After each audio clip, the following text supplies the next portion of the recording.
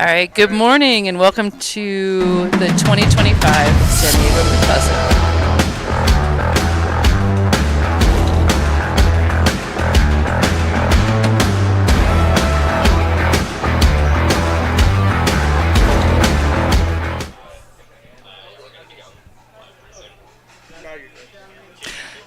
Good morning and welcome to day 3 of the 2025 San Diego Crew Classic. My name's Tara Morgan and I'm here with Matt Staley. Good morning. Good morning, everybody. This is a wonderful day for rowing, calm water.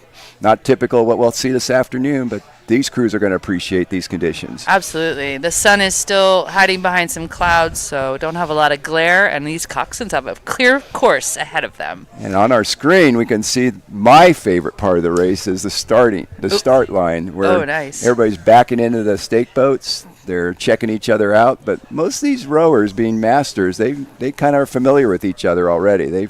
They've knocked heads a few times and crossed oars. So they're looking over and winking at each other and saying, got you on this one. A little smack talk. Yeah. Too bad they're not racing for shirts like we did in the collegiate days. So this is our first race of the day. This is a final only, and this is the Men's Masters B as in boy, 8. That's ages 36 to 42, and they are vying for the President's Trophy. Do you want to tell us who's in what lane? Yeah, in lane 1, we have Club Nautico de San Juan. In lane 2, Palmer Racing. That's a crew from Newton, Massachusetts. In lane 3 is our hometown crew, San Diego Rowing Club. Nice. Is this lane 2? Yep. So in the green jerseys, we have Palmer Racing. We had to look it up. weren't familiar with that crew, but they're out of Newton, Mass. We have a lot of crews here from the East Coast. Welcome, East Coasters. Yeah, we pulled out some good weather for you. They've got some nice weather for sure compared to what's at home. But we had a conversation yesterday about how often those East Coast crews get to go out on the water prior to coming to San Diego. Yeah. Many of them are inside. Yeah, it's not fair, but they get the work in and they get out here and they are very, very competitive with our West Coasties who don't know any better. We just row every day of the year, and we just take it for granted. Yeah. And also we have a lot of clubs here that are alum boats that are composite boats, or what some people call them Rolodex boats. In this case, the Club Nautico de San Juan is a Brown University alumni boat in the white jerseys.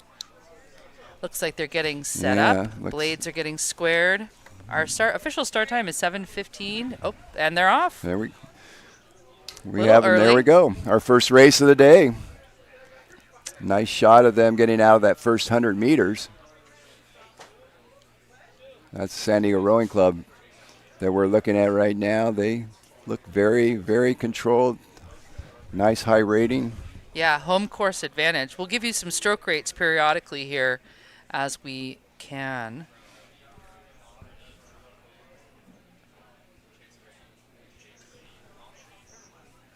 Yeah. So right out of 40 coming out of the blocks, right before that settle, is the boat with the white jerseys. This one over. Yeah, and they have this rule in rowing. The first 100 meters is kind of like your safety zone. If we have any equipment problems, any breakage or anything before that first 100 meters, we have the ability to stop that race and restart it. But after that, all bets are off. Crews have to just deal with anything that happens down the course. It's like San Diego is just edged out by maybe a couple of seats. They're sitting at a 36 right now, coming off the line at a 40-41. Yeah, this is some good racing. These are all seasoned younger guys, younger masters in our group. But right. I agree. San Diego Rowing Club, they've got a good battle there with lane 1. That's Club Nautico, the Brown alums. Yeah, it seems like the Club Nautico has been very successful this weekend for a variety of reasons, being young, being fit, being really motivated. They don't row together on a regular basis. They come together for these events. Sometimes that creates extra grit, I've found. Agreed. But I think San Diego's got home course advantage. They row here all the time, and a little bit of hometown pride probably. Yeah, we'll see. They may be just playing that cat and mouse game of let's just stay in contact and then we'll move on them in the later parts of the race. Usually around 7:50, 12:50, you see all the poker game being displayed better. Yeah, and those coxswains are urging them to keep their eyes in the boat. There is such close quarters here. They are at a 39 now at the San Diego boat. As they pass through, that's 7:50 mark. We're 7:50 down. I mean, it's still in the green boat, still in the game, the Palmer Racing boat. They came all this way. You know they're motivated to get across that line. But you do see some eyes going out of the boat, looking around, seeing where everybody's That's Masters. They want to keep an eye on where everybody is and when they're going to make their move. However, it looks like the Nautico boat, the Brown alums I'd say they have about a 1-seat lead, maybe 2-seat from our angle. Yeah, yeah. But San Diego Rowing Club I think they're hanging with them, and they're going to, let's see what they do in that last 750. I think that's where we're going to see the game change a little bit. Yeah. Oh, yeah. There you go. There we are. We're looking on the screen now. That's the 1,000-meter mark. That's the halfway point. Halfway. Nice overlap, San Diego and Club Nautica.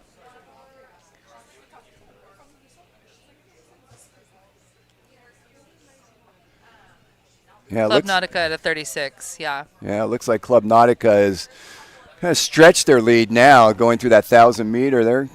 They've got about a 7-8 seat lead. And now there's open water on Palmer, so it's a battle between San Diego and Club Nautica for sure. Yeah, hopefully they can maintain contact and overlap. There's a lot of strokes left in this race, so we may see we'll see who has more in the tank as we come down to those final 750 meters. Yeah, they're kind of toe-to-toe. This is a nice race. This is a good race. This is good Masters men's racing. So if you're just joining us,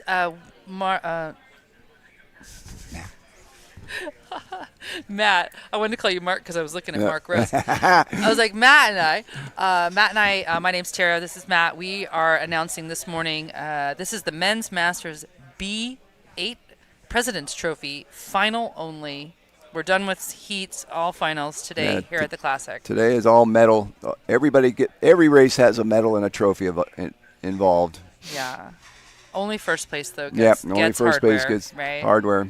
Like the good old days, back when we were playing on the recess, there was only one winner. Right. Not everybody got a hug and a trophy, right? No, everybody gets hugs. Hugs and high fives. So we're just waiting for them to come into view. Matt and I are positioned right here at the finish line. We can see what's going on. We have our flagger right in front of us. I want to say thank you this morning to all of our sponsors, vendors, volunteers, and staff that have made this possible, especially our San Diego Crew Classic volunteer crew. It's quite an operation. Oh, ditto to that. I concur. This doesn't happen without such dedicated effort from so many individuals, and it comes together. It's probably one of the finest regattas in the nation. Absolutely. And we're proud of it, and we're very proud of the people that put all the effort into it behind the scenes. Absolutely. So if you see a volunteer today, they're wearing a white T-shirt or a vest, please just give them your thanks. All right, we have our first boat into view here at the finish line, coming into the final 250. And it looks like, it looks like we have a boat race between lane 3 and lane 1. San Diego Rowing Club has definitely put a move on that last 250. Yes, they have woken up the race coming through. We may need a camera for this finish line. They are at a 40 at San Diego. My goodness, San Diego Rowing Club coming down that final stretch has rown through that crew in lane 1 and have a boat length lead coming through the finish line. Our winner will be San Diego Rowing Club by about 8 seats over Club Nautico. What an amazing last 500 by the team from San Diego. That coxswain called the right move at the right time. Wow. Holy cow. They were not even... That's some gritty boat racing. They were just slightly overlapped when we saw them last, and then they moved an entire boat length. Wow. They had some left in the tank, I would check the rudder, see if there's a little outboard under that boat. Yeah. Or maybe there's a anchor on Club Nautica. Yeah. No, so that was good race by all crews. That was fun to watch. Thanks. So the winners of our President's Trophy for the Men's Masters B8 is San Diego Rowing Club. Congratulations, and all crews, of course. That was Palmer from Newton, Massachusetts in the green jerseys, and Club Nautico Brown alum. By the way, in that San Diego Rowing Club boat, in the 7 seat was our other colleague who's been calling the races all weekend, Shane Farmer. So he was the Shane. 7-man of that boat that just overtook Club Nautico. So I guess great. these announcers have more talents than we're aware of. Well, we'll get to hear. We'll get to hear first. Yeah, from we're him. going to hear all about it. We're going to see medals and big smiles. The clink, clink, clink. Here in the announcers. And we're going to ignore him as much as we can. No, Shane Farmer is from Dark Horse Rowing and San Diego Rowing Club, and he'll be in the announcers booth. He's with also me. one of my fellow alums from the University of San Diego. Oh, nice. So the Toreros are well represented. Oh, great. Okay, so we are next coming up, lining up at the start line is the Women's Masters B8, the Fred and Patricia Rickon Memorial Cup. Thank you. Fred and Patricia, they were very involved in the Crew Classic back when I was in college, collegiate rowing back in the 70s and early 80s.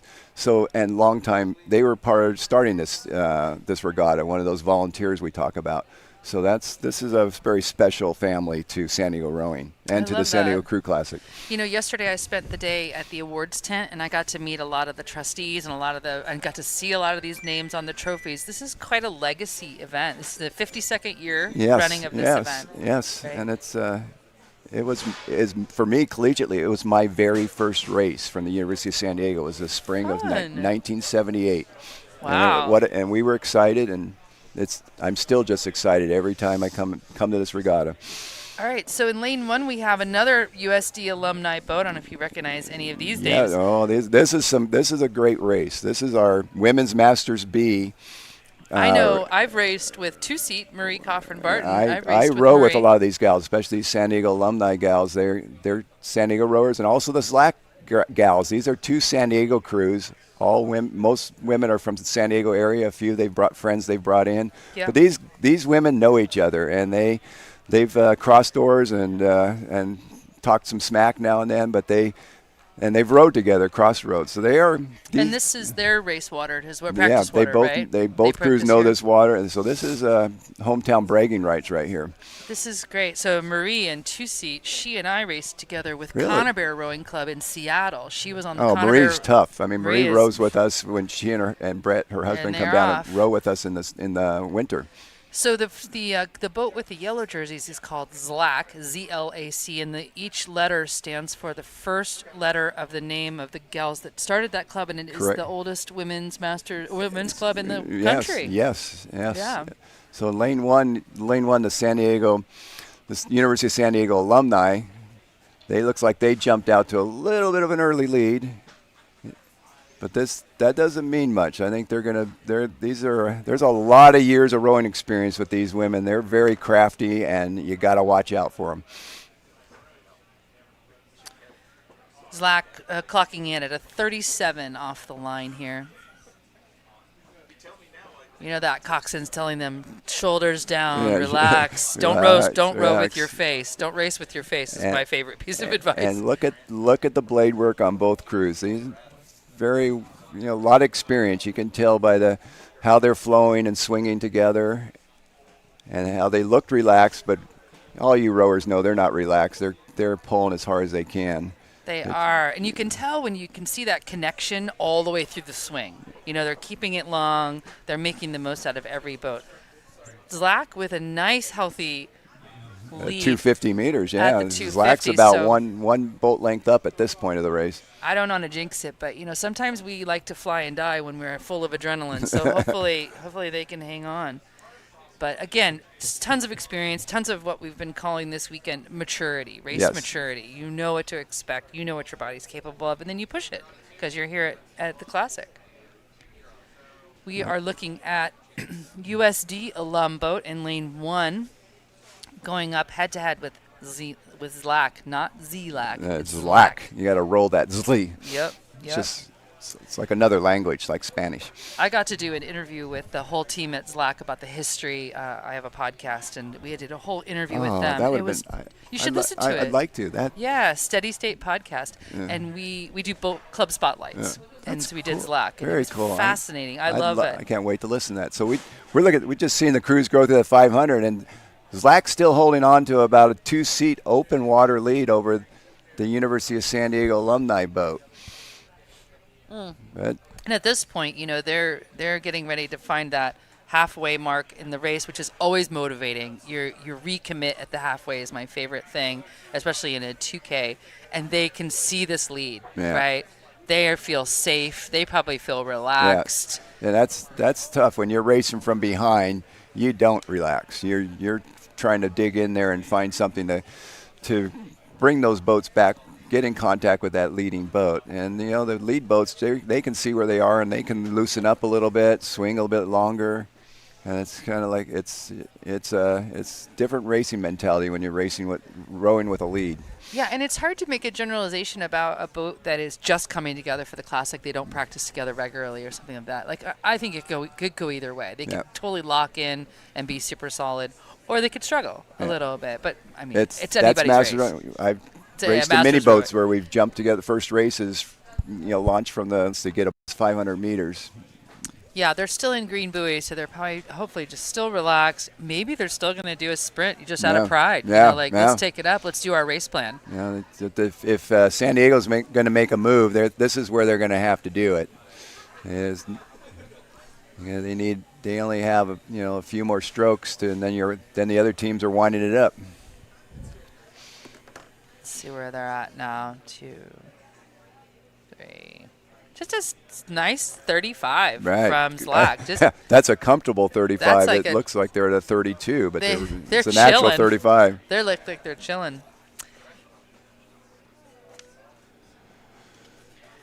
Well, now the crews are coming to that part of the beach where they can sense it. They know they're going to look it out of the corner of their eye. They're going to start seeing the alumni tents. They know they're coming up on their final 500, getting ready for that sprint.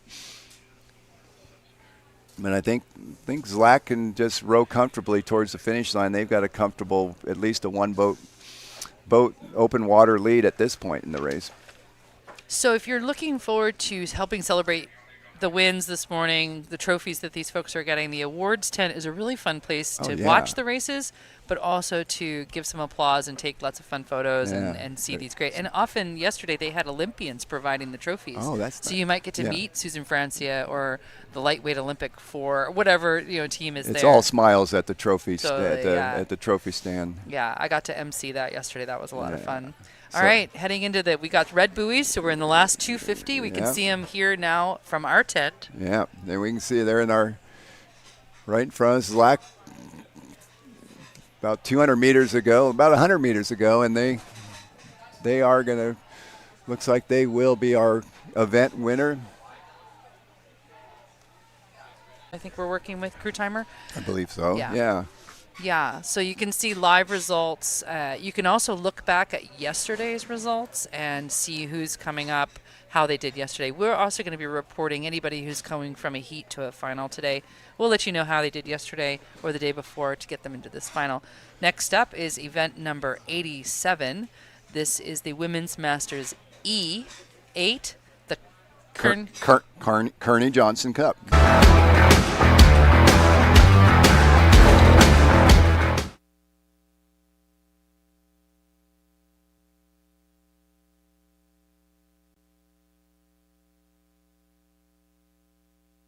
About Kearney, and I actually ran into him yesterday. He was driving a golf cart. No, that's Kearney. Kearney's another San Diego Rowing Club, but he's one of our favorite members of San Diego Rowing Club. But Kearney he rowed with the San Diego Rowing Club when they used to be over at the other boathouse on San Diego Bay. So long time member of San Diego Rowing Club and had a real impact on San Diego rowing.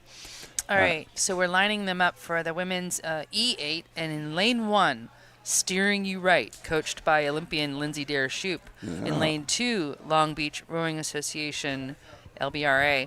Lane 3, Los Gatos. Lane 4, Olden Bears. Lane 5, Marin. Lane 6, Texas Rowing Center. And lane 7, San Diego. So just 2 boats from out of state. Texas, of course, rows together on a regular basis. Steering You Right is a composite team. And this group is, these are Masters women. The age category is 55 to 59, which, the average age of the boat of the rowers has to average at least 55 years old. And so that's how we even the playing field in these Masters events. And they're off. And also in this event, no handicaps. This is it. It's just a final. we do have two boats that register as F of the EF on the older side, San Diego and Marin. Yeah, so those two boats are in lanes 5 and 7 is a different category.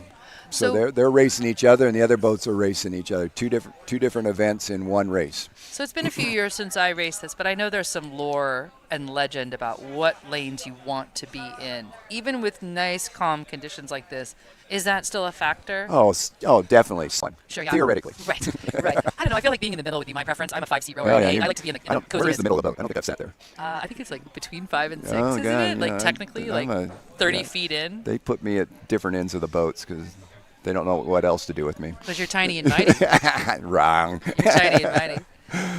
All right, so lead looks like. And leading the pack, it looks like at this point. They just went through the first 750. Yeah, they're just sitting at a 32, but they look very comfortable. This is a team that trains on their own and comes together for these events and also comes together for camps. They work with Leslie. Right, that is the Zlak. Yeah, this is Marin with the red and black. Yeah, so Marin's looks like they're in Marin in lane 5 is a comfortable lead over the crew from Texas. Yes. Yes, that 3-seat in the Texas boat towering over everyone else. That's an interesting shot. But it's all about, sometimes it's about in-scene, not about love height. Masters rowing. You bring all these athletes together, and they're more mature athletes. So and you see them out there putting the work in and racing. So it looks like it's a healthy battle. We don't see Steering You Right on screen, but you can see their wake actually from lane 1. But Marin giving them a challenge from lane 5, which is that mid category. And then we have, I think this is Texas here in the bottom of the Texas screen. Yeah, Texas in lane 5 is battling out with the Olden Bears. For third. That's a nice play on words that's probably a Cal group. Yes. I ran into a lot of Olden Bears yesterday. Yeah, they're a fun group. They're a fun group. They're a fun group. Well, yeah.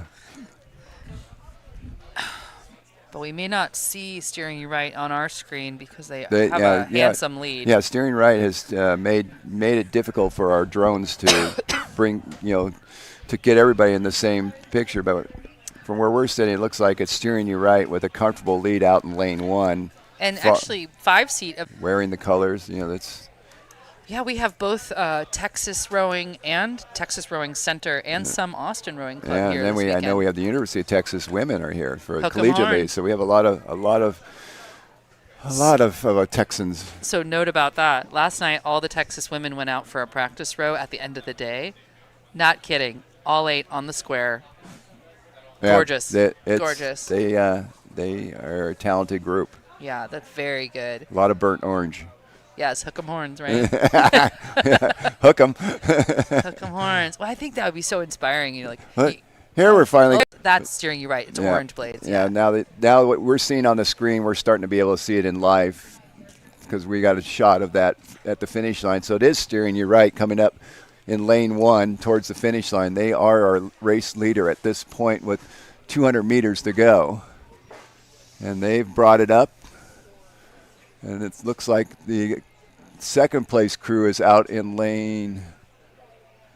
It's Marin. Marin is challenging in lane 5 for that second place position.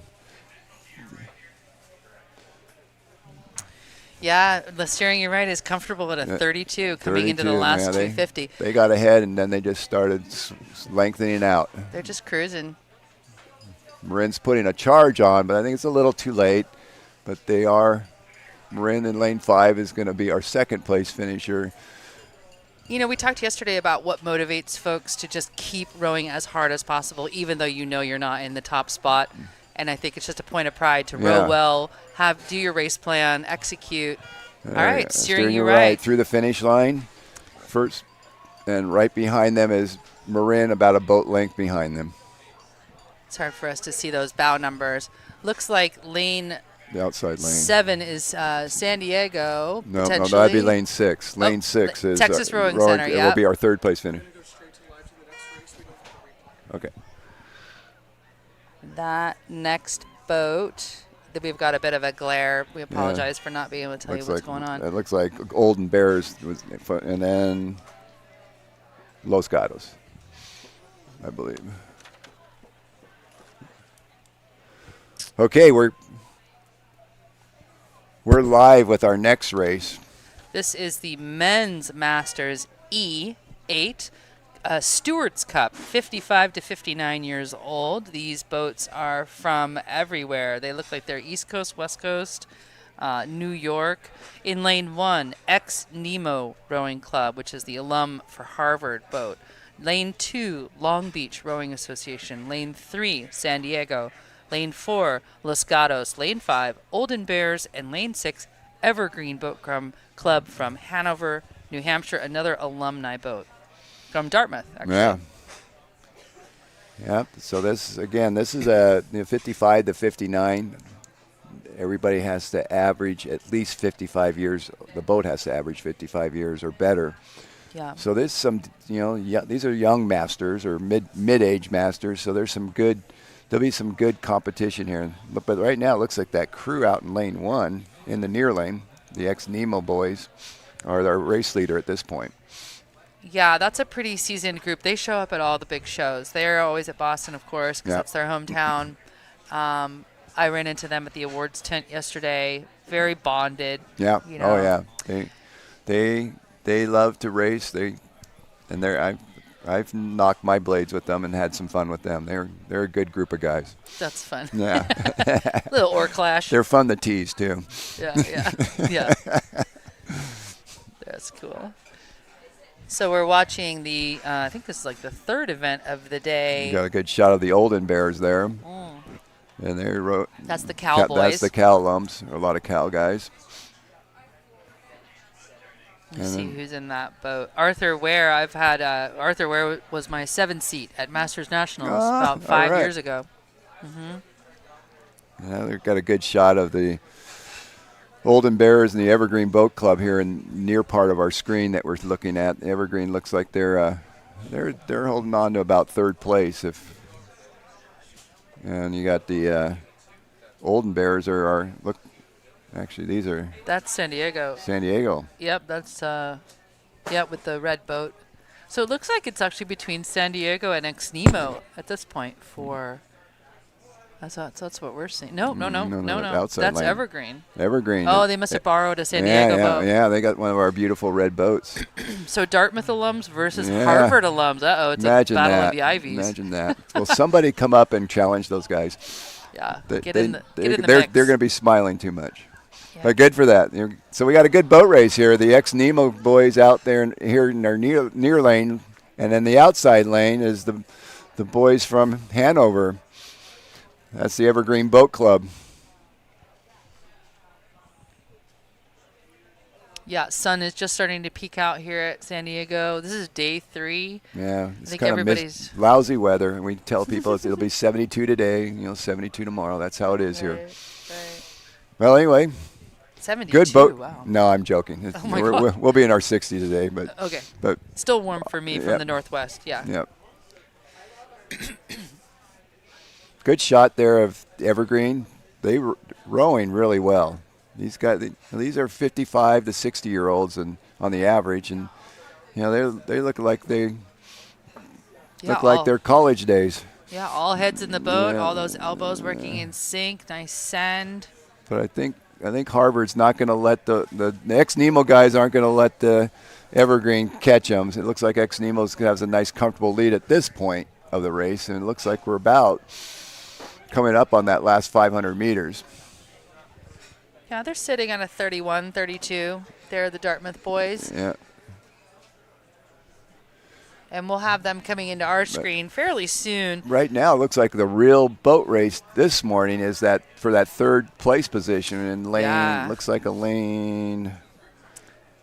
Is that Los Gatos? I think this is Olden Bears. Versus Los Gatos, potentially. Yeah, so that's an old nice boat race right there. Yeah, it's a lot more fun when you're side by side with somebody. It's kind of like you pull each other down the course if you're in contact with them. So it's nice to be racing with contact. If you can see, like you mentioned, you like being in the middle of the course. Yeah, because then you're usually you're left and right side of you. You feel it. You feel the energy. You feel the anxiousness, the adrenaline that gets you going. Yeah, and at this point, the coxswain's probably switching their strategy and looking out of the boat and saying, "All right, now it's a race with this other boat," and like using that as a way to urge it on. And I think the ex-Nemo coxswain is. It looks like ex-Nemo coming to the last 200 meters are still in lane 1, is our race leader at this point. I think Dartmouth is about to turn it up. They're in the last 250. The Evergreen/Dartmouth boat has really brought it up. Yeah, ex-Nemo just jacked it. That's gorgeous. Yeah. Let's do it. Here they come.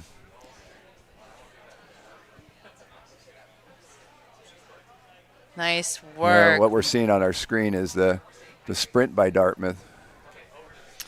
Yeah, I think they had a chance there, and now looks like ex-Nemo is going to take the win for the Stewards Cup in the Masters E8 for the men. And a good battle here for third place. Let's see what happens on the line. It's going to be close. Bam, bam. It's going to be somebody's going to be. My goodness. They took it. Yeah. Who took that? Was in lane 3. Was it lane 3? I can't tell. Here, let me look. I think it was Long Beach. Lane 2. That was lane Long 2. Beach. Long Beach. Nice nipped out for that work. third place position. It was a beep. I don't think they even got a second beep, and they were like bow ball to bow ball for third and fourth. Our flagger in front of us I didn't know what to do. Yeah. All right. There's our unofficial results on the. Yeah, Long Beach took third. Nice. It's good. Like I said, sometimes the race is not necessarily up in, the first two. Sometimes it's back in the pack where we have some good racing. All right, lining up at the start line now for 7:47 a.m. start is the Women's Masters C8.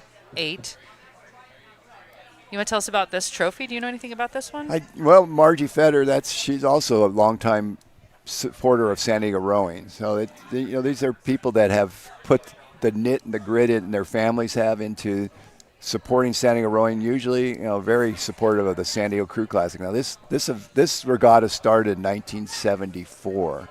Three. Oh, I'm a year off. Yeah. 1973. It was an idea, probably over a cup of coffee or a couple beers with Patty Wyatt and a few of the other boys that could arm wrestle Patty Wyatt. They couldn't. Patty Wyatt she was quite a force in San Diego rowing, but she and some other Joe Jessups, and they had an idea about having a rowing regatta that brought West Coast rowing and East Coast rowing together, and they invited some of the crews from the East Coast, Navy, Harvard, Yale, and they got Washington and Cal to come down, and they put together quite a regatta, and that's how it started. This is the show on the West Coast. So we have Boston on the East Coast, and this is the show on the West Coast. I've been down here a few times from Seattle area racing, and it's a wonderful way to get out of whatever weather you're in, wherever you are, and you come down here to the beach.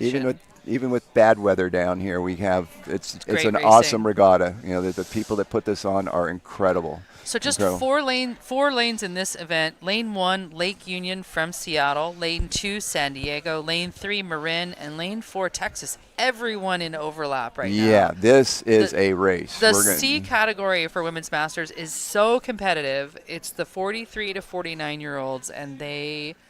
Yeah. This is a great category. This is going to be gritty. This is going to be fun to watch.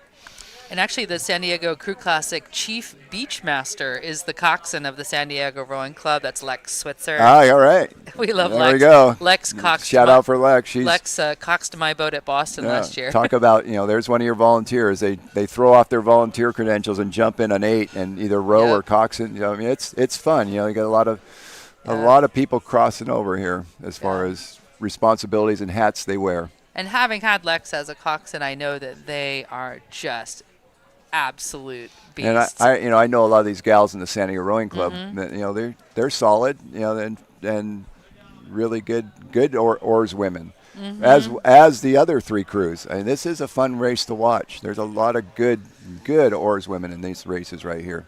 Yeah, I'd love to see that side by side and see how much overlap we still have. Okay, we still have 3 boats overlapping. Yep. I think we lost track of the Lake Union boat, maybe? Yes, we lost track of Lake Marin. One. Looks like no, that's Texas Rowing Center. It's in our race leader. This is race Texas here in the foreground. So we lost track of Lake Union, lane 1. Yeah. So it looks like it's a 3 boat race right now between Texas and San Diego Rowing Club and the Marin. So and it's one of those races where they can hear each other's blades, they can hear each other's coxswains. They can hear their coxswains call. They can hear the grunting. This is what rowers train for, this type of race, where you are blade to blade with the crews next to you. And Texas is just trying to walk away. This is going to be a good battle. Yeah, I mean, it's anyone's game. They're not even. Are they at the halfway point at this point? No, they're through the halfway. Yeah. We are coming up in the final 500. So that's what we're seeing on our screen. So they've done their recommit. They are in it. Yeah, this is where races are done in this last 500. San Diego's not letting them go. No. It's amazing. I think San Diego's moved even a little bit. Yeah, I think they've moved up a couple seats now. The Marin's not going anywhere. They're hanging in there, too. So they got Marin right there between them. This is pretty fun to watch. Yeah, this is going to be a good finish. It'll be beep, beep, beep for this one. Yeah. All right, well, it's anyone's game. I mean, you can't say, nothing could happen at this point. I just saw Texas bow person look over her shoulder. She feels the finish line coming up. Yep.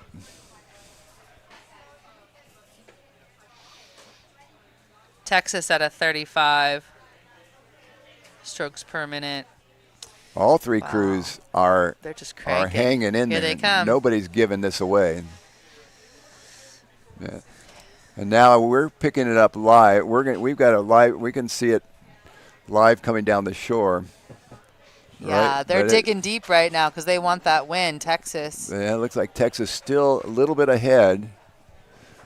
Our screen is frozen, but we'll give you a live commentary on this. We're seeing, looks like Texas is about half a boat length on San Diego.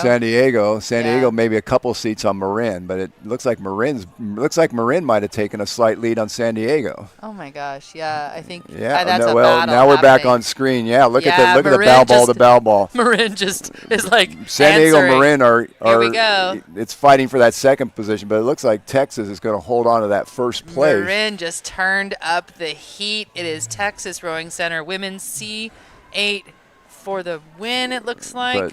Marin, and it's going to Texas is going to take it. San Diego answering. San Diego, come on. Looks like Marin nosed out San Diego for oh my gosh, what a race. That was great. So our order of finish, you had Texas Rowing Center taking about a 1 boat length win, and Marin nosed out to San Diego Rowing Club by about a 3 bow ball margin. That was that was fun. That was a good one. And well done, ladies. That was fun to watch. That was Lake great. Union crew coming across the line. Now, I race regularly against Lake Union. That is a tough team. Yeah. Very well trained, well resourced club. We knew we were going to have a good race here. These ladies are tough.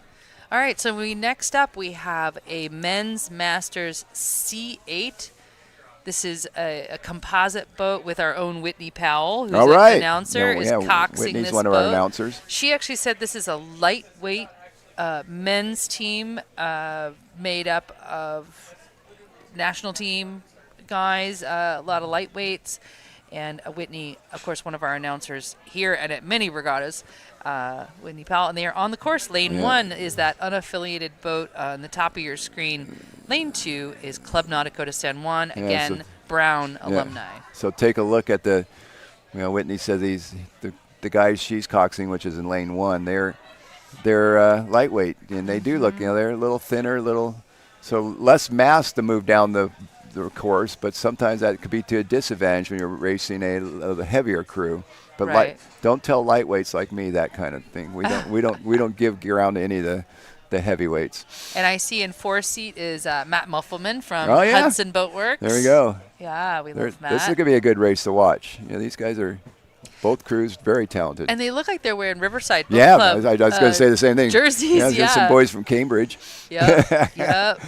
Some Oh of yeah, the wearing the stripes. colors. I love it. Yeah, Yep. the stripes for sure. Always fun. I'm sure there's a lot of smack talking at the starting line. We didn't get to see or hear that. Yeah, we should have somebody on that. Oh, 40 strokes a minute for our lead boat. Yeah, you'd have the hot mic, in the boat. Well, I think we got that outlawed a while ago. Probably. Yeah, I don't need to hear that. I know that when I've worked with the Ancient Mariners Boat Club from Seattle before, I don't know if you've been in a boat like this where they actually yell at each other during the race, like in the boat. No. Well, we Not try yell, we try but not like, to. We yeah. do. Yes, we tease each other a lot. Oh yeah. Yeah. Yeah. Because if you've been rowing long enough, you get to know each other across even east to west coast, middle of the country, and rowers. It's it's a unique sorority fraternity. Yep. Rowers, you meet a rower, and it's automatically your best friends. Well, you get it. Yeah, You just understand you get each the other, experience. and it's an experience that's hard to explain to people that haven't been in that sport. And that's what's so attractive to all of us. But at the same time, it's a super welcoming sport. So if you're watching Yes. and you're thinking about joining rowing, don't get the idea that it's an exclusive No, it's club of not any exclusive. kind. It's very inclusive. It is, And especially it only works because we're so different and because we all come to it from different perspectives. and we have a lot of opportunities for masters, to men and women, to join at whatever level of ability they are or would like to be. And so and we're seeing it in regattas like this, the different levels and the different interests, the different ages, and it's a wonderful sport. Absolutely. I've been in it since I was 13 years old. Yeah, we're a little biased. Yeah, we've been in it for a long time. But if you're thinking about taking that Learn to Row class this summer, do it. Absolutely, do it. Well, we got a good boat race. They're within contact of each other well through the. Yeah, it looks like we're coming up on the 500-meter mark on our screen.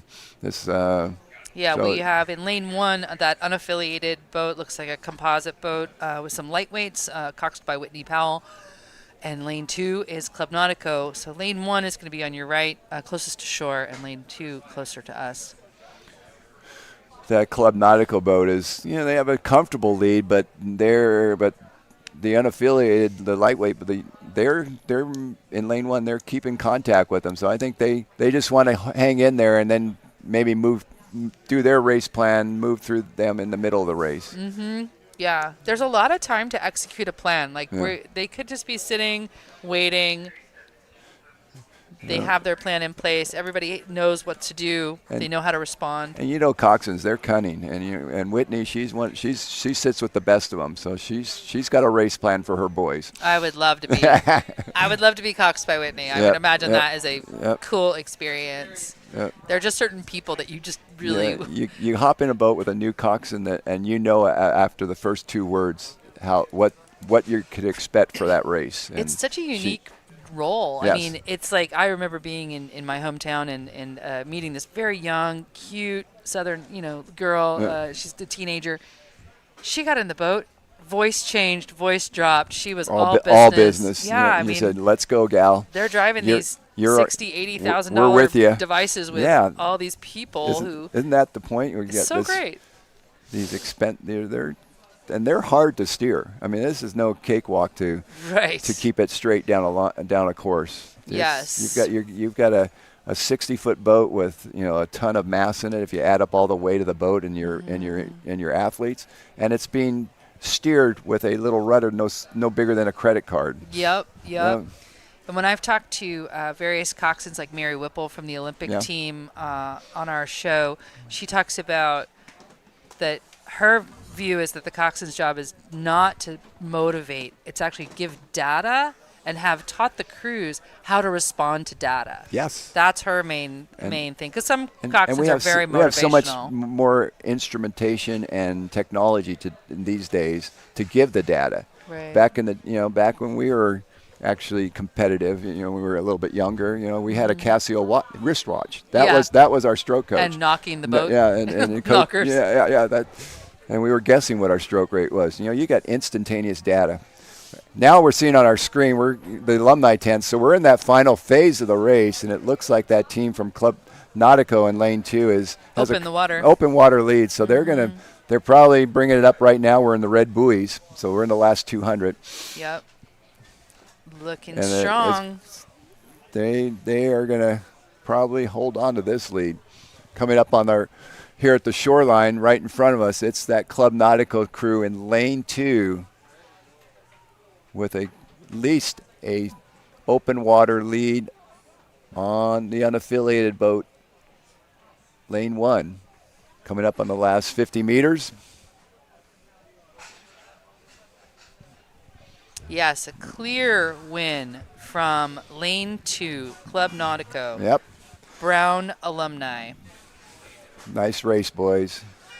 Fun to watch. Yeah. Very, very, very, very comfortable. And they will be taking home the Coach Del Beekley Oh, Volunteer all Cup. right. The Coach Del Beekley Award. Who's Coach Del Beekley? Coach Del Beekley, a long-time coach and rigger for our rowing clubs here in San Diego. Coxswain. He did everything, and very well-respected man. He did a lot of our rigging and coxswain when we back in the 70s and 80s. Nice. Here at the Mission Bay Rowing Association and at the San Diego Rowing Club. Nice. All right, our next race up at 8:03. I think they're a little bit ahead of schedule. That last one left before its appointed time is actually a young group. This is our first junior final of the day. This is the women's youth quad. So it's our first sculling event of the day. Love it. And this is the Concept 2 trophy. Who's not a fan of Concept 2? Yeah. Or else, we wouldn't have most of the blades that we use if it wasn't for Concept 2. Blades, ergs, ski ergs, bikes. They're responsible for a lot of the pain inflicted on us rowers. Yes, they are. I had the opportunity to coach at Craftsbury last summer, which is a Concept 2 creation, and we had such a good run. Up one. And do you have salsa? Yeah, we love Concept 2.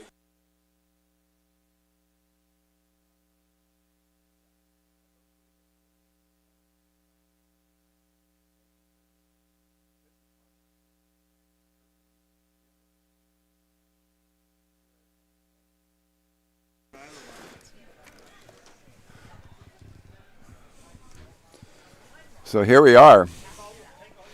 This is our event number 91. I love this shot. I love seeing the crews backed into the starting blocks. And we have 8 lanes. So every lane we have available to us out there is being used. This is awesome. This is a lot of blades, but we have these quads coming down the course. And these are juniors. These are all high schoolers. And at really well-resourced clubs. Yeah. This is our first time I've seen anybody from Utah today. Oh, yeah. Yeah, so we have in lane 1, Los Gatos. Lane 2, Redwood Scullers. Lane 3, Oakland United. Lane 4, Utah. Lane 5, Vancouver Rowing Club from BC, from British Columbia, from Canada. There we go. Lane 6, Seattle Prep. Lane 7, Rowing Club of the Woodlands in Texas. And lane 8, another Texas club from Texas Rowing Center.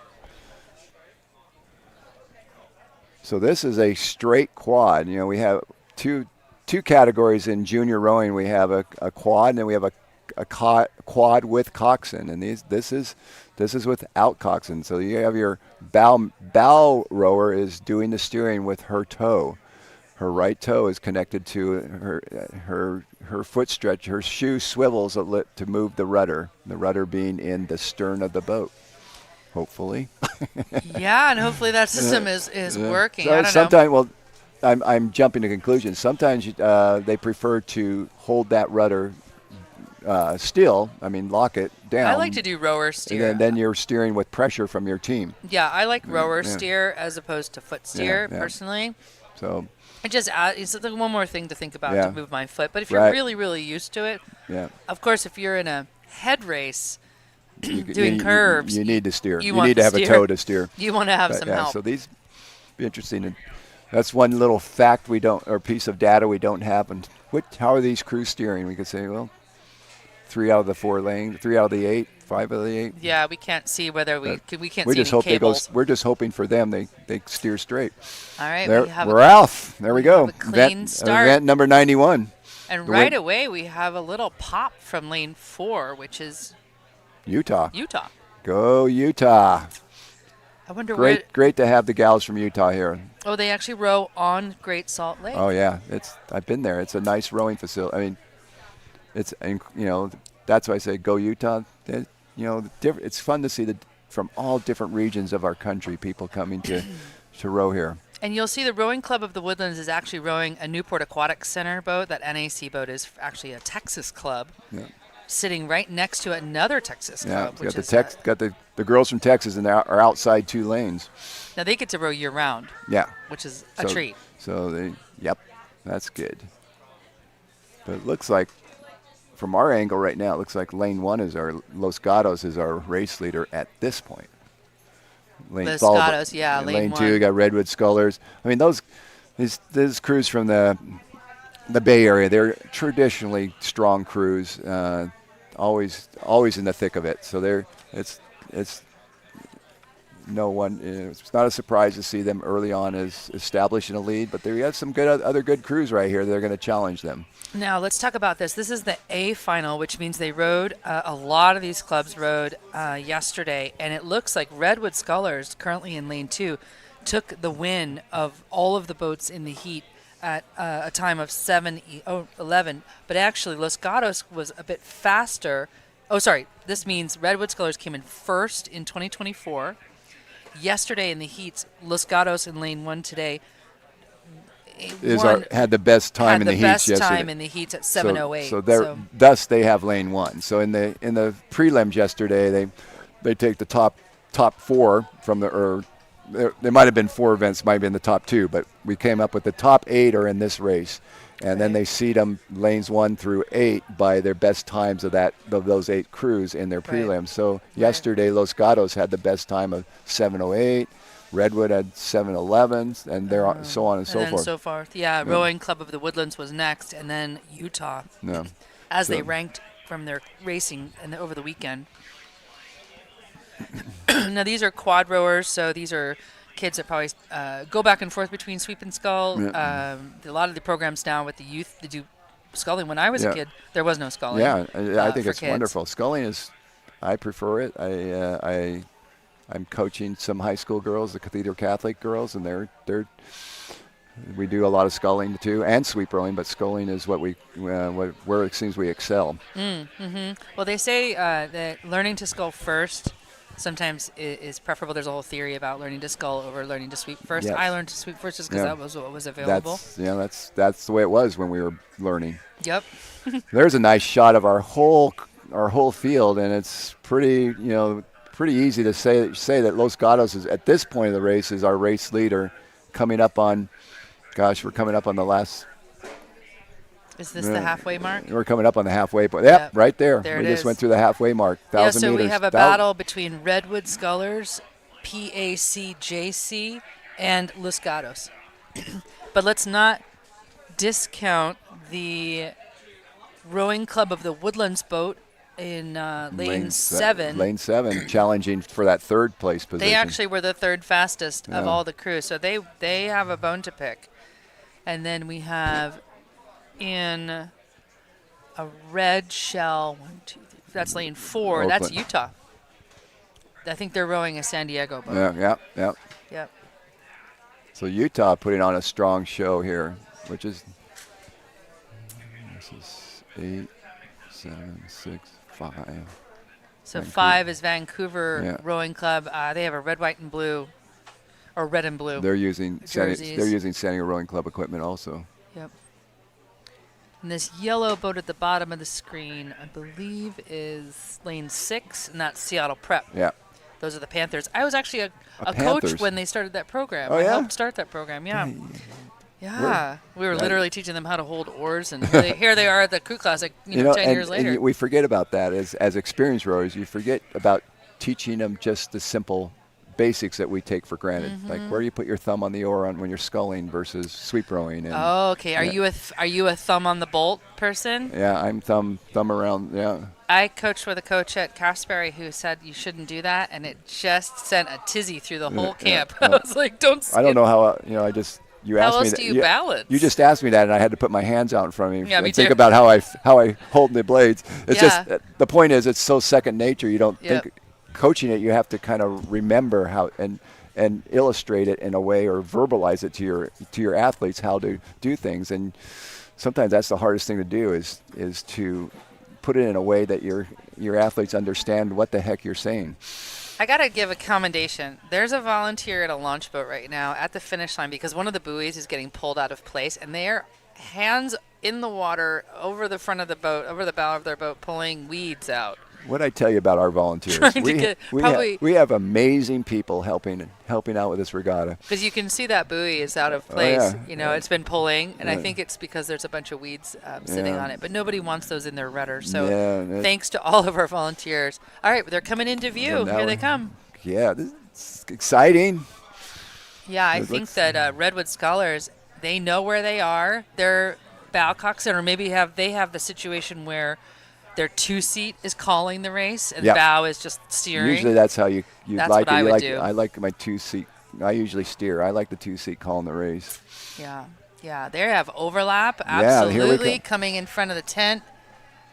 Oh, who's gonna make a move? Right. We have quite a dogfight for this final 250 meters. It's Los Gatos And they're in the has final. been our yeah. race leader from the start, but they're being pulling away challenged now. by the Redwood Scholars have their bow ball on their four-person.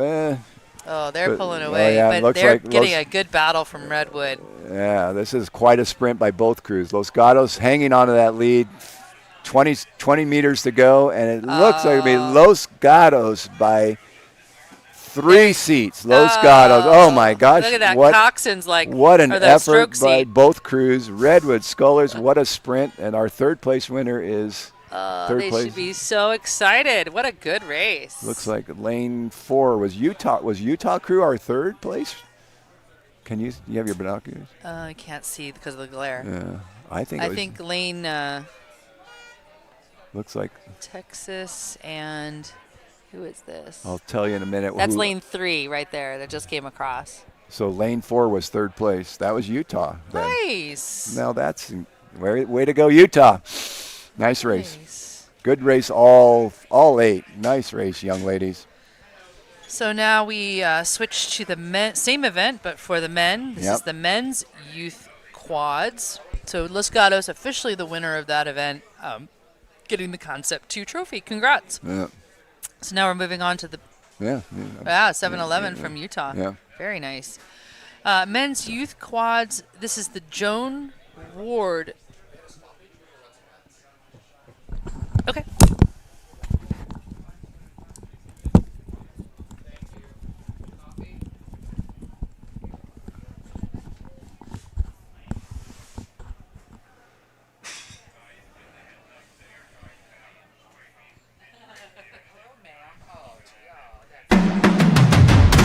I'm good. Thanks, guys. Maybe a water. Whatever.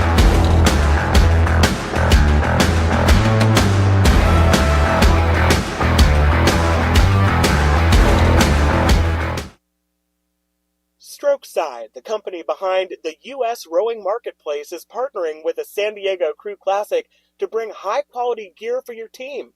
Stop by the Strokeside booth to explore the Crew Classic unisuits, performance wear, and place your own team order for this season.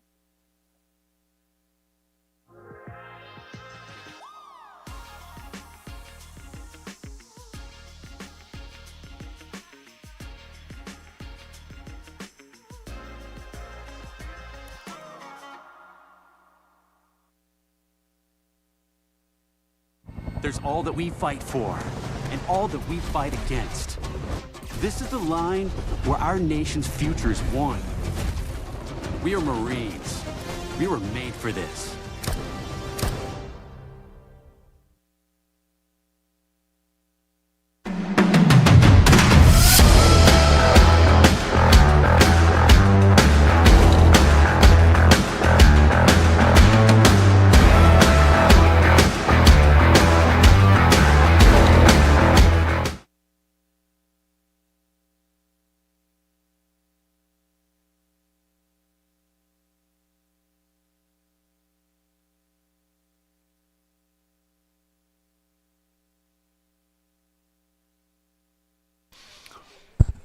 Okay, we're back.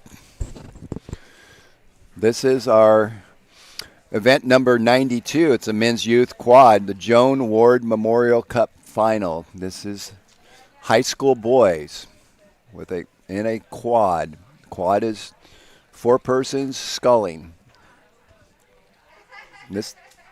Quads are fast boats, and they're fun to row and fun to race. So this is an exciting race for these boys.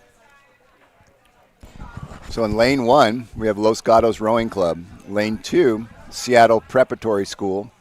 Lane 3 is River City Rowing Club. Lane 4 is Texas Rowing Center. Lane 5, Long Beach Junior Crew. Lane 6, Redwood Scullers. Lane 7, Maritime Rowing Club. And Lane 8, the Marina Aquatic Center Junior Rowing. And we have a start to this race. Nice shot of all 8 boats coming out of the starting blocks. So we've got a club here in lane 7 from Connecticut.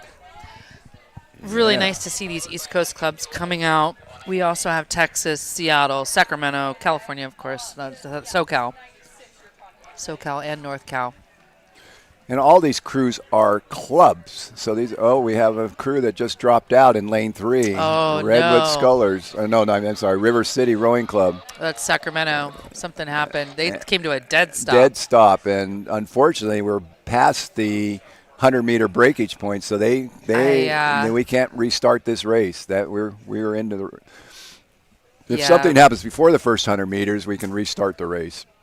Yeah, but they just came to a dead stop. Something happened. Drastic happened. Mm-hmm. Well, we may not know for. Hopefully, no one's injured. Oh wait, the officials have stopped this race. They're going to bring them back. Oh wow! Well, that's good. I like to see everybody get a chance to row. They just stopped all the crews. They're gonna turn them around and head them back to the blocks. They'll probably send the next race off before.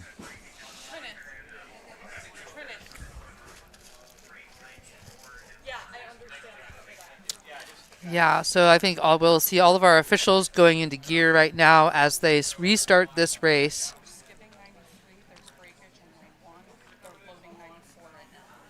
Are they going to circle back? Yeah, that's the link that's up there. All right, so we're going to skip ahead. Load in 94? Okay. We're going to load in 94 right now. All right, so we had a boat breakage. We had some stoppage. They're going to circle those boats back, but we're going to line up.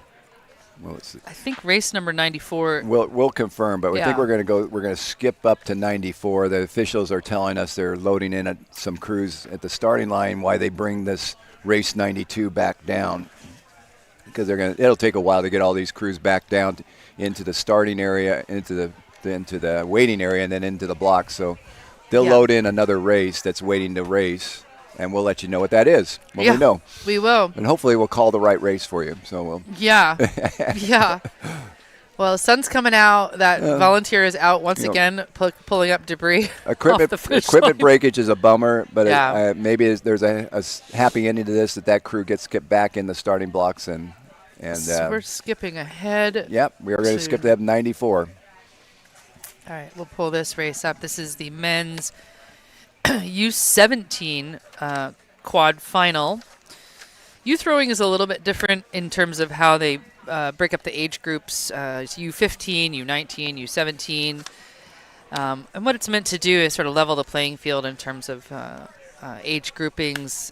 We've gone away from the varsity, junior varsity, it seems, model. You might know more. Somebody was just asking me that the other day. So, hey, when I rowed as a junior, we had a 1V, a 2V, and there wasn't all these age categories. I said, they asked me about it. I said, I don't know. I guess it just started. But this is the way it is now. Age groups, which seems to work well. When you're at that age, you change so much in 1 year. So it's kind of nice it keeps the variables closer, I would think. Yeah, I think you can't correlate a kid who's 17 with being faster or more mature or more proficient than a 16-year-old, but in this case, that's what they're going for. Yeah. So when you see a U15 at an event, you can pretty much guess that's a novice. That is novice. That's definitely novice. That's babies. Very unusual that you have experience in that boat. Yeah. So what we're looking for right now, I believe, is race 94. That's what we're looking at, right? We're not we sure believe we're looking at that right now. We know race 92 needs to restart. We're not sure where race 93 went to. That would be your school, the Cathedral School would be race 93. Yep. We're not sure where they are, but we do see U17 boys lining up in the quads. Yep. We'll keep you updated. If you want to see the results live time, you can visit crewclassic.org. Lots of information there. And just go right to the results button there on the homepage, and you'll find live time results. You'll see whether our race is in progress or whether it's completed or whether and a lot of this, I mean, people are watching this on live stream. It's a subscription service this year, but I understand that it'll be available in a day or two, the full replay of the regatta on YouTube. So yes. So that's how I prepared for this event to be the announcer. This is my first year announcing for San Diego. This is only your first year? Mm-hmm. Wow. Yeah, I do. I mean, I'm saying that because you're doing a wonderful job. Thank you. Yeah. In spite of me, you're doing a really good job. Thank you. Well, I have this podcast, so I'm used to talking, and then I do the Charles also, and a bunch of local events. I got to watch the Charles and meet the same production crew that is doing our regatta here. They were back there. I walked in the production booth, and they go, "Hey, Matt, are you calling the race?" I said, "No, I'm here as a spectator and a participant." So they immediately correlate us to being part of their team. Yeah, but it's good. We have a great production team here. The video and the audio. These guys and gals are incredible. And this is TRC, right? Yeah. The rowing channel. Yeah. They are amazing. So I first worked with them at the Northwest Regionals for Masters. And then that opened the door for me to be able to do live stream at the Weld Boathouse in Boston for the Charles.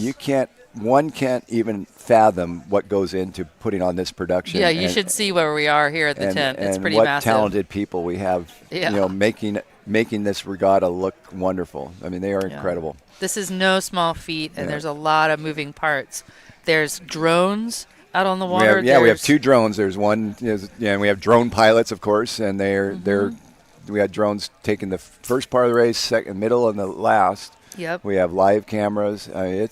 And that's all being coordinated by a control booth off to our left, and they're giving us, they're feeding us data and running trying to keep us in the loop. Keep us in line. Yeah. We're a tough group to keep in line. We're not very good at following directions. That's why I don't understand how we got this job. But well, one of the biggest jobs here is the chief referee job, and we're looking at the chief referee and their deputy, figuring out what's going on right now. That's their view right there. Our starter, the official starter has this view. They're on a boat. They're on a fixed boat down there at the starting line, right about what we're seeing on the screen right now. So they're looking down on this. They have a megaphone and a flag, and it's a little tense down there. And the challenge here is you see boats just now coming to the start because their start was 8:27. Yeah, so they might not have been quite ready, and the official will say, "Hey, hurry up, get to the starting line. We need you to go now." And so that's a lot of confusion. Especially these are high school boys. They don't have a lot of races under their belt. Yeah, so everybody's trying to scramble and get the course correction that we need to get back on track here. We had a boat breakage in event 92. I believe, that was event 92. Event 92. They're going to bring that back that and was the men's regroup. quad, youth quad. Yeah, so we'll circle back on that event, and we're going to skip ahead to race 94. We're going to go to commercial.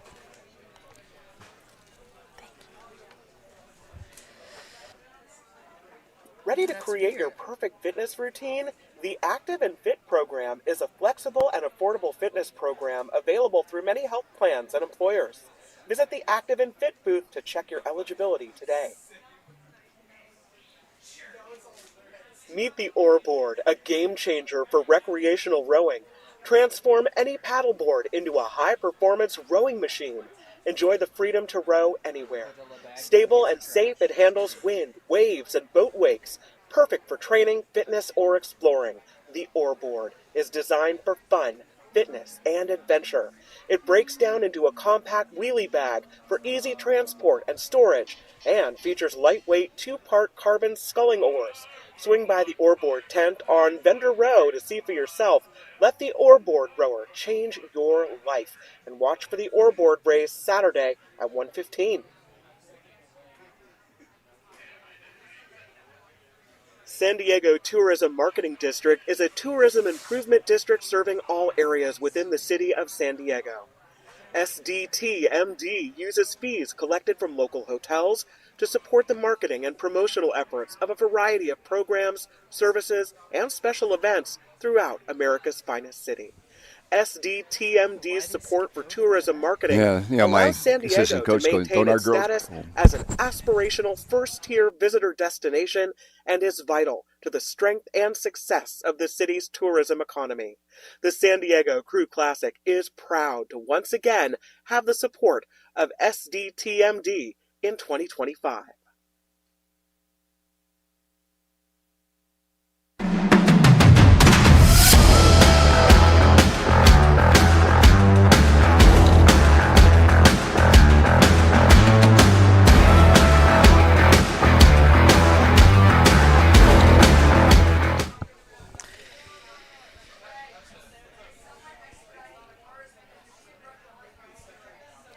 All right, we're coming back now, and we're trying to figure out what event is sitting there. We believe it's race 94. It is. We have one of our officials giving us the thumbs up on that guess. So they're talking to the starting line. So we are looking at event 94 in the starting blocks. And this is the men's U17 Quad. Los Gatos is coming back to defend their title. Lane assignments are Lane 1, Newport Seabase Rowing. Lane 2, Maritime from Connecticut. Lane 3, Los Gatos, defending their title from 2024. Lane 4, Long Beach Juniors. Lane 5, Seattle Prep. And Lane 6, Redwood Scullers, PACJC from San Francisco.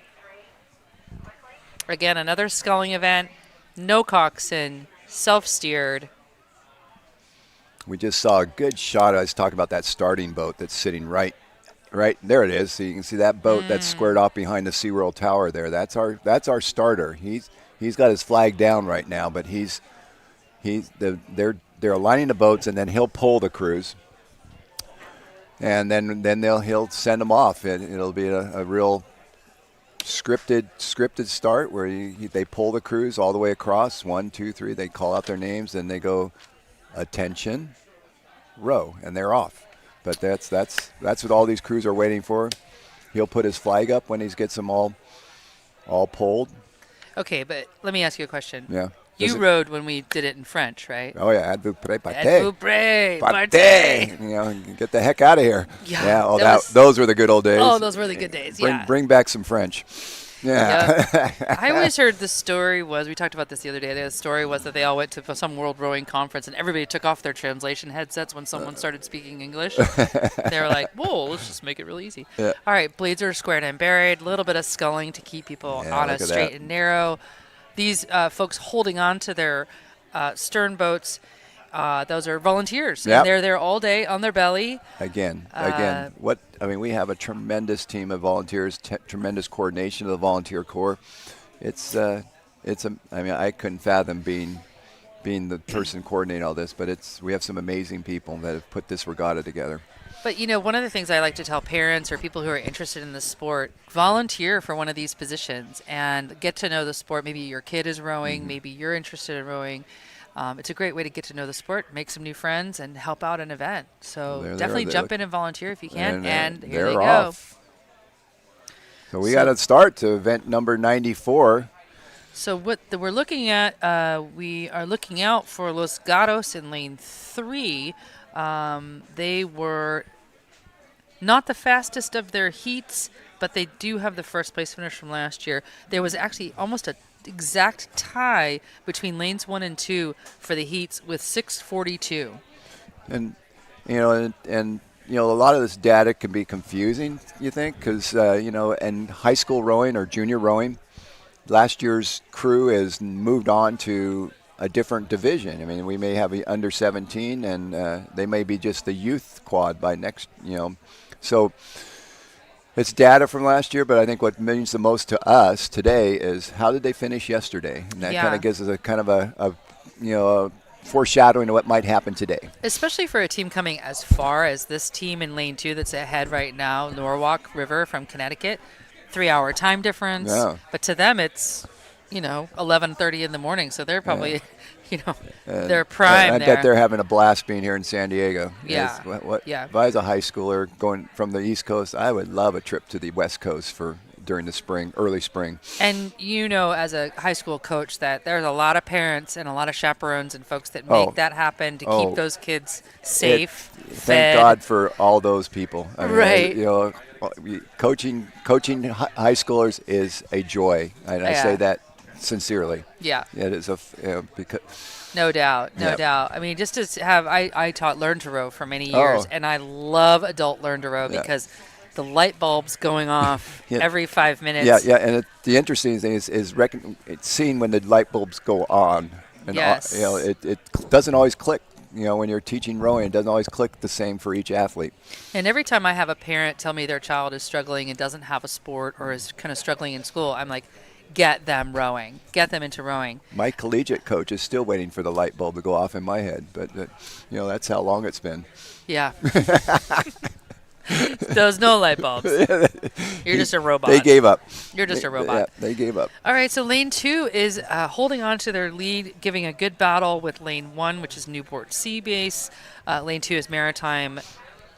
The defending champion is lane 3, Los Gatos, from last year, but it looks like it's really between lanes 1 and 2, and maybe there's a good battle here for third. It looks like we have two races going on. I mean, two good races in the lanes 1 and 2 with the Newport Sea Base and Maritime Rowing Club. They are, back and forth for that first place position. And then lanes 3 and 4, Los Gatos and Long Beach are battling for that third place position. But there's a significant amount of water, so it looks like two races that we're going to see coming down this. Maybe a third race for those two outside lanes, but they've kind of lined up where they ended up with their in the prelims. And it looks like Newport Sea Base just is giving Maritime a run for their money. They had a nice solid lead, but they are within 2 seats of passing at this point. And on our screen, they just went through that 500-meter mark.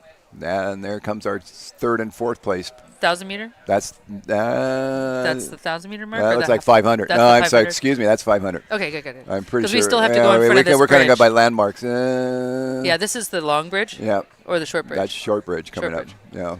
There's a lot of San Diego lingo that I've been learning this weekend, and having raced this course 3 times, I believe, I don't remember anything other than crosswinds when you go through the bridge area. But I did race from lane 8 in one race, so I know what it's like to be out there. So what we're seeing now is the crews. It looks like that Maritime Rowing Club has taken the lead, and they're holding on to about a 1-seat lead.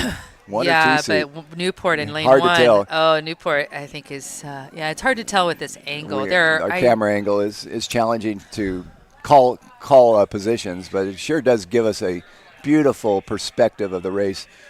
And they just went through 12:50, so we did see 1,000 meters when we were saying it's 500. Yeah, we just went through 12:50 on the screen. Yeah. So they're coming into that last push of the race, and they can feel each other. They are right in each other's hip pockets. This is good boat racing for these boys. Maritime's bow seat, trying to urge his boys on and looking out a little bit to check. You see that bow? Look at the bow man look over his shoulder. They just made a move.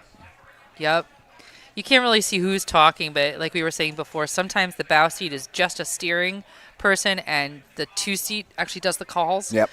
Because otherwise, if you're 3 and 4, you can't be heard. No. But this is very exciting because it looks like they just made a nice move from lane 2. Looks like Maritime moved through Newport. That's a team from Norwalk River. They're river rowers in Connecticut. Okay. That's a bit of a different animal rowing on a river with a current. Yeah, coming out here to saltwater and seawater and we don't. Salt water is you're a little bit more buoyant, so there's buoyancy That's what I row factor. On. Yeah.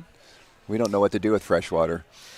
Yeah, I grew up on freshwater in Oak Ridge in Tennessee, and then of course rowing on Lake Washington and Lake Union in Seattle. But it is a different animal. But what a race we're seeing here! I love it. I love it. Lanes 1 and 2. This is what these boys have been training for, and they are not letting us down with this show. You can see the bow seat on this lane 2 is an absolute animal. Yeah. He keeps looking over and then urging his boys on. They have just brought it up. Look at the rating I want on to see that. what that rate They're is. in their last 500. They've got about 250 to go, and they brought it up early in lane 2.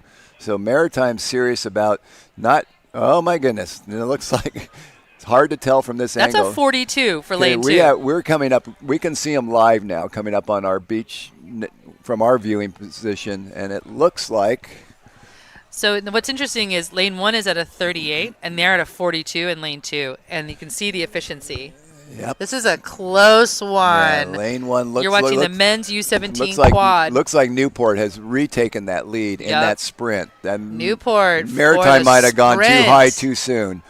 And it looks like Newport is going to win this race by about 3 Almost seats. a boat length. Oh, yeah, that's a full boat length, and they are exhausted and excited. Good job from Maritime. Nice race by both crews. Very Congratulations. nice fight from Maritime. And it looks like our next position lane 3, that looks like. Is lane 4. Lane 4? That's Long Beach crew. Yep. Followed by lane 3. Los Gatos. Los Gatos. And then lane 3, lane 6. 6, and lane 5. So 6 and then 5. So bringing up that. Wow. That was a fun. That was a good one. Good effort by all 6 crews. But what a testament to efficiency. We're going. They passed them at a 38 while lane 2 was holding on at a 42. Like I said, I think they went high too soon. Nice. Okay, yeah.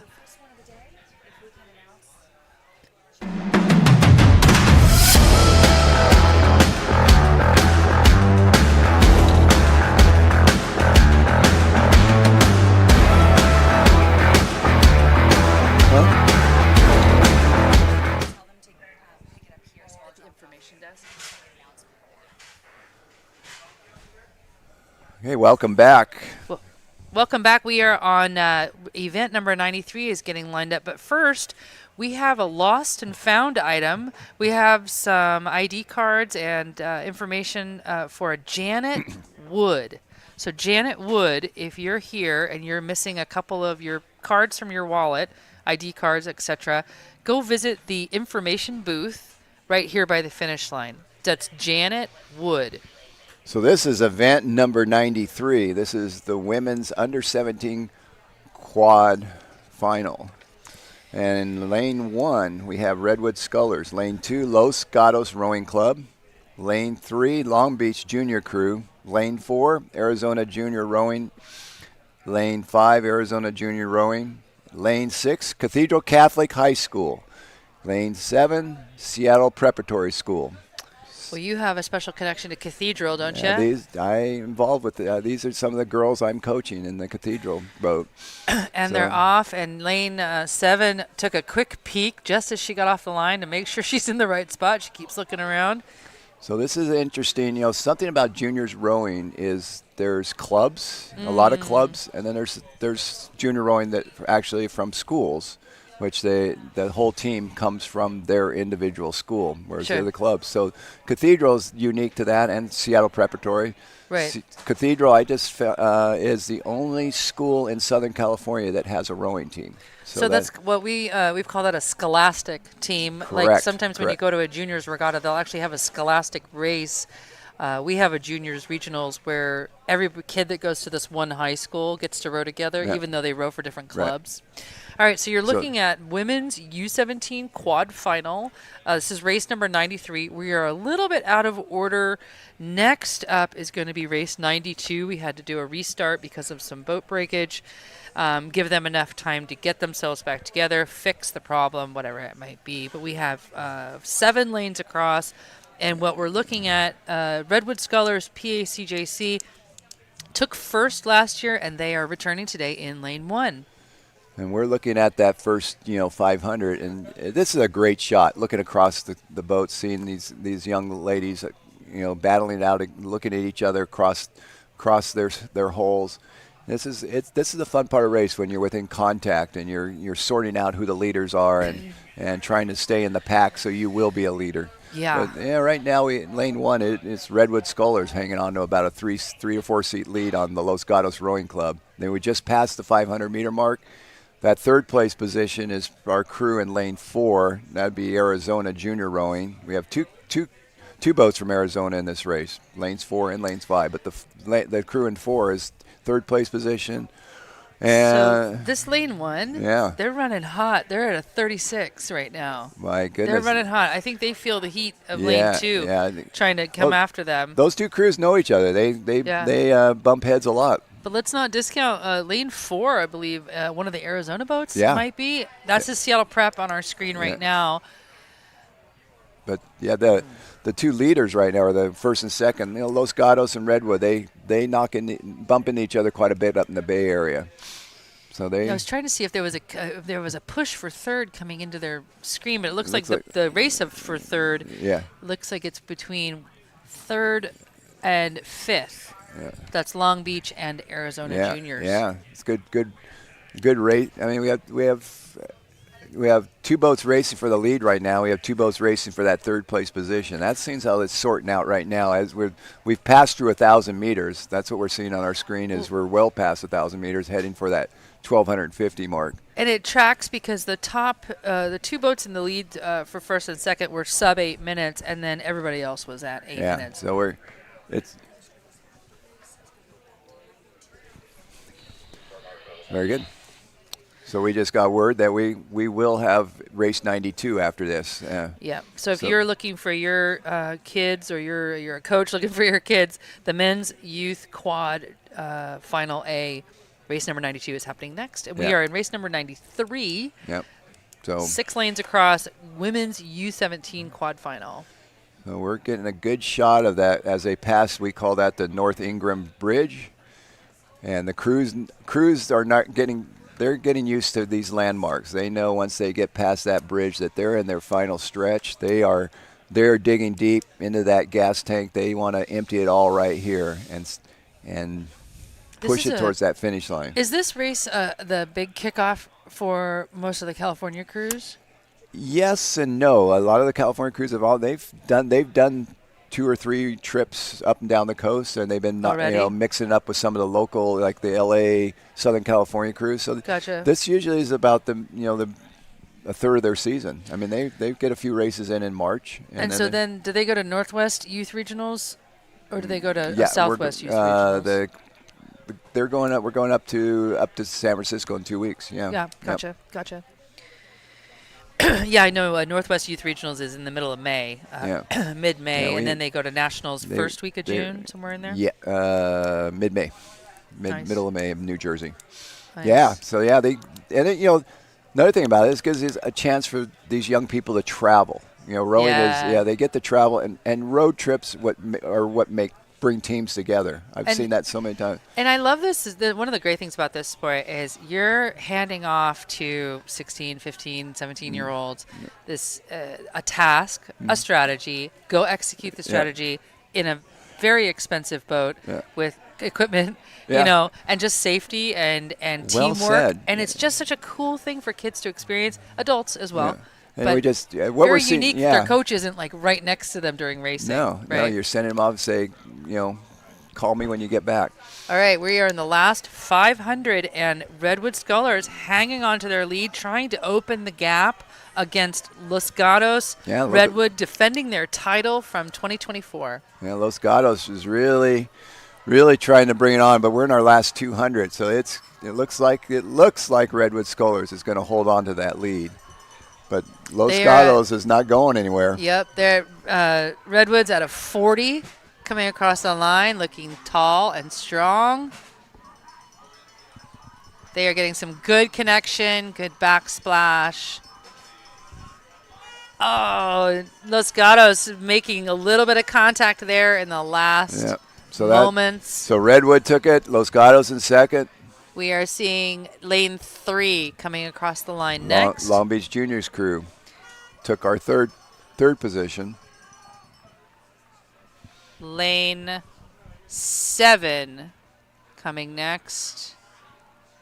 Then lane 4, lane 5, and then lane 6. That's Cathedral Catholic High School. Well done, all young ladies. That was a fun race to watch. So- Good effort on all fronts. So since we're in the final today, these clubs did top 3 of their heats. So they've Yep, already yep, done Yep. They did a race yesterday. They all did a race yesterday. pretty and hefty- they moved right up to the final. Yeah, they've already put it in.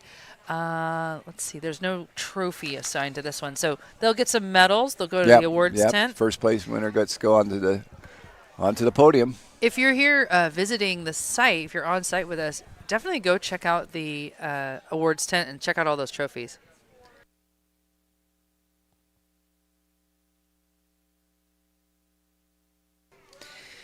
So we are doing a quick start, and here they go. They're off. This is event. 92. Okay. This is the one we brought back. We had breakage and Yes. something in the first. That's the boat that actually had breakage right there. That's River City Rowing Club. They were, I believe, that's the boat in lane 3 that had boat breakage. They came to a dead stop. We don't know what happened. But it's good to see we have 8 crews back. They all get a shot at it. Yeah, so Yep, that's no disappointments. we're a little bit off schedule now. So if you're following along, the best place to look is crewclassic.org and just So- go right to the results tab. But just a real reminder, we have lane 1, Los Gatos, lane 2, Seattle Prep School, lane 3, River City Rowing Club, lane 4, Texas Rowing Center, lane 5, Long Beach Junior Crew, lane 6, Redwood Scullers, lane 7, Maritime Rowing Club, and lane 8, the Marine Aquatic Center Junior Rowing. Okay, these are some fast times. These are 6:28 to 6:40 from their heats. These are high schoolers rowing mid-6. yes. That's a good pace. Yep. So we have crews visiting from Seattle and Connecticut coming far to come here. Yep. Most everybody else, or Texas, and most everybody else being more local. More California. Yeah. Who is this? Lane 8, Marina Aquatic Center. That's in Marina Del Rey. Yeah, it's from the LA rowing group.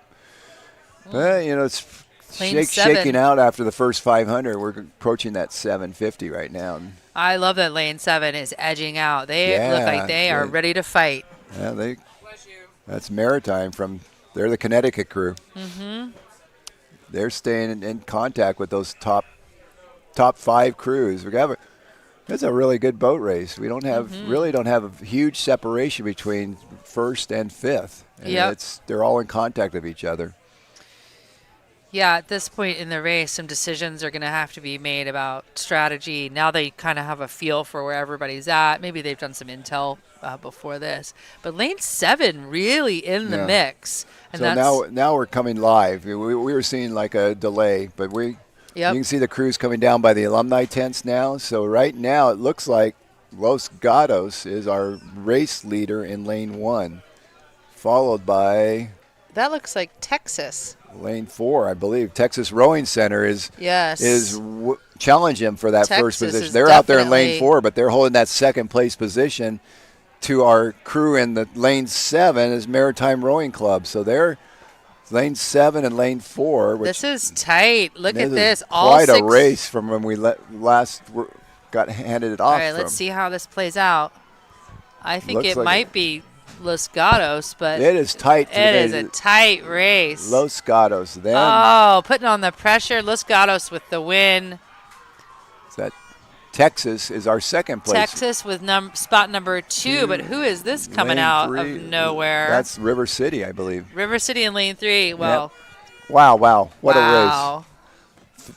That was a BB kind of a race. Again, quite a race with those first 6 crews. And not fast. All 8 of them were in the hunt. In the mix, for sure. There wasn't a lot of separation anywhere. And kudos to River City for bouncing back. There you go. Yes, Los Gatos was our race winner. Texas Rowing Center, Maritime. Oh, that's some fast times too. That's faster than they raced yesterday. Yeah, yeah. Yesterday, Los Gatos had 6:31. They Yeah. took a. I mean, Yeah. it's sometimes They it's were- comparable, sometimes it's not because of the conditions. Yeah, but conditions might have been taking 10 different. seconds off your time is. Yeah, rowers are taught to qualify. You know, to hold back a little bit. You don't want to show all your cards. Oh, Right. here we got another race going. All right, so we're back in order now. We are at event 95. This is the women's youth B quad. This is 6 boats in lane 1, closest to the beach, Los Gatos Rowing Club. Lane 2, Los Gatos Rowing Club. Lane 3, Texas Rowing Center. Lane 4, Redwood Scullers. Lane 5, Seattle Preparatory. And lane 6, another Redwood Scullers boat. So 2 from Los Gatos, 2 from Redwood. Yeah, I mean that just goes to the depth of these programs. And that's great that you get these young kids into the boats and let them race and get them as many events as they can. And it's fun to see a couple crews in there and a bunch of heats to take to absorb all these crews that would like to row here. That is awesome. Yeah, and I know it's probably hard as a coach to make a decision of who gets to go to these events because you can't necessarily take everybody to these events. You're taking your top kids. Right. But it's also not a qualifying event like Boston. You're not coming back with a lottery or a berth, winning your spot back. This is a pay-to-play regatta. Yeah. So coaches have to be really strategic in who they're taking, who's putting in that work. And they only have so much in their budget. And it's a lot of things that go in the mix of getting athletes in these seats at the starting line. It's amazing. And I'm wondering, so in masters rowing, as a master, I might race 5 different events. Is that the same at the kid level, or are they just doing their specialty? What we're seeing, they're doing their specialty. Yeah. That's cool. Except, some of the programs, you have a smaller program, you have to wear a couple hats. You may be sculling in the morning and doing sweep rowing in the afternoon with the 8. I would do that. Yeah. So that's sometimes, but so you work with the athletes you have so that everybody gets to race. I just love seeing young people like this just have such dedication and grit, and they are just so, we always say you're only as fast as your slowest rower, right? This is one of my favorite rowing quotes is rising tide lifts all boats. Yeah. And I think especially in youth rowing, you bring each other up, you train each other, you push each other, you show up. Accountability is huge in youth rowing because these kids are going to school full time. Oh yeah, probably having a job, rowing, just training. You just see them. They when they're not rowing, they've got a book in their hand or they're working on homework, and it's their schedules are pretty directed. When rowers understand that. There's not a lot of free time.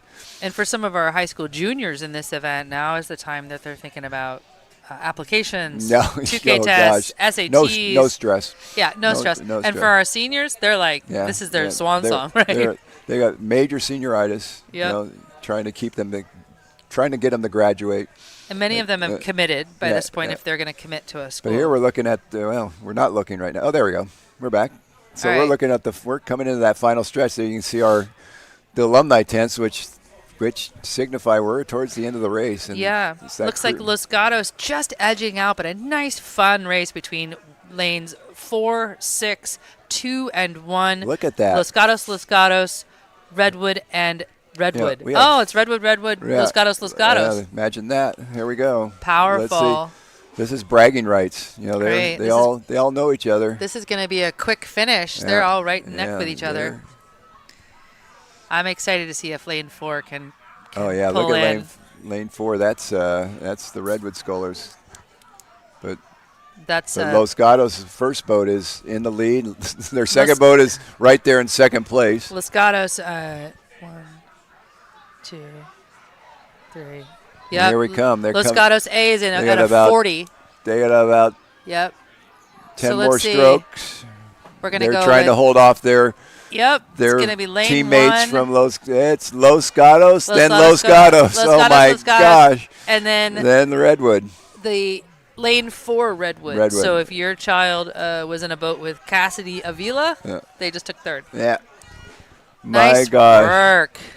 Boy, those Los Gatos girls are going to be ribbing each other when they get to the shore. Oh, yeah. There's a little inter program competition on that race. Yeah. But good for all of them. What a great race.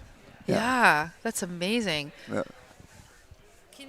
Whitney, can you help confirm that we're on race 96 now?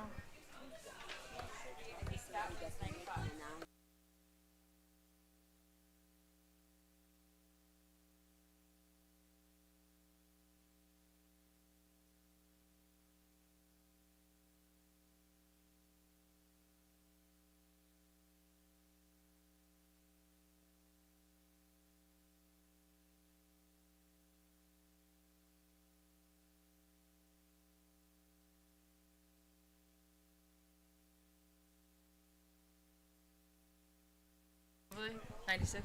Okay. So we have event number 90. Yeah. 96 is okay. out of the blocks. But as we watch them go out of the blocks, I have a very important quick announcement. If somebody that owns a silver Dodge Ram pickup truck with a California license plate 1009E2, could you please move your truck? It has a bus locked in. It's parked right in front of a bus. The bus cannot move. Silver Dodge Ram pickup truck, California license plate 1009E2. Please come and move your truck. Thanks. All right, so we are watching in progress the men's youth B final A. This is 8 lanes across. This is a busy race. Yeah. Okay, so let's go. Let's go in lane 1, Oh. closest to shore, Los Gatos. Lane 2, Redwood Scullers. Lane 3, Texas Rowing. Lane 4, Maritime Rowing. Lane 5, Seattle Preparatory. Lane 6, River City. Lane 7, Maritime. And Lane 8, St. Mark's School of Texas. Defending champion is Lane 1. They also had the fastest time of their heat with 6:31, so they're defending their 2024 title in Lane 1. Looks like the next fastest time from yesterday was Texas, who's in Lane 3. So let's watch for lanes 1 and 3. But Lane 7, again, Maritime pulling out ahead early on.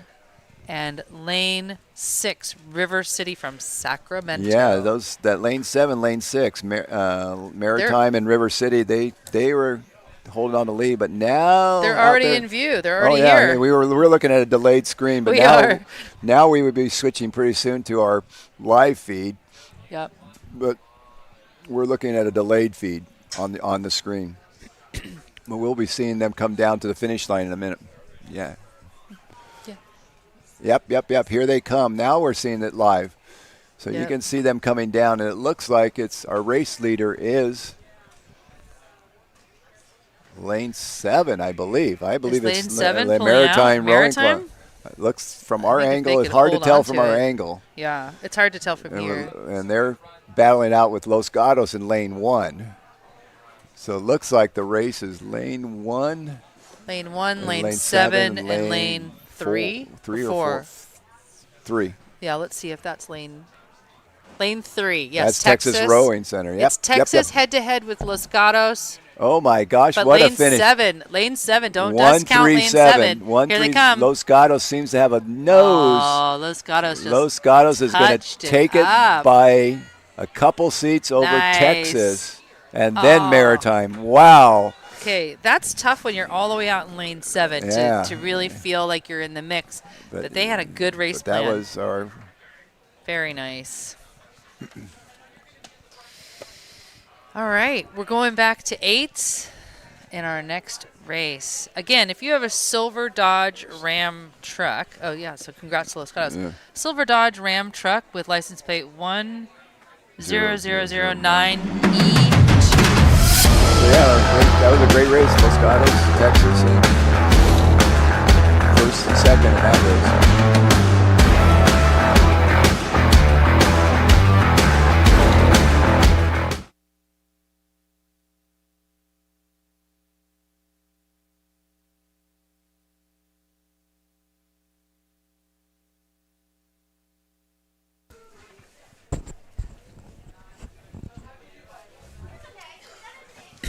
All right, we are back to sweep.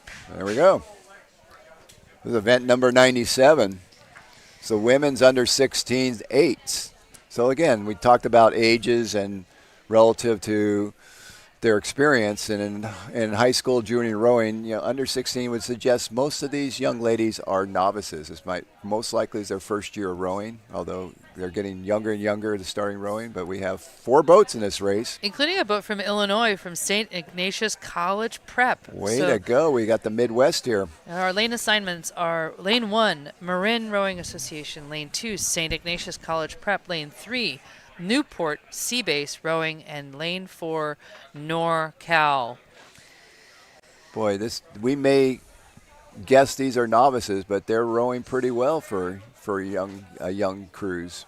Now, sometimes you can assume also that the coxswain is novice. That they're also learning. It's novice across the board, so Yeah. anything can happen in the race. You get course corrections, you get crabs. We hope that doesn't happen. Clashing. It happens. Yeah. Blades crossing. So this is where these young athletes really do learn how to race. They get to experience all the hazards of it. Right. And then I think, when I've had coxswains before who are newer to the sport, they like to listen to tapes. Yeah. For recordings of other coxswains, yeah. or go to a camp or something. But the best way to learn is on the water, right? More strokes and racing your fellow teammates. Right. Yeah.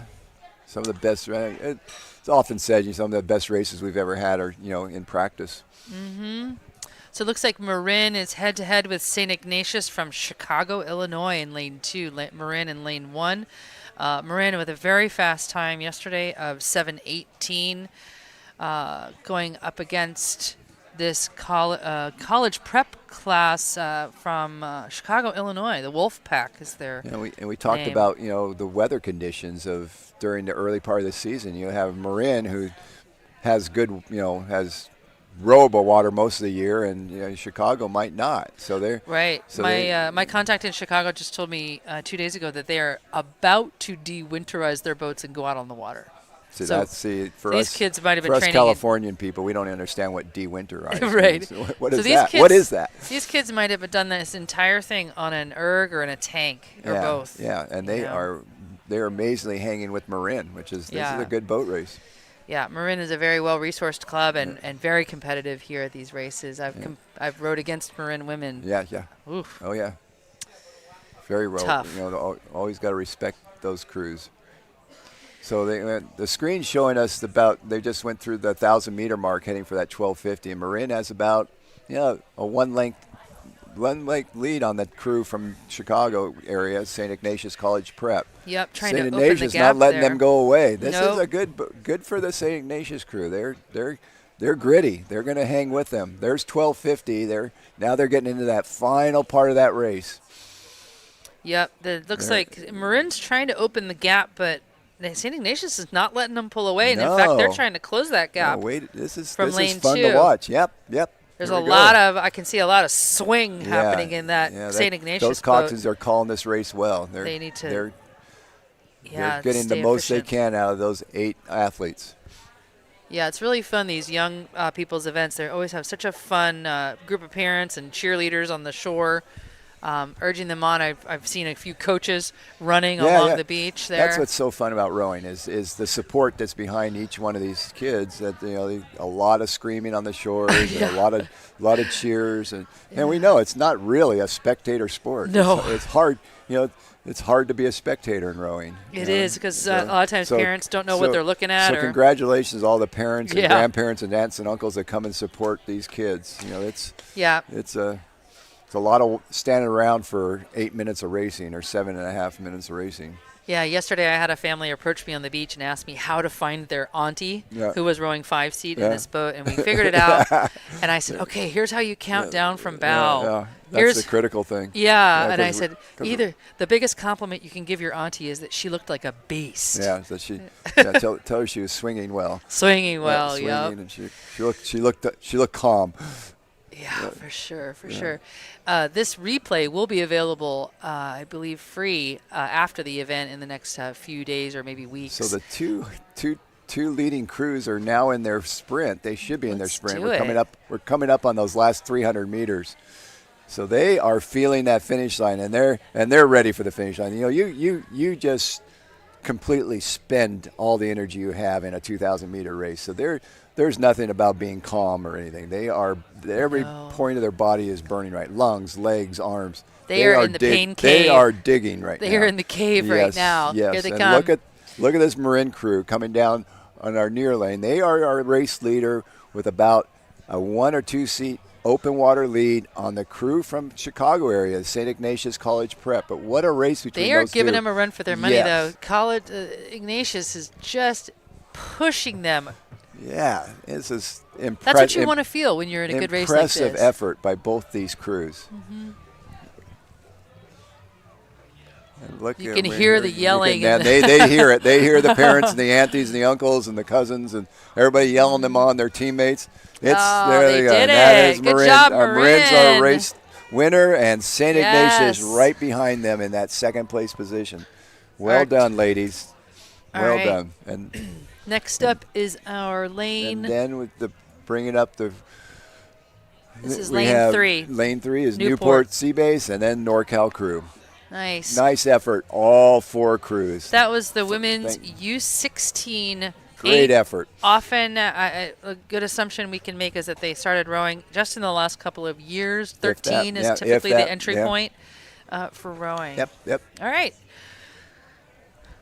Wait. Nice work. There we go. NorCal. So that was race number 97. We are back on track with now the final results. Marin taking the win for the U16 Eight. Yeah.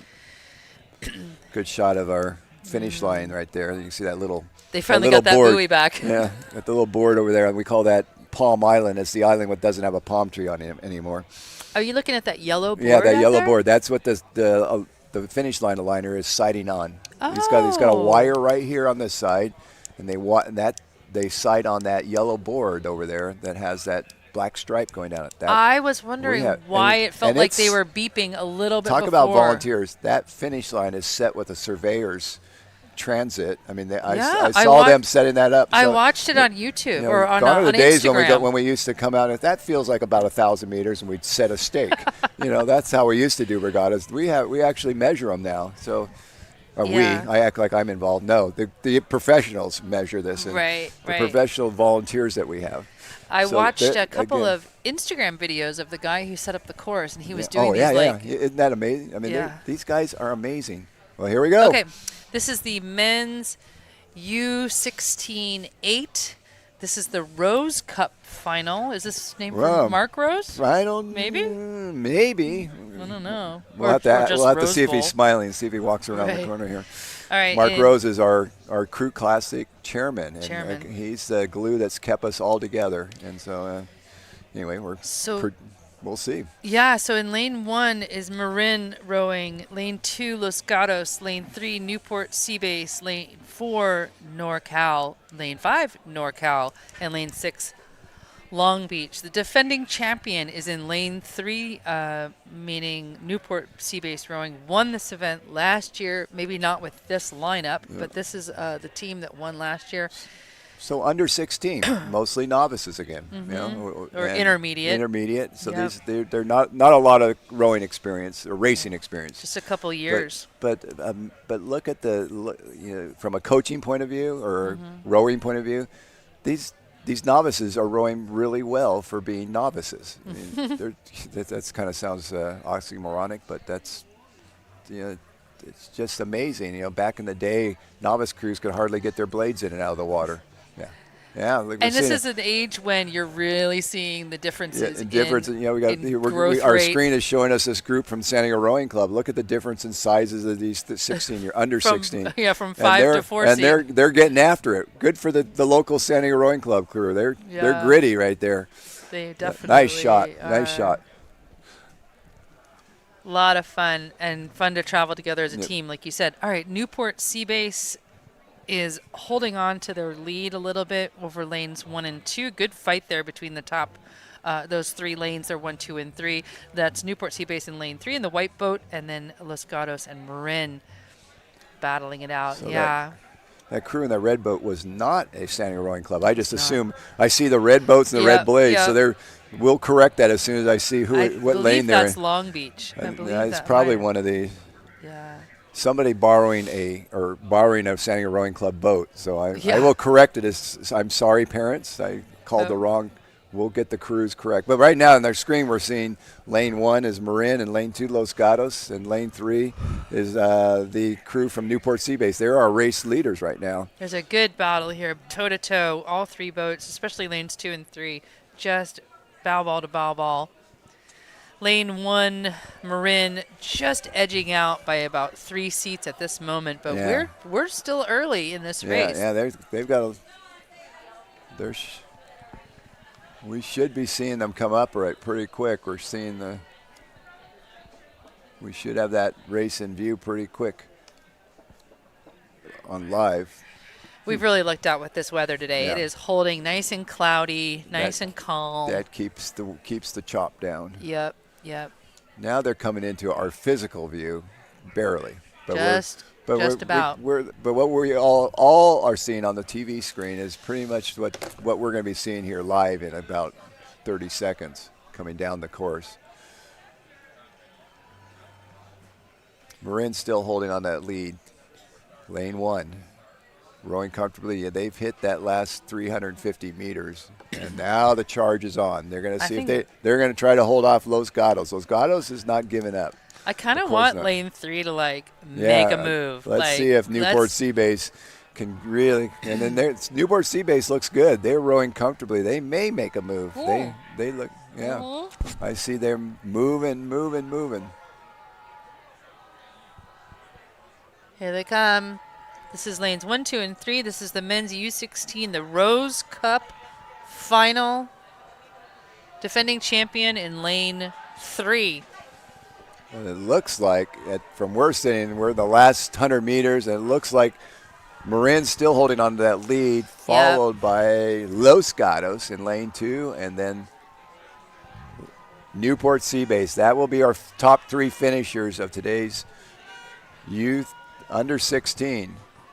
Nice job from Marin. Oh, they look really happy. Little water slapping happening. That's really fun.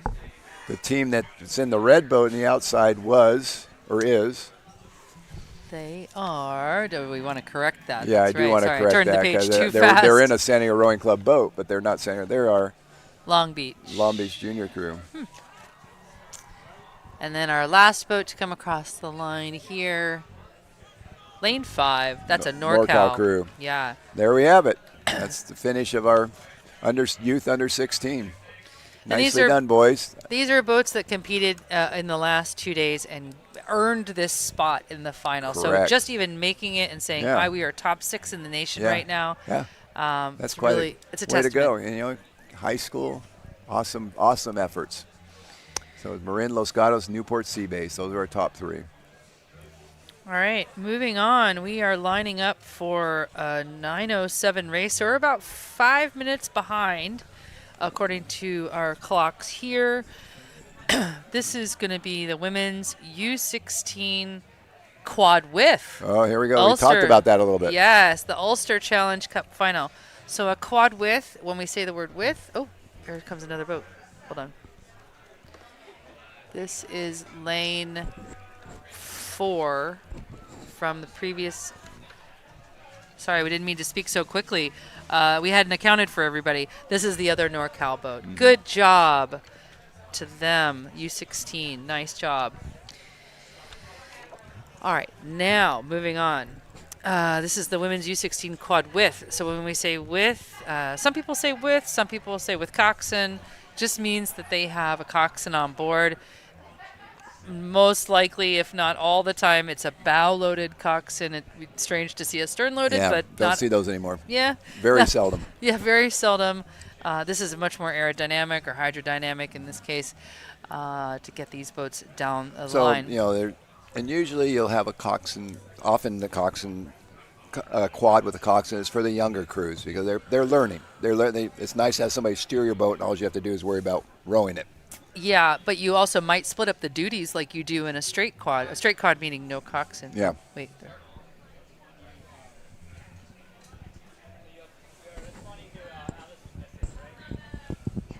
All right, and they're off. All right, we are watching the women's U16 Quad with, meaning they have a coxswain on board, the Ulster Challenge Cup final.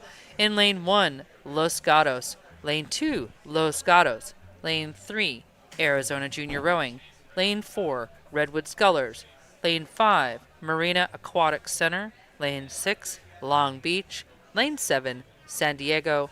And Lane 8, Arizona Junior Rowing. So our fastest times yesterday were from the Los Gatos Cruise and Arizona Junior Rowing. So they're out, getting out of the blocks. Your goal is to get out high and fast, establish some boat speed, and then settle to a cadence that is more manageable for a 2,000-meter distance. So we just did a little quick check on how fast some of these crews got out of the hole, and they were at a 38 to 40 coming out of the hole. That's booking, but then that's unsustainable. Yes, but it's fun to do in the quads because the oars are so much lighter than an 8. The boat is a little bit lighter. It's a lot of fun. But we were talking about splitting up duties. In terms of the quad, when you see a straight quad with no coxswain, you might split up steering and actual calling, making calls. Who is vocalizing? Usually it might be 2-seat. In this case, the coxswain is in complete command of the boat. They may hand off some motivational talk to the bow seat just to keep everybody on task and sitting up tall. And the bow seat also is really critical for the coxswain in a sweep 4 and in a coxed 4 like this with a bow loader. To give her position. Right, and say, here's the position, or we need 3-seat to sit up, or 3-seat you're late, or something's happening, and only the bow seat can see it. Yeah.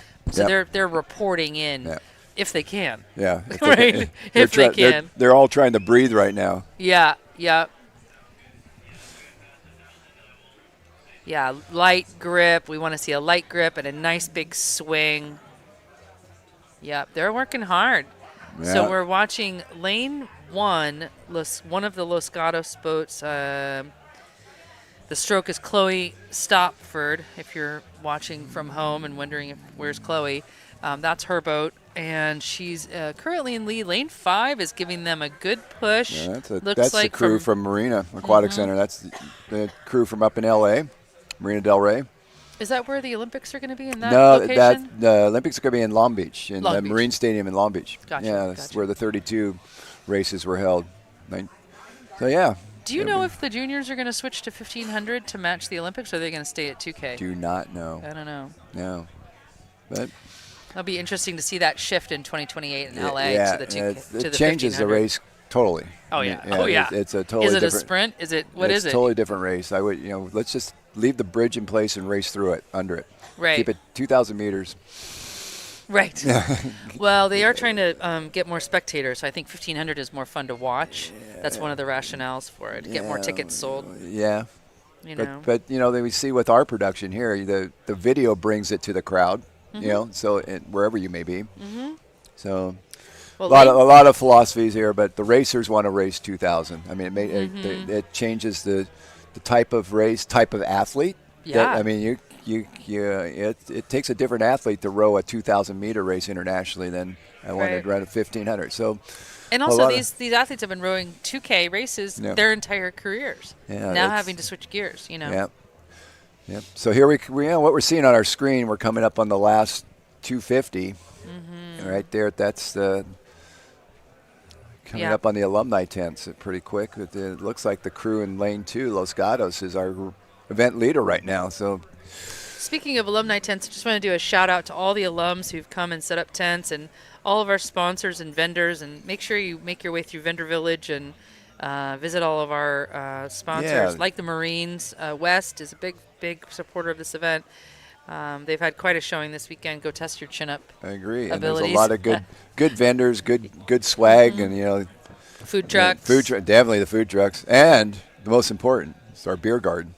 Yes, the beer garden. We have one of the best beer gardens in the country. So Coronado Brewing, Coronado Brewing, and our friends for the Almback Ombat Club, Old Mission Beach Athletic Club. The boys they man it for us, volunteer their time. Yeah. They're the greatest host you can have in a beer garden.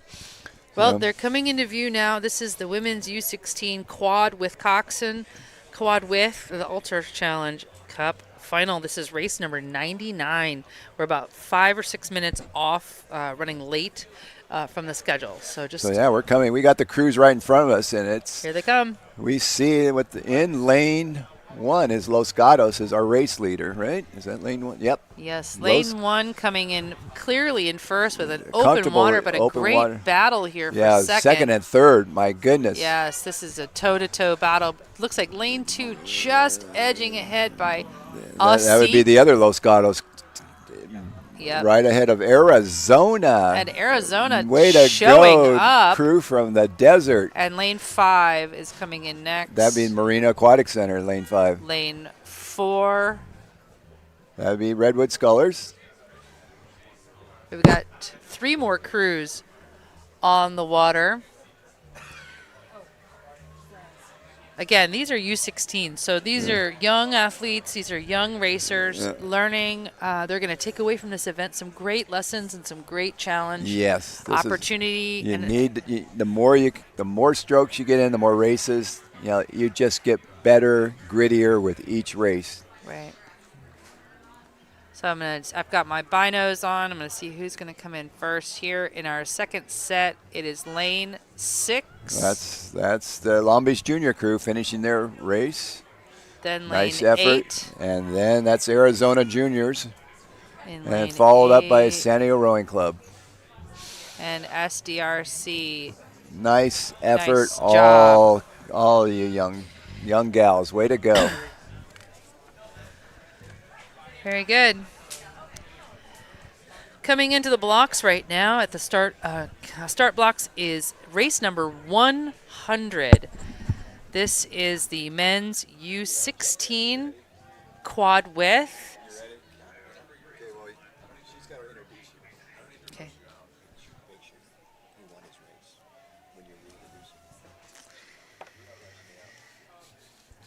All right, they're off. We are watching the beginning of the men's U16 Quad with. Again, this is Quad with Coxon. So I'm going to hand off my headset to Shane Farmer, who is the voice of the crew class, the other voice of the crew classic with Thanks. Tara. And also Shane Farmer has the biggest smile on his face with a medal around his neck. He's got some hardware. He won his race earlier today. Yes. Now we'll hear some real good commentary. We'll hear some juice about the race this Thanks morning. Thanks for joining us today, and here we go. Thanks, Matt. Yeah, fresh from the medal stand, the medal stage is Mr. Shane Farmer. Hello. Hey, Tara. Matt, thank you so much. I appreciate you handing it off to me. You were doing a great job over there. Yeah, we've been having a lot of fun this morning. It sounds like it. Yeah, so we are watching the men's U16 Quad with Coxon. Again, some young racers, just gaining some experience, under 16, probably only been rowing for a couple of years. Let's do the lane assignments. In lane 1, Oakland Strokes. In lane 2, Long Beach. In lane 3, Marina Aquatic. Lane 4, Cathedral Catholic. And lane 5, Community Rowing. And Matt and I were talking earlier about the fact that Cathedral is one of the only scholastic crews, meaning they all get to go to school together as opposed to club crews. So different relationship. They get to see each other in the halls at school as well. Hopefully give each other some good ribbing. Yeah, you don't get to see a ton of scholastic programs out, so it is fun to see when it happens because you know that it's, especially trying to put a club together, it can be challenging to put an actual scholastic program together. It's a big commitment from equipment to training to facilities to coaching. Right. It takes a lot. I think that's probably one of the things that rowing can be as a challenge is people finding the sport through school. It's so much easier to join like a basketball team because there tend to be facilities for that. Finding rowing can be a little bit more challenging, which is why you tend to go club rather than scholastic. Yeah, I started in Oak Ridge, Tennessee. There was no high school rowing team, but there was a very well-established Oak Ridge Rowing, which we all know as a race site, and IRAs and CYRAs, and all sorts of great events happen there, youth nationals, youth regionals. So we all came from different schools. But what I love is when you go to youth regionals, most youth regionals event host a scholastic event. So even kids who all go to the same high school might row for 8 different clubs or 4 different clubs or something. They all get to row together and show school pride. And Yeah. it's so fun. Yeah. It's great because, I think it's important, too, that you do have those scholastic programs because, when scholastic programs race other scholastic programs, you're facing the same hurdles that those other programs face. Right. And so, it's great to be able to break out from a club level to scholastic, come back to club, that Right. you have opportunities there to be able to play around, if you will. Right. And I don't think that there's any I don't think you can assume that there's a difference in the commitment level No. of a scholastic club versus a really well-resourced, club. Right. But I would imagine some of them have to share facilities too. Yeah. Because there's only so many boathouses, in the world. Yep.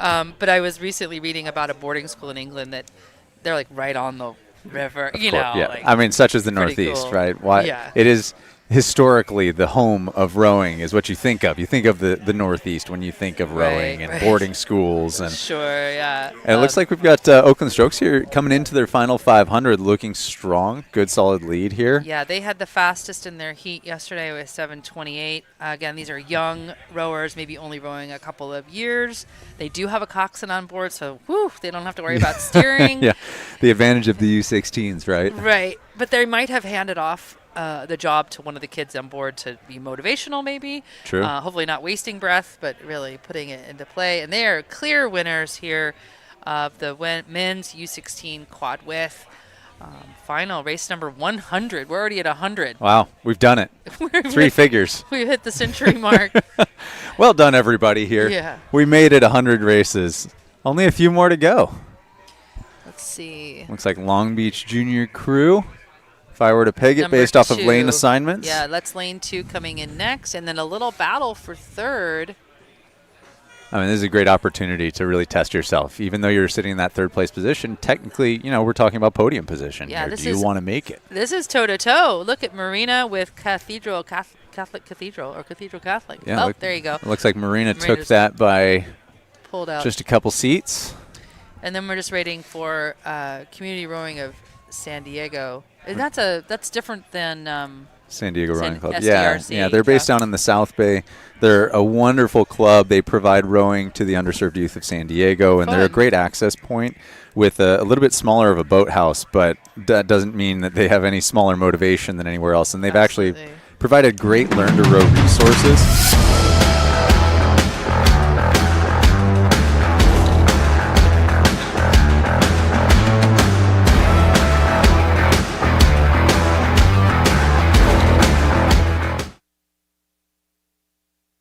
watching these.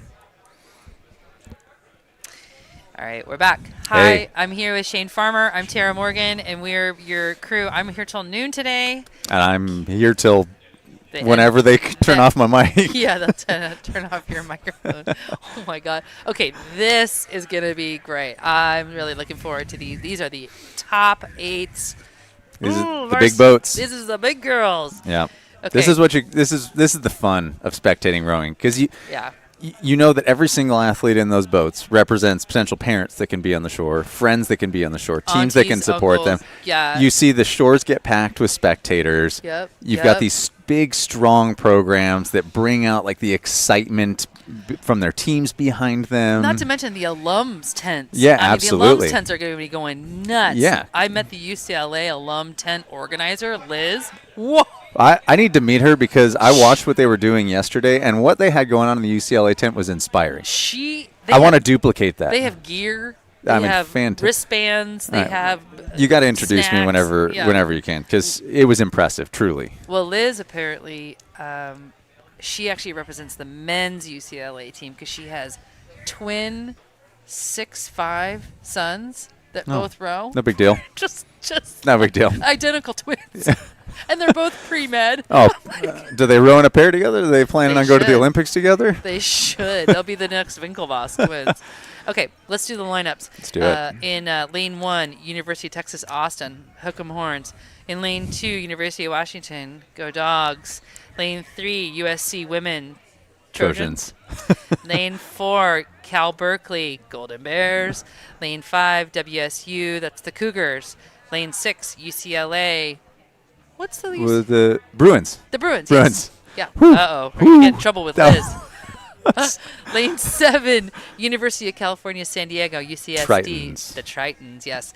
And Notre Dame in lane 8, the Fighting Fighting Irish. Yes. I don't know why, but I love seeing Notre Dame out here. You know, I think we see so many West Coast teams here. Obviously, it's an easy access for West Coast teams. So to see some of the East Coast teams and to see a commitment level from an East Coast team to bring lots of boats is really fun, because it means, hey, you guys care about this and you're bringing your teams out here. You want to test them against the West Coast. I think it's just great. It's like when you send West Coast teams to the East Coast, it does nothing but good for the East Coast to welcome West Coast teams and vice versa. I think we need to do everything in our power to excite East Coast teams to come race at the Crew Classic as a season opener, because it's such a great opportunity to do that. It really is. When I was looking at the University of Washington women's schedule, which is, if people don't know this, the men's team schedules are often different than the women's team schedules. They don't always travel together. Yeah. And same at the high school level, I think. But even here, you see that they're very selective in where they go. It's all about the timing. It's all about how far it is, what kind of stress it puts on them academically. Well, and they're thinking about rankings and how it's going to play out for coaches' polls. Right. I mean, and they're off. There we go. And I'm not sure, are we operating on a delay today? And so we pick up with the race at a certain point mid-race? All right. I think we pick up on it. So we're a little lagged, but what we're watching... you still get a great view of what happens in the starts. Yeah. And, one of the big value points of coming to Sunday here at racing, Saturday's great. Tons of races go down the course, but we're in a lot of heats, prelims, and so there's a lot of sorting out that still has to happen. You get to Sunday in these finals, and now you're seeing these boats get stuck together, and you see some amazing racing. Whereas Saturday, we saw some great finishes, but you're going to see a lot more great finishes today because you got a lot more competition happening. Because they may not have shown all their cards yesterday. Correct. Right? Yeah, Maurice and I were having that discussion at various points. Did they show everything they had to? Did they shut it down? Did they have to? Because they may have gone into the race with the strategy of, like, we're not going to show all our cards. We're not going to do that trick or that thing, that strategy. But they may have had to even make the top 3. They may have been completely had to make a big shift. We keep seeing this Notre Dame team. They look really motivated. They have a little bit of a stake in the game here. They're not hanging back. I mean, lane 8 looks like they got to edge up on San Diego right now. Lane 8's hard, and it looks like they got to bring their own equipment, which is really nice because you see a lot of boat borrowing. Yes. But we do see the top 3 positions being lanes 1, 2, and 3, which is some pretty familiar rivalries. 1, 2, 4. 1, 2, 4. Yeah. 1, 2, Cal, 4. Washington, and Texas. Weird. Oh, Cal, Washington, Texas. That's going to be a strong finish if that plays out that way. Yeah, I don't know. Being from the Pacific Northwest and being a huge Yaz Farouk fan, love some Yaz. No Stanford in the mix. No, we haven't seen them at all this weekend. Where are they? Do you know? Are they at another event? I have not heard, but yesterday we didn't have a single Stanford boat that I saw in any of the lineups. I haven't seen them at all. USC, however, did put on some pretty impressive performances yesterday. And now this was one of those where it was, Trojans. I think it was USC and Washington in the heat. And I remember watching that heat and thinking, wow, USC really putting up a good show. But I think to your point, what you said earlier about did they show all their cards? Washington is at this caliber. Well, if they decide to really turn on the jets, it's going to be a different story, as they're showing right now, sitting next to Texas, right? Yeah, that's got to be a lot of, just the sound of what they're going through right now. Like, all they're hearing is their coxswain and chunk, chunk, chunk, chunk, chunk, chunk, chunk. I mean, we haven't even done stroke rate. We can guess that they're in the high 30s. Yeah, and at this point, when you come out of the gates on a start, it is pure chaos. Oh, totally. You have all 8 coxswains screaming, yelling. You hear all 8 coxswains. You hear the dunk of all 8 boats. There is water exploding everywhere. I mean, your own boat is starting to get up to speed, so you're even trying to find your own rhythm. It's very chaotic. Now you get to the point where, hey, we've got 3 boats that have settled out to the front. They've put themselves ahead of the rest of the field. It gets a little bit quieter, and now your focus turns to who's near us, how are they playing their race, and how are we going to counter? Right. I mean, look at what's happening between Texas and UW. I mean, it is just toe to toe. Yeah. If Texas does one thing right now, I mean, look, they're just pulling right up. Yeah, there they go. There goes Texas. Decided to make a move right as they hit that open water. And we're looking at beautiful water conditions today too. Perfect. It's been so calm. And so you get this, normally we talk about, hey, how does a crew play the crosswind when you get through one of the bridges? And we got 2 bridges to go through. But this kind of glassy water, this makes for perfect racing conditions. Plus you warmed it up this morning with your wind. Yeah, we got we tried to get the water warm for people, make sure that we cleared the way for great racing today. You primed the water with your wind this morning. It was nice being out there on calm water. Having raced on Friday afternoon, that which was pretty dicey. Yeah, this was a real welcomed start to the day. Well, this is great. We're watching the women's Varsity 8, the Jessup Whittier / Cal Cup Challenge Invitational. This is it. Texas is defending their title. Texas and Washington head-to-head right now. They had almost identical times in their heat yesterday at 6:14. The next closest time was 6:20 from Cal. They're sitting in the 3rd spot right now. Yeah, at this point, Cal's pretty well off of the back of these 2 crews. Yeah. They've kind of tied themselves hip to hip here. I think the real question is going to be, does Washington have a move in them? Is this a strategic play by them to stay in touch but know that they've got a big move? Or are they trying to claw their way back in the hopes of being in touch for the finish? I'm super excited. I just realized 3-seat in the Washington boat is a guest that was on our podcast when they were 16 years old and they were looking to who they were going to commit to. Oh, that's amazing. That's great. Love that. Killian Mullen in 3-seat there with the shorter dark hair. Absolutely that's amazing. Love that. Well, here they come. You're seeing those white alumni tents as they're passing by. And you see that flag. That tells you they got 250 meters left to go. And so the question is, can Washington make up a 5-seat, 6-seat drop back from Texas right now? I don't know that kind of move is possible against Texas. I think Texas just turned it up. Yeah. And Washington's got to respond. Come on. They're dropping seats as we go. Oh, you can see as dropping. Texas is just taking seat by seat here. Texas is like hook 'em horns and see ya. Yeah, they are walking away slowly, but they are walking. Look, though. Look at Washington. Came back to a seat at least. Oh, no, there you go. Yeah, so as these crews come through, Texas is going to take this one. Washington in 2. Edged them out. Cal in 3. All right, let's do it. I'll read off the lane numbers. Lane 5 Washington coming in next. State University. Then lane 3. That would be USC. I believe lane 8. Notre Dame. Lane 6. UCLA women's rowing, and that leaves San Diego. 7. UCSD. Wow.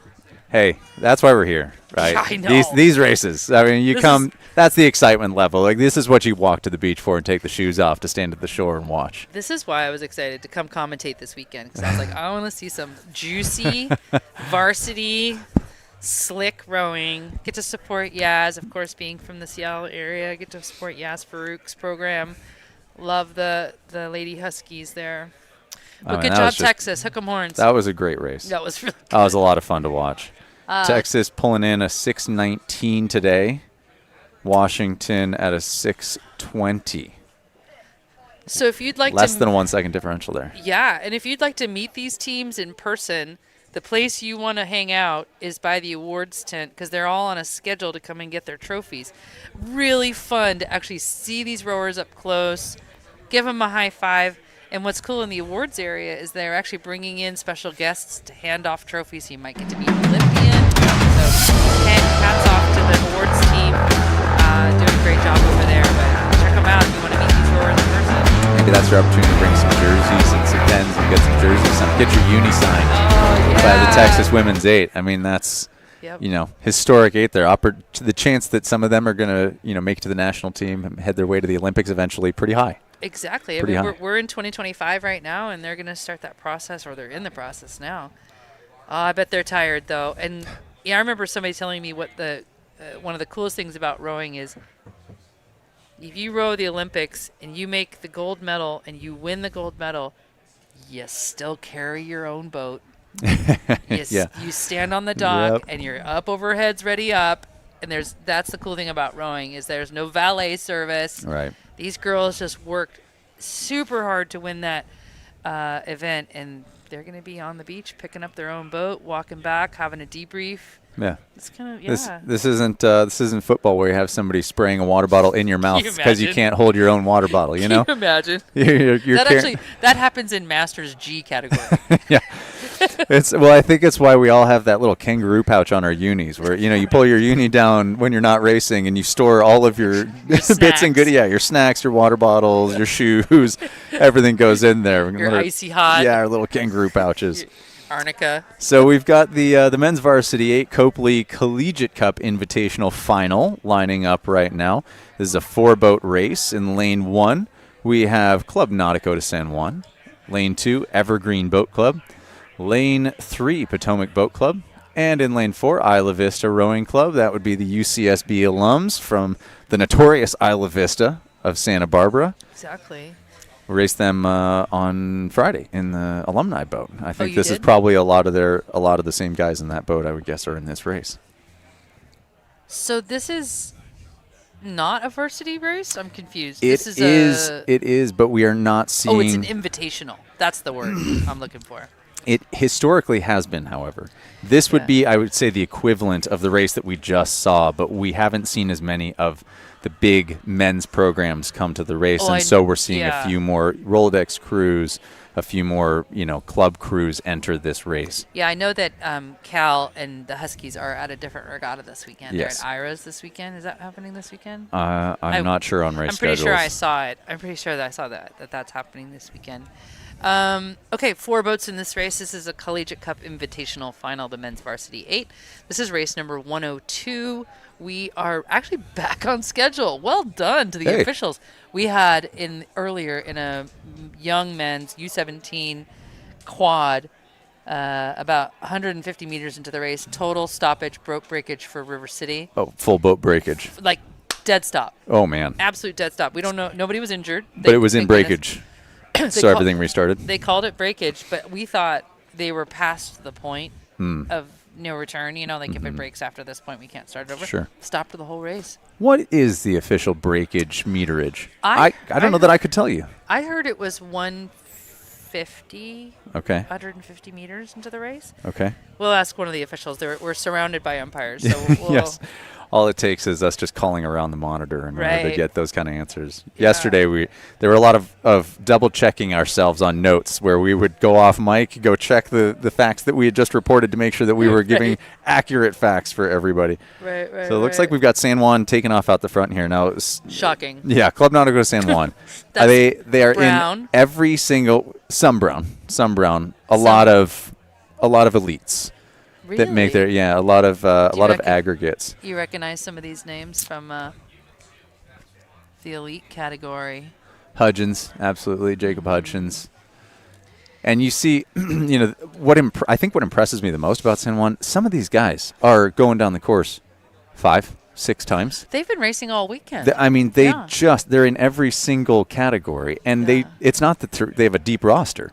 So a lot of these guys are tripling, quadrupling up on races. I mean, they have got to be smoked. Yeah, these are 2Ks. Right, too. we're not talking club nationals here with 1Ks down Yeah. Or Masters Nationals, I should say. Yeah, where you can do 5 events in one weekend. Yeah, exactly. Heats plus finals. Yeah. Right, I've done that. These guys are doing heats plus finals, but on 2K territory. I mean, it's, at this point, you just have to be able to lean on mechanics. I don't know. I mean, I kind of warm up after the, I don't know. I'm a 25-minute warm-up person. It takes me 25 minutes, and then the lights go on, and I'm like, I could row all day. So we just throw you in race after race. Just don't let you stop. We just need to keep feeding you enough food that you've got the calories in. Just keep doing it. Yeah. Well, as we start to hit the midpoint of this race, or a little bit prior to the midpoint, we are seeing Club Nautico de San Juan still holding an early lead. Plenty of daylight between them and what I believe is Potomac. So we've got Potomac sitting in second right now. Evergreen and Isla Vista off the back. We do not have eyes on them with the camera, so not exactly clear where those other boats lie. But there goes San Juan. I mean, just crisp, clean rowing all the way down the course. And they can feel that comfort level. Yeah, there are those red jerseys of Potomac right now.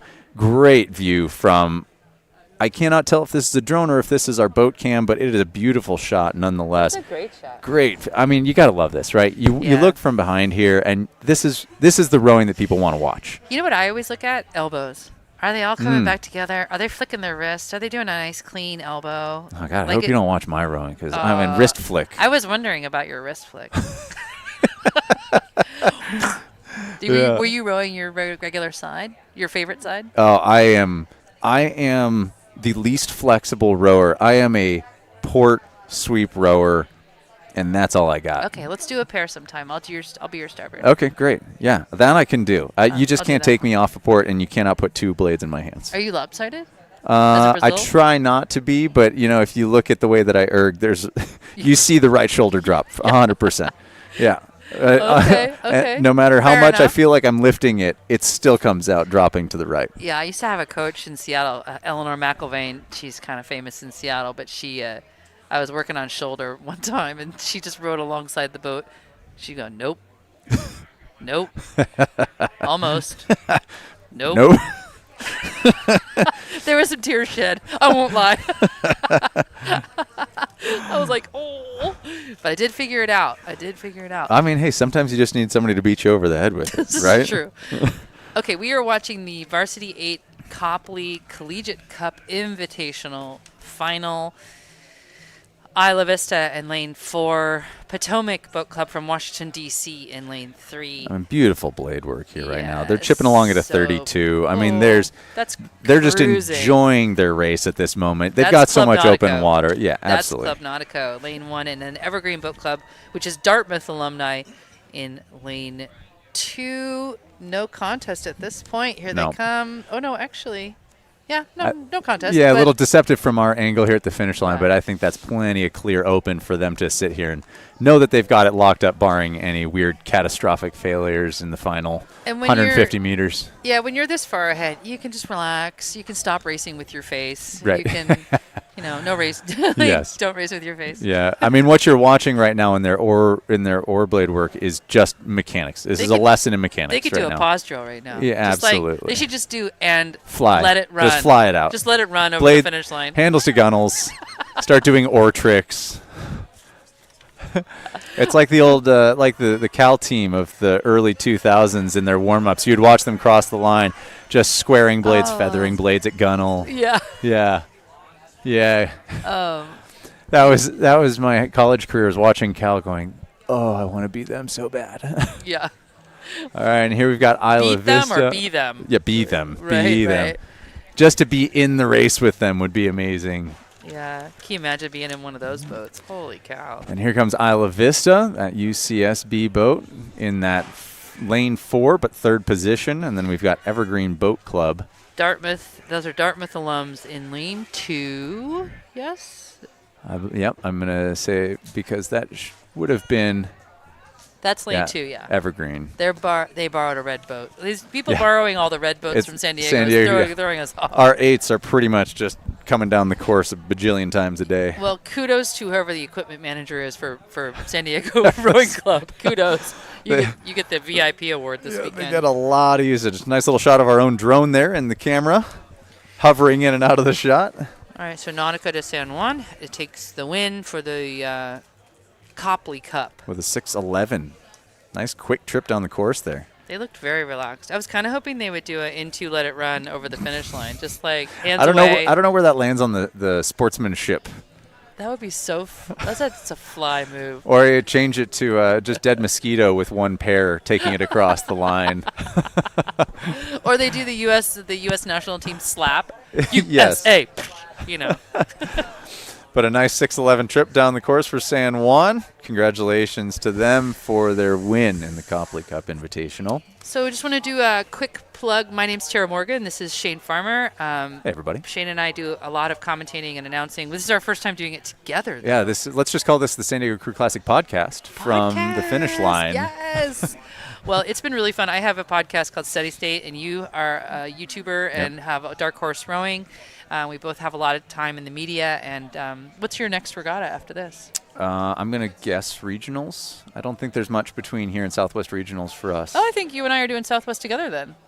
Oh, as far as commentating? Yeah. I'll be racing Southwest Regionals. Oh. I currently don't have anything else on calendar. Nice. I don't have a schedule yet from World Rowing, and as far as regattas, I'm not in the U.S. rowing gauntlet, so I'm not exactly sure what my next race to commentate might be. I got you. Okay. Yeah, All right. I got you. I'm going to go down to Boats Without Barriers in Oakland and be their announcer. Cool. New event, third year of that event. And then Hey, especially if it's on the West Coast, just consider me game. It's an easy Southwest flight from San Diego. you know what's really fun? You should come help me do this in July is coastal beach sprints. That Oh, is that'd be so enjoyable. fun to commentate. It is a barn burner. Where do they host that? Port Angeles. Oh. Port Angeles Coastal is where Okay. I do it. And then now we're doing one in Seattle in May. Got it. All right, so we're watching the Women's Varsity 8 Jessup Whittier Cal Cup Collegiate Invitational That's Final a mouthful. B. Say that 10 times fast. Women's Varsity 8 Jessup Whittier Cal Cup and Collegiate Invitational Final B. Race number 103. Lane 1, University of San Diego. Lane 2, the Toreros. Lane 2, Sacramento State. Lane 3, Santa Clara, the Broncos. What the is Toreros and the Broncos. what is Sacramento State? Oh, the Toreros and the Broncos. Sac State. What would Sac State? Anybody know? Sac State? Are they the Hornets? Wow, good one. All right, so we've Hornets got- from the back of the booth here. We got Bulls versus Sac State Hornets, Hornets? versus Okay. Broncos. All right. I'm not going to lie. That wasn't one of those that I'd forgotten. That was one of those that I just learned as the rest of us learned that, That's the Hornets. really fun. Okay, Sac Okay. State. I had a great coxswain from Sac State. I did a coastal endurance race I did last summer. Mitch King, who now lives in Oklahoma. It was. If you tried coastal endurance yet, it's so fun. Boom. Looks like a really solid start here right now. Good quick blades into the water. Good lock in. Yeah. All right, we're watching Women's Varsity 8. This is the Jessup Whittier / Cal Cup Invitational. Just 3 boats in this event. In terms of who finished fastest in their heat, Sac State, who is out in the lead right now in lane 2, they finished their heat at 6:39 yesterday. And I'm 642 assuming for USD. Yeah, I'm assuming it was yesterday. Yeah, it would've been 642 for yesterday. USD. Yeah.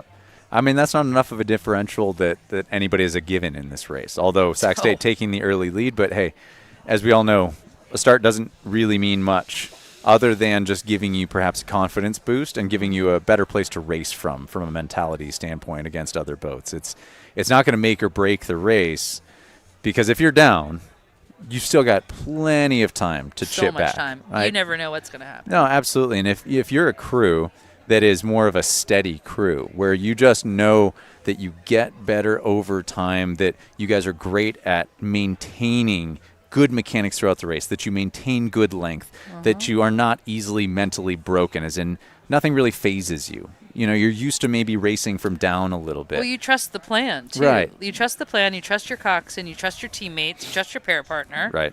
At a macro level, you trust your legs, Yeah. you trust your hands, Yep. and it goes from there. I was just going to say, for people who aren't really aware of this is not an all-out single-pace sprint type of event, not like a track event where someone starts and finishes maybe a little faster than they started. Right. They actually go out pretty fast, and then they do what's called the settle or the lengthen. I never liked the word settle. I always preferred lengthen. Yep. And they lengthen probably about 25, maybe 30 strokes in. Sure. They get a race pace that takes them to the halfway mark. My favorite is the recommit at the halfway mark, at the 1,000-meter mark. And then when they kind of know what's going on, they make a plan, and in the last 300, 250 meters, they go to town and do whatever they need to do to finish strong and be proud of their result. Yeah. I just think it's so great because in this kind of racing, you don't see anybody go, oh, well, damn it, I'm not going to win, so I'm just going to Yeah. paddle to the finish. Right. Everybody works because every stroke is an investment in their season. Yep. Well, and it's your point to that is really well taken, because in many sports, we call a 2K a sprint, but it's a 6.5-minute race, right? Yeah. A 6.5-minute race in most sports is not a sprint, but for us, this is sprinting territory. I mean, if we're talking physiologically, not quite a sprint, right? There's plenty Right. of aerobic involved. However, this is our short distance racing. And in most sports in sprinting, yeah, you're right. It is just up to speed, go to speed, don't back down, Right. win or lose. Right.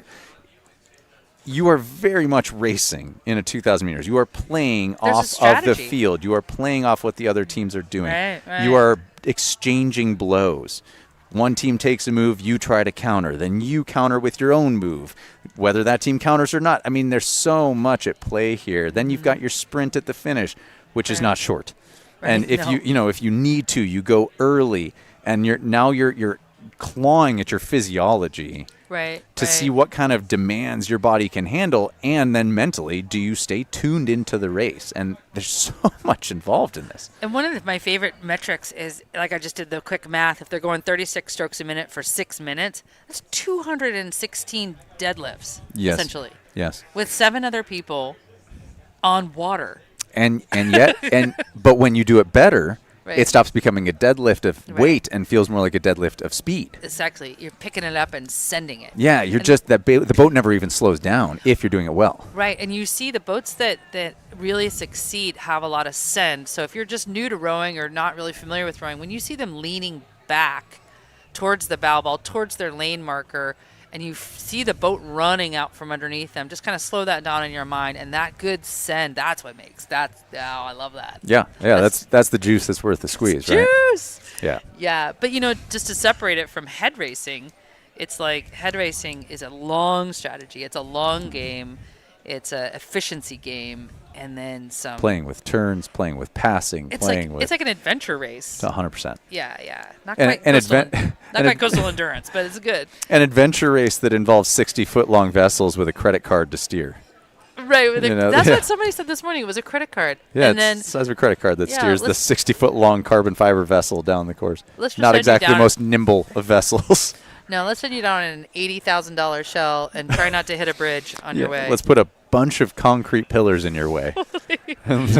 I was telling somebody I was watching. Where saw that? Head of the Lake in Seattle. It's our big Super Bowl show because we race through the Montlake Cut, which is the famous Boys in the Boat. The famed Montlake Cut. The famed Montlake Cut. It's the rowing stadium, and we watched a single sculler hit a bridge just dead on. We're like, "Are you all right?" He was fine. He was 18 or 19. The shell didn't crack.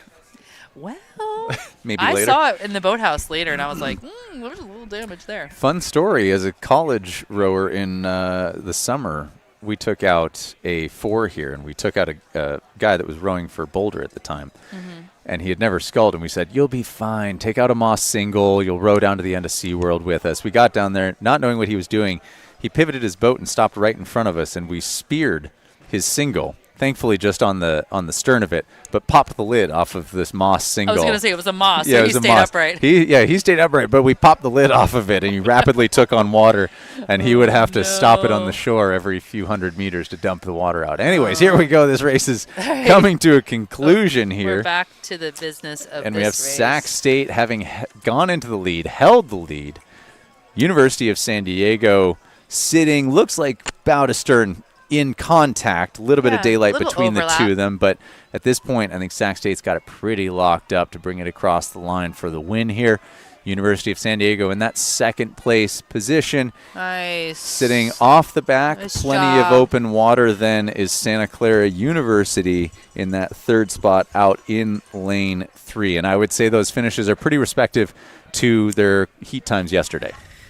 Yeah, looks like it. And we're just waiting for Santa Clara to come across the line. This is the Broncos from Los Gatos, California. I would honestly, if we look at the times from the heats, that's almost exactly how they finished in the heats yesterday. Yeah, and usually you can't compare day to day just because conditions and wind and things. But it's nice to see if they bested themselves or if they, set a new. They're not keeping course records, I don't think, on this. Maybe they are. We're not getting notation on that. No, correct. It is written somewhere here. We may be able to take a look. I mean, it's interesting because some people wonder if you can compare year to year. No. Okay, you ready? Men's here Collegiate we go. Varsity. Here we go. There we go. Here comes, the Cal Bears, sub-6 in their heat. Yikes. Sub-6. I mean, UCSD ouch. 601. I know, and UCS 601 UCSD, 604 Gonzaga. We're reading off the heat times from yesterday. This is the men's Collegiate Varsity 8. Active and Fit Now, which is a sponsor or a vendor Yep. here at the Crew Classic. This is the Cal Cup Final A. So we have an A final and a B final, full complement here, 8 lanes across. Yeah. Lane 1, Cal Berkeley, the Bears. Lane 2, Cal San Diego, the Tritons. Lane 3, Gonzaga, the Bulldogs. Lane 4, USD. Whoa. Whoa, sorry. USD, the Toreros. Lane 5, Bruins from UCLA. Lane 6, Marietta from Ohio. Nice. Marietta College from Ohio. Lane 6, the Pioneers. Lane 7, UCSD. UCD, Davis. University of California, Davis. Oh my gosh, I got to get my UCs in order here. That's Yes. my partner's Alma. Oh, all right. I had a teammate in today's race from Davis. No way. And then the Gauchos from Santa Barbara, and they Yeah, are here we go. off.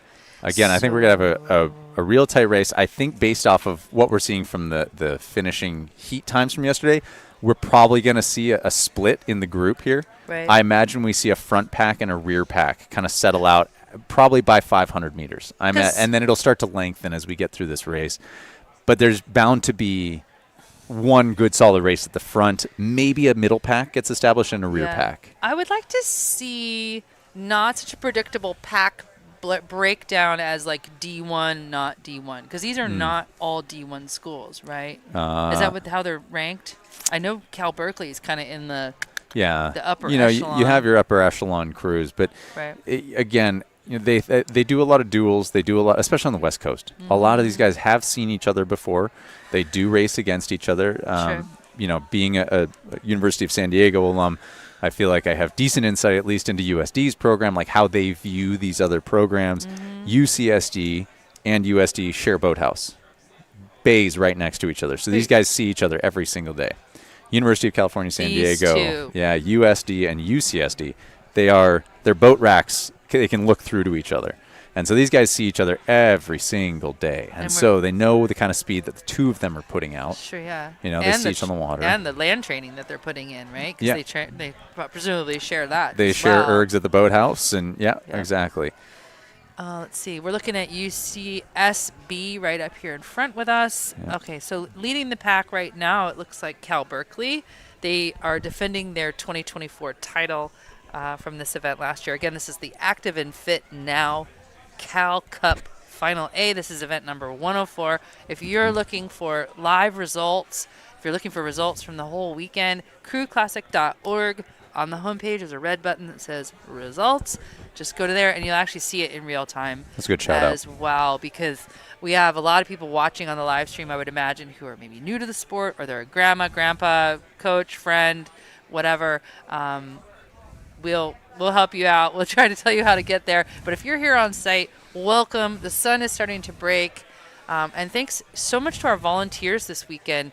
Just about 2 races ago, we saw a volunteer in a launch boat pulling weeds to get a buoy line marker back in place at the finish line here.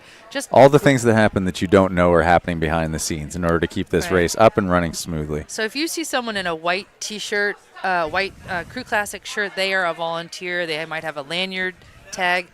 They might have Oh no. So it looks like as we're watching this race right now, we've got Cal taking that early lead. Then we have UCSD. It looks like, I would say, Cal separated themselves from UCSD. UCSD and Gonzaga being side by side right now. I think those two are probably taking a look at each other, eyeing each other up down the course. Gonzaga slightly off the back, but not enough that UCSD can count them out. Gonzaga's probably thinking, all right, we're in contact. We have the ability to make a move. If you watch what's happening, if you have the opportunity to look at a screen and you watch the puddles from Cal's side to UCSD's side, you just see a little more cleanliness out of those puddles coming through the water, a little bit rougher puddles off of UCSD. Those are the little things that add up over time to give the kind of speed that you're seeing out of this Cal boat that makes it look so effortless. And this angle is perfect because you can see that Cal is rowing what we say through their puddles. They're not taking a stroke inside a previous puddle, whereas on some of the other crews you can see there's a little bit of muddiness. These are perfectly spaced puddles. They are right on target. What's their rate right now? So Cal's coming in at 32, right? And they're inside the final 500 at this point, I believe. And so Cal, cruising. being at a 32 in that lead position, that kind of tells you everything that you need to know about where they feel they are in this race. Now, as we say that, Gonzaga has stepped through UCSD at this point to move themselves up into some kind of contention. Go Bulldogs. You know, Gonzaga, though, also not at that high of a rate, though they're at 34, so they may be bringing rate up. Tough to tell from where we are, but it looks like Gonzaga may have put themselves in contact with Cal. Well, maybe not. Sometimes we suffer from the angle of the camera as it happens. But Gonzaga's made a big move through University of California, San Diego. UCSD now sitting off the back by about 8 seats down. We've got Coxon on the bow seat of UCSD. These boats coming into the finish here. Cal still holding on to the lead in lane 1.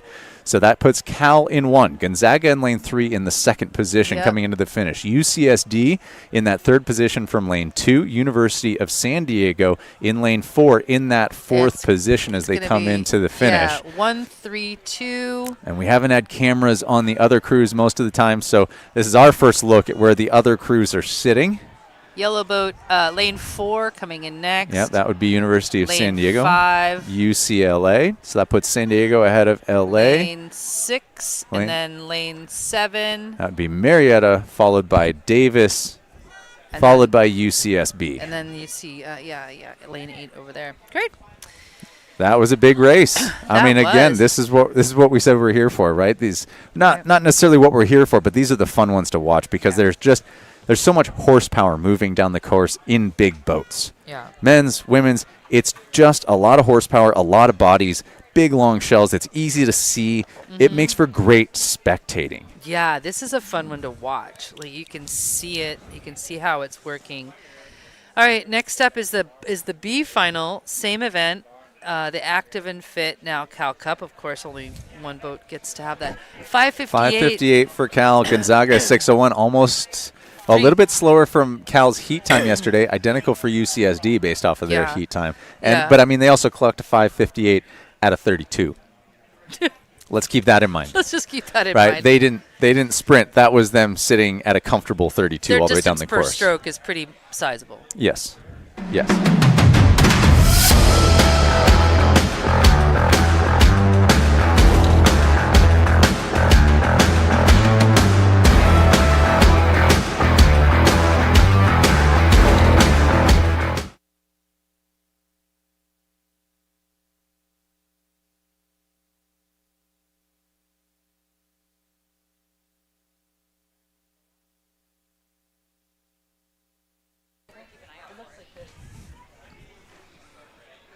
Okay.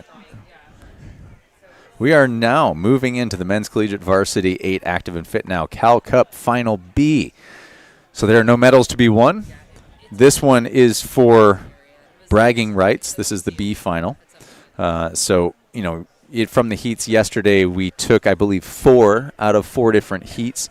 Or it may have been 2 out of 4 different heats, I think, is probably how we landed on 8 in the A final. And now we've got 7 in the B final. So 7 boats across. Lane 1, we have University of California, Irvine. Lane 2, University of Delaware. Lane 3, University of Southern California. Lane 4, Cal State Long Beach. Lane 5, San Diego State Rowing. Lane 6, Loyola Marymount. And Lane 7, Arizona State University. These boats lining up. Lots of color on these boats sitting at the start line. As you mentioned, beautiful day, lots of sun. Oh, my gosh. It's starting to get nice. It is starting to get nice. The skies are clearing out. We've had that nice marine layer all morning, which I think makes for ideal conditions. Yes. The only downside is that as the sun starts to come out, it picks up. The wind starts to pick up. Exactly. Yep. And it becomes San Diego as we know it. A little windy, it's a slightly different condition. So while it may be nice, we are going to start to see some wind pick up. And if you watch the flags, as you're looking at the starting line there, you see flags on all of those starting docks. And then as they go down the course as well, you can watch both the water chop. You can also look at the flags that are on the 250 and 500 meter marks. Those orange flags indicate 500 meter marks. The black flags indicate 250 meter divides. So good way for you to kind of understand what kind of conditions are the crews experiencing as they go down the course.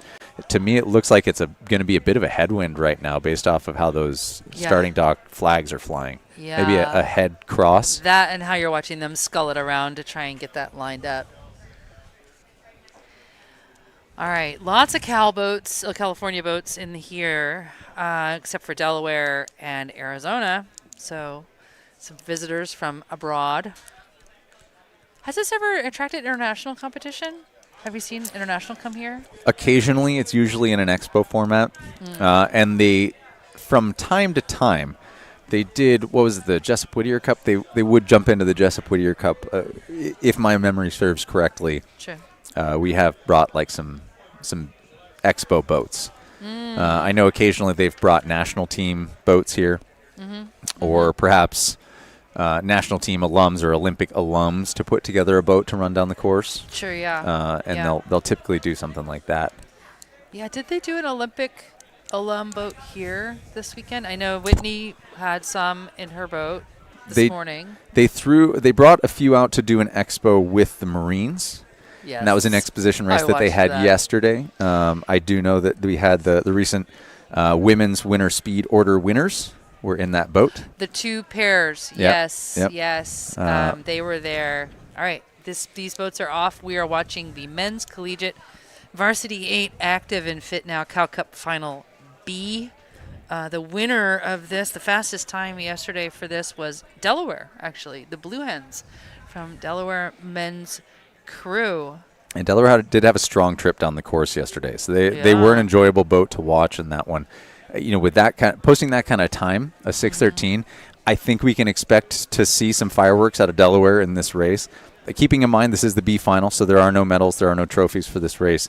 This is a race for bragging rights. The B final is sometimes called the petite final. This is where all of these crews get to suss out, hey, we did not make that grand final or the A final. Where do the rest of us land as far as times go? And being that it falls right after the A final, we could perhaps say we have some comparable times here. They can take what happens in this final, compare it to the times in the A final immediately before and say, all right, how do we stack up? Did we take out some of those crews at the backside of the A final? Yeah, and you have to wonder, for some of these, this is a pretty long way to travel, and especially for someone like Delaware, have they had much water time yet this season? They're in Delaware. It's more of a winter season. Have they got a tank? Have they been on the ergs? How have they been preparing? Clearly, it's working. Yeah. Whatever they've done, because they're a boat length up. So. Yeah, they're making especially, watch that blade work right now. They look very clean. They look very comfortable. Yeah. Delaware is in a happy position right now, and you can tell that they're moving well. It's almost it's a stressless look to the boat. They look relaxed. Exactly. They look ready. They're having some nice backsplash. And they're gradually pulling away. There's no urgency to it. You can tell they're just putting an extra inch into every stroke, and those inches add up over the distance of the course. And you can see they're adding it on the front end too. Like it's just reaching out towards that coxswain and just crushing it through. Looks nice. These drone shots right here this is just the best way to spectate, in my opinion. Who's this here with the yellow blades? That's USC, right next to Delaware. That's the Trojans. Yeah, so that's lane 3 USC, followed by, as we're calling it, again, everything we say in the commentator booth is pure commentary math here. So don't take anything we say at face value. But I'm going to call this currently with Delaware in 1, USC in 2, followed by UCI in 3. Typically, our cameras tend to follow the lead of the race. So we can kind of trust what our camera crews are doing here to give us a decent insight. Typically, you'll see that camera pan if we get an opportunity to see a boat that might be coming up and starting to make contact. Right. And also, if you notice that the boat that was over here, the yellow, the Trojans, we haven't seen many boats that are bucket rigged this weekend. Great point. That one's bucket rigged. We did see the Marines exhibition boat that was bucket rigged, probably. Necessity for that. That was really fun. That was yesterday afternoon. The Marines, a big sponsor of this event, a big partner for this event. We've gotten to have Lieutenant General Bobby Shea. I got it so wrong yesterday. I was calling her a colonel. I was calling her last name wrong. It is Lieutenant General Bobby Shea. Came in the booth and was talking about Marines and how she walked on to Navy crew as a freshman. Amazing. And found this incredible dedication. So well, and here we go. see Delaware coming in. They're well inside the final 100 They meters, look and good. they've got some clean, They look open water relaxed. between themselves. And I think what we called was USC. I'm going to believe that is still USC in that Yep, position lane in 3. 2. So lane 3 is USC, lane 1 UCI, but 4, being challenged, what I would say 4 by and Cal 1. State Long Beach might have moved on UCI. Oh, Yeah. 4 and then 1. That's a Long Beach taking over UCI Nice. and looks like the final 300 meters. nice. That puts us next to, I believe that's going to be San Diego State, That's lane 5. followed by what I Lane think is 7. Arizona State in 7 and Loyola Marymount in 6. Yeah, 576.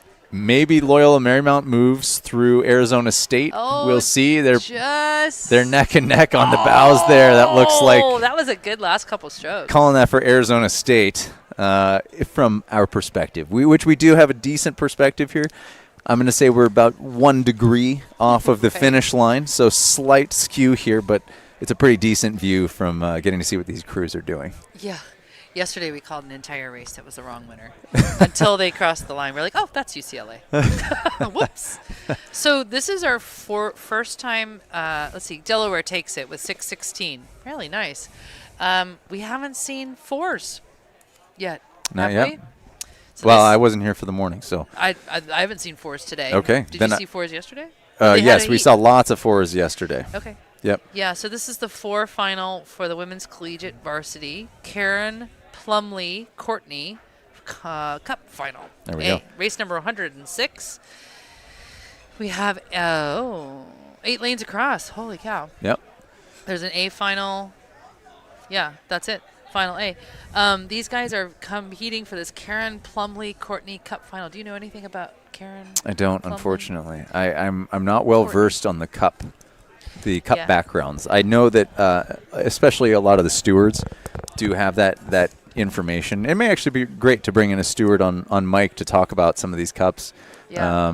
and discuss it, because there are a lot of names that are involved Yeah, in these. that was what nice about having Matt Staley with us this morning, that he could explain a lot of what the volunteers were about. Oh, Matt's sitting right behind us. Matt, do you you know know- much about the Karen Plumley Courtney Cup and the history behind the name? He says no. He says no.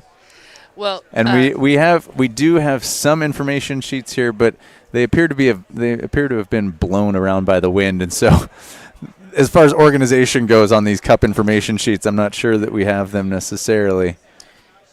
well, we'll check it out. But anyway, this is the collegiate 4s. This is a 4 with coxswain, bow loaded, and it's a full lineup with 8 lanes across. They're sitting at the start. We have in lane 1, University of Texas at Austin, defending their title. Lane 2, University of Washington, again next to each other. And lane 3, Cal Berkeley, all 3 next to each other. USC in lane 4, Notre Dame lane 5, UCLA women in lane 6, Washington State, the Cougars in lane 7, and in lane 8, USD. There we go. There you got it. There you go. I expect this to be There a they fast go. final. There they go. Yeah, the Texas gals were at 7:15 in their heat yesterday, and University of Washington at 7:13. And then to give you an idea of the spreads that we saw between these boats through the heats, fastest time, as you mentioned, University of Washington with a 7:13. Slowest time reported from the heats would be University of San Diego with a 7:57. So, expect that we may end up with some kind of spread along those lines, maybe about a 45-second spread between the first and the last place boats in this race. Hey, but as you said as well, hey, all boats may not show their cards in the heats. Yeah. It depends on how yesterday went, because there were plenty of races where teams knew that they had positions locked up, and there was no need for them to make a move. Yeah, right out of the gate. I mean, lane 4, the Trojans. The Trojans have taken an early lead in lane 4, at least from what we can tell. Right now, it looks to be between the first 4 lanes, Texas, Washington, Berkeley, and USC. But there's a lot of race left.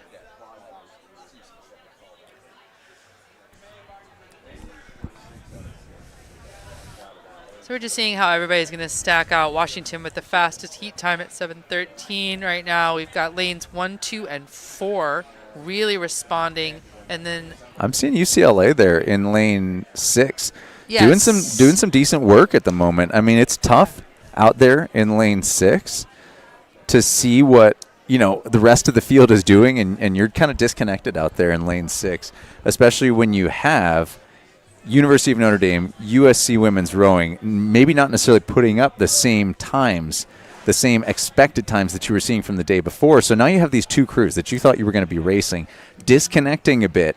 You're looking at this going, oh, wow, okay, we're outperforming what our expectation was. Right. What do we do? Do we attach ourselves? Do we really reach? Do we kind of dig our physiology a little bit right now to try and get in some kind of contact from an outside lane where you maybe become a dark horse, like a little bit of an underdog out there where, lanes 1 through 3 aren't watching. They're not necessarily paying attention. Right. However, I mean, as I'm talking here, University of Texas Austin, University of Washington, Clearly setting themselves apart, right? And now we see, I'm going to say that is USC that I'm looking at there. Yes, this dropping is USC back down here. So USC dropping back. They were in the mix, though, there for a good portion of this, and now wondering where Beekley is. And there's we are we are at the whim of the cameras, so it depends. We don't have any greater perspective than any of the viewers do. If you are out there on the grass right now watching on one of the jumbotrons, but that's lane 1 and 2. That's Texas and that's Washington. I do not think that Cal is in front of them. No. Almost certainly they're not. So that means that either Cal Beekley has dropped far back and perhaps something is going wrong in the Cal boat, because what we were seeing was USC. And we would expect Cal in this mix. Either in this mix, although based off the heat times yesterday, it's not unexpected that they would be off the back. Yeah. Right? 7:23 versus 7:13. There's a 10-second differential there. But right. Cal not seeing contact with USC tells me something maybe going on in that boat. In the Cal boat. Yeah, maybe somebody's not feeling well. Maybe there's breakage in the boat, and they're, it's not working. They were dropped back at the very beginning, which was a little surprising. Yeah. So, but it looks like University of Washington is, I think, responding. They are, absolutely. I think they're trying to make a push because, listen, as you hit these white tents, you're in the home stretch. The energy is up. Absolutely. And you use that moment to really dig because, hey, you see tents, you see people. That means the finish line is near. They're well inside of 500. I believe they're well inside of 250 at this point. And so you've got Washington making an early move. That's 250. That black flag says 250 left to go. Yeah. Washington has made a move. Texas is going to try and respond right now, but you have got Washington putting the screws to Texas. Okay, it's if good. If you want a great race, you got to watch this one because this is going to come down to the line. Yep. This is Washington with their first opportunity from what I've seen to take out Texas this weekend. I think they're going to take it. Anything can happen at this point. There's still enough room to make a move. I'm seeing Texas move down to the water. Yes. They are just as concerned watching this race. Let's see if Washington can pull this thing out. We have our eyes right on the finish line. Washington pulling away. Nice work. They've added some distance, but Texas not willing to let it go. Nice job, ladies. And there it is, called for Washington. Yes. Texas right behind them. That is going to be tenths of seconds off the back of Washington, but congratulations to Washington on that. And lane 4 is coming in third. That would be USC coming in third. I believe lane 6 is next. If we go to 6, that's UCLA. Then it appears like it's University of Notre Dame with Cal, perhaps? Yeah, so 6. Oh, right up against each other. 3 beat 5, I think. 1, 2, 3. Then That should be 7. Cal Beekley, but based off of the blades that I saw there, that didn't make sense to me. Washington State in 7. University of San Diego on the outside there. And here comes coming in that lane 8. Now, I don't know. We're gonna check. I don't know about this Cal situation because those blades to me did not look like Cal blades. And Cal's not coming to a race like this and borrowing blades. They're close enough that they have their own blades. They're bringing boats and blades. So let's see what it says because I feel like 6th. I mean, it's saying that California was in 6. to me, that didn't look like a Cal boat.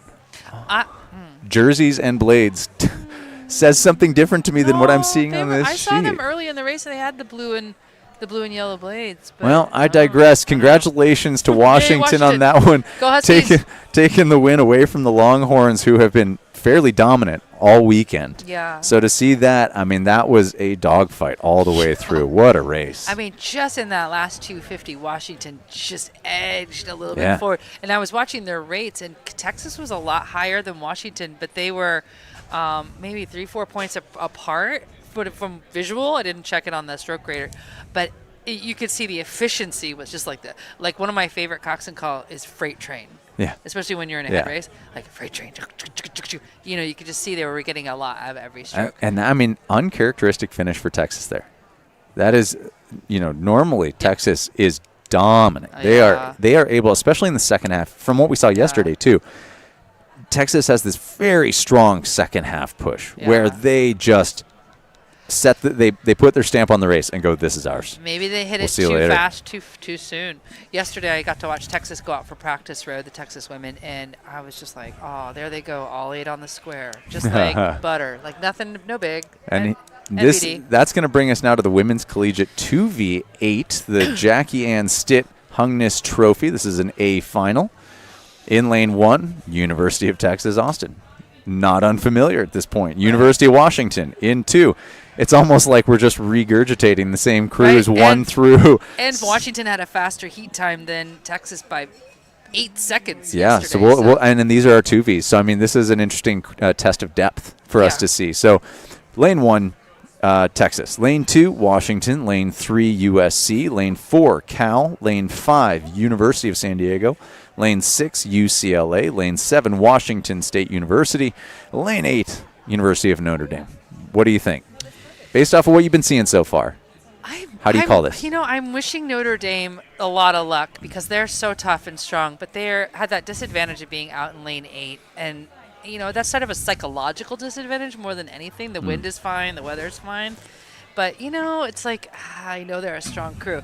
But we're seeing already the same split, 1-2-4, which we saw before. But this time it's Beekley in the mix, which we weren't seeing in the last race.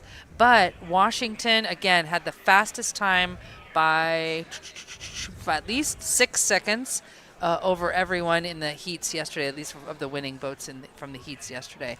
But this is a pretty fast final because they're not everybody's basically sub 7. Yeah, we're really only seeing about a 30-second differential between the first and the last place. So this definitely brings us into tighter alignment expectations wise.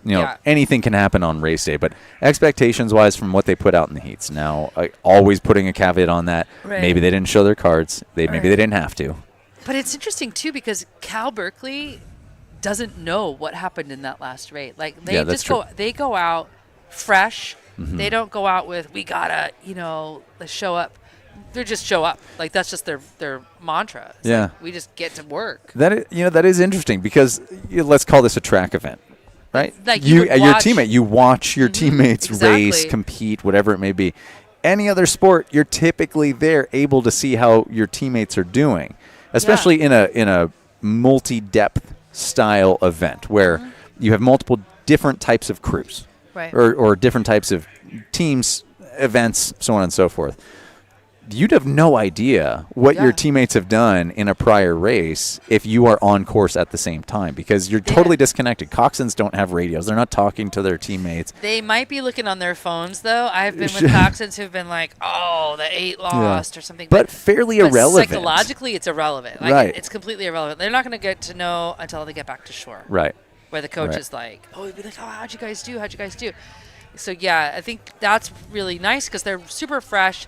And coxswains do such a good job of keeping everybody on task and, put your head down, put the grid on, and just, get to work. I can't imagine a college coxswain sitting at the start line with a phone out. Right. I feel like that's... Oh, they lost. Yeah, I feel like that's... so tacky. Yeah. I mean, a master's coxswain, sure. Maybe a junior's coxswain. I don't know about a collegiate coxswain, especially in something like a collegiate 2V. That coxswain wants to earn their way to the 1V. They're not pulling out their phones at the start line, I don't think. And the only reason they might is, I'm just thinking about Ted Lasso when they were playing and they're getting notifications. If it's about a point, a team points category, thing. sure. Yeah. But again, it still isn't doesn't going to have matter. an impact, right? Doesn't You're matter. going to go out and try and race the best race you can. They're here to win. They're Yeah. here to win. All So right, Texas right now here they setting come. themselves well ahead. They are coming to the 10th at this point. They should be about to hit that final 250 meters. Texas sitting in that one position. Washington, though, looking like they may have clawed back a seat. I don't know that that's Maybe going to be enough. Maybe they'll do what the last Washington boat did, was they climbed up in the last 250. Yeah, I would say they've seat maybe by pulled back seat. 2 seats based off of what the cameras are showing me. So I'm calling right now, Texas in the lead. Washington 2 to 3 seats pulled back. They're about to the middle of the Texas boat, this but looks it's really- going to be a little too late. Too little too late, I yeah, think. you're I don't know right. they have enough runway here, think but it's Cal about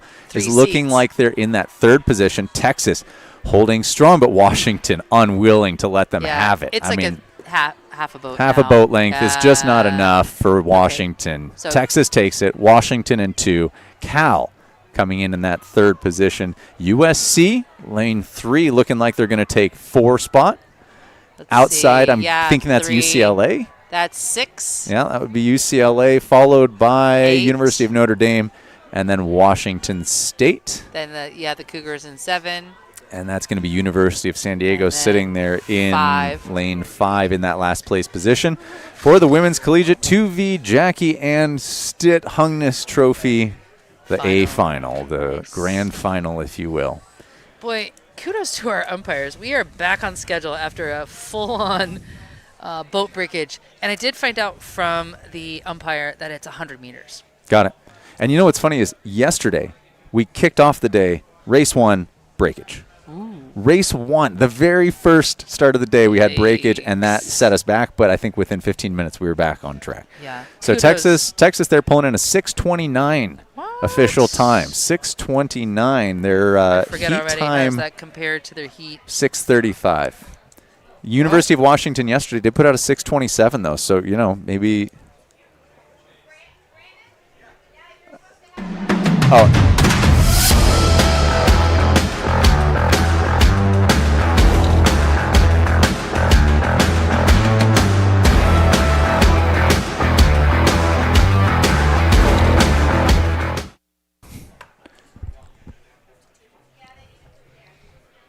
And we are back. We see our next race now lining up. We've moved back to the men's 8s. I think this this is says Marine Marine Corps. Corps, yeah. there's a hole punch right in the middle of our unfortunate sheet. hole punch. The Marine Corps Men's Collegiate 2V. So we're now on to the men's 2V. This is the 8 men's 2V. Let me start that over. Marine Corps Men's Collegiate 2V Cup 8 final. Mouthfuls on these titles here. I know, right? And in lane 1 we have UCSD. Lane 2, University of San Diego, USD. Lane 3, Gonzaga. Lane 4, UCLA. Lane 5, University of California, Davis. Lane 6, University of California, Santa Barbara. Lane 7, University of California, Irvine. UC, and UC in 1 and 4. My goodness, only University of San Diego and Gonzaga are the only non-UC boats in this 2V A final. Amazing. And this, again, being an A final, this is for medals. So there is going to be a win here. I was supposed to look for this kid. I missed her. And All right. so here we they're go. off. Good shot Here of they go. University of San Diego taking off, my alma mater. So I am biased in this race. So Tara, feel free to offset my bias as I commentate our way through this. But we're looking like we've got a good solid 4-pack out of the front there. And Yes, we as well do. from, what is that, lane 7, UCSB perhaps? Yep. Looking like they're trying to maintain contact as well. In the yellow singlets there. Yeah, I That's mean- UCSB.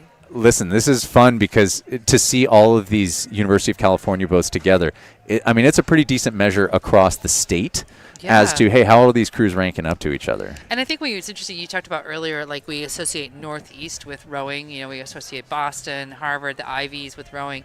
It's definitely showing up here.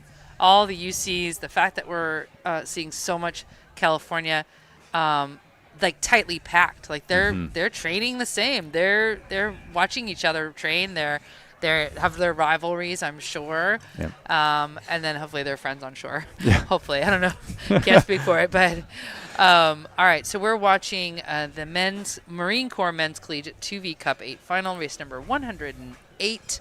We've got UCSD right now out to a pretty strong lead with some open water between themselves and University of San Diego.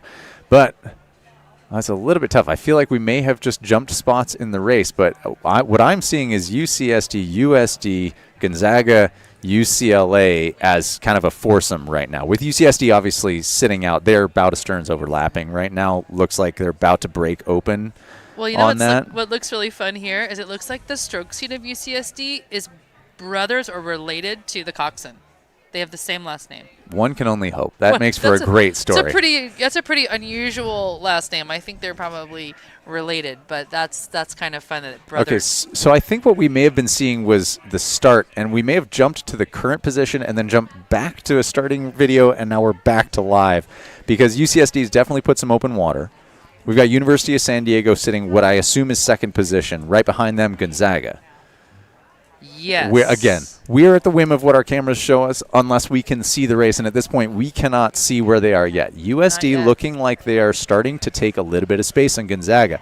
They're opening up about a seat every 6 or 7 strokes. Gonzaga countering, though. Now Gonzaga's starting to walk back. Or my camera angle's changing, and I can't quite tell what's happening. And I think maybe that's where I'm... I think at this point we could just be like, you guys look great. You guys look strong. So we're swinging well. That orange flag, I believe, is going to be the 1K indicator. Okay, here we go. Here's a better shot. Yeah. Okay, it looks like I think it's 1 through 4 right now in that order. It's 1, 2, 3, 4. Yeah. So Blue Blades is lane 2, and that is USD, not to be confused with UCSD, which is lane 1. Lane 1.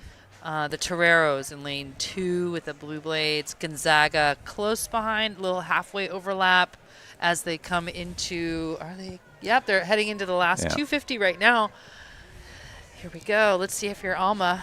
All right, let's see how it goes. I mean, it's pretty fun to be able to have the crosstown rivals take 1 and 2 in a race like this. Right. Have them going against each other. And Gonzaga, historically, as far as UCSD, USD goes, definitely one of their bigger competitors. They've always got their eyes on each other. Gonzaga looks like they're trying to claw back some space on University of San Diego here. Yes. Look at all the people on the shore. Again, this is a great opportunity to see some great racing happen because none of these crews are willing to let up. UCSD has got, looks like that lead position opened up, secured. I don't know that anybody's going to do anything to UCSD at this point. University of San Diego might need to worry about Gonzaga, but it looks like they may have enough space at this point. I don't want to speak too early, though, because there are still a few strokes left in the race. But there's the call for UCSD. UCSD. Oh, lane 2. There's the horn for USD. Lane 3. There's Gonzaga. Here comes lane 4. That would be UCLA. The Bruins, lane 5 in the white shell dark. There's UC There's UC Davis. That's UC Davis. I can see the side of their boat. Yeah, Davis always does a great job of labeling themselves. Their boats all say Davis on the side. It does make it easy to see. It really does. Here comes Santa Barbara. Yeah. Santa Barbara always has those bright yellow tanks. Yeah, they have that really distinctive chest stripe, too, that says UCSB. Yeah. And then we I'm going to say lane that's 7. Irvine in 7. Mm-hmm. And that will round out that Marine Corps Men's Collegiate 2V Cup 8 final, giving that one to University of California, San Diego. You're Alma, yeah? University of San Diego. You're I'm at US, USD. yeah. I'm the Torero, not the Triton. Lots of respect for the Tritons, though. Okay, Now 6:13 yeah, for 6:13 for UCSD, 6:18 for San Diego. Yeah, Gonzaga just 1 second off of San Diego. Yeah, nice showing at from a our 6:19. Washington State representatives. So UC San Diego, just 3 seconds slower than their heat time. Nice job. You know, despite yesterday's rough water conditions, I think I was calling it as a cross tail. And so I think that is why we're seeing some faster heat times from our finals times. Yeah. Yesterday did feel, based off what the flags were doing, looked like a cross tail. And so I think they were getting a boost despite having some rougher conditions. Especially midday around 11 o'clock, it was looking like some of those that water was lapping up against the side of the boat. So you were seeing that not looking super fun for the athletes. But it does give you that boost down the course when you've got it kind of blowing from behind. Absolutely, absolutely. And you got to wonder what kind of conditions are these crews training in? Are they training on lakes, on freshwater, on rivers with currents? Are they, and it even says in our notes here where they're practicing, and everyone here in this race coming up on the D23 Club Collegiate Varsity 8 Grace Rhett Memorial Cup. Final? I think that's the word final. Yeah, there's that whole punch. There's the whole punch. These all are lake trainers. That's an interesting call. Lake Quinsigamond in Worcester, Mass. Can you say all that? Yeah. Quinsigamond. Did better than I would have on that one. Yeah. Lake Casitas. So Lane 1, Clark University from Worcester, Mass. Lane 2, UC Santa Barbara, practicing on Lake Casitas. Lake Cachuma? Is that two places? Casitas and Cachuma, I think they're close to each other, yeah. I think Cachuma is that reservoir above Santa Barbara. Oh, yeah. In Lane 3, Cal State Long Beach, practicing at Marine Stadium, which we already said is going to be the home of the Olympics in 2028. UC Santa Barbara in Lane 4, practicing also same place, Lake Casitas. Lane 5, the Clark University folks from Worcester, Mass, and UC Irvine in Lane 6 in Newport Bay. So, Terry, here's a question. What's up? Based off of your comment about, conditions, right?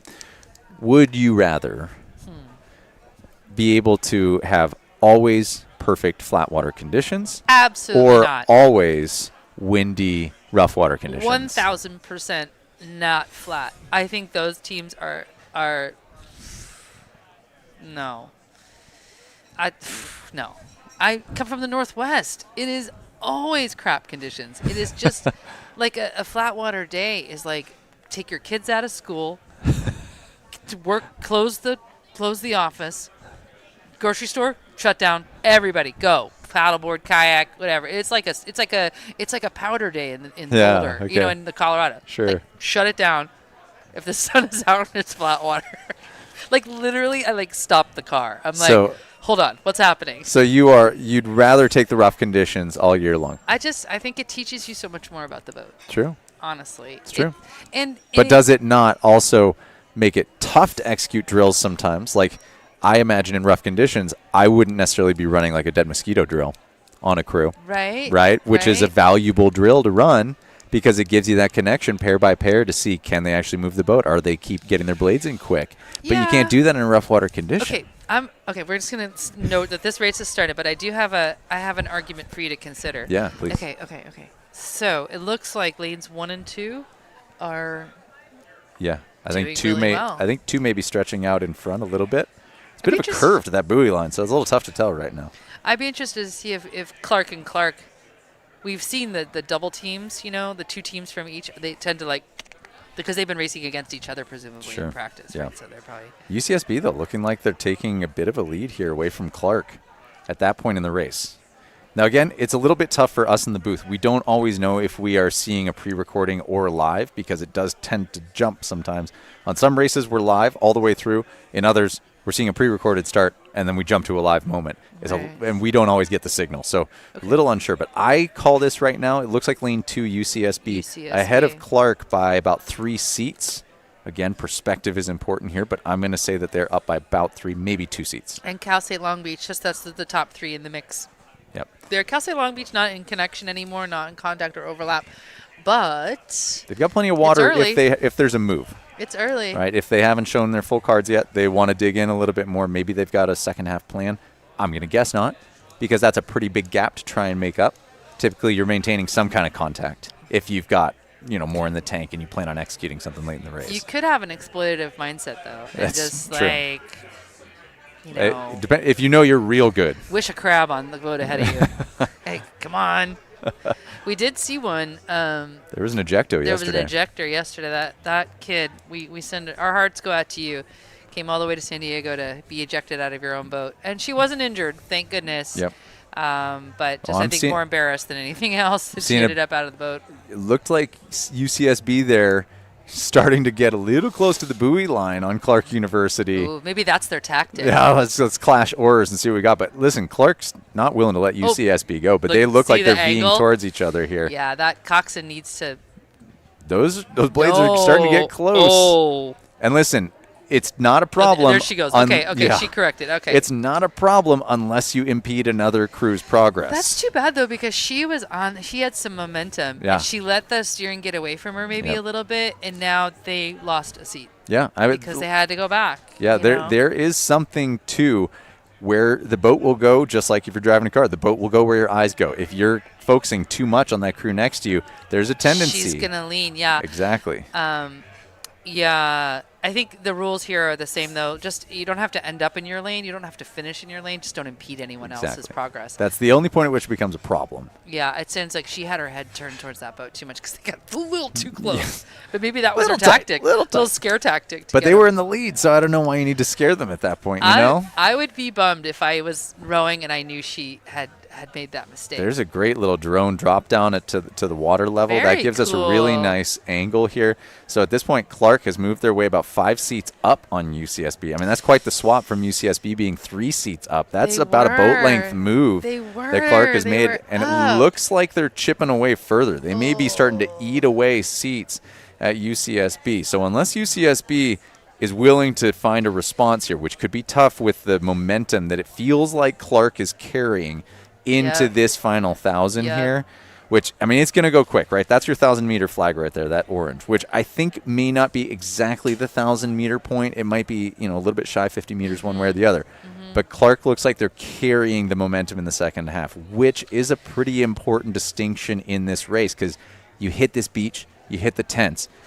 You want that momentum on your side. You don't want to have to claw it back. And the thing is, like, we were just talking about this coxswain maybe making a mistake. Like, if we were seeing the UCSB boat not look so uniform, I might think, well, maybe the port's powered up or the starboard's powered up or somebody, got a little sticky on their finish and the boat started to veer and that was their fault. But they look really consistent. They look like they're together. That stroke looks really strong. All right. So, to me, it looks like UCSB might have gained a seat back. Yeah, it looks like they're Clark making a move. looks like they're hurting a little bit. That's 250 meters to go, though, that black flag. Come on, I think UCSB is putting on a late move. Clark may have gone too soon, too early, too much. I see that bow seat of Santa Barbara looking over. They have clawed back. They've got 2 seats to go. Clark looked like they're responding, though. But there goes UCSB, taking about another quarter seat. Let's see what UCSB does coming to the finish line because this is going to be a close finish. Oh, yeah. Clark looks like they're holding them off, with everything that they've got. We're going to see how it comes down to the final. So here comes. We don't have preferences, but hey, no, come on. Here comes Clark. Clark's got the slight lead to my eyes, but UCSB clawing it back. This is going to be bow ball finish. Oh, they just pulled it out. There goes Clark. They took just what they needed in the final 3 strokes. I think UCSB was storming back. Clark found maybe 2 to 3 strokes. That was such a good comeback. That gave them what they needed to take that finish. UCSB understandably broken right now. I mean, you can see them laying down in the boat. There was everything that they had. They gave to that finish. Well, I mean, listen, congratulations to Clark, but well done to UCSB for staging that sprint because a lot of integrity there. Tons. That's not an easy move to make. You were down almost an entire boat length, and you walked back to get yourself to within, I don't know, 3 bow balls. Right. And it was down to 2 or 3 strokes, whether it was 2 or 3 strokes missed by UCSB or 2 or 3 strokes. It looks like we've got some kind of breakage going on the course there. Somebody is rowing down the course without their oar in the water. They are down to 7 rowers in one of these shells. Where? Here on the screen. It looks like we may have caught a crab and the crew being unwilling to stop. And so that athlete having to find the rest of her crew. Oh, no. And they may be further down the course. It appears as if something happened to that crew. We may be on a crew that is down further on the course, and we may not be seeing yet. There's another crew coming across right now, yellow blades. No, do you have eyes on the bow ball? Yeah, let's look. What crew do we have there? Crew number 6. Okay, so that's 6. Do we count 6 boats at the finish line is my question. 1, 2, 3, 4, 5. No, Yeah, so all the follow boats are here. I don't know, though. There was There's a flag. Yeah, there's a boat, I think, down further on the course. I'm going to say it was a red blade. It was a red blade. I think that may have been our second Clark crew. Yeah. May have gotten stuck somewhere on the course with what looks like it may have started as a crab. Oh. Based off of what I saw, it looked like maybe the crew was not willing to stop to allow the athlete to get their blade back. And then at that point... What? All right, well, while we sort this out, we're going to show you a quick ad, and then we will be back shortly.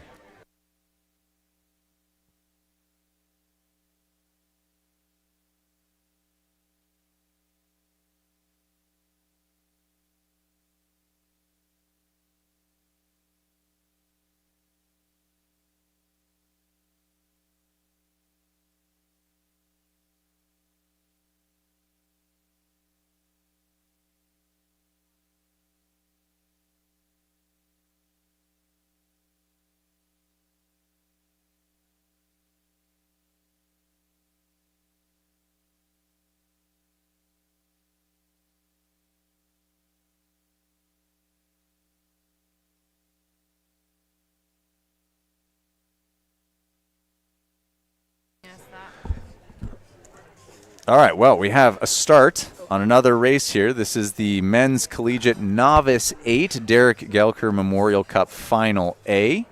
Hold on. I just want to make sure I didn't turn the page already. Yep.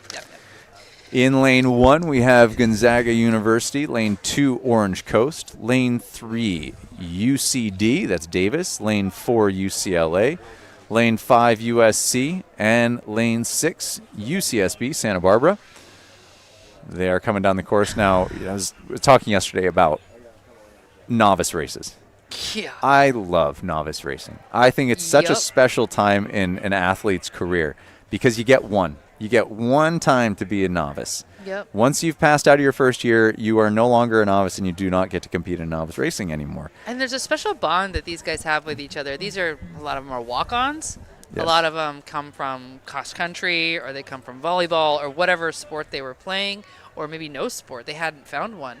And they walk on because they're tall and they think, oh, this looks like fun, or I like water. I mean, I love the walk-on story. That's one of my favorites. And then to see them come here all the way to San Diego, all the resources put in, the investment put in by their coaches, and them as athletes, and they're novice coxswains potentially as well. So they're really testing their skills and testing their investment. A lot of learning. Is happening. Yeah. And what makes the watching of novice racing fun is that there's so much variability in what can happen. Mm-hmm. Right? You could see a crab, and then you could see that same crew that caught the crab win the race. Yep. Because they don't know their own potential yet. Now, I will say, probably the one caveat to that is Orange Coast College. Mm-hmm. Being a feeder school, it's a 2-year school compared to all these other universities. Right. Orange Coast College is a feeder school. A lot of athletes, especially juniors rowers, will go there as they are knocking out gen eds, deciding what school they want to go to. And so Orange Coast historically puts out great crews, but they are only there for 2 years. So often you get already qualified rowers coming from juniors programs who spend 2 years there, still rowing, probably with the hopes of moving to a bigger program. And they use OCC as their jump point. And so that's interesting. As far as a novice program, Orange Coast College historically puts out great boats. And that's what we're seeing right now. Absolutely. Yeah. The others, not quite the same as far as necessarily like recruiting to a novice crew. Because often if you're recruited, odds are that coach wants to feed you into their higher level program. Right. You may not show up in the novice category. You may not get a novice year. And often you get more true novices feeding into novice races. Here they come. So here comes Orange Coast College holding this lead position, looking very strong. Gonzaga in lane 1, slightly off the back. So this is OCC doing this from lane 2. Yep. OCC, lane 2, clearly in the lead at this point. Followed by lane 1, then lane 4. That's UCLA. And I'm going to say UCD. Is that Davis there in lane 3? Lane 3, yeah. And then following that, we've got Santa Barbara in lane 6 and Southern California, USC in lane 5. Yep. I'm going to say I'm going to give this one to Santa Barbara from what I can see right now. Yep. But congratulations to OCC taking that Nice. Novice 8. Pete the Pirate. So one thing I was going to ask you, we've been having discussions at our podcast about using the phrase good water. Like, it's a good water day, right? Like, why are we shaming water? Like, is there such a thing as bad water? Yeah. Yes. Right? There's just different challenges, right? So my challenge to Masters teams is to not call it good water or bad water. It's just water. No, I disagree. I think there is bad water. I think Whitecaps is bad water. I think we can definitively say there's such a thing as bad water. There is. All right, we're going to take a break from our chatter here discussing good versus bad water, and we're going to let you see an ad while we sort out the argument on the back end here, and we'll be back shortly.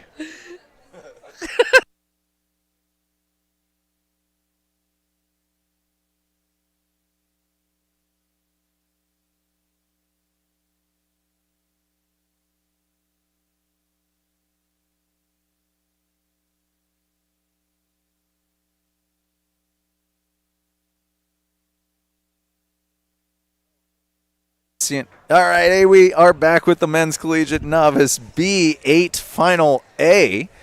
So these are our cuties. novice B boats, but this is an A final. So this is a medals final. We have 3 boats in this race.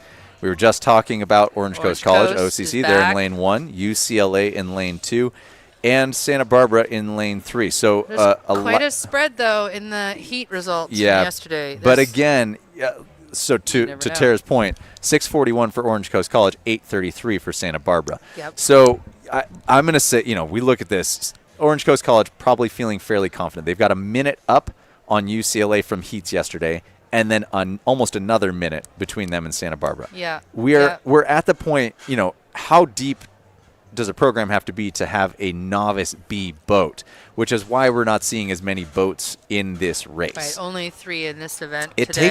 takes having a deep roster of athletes to be able to field a second novice 8, let alone a varsity, a second varsity, Right. maybe a third varsity. We're at the point now, if you're running 2 novice 8s, you probably have at least 4 full 8s in your program. That's a deep field of athletes. Right. And you're saying what you were saying about Orange Coast, that it's known for this. It has this reputation of taking maybe a really successful high school rower who just might not be ready for a 4-year university or some other mitigating circumstances, and they get to go to this opportunity and then take advantage of this coaching, and they look really nice. Yeah. The Orange Coast looks really nice. As the reason I know this is as a University of San Diego rower, Orange Coast College was always putting out very fast varsity 8s, Yeah. at least when I was racing them. And They so look really to good. us, an OCC jersey was a cherished jersey. They and look great. They raced well. They have great water. They're up in the Newport area, I believe, as far as their boathouse goes. And I mean, they just historically put out fast teams. I might share this concept. I have a 17-year-old who all of his friends are starting to look at schools. He has Sure. a lot of rower friends. Sure. Because of Vashon Island rowing, really big, Pacific Northwest rowing. And I might share this college with some of those kids because I think this is really attractive, this idea of a 2-year, Totally. just get your feet wet, but you get to stay competitive. Exactly. in the You're rowing. in a program that wants to develop you. Yeah. You've only got 2 though, so you Yeah. go compete. Do I like collegiate competing? That's Right. that's an important decision for any juniors rower. A lot of guys get to university programs and they decide that they just don't have the same fire that they did as a junior. Yep. I think, listen, as a coach, I think one of the biggest detriments that we have right now is we've moved into a point where we tend to make athletes monostructural too early, too soon. We don't let kids just be multi-sport athletes. Oh, yeah. Where you Oh, just yeah. you do anything. You change a sport every season. While when you specialize, sure, maybe it makes it easier to find a college when a recruiter is coming around and looking and you've got a kid who's rowed for 4 years. But How much pain and suffering has that kid gone through, and just burnout of focus? Injury, burnout. I mean, and also, as a collegiate recruiting coach, I might like to see a more well-rounded kid. Well, not to mention physiologically, it makes That's you more what- yeah, adaptable. that too. It makes you less prone to injury because you don't have these built-in habits of one movement pattern over and over and over. Right. You develop and you learn coordination, agility, you Resilience. build resilience, you build different muscles, you build different energy systems. It's critical. It's Yep. important that our juniors athletes become multi-sport athletes, in my opinion. I This think is, so. This is just my professional opinion. As a parent, I can understand that why a parent would want to like save themselves and maintain their sanity by Oh, one 100. sport, one fee, one uniform, one piece of equipment, one thing, Yes. one identity. But these kids, honestly, they need to spend their teens and their 20s even playing. Totally. Just play. Yeah. Just be active, play, Yes. all that. Absolutely. And it makes them more robust athletes. So I digress. The whole point being a college like OCC, not a bad idea because the kid can get there and go, do I still enjoy this thing enough that I want to try and leap to my next school? Right. Or do I want to continue with upper education? Right. And now use OCC as a jumping point to go to where they want to As a go launching next. off point, Or yeah. if they say, hey, you know what, just not my bag. You go, cool. Hey, we Done didn't it. we Check, didn't check. waste a 4-year university Right, having to right. figure that out. So anyways, back to Orange Coast College. They have a clear lead now. I mean, no UCLA in sight, no Santa Barbara in sight from what we're seeing on the video. They're looking very cool and calm. I do not have my stroke watch up right now, but I can give us a quick check. That appears I'm to be gonna guess- 250 meters I'm left. going to guess 35. Let's see. Yep, I think you're right. 35, 36. Yep, all based off of my finger timing there, but I think you're right. 35 is a great call on that, Tara. That's one of my favorite games to play as a stroke. You have 5 to build to a 32.4. Like, bring it. So here we go. Orange Coast College coming cool, calm, collected down the line. No need to sprint, but it looks like they are anyways. I mean, this is one of those, hey, this is a training run for them. Yeah. Right? So while they could shut it down, maybe they're staying on top of it. They want to put out a time. What can they do? Right? They do have another novice group that they're up against within their own program. Here comes UCLA. Are we missing a boat? UCSB is back there. They do look like they're about a minute behind UCLA, which, again, based off of our heat times, that tracks. So here comes UCLA crossing the line now. Santa Barbara sitting at the back. We've got that trail boat with them, so they are making their way down the course. Yeah, we're just waiting for this final boat. This is the men's collegiate novice B8 final. Again, seeing some deep benches here from these colleges, Orange Coast, UCLA, UC Santa Barbara. UC Santa Barbara seems to have brought a lot of people to this event. About how far are we from Santa Barbara? Well, it depends on LA traffic. Right, okay. That's always the discussion. But let's say no traffic. I think you can get to Santa Barbara in maybe 4.5 hours from here, maybe 5. Really? Yeah, I feel you like can we get should there pretty be closer quickly. than that. Now, getting through LA is difficult. It takes about, without traffic, I think you can get to downtown LA in maybe 2.5. Sure. So maybe 3.5 if we say that everything over the mountain there and then along the coast stays clean. I'm going to call it 4 hours on a good day to get to Santa Barbara. And there they are. And I would say that was about an hour, a minute behind UCLA. That was perfect. They're very consistent. I Yep. mean, they should be proud of that effort. All right, and All right. we're going to take you to a quick ad, and then we'll be back for our next race.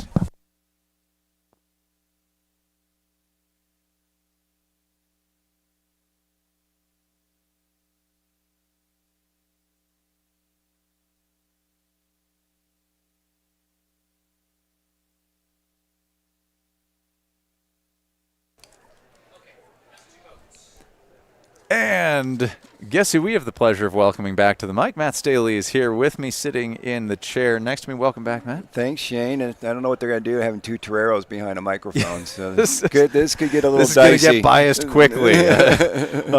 We are looking right now at the men's collegiate 3v8 final. So this is a final race. It is a two-boat race. In lane 1, Gonzaga. Lane 2, University of California, San Diego. So this is our 3v8. This is a final. Two boats lining up. This is basically just a duel, right? Yeah, this is like dual. This is like What we're used to racing is, oh, wait a minute, somebody forgot to go. We had a false start there. It looks like a false start. So they're going to drag blades. Question is, did they go far enough that they're going to have to spin, or are they going to be able to back it down back into that stake boat? That's always the question for a coxswain in that place. Well, that's Backing an it interesting down false takes a start. while. The other people just stayed put. Yes. Something happened there where somebody did not get the signal, or somebody heard a signal that they didn't actually hear. I think Gonzaga they were like the racehorses ready to get out of the gates. Yeah, and I think that was UCSD that had that false start. Oh yeah, it was lane two. Two. It was Gonzaga. It was UCSD, not Gonzaga. Gonzaga stayed put. Yeah. All right. It looks like they are backing it down. So there goes UCSD. One of the slower ways of getting into a stake boat. And now it appears. We're jumping here. Yeah. We got some pre-recorded stuff. We got some live stuff. I think we jump to resetting here. So we're going to assume that UCSD has been awarded assessed a false start. That means if they jump again, that they're disqualified. Did they disqualify them with a single false start? No, or is it two? The second one. So they've got to hold tight now. Yeah. I mean, in so far, I don't know what you saw this morning or on Friday. I don't think we've seen a whole lot of false start issues. No, I mean, this morning we had one in the youth quads. We had one crew have some breakage in the first 100 meters, and they brought that one back. We had mixed up. They put some of the sequential races in front of them, so we wouldn't get too far behind on schedule. Brought them all back, so all 8 crews got to row. That was a good thing. You have breakage. Sure. You hope they all get a chance to row. Yeah, absolutely. So this is the first false starts I've seen. Yeah. Well, now we have a boat race. Yeah. They're out. And I think at this point we are probably going to be on pre-recording, but I can check with back of house here and see if we're going to get caught up live.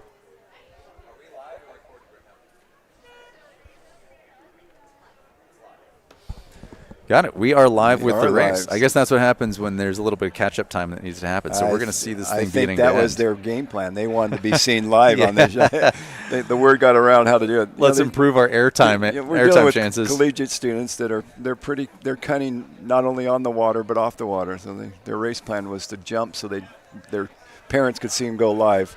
There we go. And Terry and I were just having this conversation, Matt, about the depth of a program, right? And how hard it is to fill a lot of boats. You got to carry a lot of athletes to fill a lot of boats. Yeah. And in this instance, we're looking, and it's why when you see a 3V final, this means these programs have got to have enough depth to carry a third varsity, not to mention their novices. Yes. So, if you're in a 3V situation, you have at least 4 because we know you've got one novice. You've got a novice. Maybe 2. So you may be a 5-boat program, and that's a lot of athletes to carry. You and I, we row here in the same boathouse as one of these crews, the University of California, San Diego. So we see all these young men there, and consistently we see them go out every day and practice with 3 to 4 8s. And that speaks to a good, solid program. And our alma maters doing that too. We're seeing 2 to 3 8s. And more bodies create more depth. Yeah, absolutely. And we want both those crews to have lots of bodies because it makes them both fast. Absolutely. Yeah. When you get that kind of depth, you get good competition inter-squad. Exactly.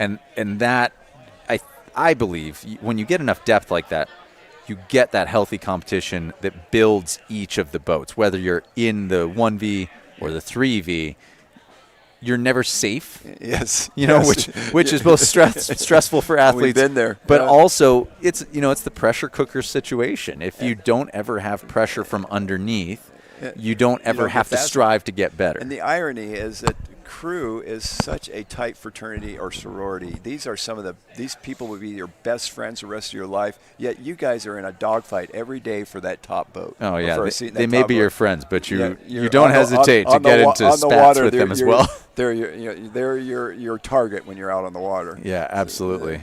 So anyway, we're seeing a good race right now. Yeah, Gonzaga taking a little bit of an early lead, but it looks like UCSD not really willing to let that contact go. I think we're going to see if the first part of this race any indication, we're going to see a good solid race. UCSD maintaining contact with Gonzaga. That's important when you're in a tight, a competitive race. When you start to feel open water between crews, it's deflating. Absolutely, often. it is. Yeah. Yeah, there's a huge mental boon to staying in contact. And sometimes it stings. It hurts. But, I liken it to those moments when you are in, for example, a 2K erg test. On the erg, you're by yourself. It really starts to suck at about 750 meters. Yes. And it is more often than not, it is just the mental choice to not give in to how bad it hurts. Physiologically, you are usually well enough to continue the pace you're at. Yeah. But mentally, it's very hard to stay engaged. Yeah. But if you do stay engaged from 750 usually to about 1100, you hit the sweet spot where you go, I'm now well past halfway. I have 900 to go. I can survive anything for 900 meters. And that's what our coxswains are doing right now, because we are in that no man's land. That tough spot of the race for these oarsmen is that between 500 and 1250, because they get past that, and we're coming up on 12. We might have just passed 1250, and they're still in contact. The UCSD crew, which is our second place crew, can feel like they have a chance to maybe move on Gonzaga through this last 750.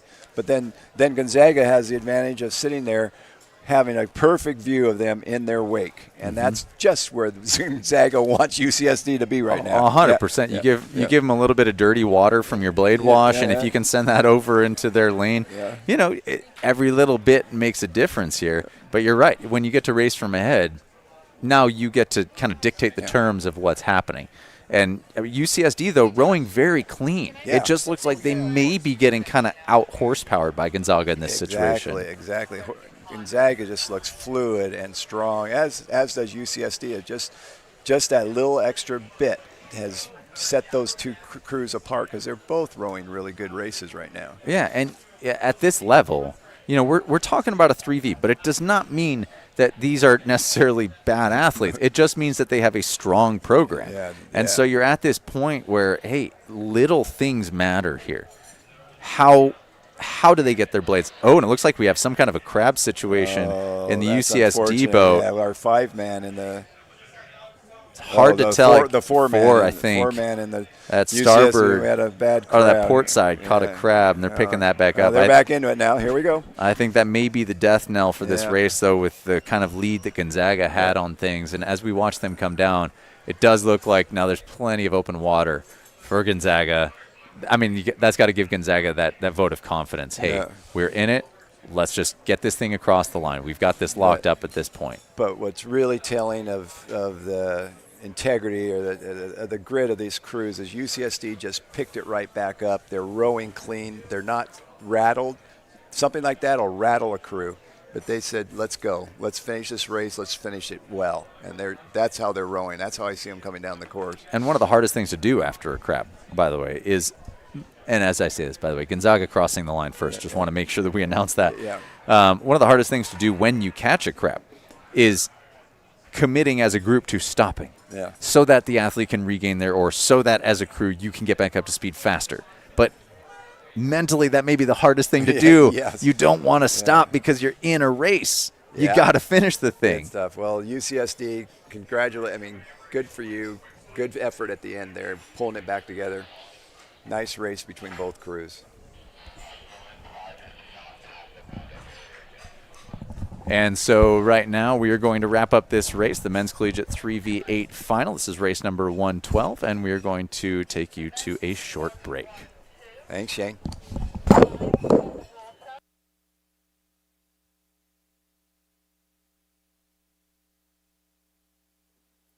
Active and Fit is an affordable fitness program with everything. Thousands of options for gym access, video workouts, well-being coaching, and much more. Swing by the Active and Fit booth to find out if you're eligible through your health plan or employer.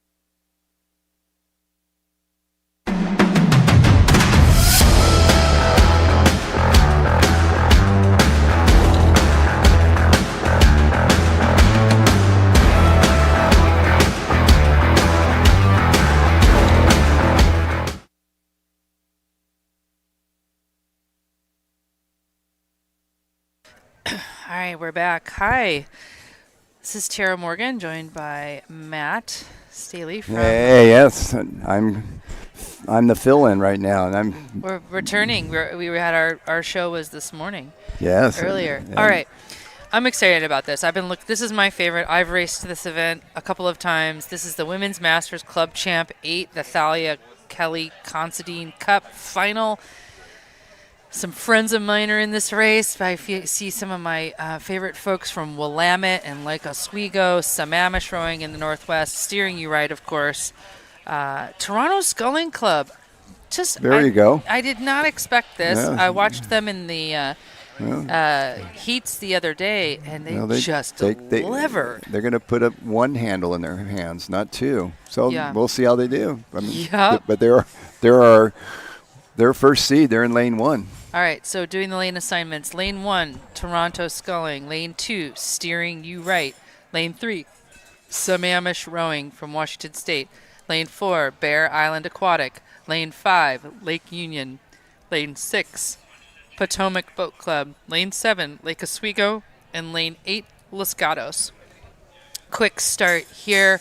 The defending champion in this event is the Toronto Sculling Club. Not familiar with that club. No, but obviously they've made their mark there last year, and this year they're holding that lane 1 position. So that's where it was a straight final. That's probably what it is. They have a heat. They had heats. Okay, well, Yeah, they did have heats. They earned that lane 1. Yep. So there's a lot of years of experience here between these 8, adding up these eight lanes. Yeah, Bear Island out ahead. Maybe we're looking. I mean, the angle is difficult for us, but it looks like they have an early lead from Bear Island. It does look like that. They've been very strong this weekend. Really fun to watch in a lot of different events. We've got 3 boats from the Pacific Northwest in this event. We have one from Washington, D.C. We've got just one actually from California, the Los Gatos group. Yeah. And then Toronto, Canada. And, of course, Steering You Right is a composite team made up of folks including Texas rower Tracy Falkenthal. They're coached by Cass Cunningham.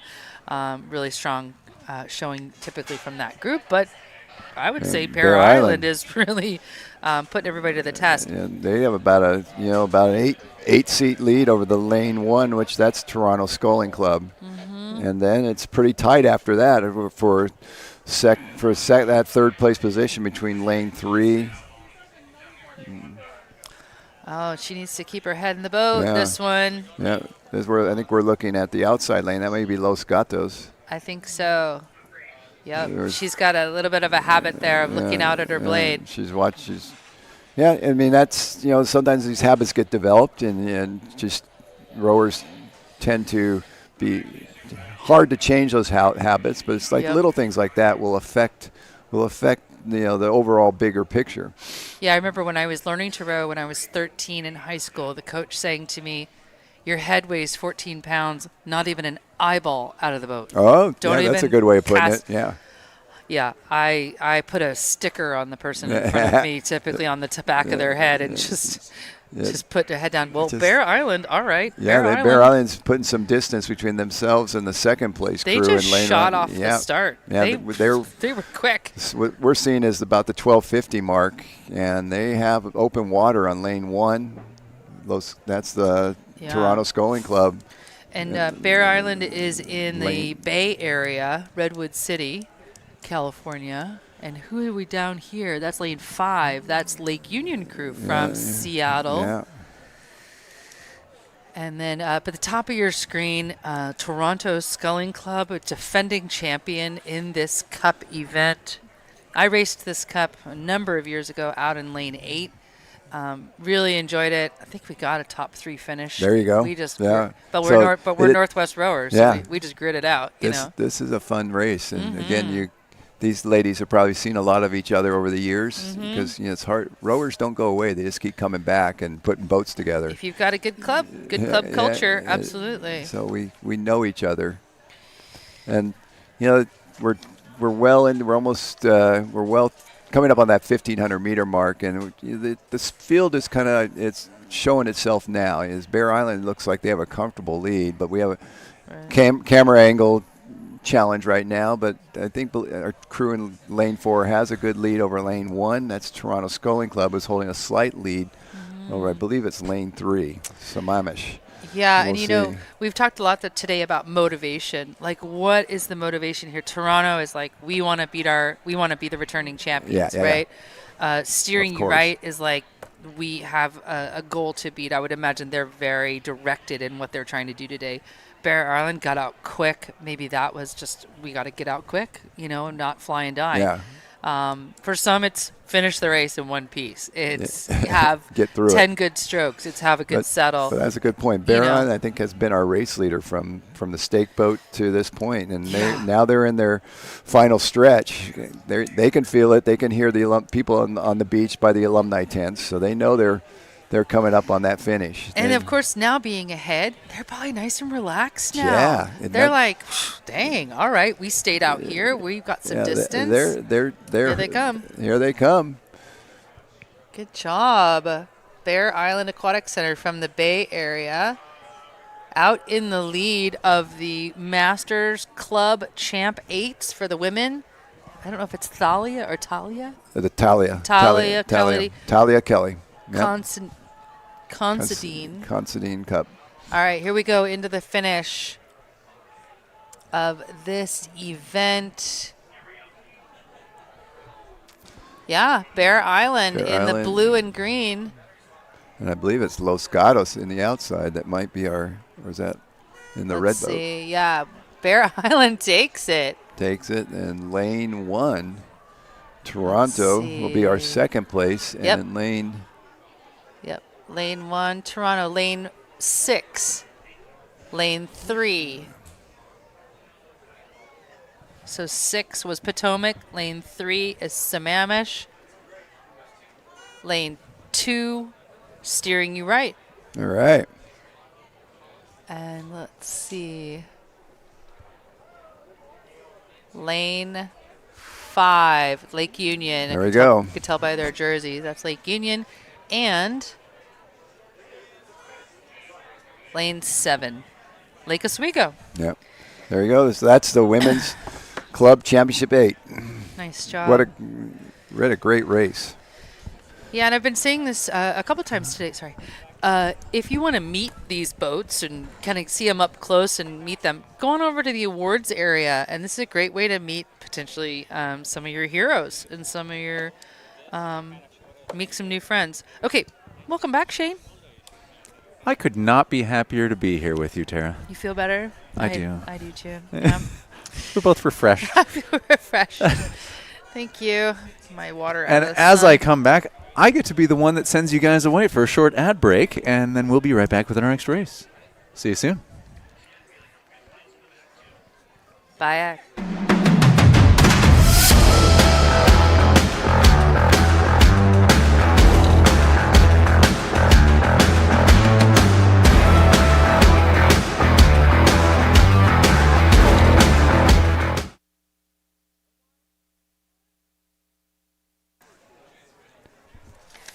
Hey, we are back with our Men's Masters Club Champ 8, the Coronado K's Realty Cup, the final A.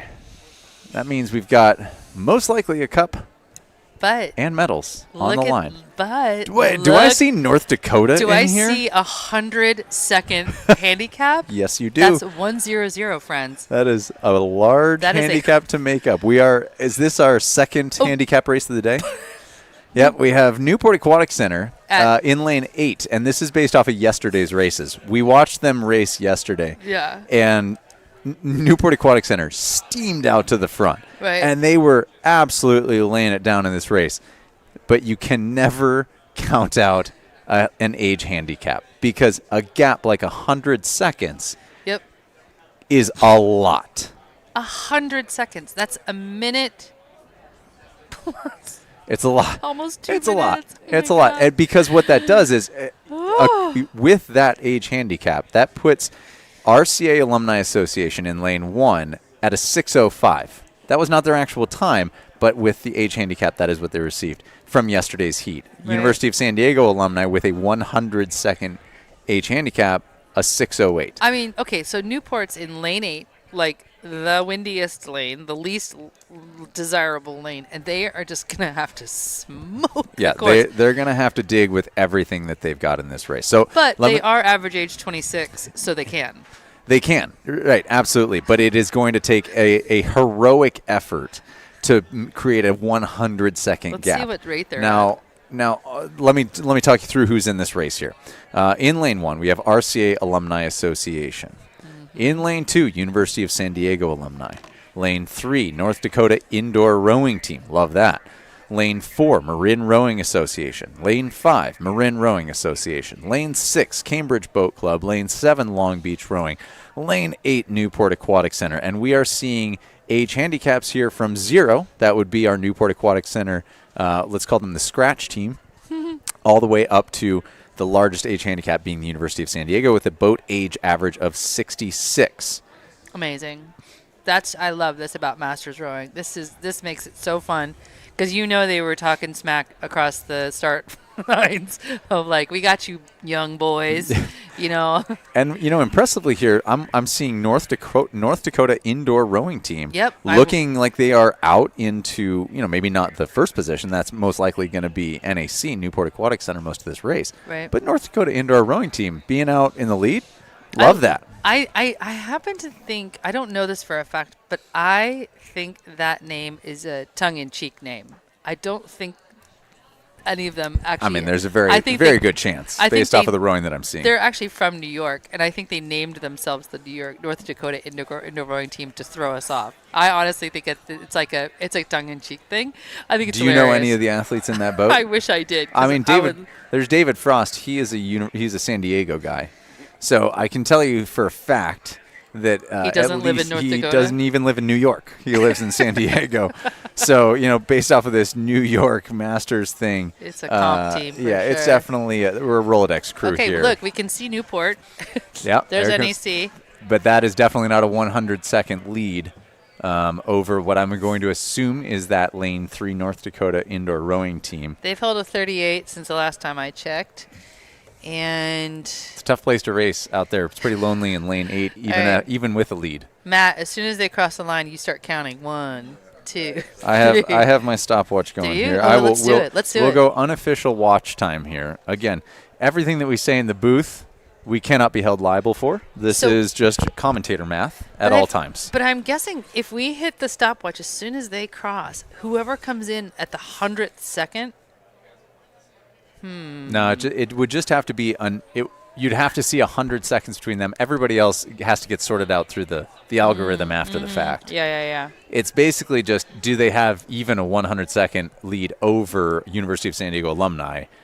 That's kind of your bookend. All right, so Newport Aquatic Center in lane 8, finishing from the hardest, most challenging lane, followed very closely by lane 3, North Dakota Indoor Rowing. I don't even need my stopwatch. Then I know that's not 100 seconds. That's not a lane. And then lane 5, Marin taking 3rd. All right, here comes our second pack. First up's going to be lane 4. Then lane 7. Lane 1. That would be RCA alumni. Oh, a little battle between... That's going to be 6 Cambridge Boat Club. And 2 University of San Diego. Nice. Now, I could be wrong, but I'm going to guess based off of where RCA came in and University of San Diego and Cambridge Boat Club, the teams with the biggest handicaps. Yeah, those are our raw times. So we've got Newport reporting a 621, USD alums putting in a 707. I don't believe anybody was – I don't think – this is what my commentator math tells me. I think USD may have that based off of the handicap. I don't think anybody was faster than them because you had RCA alums and Cambridge Boat Club who both have 50-something second handicaps off of USD. We're going to take a brief wrap up here, and we are going to take an ad break and we'll to close things out for you.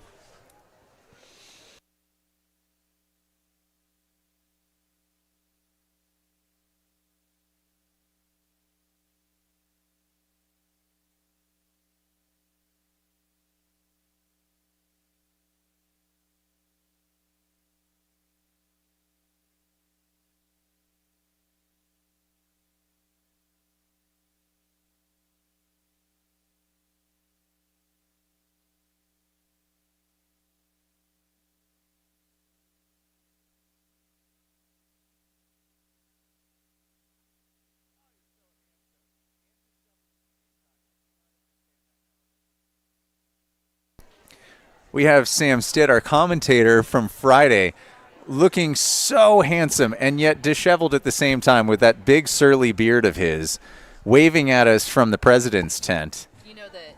We may actually get him here into the comment. Look at that. He is dancing on the grass in his three-piece blue suit. Look at the interior. He's with, got palm trees. I mean, beautiful suit. Even the shirt is untucked. This just goes further into Sam's ability to look like both a caveman and an incredibly devilishly handsome man. Look. We are all honored to have him as a commentator. Yeah, okay. .005 separated USD from RCA. We are looking at the results that Tara's brought up the results from the Men Masters Club Champ 8+. University of San Diego beat out RCA alumni by 5 thousandths.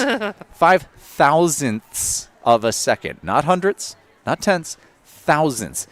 A 606.370 for University of San Diego alums and a 606.375 for RCA alumni. Brilliant. That may be the tightest margin we have seen the entire weekend, and Amazing. dare I say, maybe the tightest margin we will see all weekend. Maybe. I mean that is a photo finish in a dead straight race with no handicap. I would love to see that. I love a photo finish because I love watching that. Oh, absolutely. Okay. We saw a photo finish yesterday, and it Did was you? tenths of seconds difference Ooh. at a photo finish, Right. which tells you if a photo finish can be tenths of seconds difference, Right. then a thousandths second difference. Right. I mean, you are quadruple zooming into that photo Oh, yeah. to find that yeah. bow ball finish. Oh, yeah.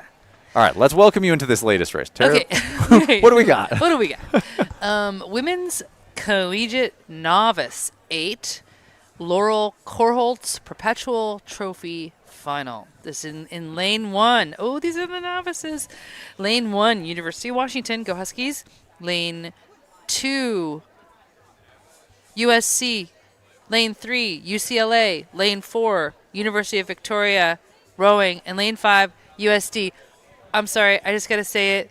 My teammate Martha Ormseth on the Vashon Island Rowing Club, her daughter Leif is the stroke. This is her first year with the Huskies. Go Vashon. So I'm going to have to offset your bias in this one. Ah, yes, because I'm so excited for Leif. Oh, my gosh, I'm so excited for her. Racing from lane 1 with a very comparable time between University of Washington and USC women's rowing. Both teams in the heats yesterday putting out a 6:56. Yeah. We have 2 tenths separating them. We're seeing a 6:56. .428 from Washington and a .692 from USC. Yeah. So I mean, very exciting. tight boat times here. Yeah, for sure. And, you know, these University of Washington kids, the novice year, they're very motivated because it takes them a year before they actually even get offered any gear that says University of Washington on it. There's Gear. like they don't even get They it. give them plain black They just unis wear a and plain, yeah, trowel. they have a plain uniform that has no insignias or anything on it until they reach a certain point in their proving ground. I mean, for programs like that, I get it. I get it because yeah. you know, you don't want to give away that gear for somebody who's going to roll out in 6 months. Yeah, Nike is big sponsor of them. Understandably. Anyway, I'm very excited for Martha's daughter and all the kids. This is their novice year. This is their first big races. Oh, man. They look so good. That's lane 2, USC women's rowing.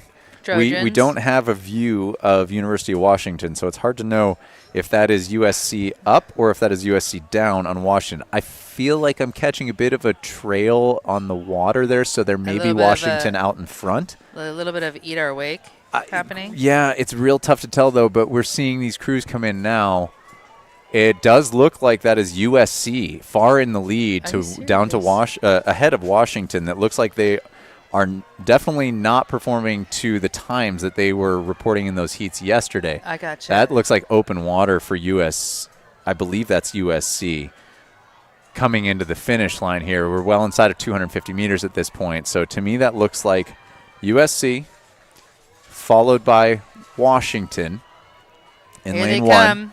And then I think we move out, and then we're at UCLA in 3, University of Victoria Rowing Club in 4, University of San Diego, I believe, in that 5th position. So that's USC crossing the line right now. And this is Washington? That should be Washington crossing the line here. So that's 2. That's 2nd place.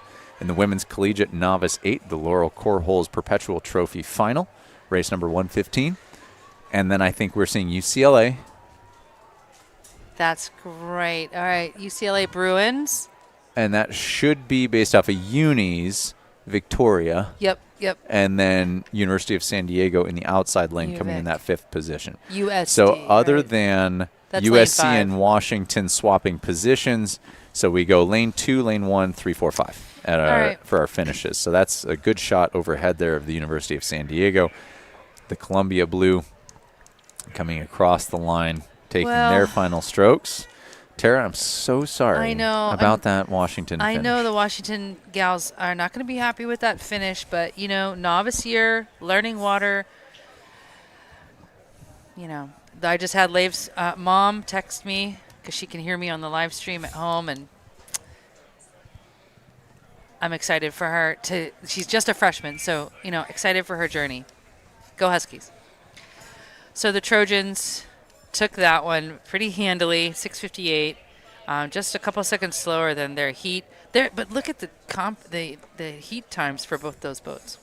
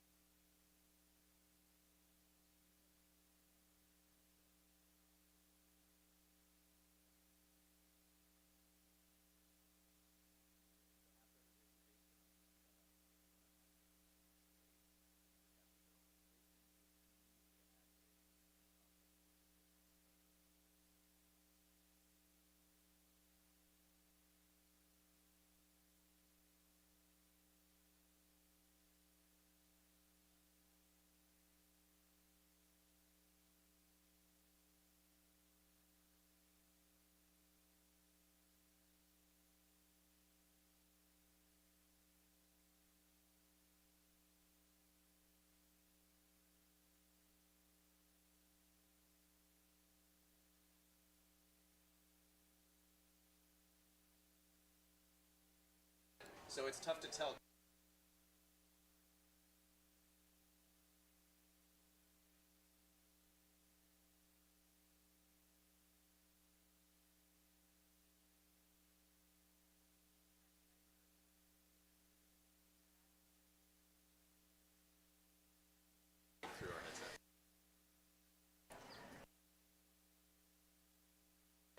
All right, we're back. This is the Women's Open 8 Carly Copley Cup Final A, race number 116. If you're following along on the website, crewclassic.org, we are watching some of the top women coming through. This is the University of Texas Austin in lane 1, University of California Berkeley, Cal Berkeley in lane 2, Huskies, University of Washington lane 3, Notre Dame lane 4, UCLA lane 5, and UCSD lane 6. Defending champions for this event is Cal Berkeley, sitting in lane 2. The fastest heat from the weekend so far in this event was UT Austin. I think we're going to be seeing a pretty fast race here. In an Open 8, you're going to get some fast teams throwing down qualifying times. It's also open, though, so you may see a larger disparity from first to last in this race. Well, I just got a little bit of inside information that the Washington boat in this race are all freshmen, and all the other boats are mixed levels of classmen. Interesting. They must be making some distinction between novice, and then these might be outstanding freshmen that were... Maybe novices, but not true novices. Sure, yeah. I know that my contact in that boat rode all through high school, but some of these kids maybe went to junior nationals. Maybe that's what sort of differentiates them. Sure. Yeah. Well, it seems like it's working because they are holding tight as far as what we can see on that one position University of Texas, or I should say one lane, the lane 1 University of Texas. Cal also in the mix, but Washington looking like they are taking an early lead here. Tough to tell, right? Because camera angles and whatnot. Also, it's just the start, which means that, hey, once we get into the meat and potatoes of this race, things are most likely going to shake out a little bit differently. As we look at this overhead position, to me that looks like Texas is taking a lead by maybe 3/4 of a length ahead here, maybe even about astern on that. And historically, this is Cal's event. Cal won last year in this event, and Texas has been in that comfortable lane 1 for a few races in a row now. Most of the races in a row now. Still, conditions looking great. Sun's coming out. No complaints. Yeah, absolutely. So, you got to think, all right, Cal won this last year. You always want to defend your title. Always. That's a big motivator. But based off of our heat times, they're going to have their work cut out for them if they want to defend that title. And based off of current standings in this race, as we're watching it live, they're going to have their work cut out for them because it very much looks like Texas is taking the lead and is holding on to that. Not to mention Cal also has Washington sitting to their starboard side. Right. Giving them some serious challenge. So not only are they saying, okay, we have to defend our title, but they've got Texas to their port side, taking an early lead, holding the lead, putting more distance between them. Washington to their starboard, saying, yeah, you know what, we're not going to let you have this easy either. So Cal's got to worry about boats on both sides. Can they defend? I don't know at this point. Exactly. I mean, matching that motivation with the reality of this race it's hard. I mean, they've got their strategy, but they also have a real personal stake in this game. They want to defend their title. That motivation doesn't seem to be bothering Texas at all. Well, yeah, in the least. At all. And Washington, I would say, to me, it looks like Washington, if I were to say, hey, what do I think is going to happen here? If I were a betting man, I think Washington is looking a little bit stronger here. I think that gives the edge to Washington in the finish. Over Cal. Yeah. Cal's got a little bit too much ride. It's almost, they're too leveraged in this position, whereas Washington kind of has nothing to lose. Hey, let's go out. Let's hit number 2. We've got Texas already in the lead. Let's work off of that. Let's have a great second place race. Yeah, exactly. Let's really capitalize and make a statement against Cal, because this rivalry, this is going to go on for the rest of the school year. Yeah, absolutely. This is not going to end here. This is let's show each other what we're made of. Right. Let's, let them hear our cocks and psych you out a little bit. And here look, they come. They just made a nice big move. Oh, Absolutely. now we have, maybe some overlap. I don't know. Washington making them. Although from our angle, I think that might be what we're seeing. But it looks like Texas has got the clear lead here, coming into 150 meters left. Texas is bringing Third position, University of Washington. Hook'em Horns is bringing it home second, right here. University of Washington. Third, Cal right now.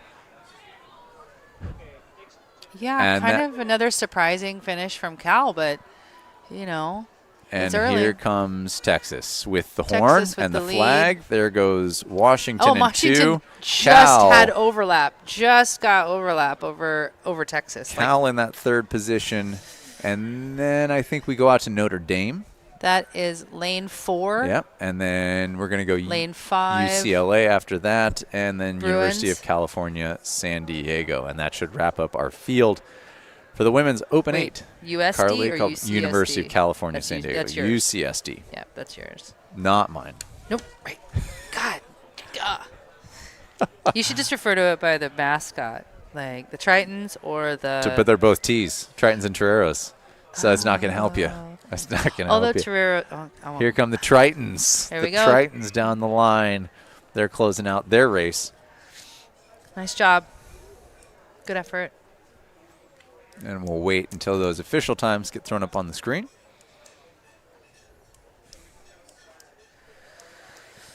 And there's the Longhorns putting in a 6:44, winning their final A of the Carly Copley Cup. Nice. Washington right behind them, 4 seconds back. Washington made a real nice strong push there at the end to move ahead of California and own that spot. All right, so how many races now do you think that Club Nautica has?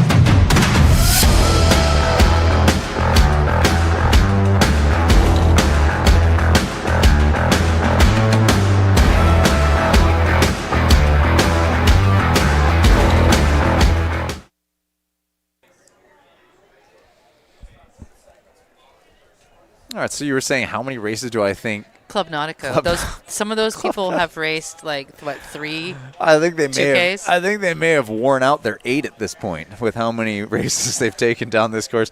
I feel bad for those boats with how much race time they've gotten. Those things are going to start to get a little flexy and twisty here. But look at this sub-6 finish yesterday from Cal Berkeley at this event. Yeah. Cal really owned this event. It was a prelim yesterday.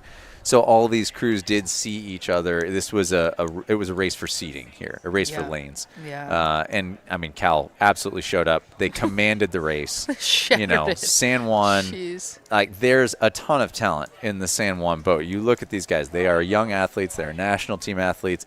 Some of them have been to the Olympics or been on the reserve teams at the Olympics. So, San Juan puts together some very healthy boats. Yeah. But it cannot be understated how impactful it is to be able to live and work together as a team and be able to train together. So while Club Nautico can put together a lot of, while you can train together with a boat, you can, it gives you that almost free speed feeling. You can put a San Juan out there who can Rolodex a very fast crew. But the it factor that you just don't get with the Rolodex crew is the ability to row together regularly. True. And it's, not for any fault. It's just, hey, that's kind of the name of the game. How well can you blend a group together that may not train together all the time? But at the same time, sometimes you see these crews come together and they just head down, put the grit in, and they just their whole job is match. Yeah. Just match. Like, it's less emotional investment, less upheaval. Yes, maybe they true. can go to work a little faster Yes. than people who've been training together. I don't know. Sometimes I'm like, I've done, drop-in crews at regattas before, and I definitely had that mentality. I don't think twice about whether I trust those people. I'm just like, just get to work. No. But these names, I've seen them already once today, at least. Oh, yeah. No, Hudgens absolutely. and Hollingsworth, especially. I've seen Phelps today already. These guys have gone down the course multiple times. I see. It's like their own high rocks or something. The interesting part, though, too, is I'm seeing at least Gus sitting in that 7 seat. I know Gus was in my race. So they have also switched up their lineups from what we're seeing on here. I think there's a bit of shaking up that's happening in their lineups. Maybe not the stated lineups that they have entered. Sure, yeah. Because that being, I can see in that 7 seat position, we raced against him this morning. So, I think they really put together a boat here to try and race Cal. Yeah. I mean, they want to come out and they want to make a statement. And they are doing that right now. San Juan is holding down the fort against Cal. Tough to call right at this point. It might be San Juan up on them by a seat or 2, but it's always hard. To me, that reads as 2 seats up. What do you think is the kind of the age difference between these boats? Because are these comparable ages with Cal Berkeley? Because these are actual current students at Cal, and these are. I don't know that they're going to be comparable. I think you're going to have the Club Nautico group be slightly older, but I'm gonna say they're probably mid-20s. Sure. They're freshly out of college / maybe freshly out of a national team program or still in a national team program. Sure. They're in some kind of training cycle somewhere. Maybe they're at or CRC. Or if they're masters, they're or they're PBC. They're not PBC because they're here. No, I don't think these guys are rowing as masters. I think they're rowing most of them are probably rowing as elites somewhere, and or they're so close to college that you could consider them still collegiate athletes. Maybe they're in their first year after graduation kind of thing. Yeah. I mean, listen, San Juan is working here. Their signature today has been to come out hot and heavy and try to hold that lead. So the question is, hey, how physiologically fit are you guys right now? Because to be able to hold it down all the way down the course and still have a sprint at the end, I got to give an edge to a college team at that point because I'm sure they've got more erg time, more physiology time under their belts. But, hey, we're at the white tents right now. These guys are coming into their final 300 meters, and I got to give it to San Juan at the moment. Yep, so let's see if Cal's got anything left in them. This could be a big upset. I think they're by reacting. San Juan. They were at 38, and these guys were starting to bump. So I think they're definitely challenging them. The question is, did their coxswain call that soon enough to be able to bring them up on San Juan? Because are they going to get upset by San Juan? Here comes the finish. Watch what happens here. It's getting close. It is getting very close with Cal making a move, but I think San Juan might have this. Just 1 or 2 strokes difference. That goes to San Juan, taking out Cal in the men's Open 8 Anderson Borthwick Memorial Trophy. wow. Presented by SDRC, Now, the final A. Well done. I think that was a matter of timing in terms of when the coxswain called the sprint because I think you're right. I think that was right. just a little. They had Bit of a missed opportunity. They had it in the tank. Yeah. Clearly. Yeah, I think maybe a missed opportunity, not called quite soon enough, maybe not raced hard enough. And that's Potomac Boat Club now coming across the line. Community rowing was slated to be in this race, but I believe they scratched here, so we're not going to have a community rowing coming down the course. But that whole situation might be a case or an argument with rowing a crew that rows together all the time versus rowing a crew that doesn't. You know, you might take more risks with a crew that doesn't get together very often, as opposed to the Cal, which probably has a very prescription. Kind of a thing, and doesn't tend to stray away from the prescription too much. And we also don't know what Cal boat that was. Exactly. That's also important to note. We don't know if years or something. Exactly. That could have been. Who knows what boat they were racing? But kudos to Nautico de San Juan, who put down a 5:54 in that race to California's 5:55. Amazing. That is a brilliant performance there. Amazing. 5:54. Ouch.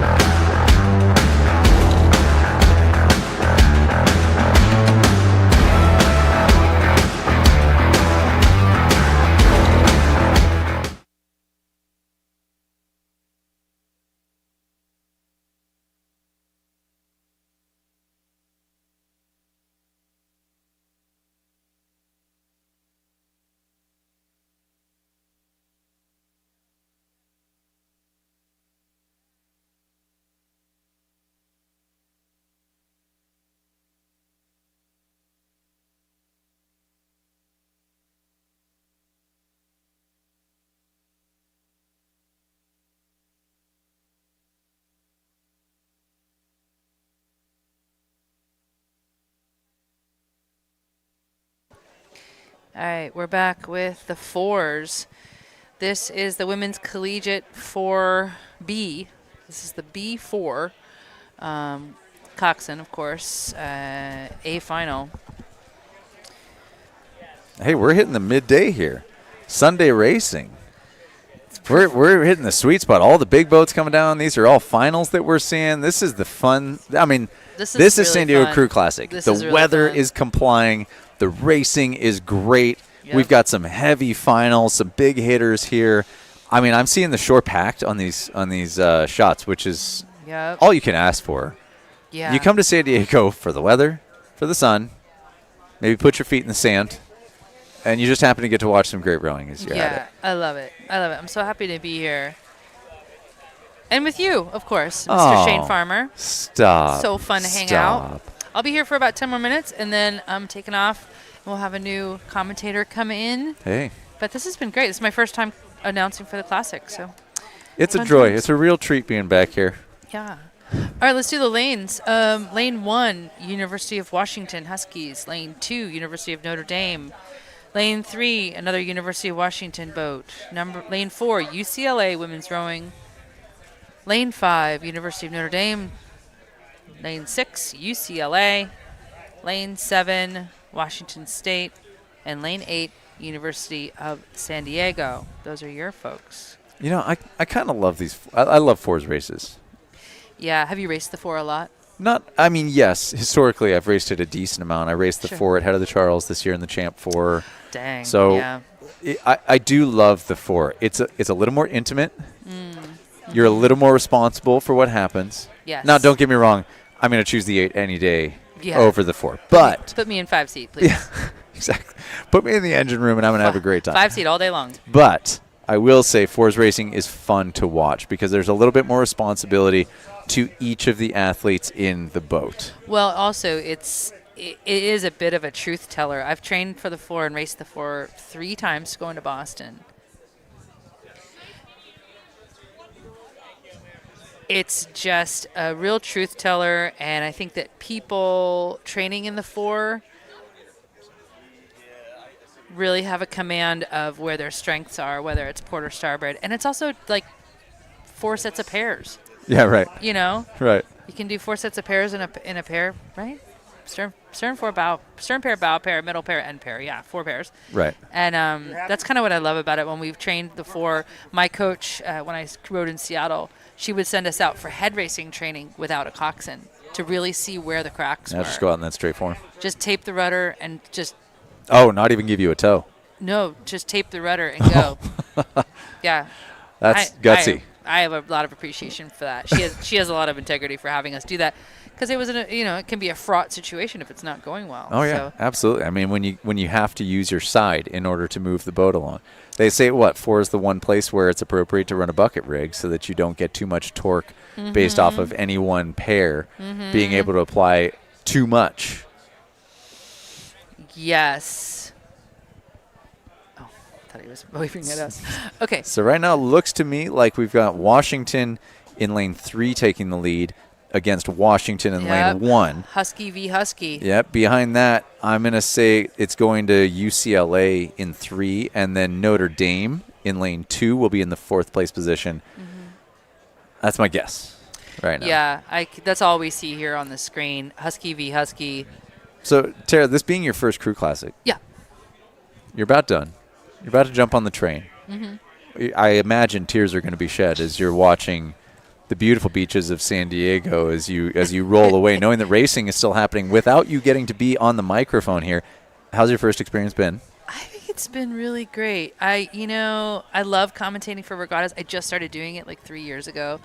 And it's been like a slow roll into just now 7 regattas a year, or just building up these relationships with organizers. I love Bobby, the director of the Classic. I love the opportunity. She's just been so generous to me. Sure, come on down. Sure, let's have you commentate on Sunday. Sure, let's have you do awards. It's been very open and generous, and sometimes regattas hold their cards really close to their chest, and sure. It feels like you need to do something special to break in, and they've just made it really welcoming. I do wish I was going to stick around a little bit longer to keep my toes in the sand, and just tears get some in the beach eyes, time. I know, get a just little misty. watching it in the rearview mirror. And you and I have never hung out really, so this has been really fun, and it's been a blast, a gas, they say. It's been a real gas. Well, I hope everybody checks out the content that Shane and I make. Not to plug our content, but Dark Horse Rowing and Steady State Podcast. We got between the two of us, we've got podcasting and videos covered. Totally, right? Totally. Plenty to do here. Plenty to onboard if you're trying to find your way into rowing. And if if you're trying to scratch that itch, you want to understand more about the sport from a beginner's perspective, from an athlete's perspective. What is the inside of sport saying right now, what is happening right now? I think you do a great job of that with Steady State. You are bringing information that is relevant and timely. That's something I don't do. Well, I'm just recycling. You're very motivational. Coaching knowledge. You're very motivational. We try to steer clear of coaching stuff just because we feel like the stories behind rowing are what keeps people in the sport.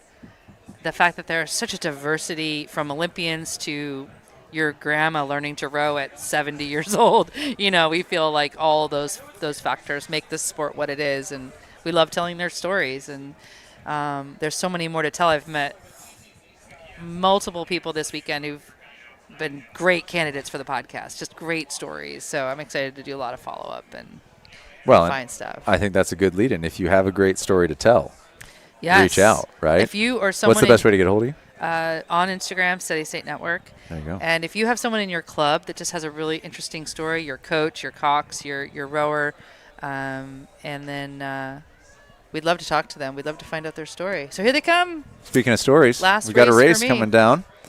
We've got University of Washington having held from that lane 3, having held the lead against their teammates, University of Washington lane 1. I think we've seen a bit of a shift in the 3rd position. I think UCLA has taken that. So UCLA to me looks like they are in 3. Then I think we go Notre Dame in 4 from lane 2. Yeah. Then I think we go out to Notre Dame in lane 5. I believe. Lane Maybe UCLA. 2, and then lane 6. Yeah. And then lane 8, maybe 7 or 8. So they're Washington v. Washington in 1 and 2. The lane 3 Washington takes the win. Lane 1 Washington taking the second position. UCLA from lane 4 taking third. Lane 2 all across the line, Notre Dame. Yeah. That's Notre Dame. Then we've got Then our lane 6. outside lane UCLA boat. 6, 7, Washington State University. 5. University of Notre Dame.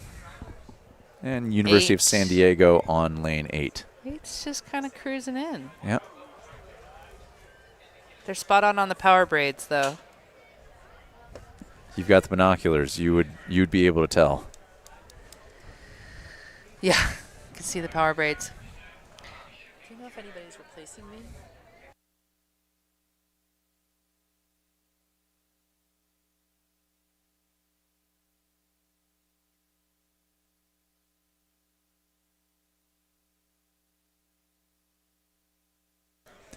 All right, we've got our times on the board. Washington from lane 3 with a 7:27.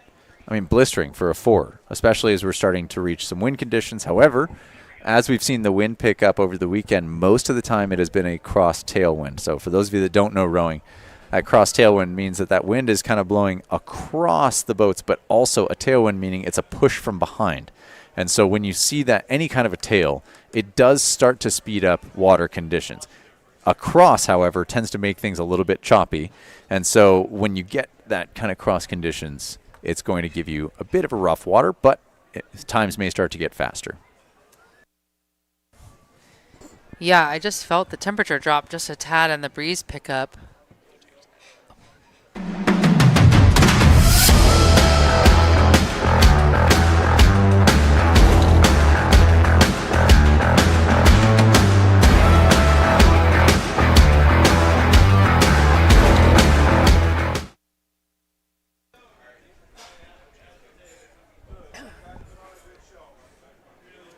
Well, with that, we wish Tara Morgan a goodbye.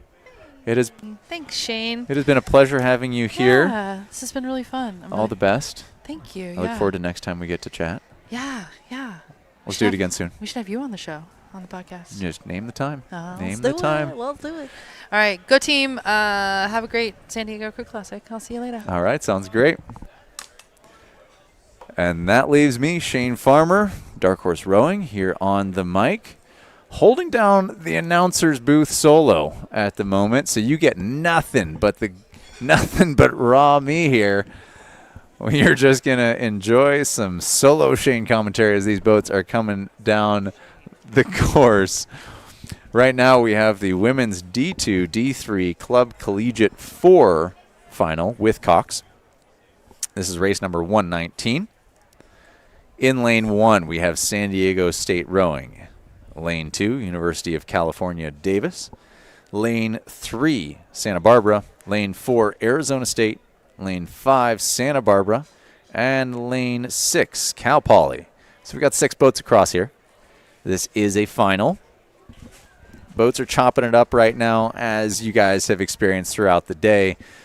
The start is simply something to watch, but it's not necessarily going to dictate how the race will go, as evidenced by right now, lane 6, Cal Poly, showing a pretty good start here, looking like they're trying to get themselves into position to be within distance, right? To not get disconnected from what's happening throughout the race, and that's a pretty important element for any crew, is don't disconnect from what the race is doing, because if you can stay in contact, that allows you to keep eyes on it, allows you to shift perspective, it allows you to shift strategy as you need. And hey, as we cross that buoy line there, not that it's a significant point necessarily, but Cal Poly is looking good from that position. I think they crossed that buoy line first. Now, we'll see what that shows out to when we hit 500, 750,000. So we're just going to let these crews settle in for a little bit, and we'll see where they go.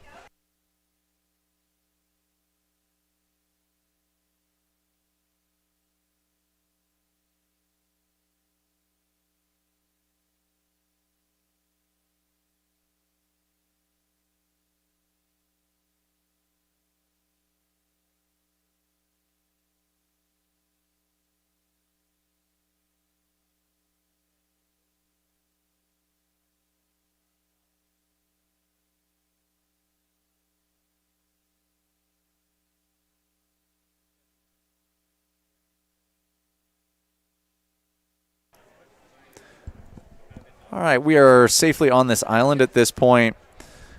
Right now, sitting in lane 1, San Diego State rowing, looking pretty strong from lane 1 here. They are taking a lead position. I don't know that it's enough for them to feel confident just yet. There's still plenty of racing to go here, but they are sitting out in that lead position. Then I'm seeing a bow 3. That tells me that that's Santa Barbara. Now, where 2 sits, it's tough to tell because we are on a trail perspective from the camera. So a trail perspective always makes things a little bit challenging, but it does look, now that we've got that pull out on the camera, Santa Barbara's sitting in 2, Davis being in the 3rd position, and Cal Poly out from that far lane 6, still being in the running. I mean, that's good. They've attached themselves to lane 5, UCSB, and I think Cal Poly could maybe do some damage from out there with where they are right now. San Diego State rowing sitting in lane 1, definitely not a confident enough lead, and Cal Poly looked like they were making some kind of move from here. This overhead perspective, by the way, on these drones, this is about as good as it gets for seeing what is happening throughout a race. So if you're watching this race, you get to see it from overhead. This is how you watch rowing. I mean, it can be tough to spectate from the shore. You only get to see for this flash moment of time what's happening. But when you get to watch it overhead with the drone, things get much more clear. How is the race playing out? How is it going? So right now it looks as if we've got California, the University of California, Santa Barbara, sitting back in 2nd place off of San Diego State.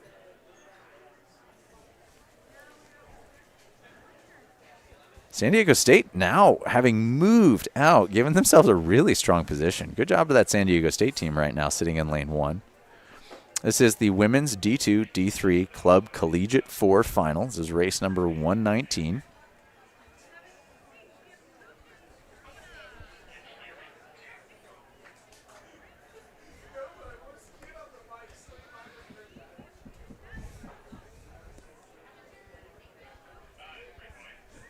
And what a great overhead shot there as we start to hit the beach. You know, one of the things about San Diego here is that we are enjoying our time on the beach. I think maybe that is the best part of what we get to do here is, as a spectator, you may not know the sport of rowing, but you gotta love the beach. You gotta love being able to just walk down to the sand. This isn't a hard shoreline like you get with a river where it's just land to water. Maybe you've got trees in your way. Maybe you got to follow a specific path. It's not a clear view. No matter where you are on the shore here, you get a great view of racing when you are at the Crew Classic because it's clear shoreline. It's all beach. You've got kids, great. Let them take their shoes off and go wander in the sand. Lord knows mine were earlier in the day. They've been jumping off the berms all day long, going home covered in sand. But that's what makes this enjoyable. It's what makes the Crew Classic unique, because where else do you get that kind of experience at a regatta? And regattas just, can be a challenge for people who do not understand the sport. And so completely commiserate. If you are not a rower, if you have not been to a regatta before, it can be kind of tough to find your way in a place like this.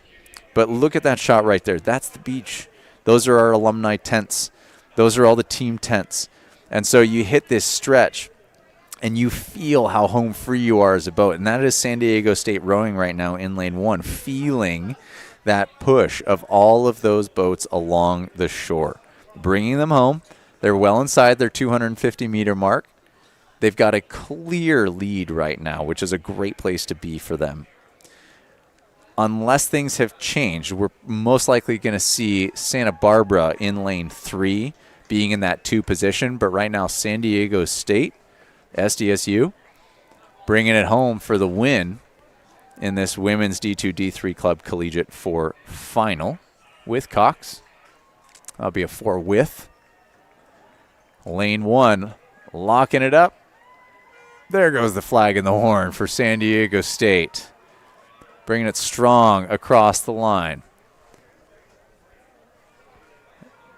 It looks now like we may have had a shift, and Davis may be in that 2nd position. So Davis from lane 2, looking like they've got some open water on Santa Barbara right next to them.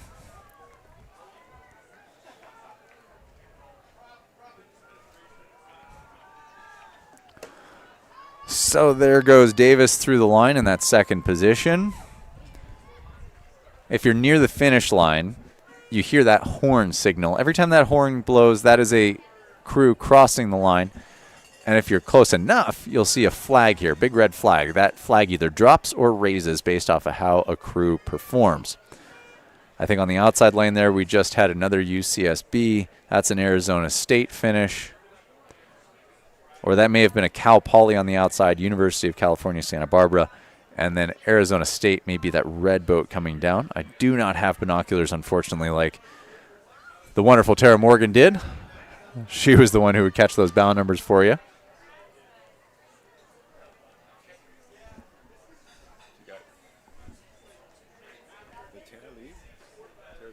you filling in for Tara?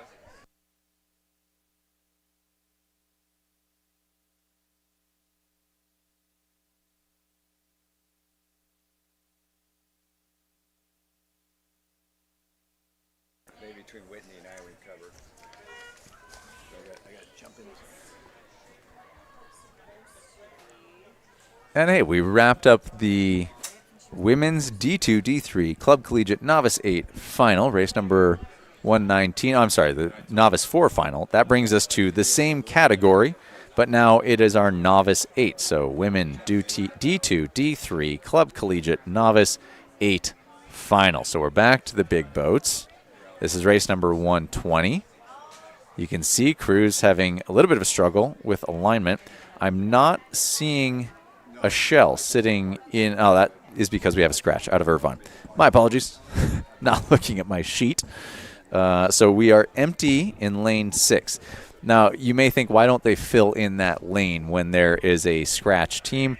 That's because all of the numbers and assignments, as well as tracking in the systems and softwares, means that we can't just bump over because we have bow numbers that are set that are associated with the lanes, and to change it through everything that we have to do, it's a whole lot of hoopla on the back end to change things. So you just leave an empty lane for racing. Now, there's a bit of a gray area then. What do you do with that open lane? What happens if you cross over into it? And kind of the running way to approach that is, if the lane's empty, generally nobody's going to penalize you if you happen to cross over a buoy line. However, if you impede on another crew's progress, then you're going to get in trouble for that. So as long as you're not impeding, and we saw this in racing yesterday a decent amount, is there were a few races with open lanes. Crews took some liberties, which worked out in their favor because it meant that there was no clashing that happened, no impedance on any other crew's performance, and therefore no penalties were assigned. It just meant that that lane made for a bit of open racing as they went their way down the course.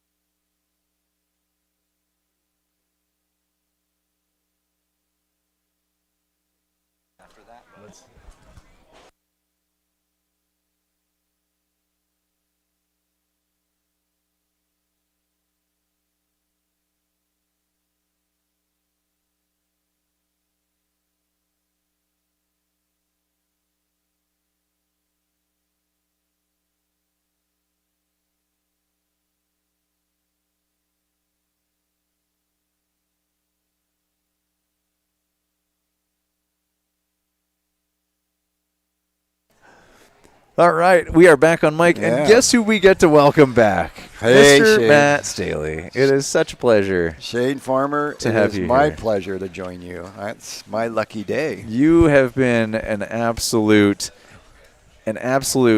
pillar for my rowing career here in San Diego. I mean, you set the example as when I was a rower at University of San Diego. You are an alum of USD.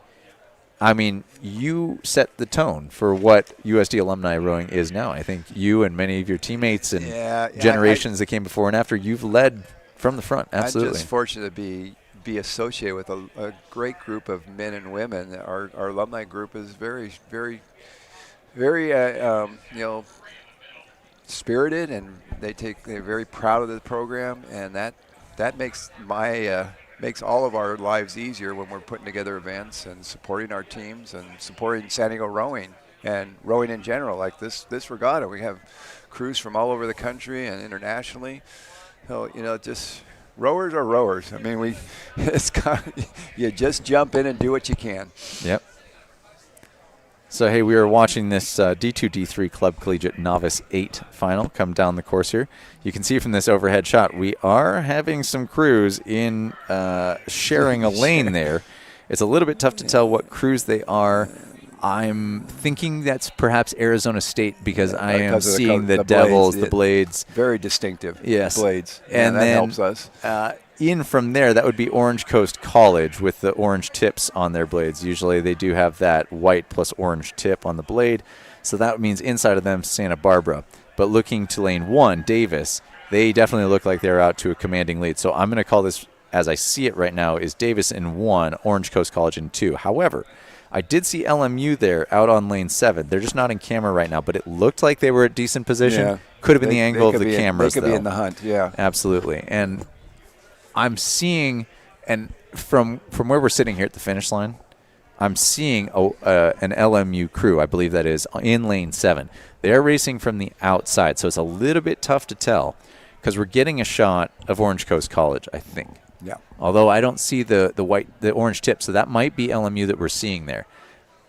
So that could be LMU ahead of Orange Coast College, which would put LMU behind Davis. That's in that second place position, yeah. That's kind of like that does. Now that we can see it, it looks like that may be the orange tip blade of OCC in that M-Pocker there. So we're gonna unofficially say that our race leader is then lane 1, which is University of California at Davis, and it looks like LMU out in that outside lane is the second place team, and then followed by Orange Coast in the middle of the pack. So, Matt, what do you think? We're going through the day here, right? We've reached the final day of racing, but we start to hit the finals. What starts to happen for the athletes when they reach finals day? What are they waking up thinking? Like, what's the plan? I don't know. When I made a final, that's all I thought about till I woke up. It was like dream final, think final, wake up, and you start getting into your race day mode of what I'm going to do 2 hours for the race, what I'm going to do an hour before the race, and it's more of, they as a rower, you kind of dial in and in your own head go through your race plan and your race day plan, and then share it with your team. And your coach usually brings you all together, and you're usually on the same page by the time you hit the beach with your boat. I couldn't pre-race. Oh man, the jitters were wild for me. So there's it looks nothing like that I could do. A race winner is Davis, and then LMU from lane 7. Yep, and then Orange Coast College, who's right behind LMU. It looks like they may have finished in the same lane. Yeah, well, I think Orange Coast College wanted to get close to contact with LMU on the outside lane there. This is a novice event, so there's definitely some lane shifting that happened in that race. Yeah. So without knowing bound numbers, it can be a little tough to tell who's who. Looks like 4th would have been. I think that's going to be Irvine. And finishing up is, that's Irvine. I think that was Irvine with Davis ahead, Santa Barbara ahead of Irvine. Yep, that's our event number 120. That's our women's novice 8, D1, D2, D3.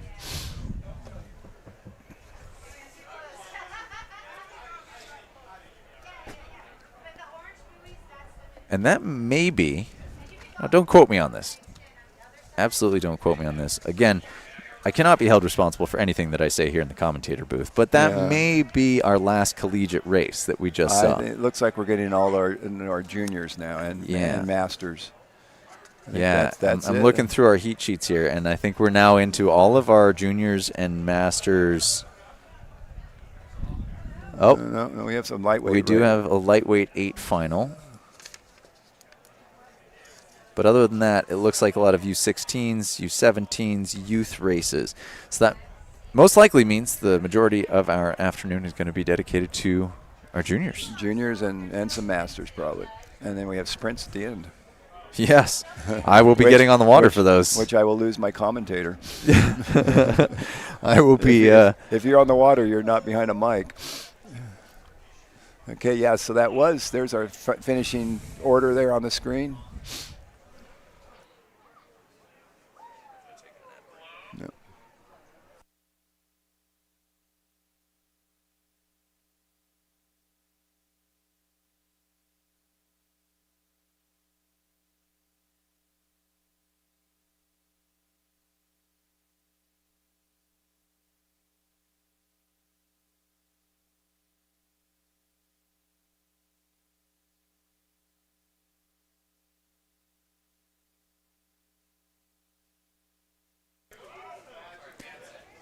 Okay. Well, after a small technical difficulty, we are back. This is our Race 121, the Women's Youth 8 Final A. In Lane 1, Newport Aquatic Center. Lane 2, Marin Rowing. Lane 3, Saugatuck Rowing Club.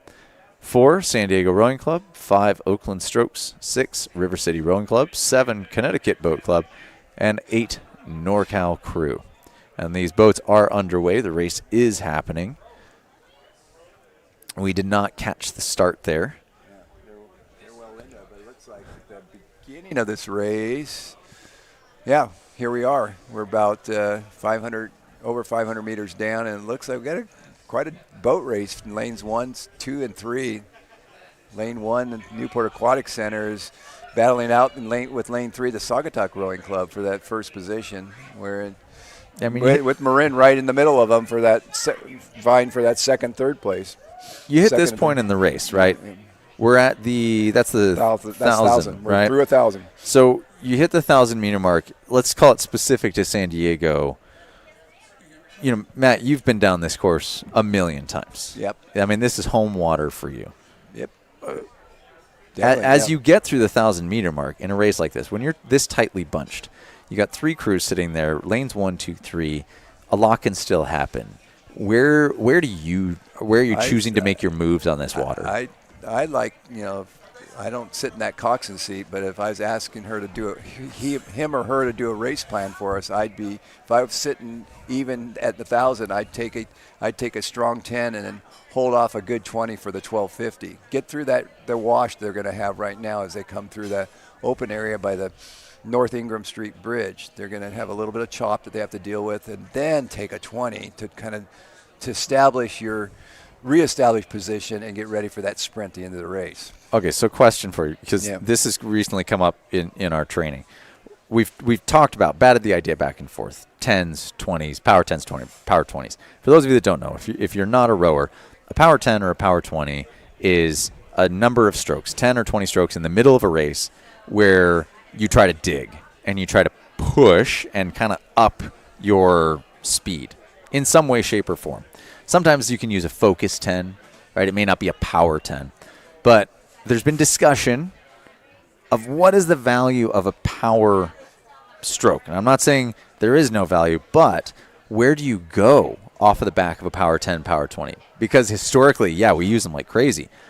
But where are you supposed to go after you come off power 20? It's hard not to need to come off and all of a sudden lose some of your power. Psychologically and from a coaching or a rowing point of view, I look at power 10s or power 20s as a mental reset to work on, to establish something and to reestablish something in the boat. Maybe it's the swing, maybe it's run, maybe it's a quicker catch, but it usually it's a focus. It's more of an awareness part of the race.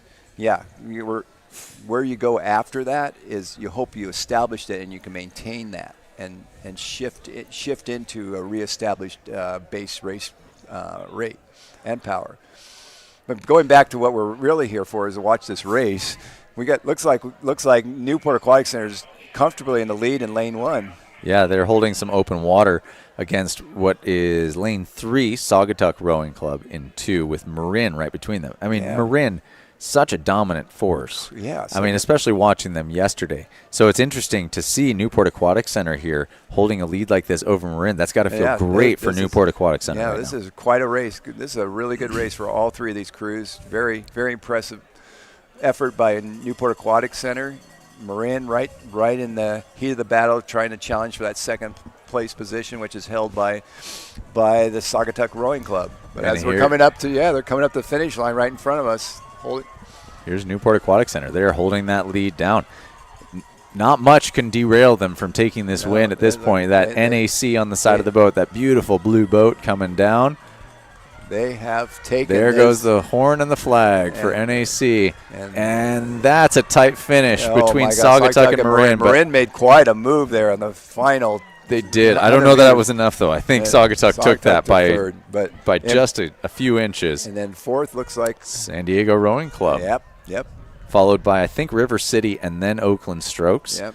And that's going to bump us out to, I think, 8. That's NorCal Crew, with Connecticut Boat Club in lane 7 being going to be our final finisher here.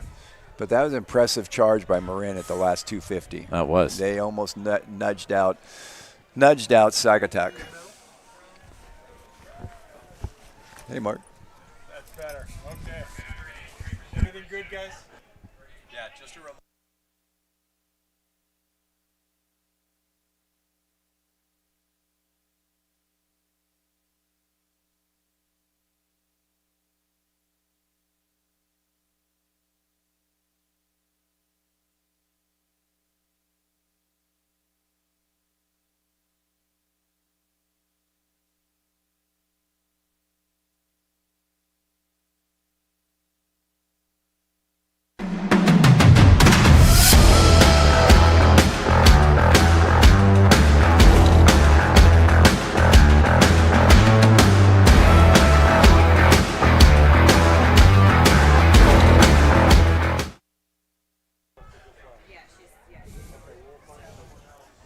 I'll drag my feet as long as I can to leave, and then I'll come right back. I'll get my girls' launch and come right back.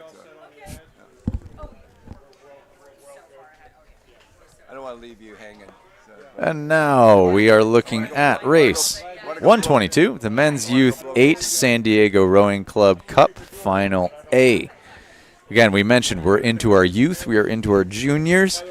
So there were a lot of heats that came down the course yesterday. There's a lot of fun racing, and this is kind of the aftermath, right, of yesterday's racing. Yeah, it's a lot of sorting things out on Saturday. That's a good way to look at it. Sunday is the day where now our crews are kind of comparable, and you get greater spectating as a result, because in a heat you're sorting out, hey, who's supposed to be where, who's supposed to be competing against who, and we've got A finals, B finals, otherwise known as Grand and Petite. So we have finals now. Expect to see tighter clusters of racing as we go. Everybody loves the 8s. Right? I love this because we've seen on most of these races we've had pretty good contact between all the crews. I mean, it's not like we have anybody way behind or way in front. So in lane 1, we have Marin Rowing Association, who are the reigning champions from this race last year. So you got to imagine Marin wants to come out and set the tone and defend their title here. Lane 2, however, Newport Aquatic Center did post the fastest heat time yesterday, 4 seconds faster than Marin. Now the question is, as we saw in some of the heats, some of these top teams were able to shut it down, and they were really able to come across the line with a 28 out of 28. Some of them at a 30. Yeah. Clearly not staging a sprint. So there was a lot of speed that may not have been shown yesterday. Yeah. Lane 3. You never want to do that. Lane 3, we've got San Diego Rowing Club. Lane 4, NorCal. 5, Newport Seabase. 6, St. Ignatius College Prep. 7, Marina Aquatic Center. And 8, Capital Crew. So we have an 8-boat final here. A lot of boats across. Yeah, and it's tight field, but Newport Seabase is the leading crew at this point. It's hard to tell from our angle, but they look like they have a slight lead over the lane 4, which that's NorCal crew, and then shortly behind them is Capital Crew in lane 1. And in Marin Rowing in lane 1. And in these youth boats, Matt, we've got some of the biggest names in youth club rowing. Yes. Marin, Newport, San Diego, Capital. Seabase, right? Capital, right. We have these huge names, and we know that a lot of these juniors athletes have gone and done camps. They've rowed internationally already at this level. Yeah, how does that impact juniors rowing, right? When you've got, maybe a boat full of guys that went and did some kind of performance camp last summer or went and rowed at Worlds as a U18. We're seeing these youth boats rowing as well as some of our novice and second and third varsity collegiate crews. More time on the water begets better rowing, and the high school rowers are getting more opportunity to row, put in more years prior to moving on to a possible collegiate career. So it's impressive. These races are impressive. You see a lot of good rowing for some young rowers. But as we've gone through that first 500, well, approaching that 1,000-meter mark, it's a tight race. It looks like Marin and out in lane 1 is neck and neck with lane 4, which is NorCal crew for that first place position. So we got a boat race, and there's lots of crews within striking distance. I mean, a couple seats behind them. So this hasn't sorted itself out yet. And these conditions have started to change now. Yeah. We have real calm water all morning, but as is San Diego, the sun comes out, and so does the wind. The wind comes to play as soon as the sun comes to play. So we had a nice cloudy morning, nice calm conditions. But right now I'm looking at this wind. It's not brutal. It's just a little bit of a cross, I think. I'm not seeing much tail anymore. I think right now it's just an annoyance for these crews. Yeah, exactly. They're handling it well. Yeah. They're handling it well. And Maurice and I were talking about this yesterday. When the wind picks up, it's the crews that have the ability to fall back to their technique and stay connected to what they're doing rather than letting the concept of the wind rattle them. Because often that's what happens is you get a crew, they get hit by a blast crosswind, and all of a sudden it can rattle the team in some way, shape, or form. And it takes their concentration away from just doing what they know how to do. But when you hit wind, you got to make sure that those blades get in quick. You got to make sure that you're giving enough clearance for your blade over any chop that may be there, and then you just drop that blade in the water. And it helps give you good connection. It sets that boat up for success. And a lot of these crews are used to practicing in afternoon water. It's after school rowing, so it's usually you have a little bit more windy conditions in the afternoon. So this is their type of water to row in. They practice in this. But it looks like as the crews are approaching the finish line, it looks like our leader is in lane 1. That's Marin. I think they have.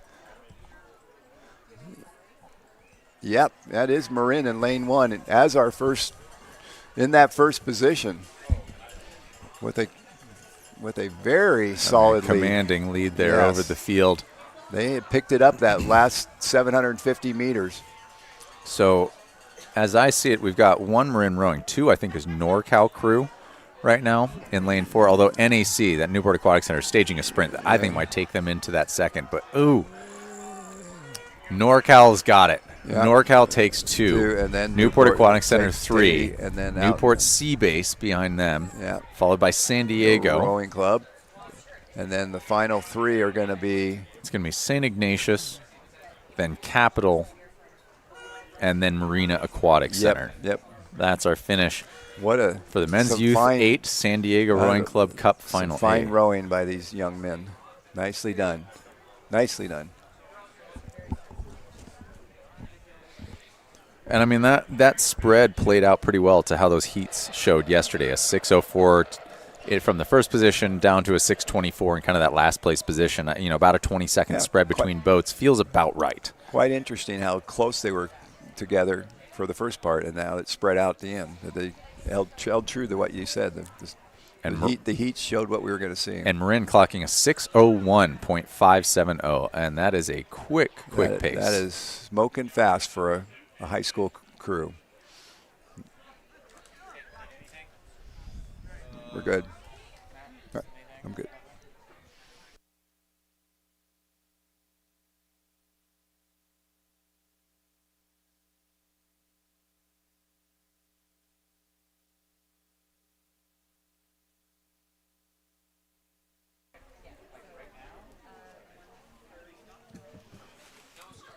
This is race 123. So here we are. Race 123 is underway. This is our U17 Eight final, women's final. In lane 1, we have Oakland Strokes. Lane 2, Marina Aquatic Center. Lane 3, Newport Aquatic Center. Lane 4, Marin Rowing Association. Lane 5, the San Diego Rowing Club. And Lane 6, Capital Crew. These are women under 17, and out of the blocks, they are pretty well matched and pretty even coming into that first 250. Nobody standing out as the dominant leader yet. Nobody's giving up that lead. They're all in the hunt right now. Well, and also, you come out of the starts, use that as more of a tone setter for your boat, right? The start gives you the opportunity to, as a crew, how locked in do we feel together? Because so much can happen once you settle into the race. Moves can happen. You can be clawing back length. Starts can be hectic sometimes. It doesn't necessarily say, hey, how are these crews going to finish? If you have a particularly strong start, though, it can give you a bump, certainly, because then you get to look back at back at all the other crews. Yeah. Gives you a great place to race from. Yeah, it gives a lot of confidence to a crew. But plenty of crews have great length. They have great ability to drop that blade in the water quickly, not lose any speed in the stroke, and you can claw that back. You can work inch by inch, stroke over that 2,000 meters. It's about roughly 100 strokes per 1,000 meters. Yeah. Give or take. Give or take. 10 to 20 strokes on either end of that. Maybe max of 220, 240. Exactly. So you got, you get through your starting 25 strokes. Many crews will run a starting 5, a high 20. For those of you that don't know rowing, you take 5 strokes to get yourself up to speed. Often it'll be some semblance of a 3/4 stroke or a half-length stroke. Short, powerful strokes. To just get the blade into the water and to pry that boat up to speed, as opposed to just trying to hit it at max power, max length right away. That would give you slippage of the blade. Then you get out of that starting 5, the boats move up to speed, and then you get into a situation where you take a power 20 or a long 20, still short strokes, but now you are trying to really get that boat moving, trying to establish position. And then you come off of the back of that and you settle into your body piece. And once you do that, now you start establishing the length that you want out of that race, and you settle in. So what we're seeing on the screen, we're coming up on our last 500, and we have 3 boats almost bow ball to bow ball in the first 3 lanes for that first position.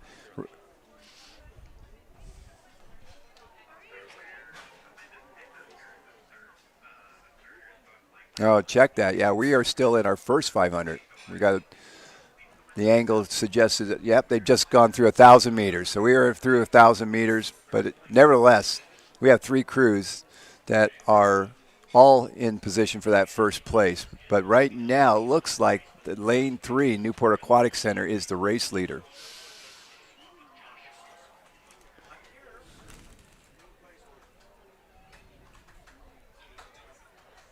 And they are probably followed by about a seat or 2 in lane 1 by Oakland Strokes, with Marin down another 4 or 5 seats behind them. Those are our race leaders as we've coming up on 500 meters to go.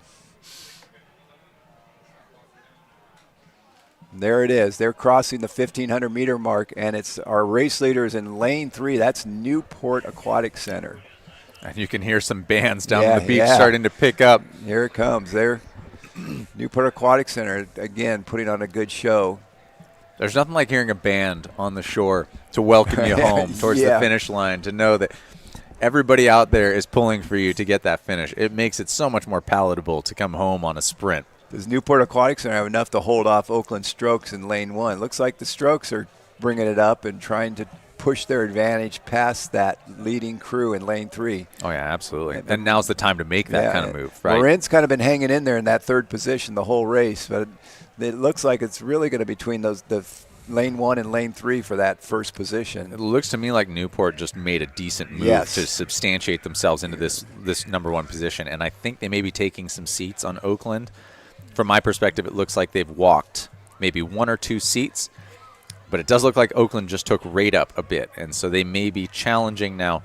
Once you hit that American flag on that dock there, you know that we're about to hit 250 on that black flag, and now, hey, there's nothing left to hold back. You just go. And Marina brought it up. Marina Aquatic Center in lane 2 has done the same. They brought it up, but I think it's a little late to get back into this.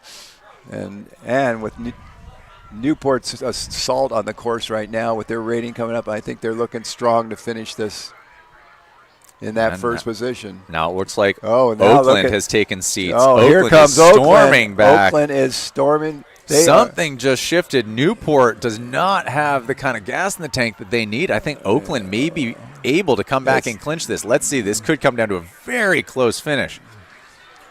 Oakland storming on Newport, but there is Newport taking the win. Oakland. Newport takes it by a seat. Marina has walked back on Marin, taking that third position for Marina away from Marin. Marin almost had that third spot, but just did not have it in the tanks to maintain that. So Marin takes 4. I think we had Capital after that, and we are seeing San Diego Rowing Club still on the course. They are bringing their way home now from lane 5. Wow, that was a finish. Wow. You saw that celebration out of Newport Aquatic Center as they crossed the line. That was quite a charge. Great feeling. That is a great feeling when you hold off a charge like that from Oakland. Give it to Oakland. That was quite a charge. That was impressive. And also, congratulations to Newport. They held them off. That shows some grit right there. Yeah, I think that's a situation of Oakland perhaps had it in the tank, but just did not give it at the right time in order to close that distance. The old adage, Oakland needed about 10 more strokes in that charge. And there wasn't that much race course left. Exactly. They had quite a charge coming on. So Newport puts in a time of 7:21 with Oakland strokes right on their heels at a 7:22. Wow.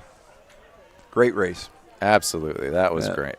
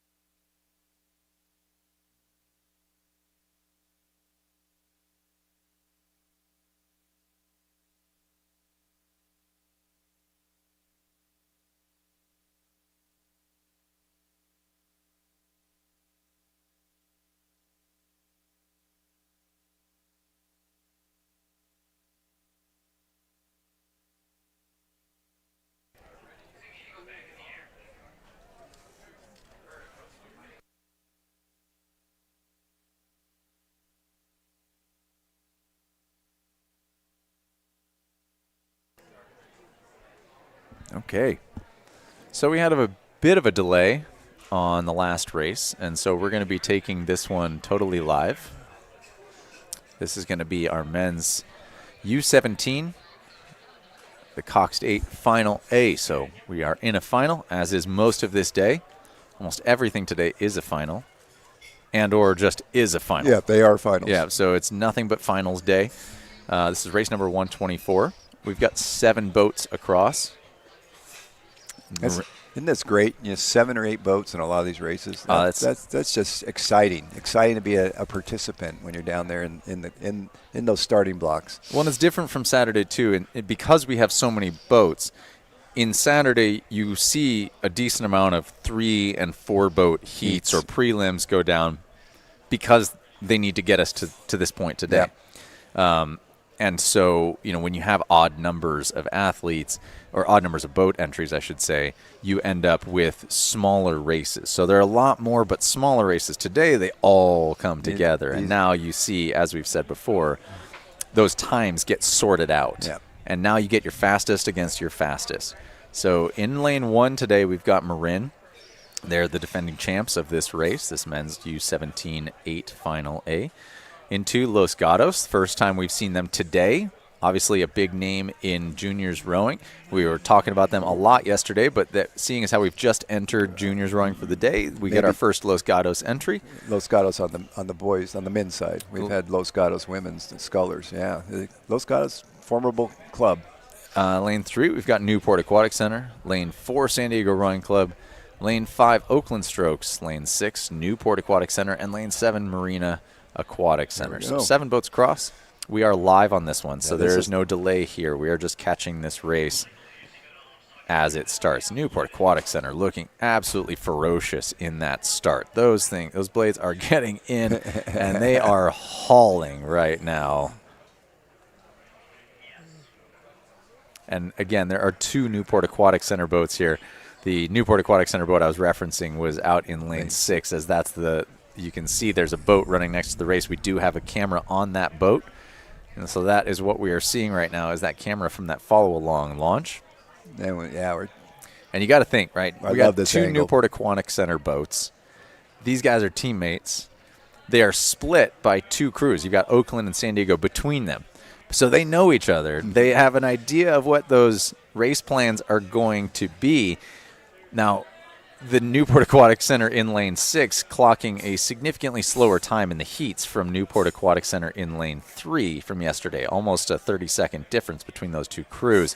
So you got to wonder, did the NAC crew in lane 6 want to just put up a strong showing in that start just to try and give a little question over to the NAC in lane 3 and say, hey, don't forget about us. We're out here. Your teammates, we're still going to give you a challenge for some other crews to maybe get off their game a little bit. Sometimes you can have that gamesmanship of trying to get a crew out of their comfort level. Distractions work. Yeah, absolutely. And hey, maybe this was an idea in the crew to work together to set off the field in between them, because if you can lure a team away from their plan of settling, right, you can get them to run too hot, too heavy for too long, you can upset the physiology of that group. You can really see the intensity here, and just these up close, these shots are awesome. Oh, they are the best. The concentration on these young men. This is probably they haven't had that many races under their belts, so they're getting more and more salty with each race they experience. Absolutely. Love that shot of the coxswain there. We don't get to see the coxswains in the seat. The action shots of the coxswains doesn't happen very often, and yet there is so much that happens from the coxswain seat as far as how a race goes, from executing race strategy to keeping the crew in line, knowing where the other crews are, feeding that information to their athletes. So as we're settling in now, it looks like we've got Los Gatos stepping up into a slight lead over Marin. A lot of this, if you look at Los Gatos, Marin, Oakland, they're all up in the Bay Area. Yeah, they see a lot of each other. Yeah, absolutely. And so I imagine, not that I know this from experience, but I imagine similar to all of the clubs down here, they're familiar with seeing each other. Yeah. They're familiar with racing each other because it's an easy way to get races in. So you got to think, hey, Los Gatos is giving a bit of a challenge to Marin. They know that Marin are the defending champs. Yesterday in the heats, they were only 3 seconds away from each other. That's absolute striking distance. Yeah. There's nothing to say that you cannot make up 3 seconds. That's how it's shaking out right here for us right now. Is Marin and Los Gatos are just neck and neck down the course. Yeah, and you got to know, too, cat and mouse. Yeah, and we're going to hit this open water point on bridge number 2, right? When you hit that second bridge, a lot of things can shift. Especially depending on what the wind conditions are, but depending on where the tides are, depending on where the wind is, things can change, and it can create an opportunity, or it can create an opportunity for your team to falter. It's not phasing these two. They are in a dead heat right now, and they're going through the most challenging part of the course where the wind comes shooting through that chute under that bridge, and they're handling it really well. And that's a great point, is the bridge acts almost as a funnel. Yeah, it's like and so it concentrates that wind as it comes up to the bridge. It's like a canyon there. The bridge goes over a high point. The beaches are steep right there, so it creates a chimney effect, and the wind just picks up speed and hits you, blows you right to port. And then it almost wraps around the beach and starts to spread as it goes out, too. So it's not just a straight shot. You kind of take that battering of the wind a little bit past that bridge, too. And so we're still seeing Los Gatos and Marin tied together. Then behind that, we've got kind of a trifecta happening with Newport, San Diego, and Oakland. We've got San Diego right in the middle of Oakland and Newport, all vying for that third position. Yeah. But it's a second cluster to what's happening with Los Gatos and Marin. Yeah, the two leaders are going to force us to use a camera here at the finish, I think. It's that close right now. And Marin did just move up, though. They're making a move, and they've clawed to I would say, 5 seats up on Los Gatos right now. Los Gatos still sitting comfortably. It looks like they may have taken a seat back, but there's definitely a battle happening between these two boats right now. They've been neck and neck for 1,700 meters, and they're going to go right down to the wire doing this. Yeah, and you got to think that maybe this was Marin just playing a game of patience. Maybe knowing that Los Gatos was going to come out strong, and that they were going to set the tone. And as we've seen Marin over the weekend so far, they are a very strong crew, and they know what they're doing. They stay well within control. Yeah. So coming into this final 250, Marin leads right now by about 5 seats. Yeah, they took 5 seats Los in the last Gatos 200 meters. sitting there, not giving anything up, but also not taking anything back. It's impressive. So as we watch these two crews come down, it's looking like Marin is going to be edging out Los Gatos. Let's see where things hit when they finally cross the line. But according to what the cameras are showing us, it looks like Marin in 1, Los Gatos in 2. We haven't had cameras on 3, 4, 5 yet, so we don't know third place position. Marin holding a commanding lead here. Doesn't look like the Los Gatos is going to have a move in them to take back on Marin. So there goes Marin with the flag and the horn. There goes Los Gatos. It looks as if San Diego Rowing Club has moved into that third position. That's SDRC from lane 4 in third position. Wow. Newport Aquatic Center taking 4th, followed by Oakland Strokes very shortly What a finish. behind NAC on that one. Impressive in the back of the for that. And here comes third, that 4th, and 5th. Here comes, I think, that next NAC boat with Marina, I believe, still on the course. Yep.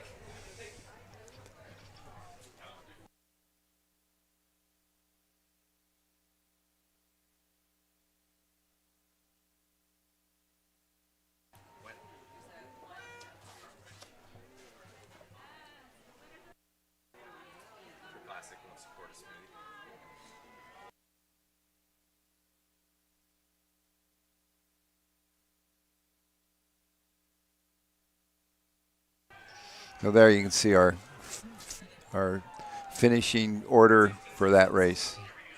Marin, Los Gatos, San Diego Rowing Club, Newport. Oakland Strokes, Newport Aquatic Center, and then Marina Aquatic Center.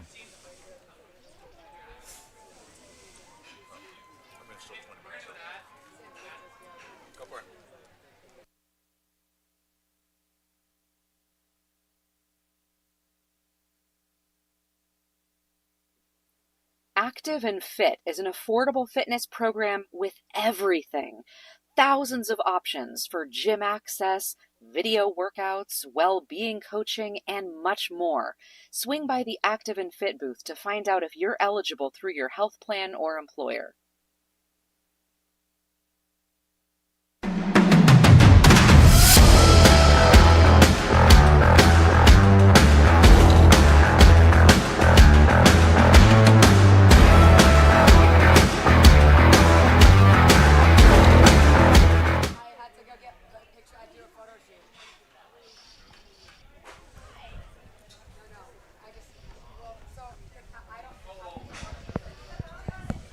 Here we are back with the Women's Youth B8, the Slack Rowing Club Cup Final A.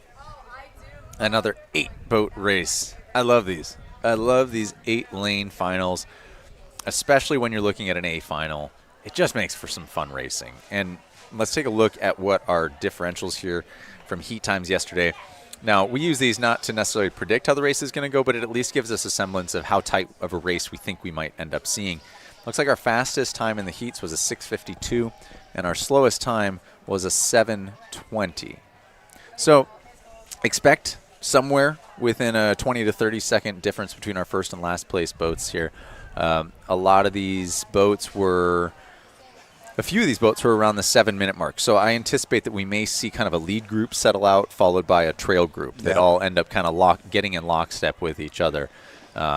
And giving us some good racing in kind of two groups, which is what we've seen in a lot of these races. You get kind of a lead group, those that want to set themselves apart, come out early, jump out early, and then they get hooked to each other.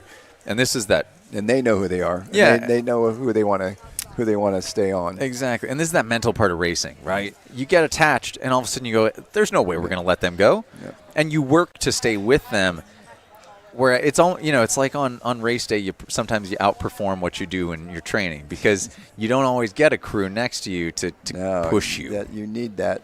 It's like the rabbit on the racetrack, chasing it around the race course. Yeah. This is a good shot down the starting line. You see the two rower sculling with the bows blade, trying to keep those boats pointed up into the wind. They've handed them back, so they're ready. Yep, there they go. That is the most nerve-wracking part of a race for me And it's why I hate sitting in the bow. Yeah. There is nothing that is worse than having to let go of your oar and give it to somebody else. You guys in the when stern, you know guys this. in the stern don't know how to do anything. No.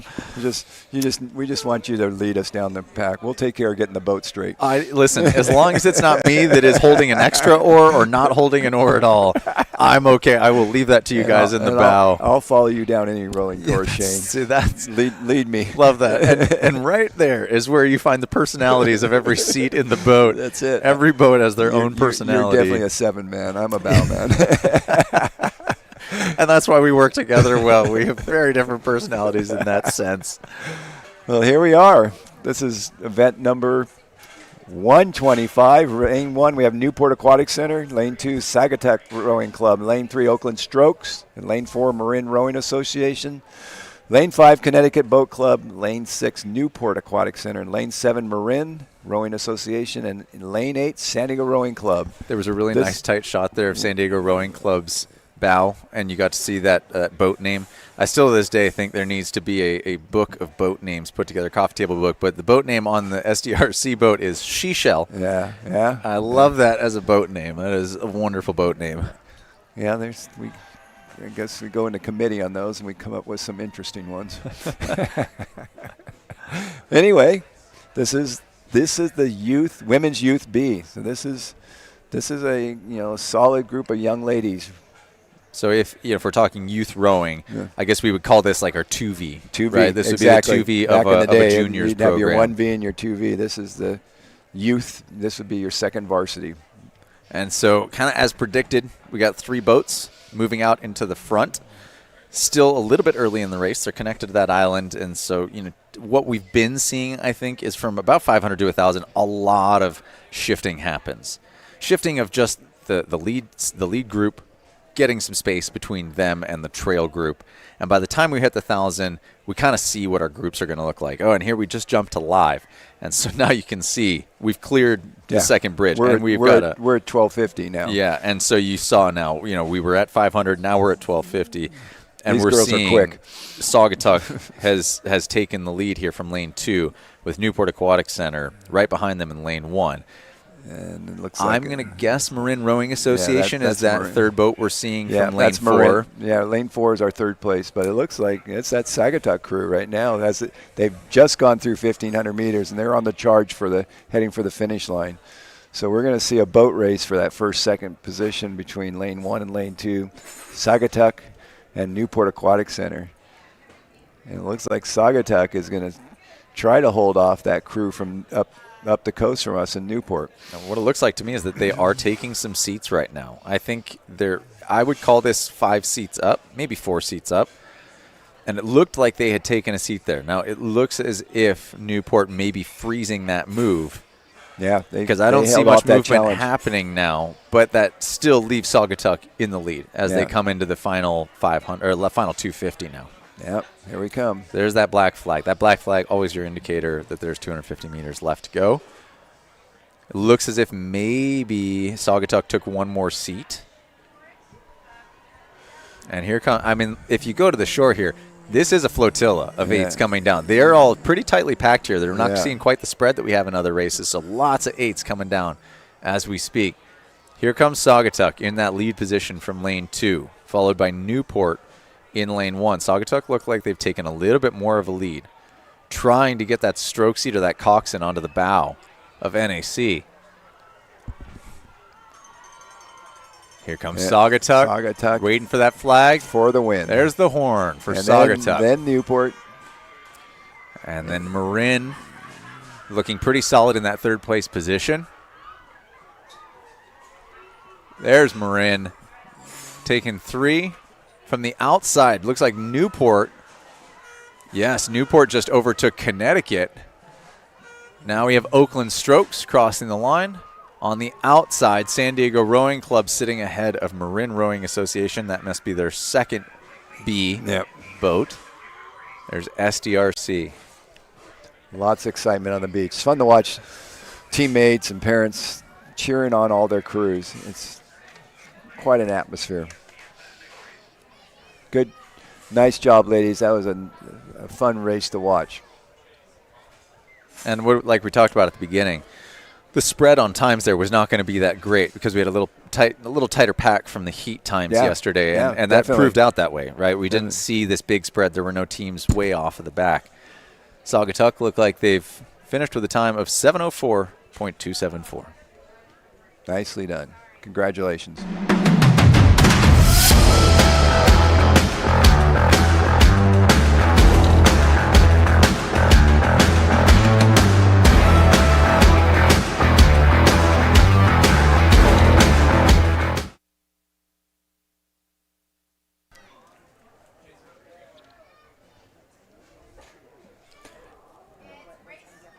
To the start line, we now have men's youth B8, the Gene Jessup Hervey Cup. This is our A final. Lots of A finals coming down the course right now. Lots of 8-boat finals. I mean, if you love racing of any kind, this is the moment of the weekend where you get excited. And, you know, whether or not you love rowing, you at least can, you know, if you're sitting at the finish line here, you see the final 250 meters. When you have 8 boats tearing down the course, you're guaranteed to see good racing happen.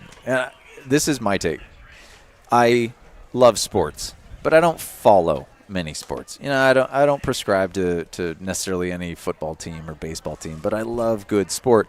So sign me up if it's going to be a good game. I love watching it live. And, you know, many people do not understand the sport of rowing. They don't follow it year round. They don't, you know, have necessarily favorite teams.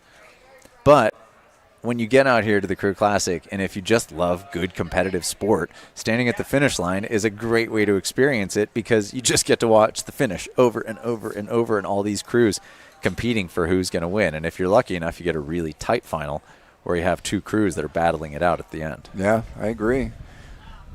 So here we are. This is the event number 126. This is the men's youth B8, the Gene Jessup Harvey Cup Final A. So again, this would be your 2V, correct? If it's a B boat, yeah. Yep. And lane 1 and 2, Marin. Yeah. Lane 3 and 4, Newport. Lane 5, Los Gatos. 6, NorCal. Lane 7, Newport again. Lane 8, Capital. So we've got 3 Newport crews, 2 Marins. I should say Newport Aquatic Center because there's distinction. Newport Aquatic Center from Newport Sea Base. Yeah, they'll point that out for you. Yeah, so we have 2 Newport Aquatic Center and 1 Newport Sea Base. Right, I do want to make that distinction because they are different teams. 2 absolutely different. Yeah, one's over on Lido Channel, their boathouse next to the Orange Coast Boathouse. That's Sea Base. Then Aquatic Center's back on we call it the Back Bay in Newport. They've got some great water up there. Oh, yeah. It's a great place to row and train. Yeah, definitely. It's always a pleasure to get up there and race, too. But good, solid crews, and we're seeing it in the bunching of the crews as they got out of the blocks and that first 250. Early on, Marin from lane 1 taking a big lead. But on the outside, what I think that is Newport Capital crew. Yeah, you're right. NorCal. I think that's NorCal in the white boat, lane 6. Okay. NorCal looking strong out in that position. Again, starts. So we always put an asterisk next to a start because what the start says, oh, there we go. We've caught up live. Those boats are here at the beach now. Yeah, we're getting close. Yeah, we're seeing Marin and Marin, 1 and 2 here, coming into the final 250. And you can see them at the beach. There comes Marin in 1. Marin in 2. Our video location doesn't really give us much after that other than maybe seeing Newport Aquatic Center in 3 is what it looks like. Yeah. Not necessarily much competition for the Marin in lane 2, though. I don't think there's enough to happen as far as distance before this race ends. The flag is up waiting for that first Marin boat to cross. There goes Marin 1. Newport Aquatic Center making moves on Marin 2, but just not going to be enough. There's Newport Aquatic Center in 3.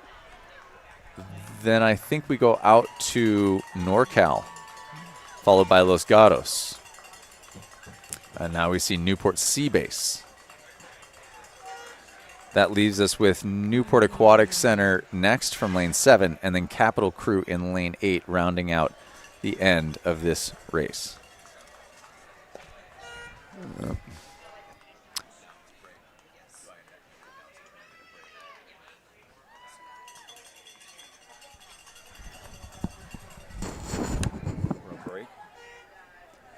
And that is Capital Crew crossing the line to round this out. And ladies and gentlemen, that gives us a 20-minute break. So enjoy the break. Go get some food, some drink, walk your way around Vendor Village. Say hey to your favorite athletes. Make sure you walk your way down to check out some boats if you haven't done that yet. And spend a lot of time in our beer garden. And we'll be back in 20. Okay. Looking forward to it.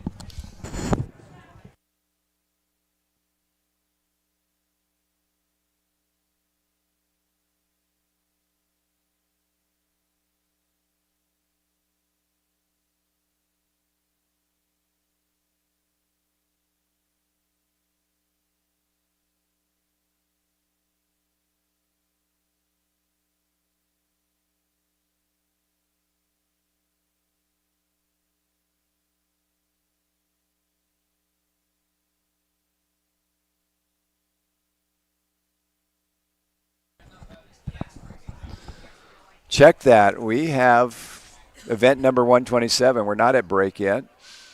This is the men's collegiate Secretary of the Navy lightweight 8 final. Now this is near and dear to my heart. These are lightweight rowers, which is a sport I participated in. In lane 1, we have UCLA rowing. In lane 2, University of California at Santa Barbara. It's a 2-boat race, a dual meet. And we're watching it live right now, I believe. So from this camera angle, it looks like the UCLA is our early leader.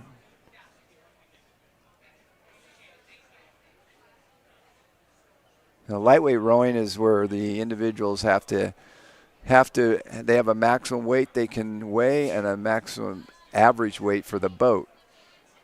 So it's there is weigh-ins. There's a lot more than just racing. They also are dealing with coming in at weight. So out approaching the 500-meter mark, UCLA has a very comfortable lead as they go through that 500-meter orange flag. They probably have about 4 to 5 seats open water on the University of California at Santa Barbara.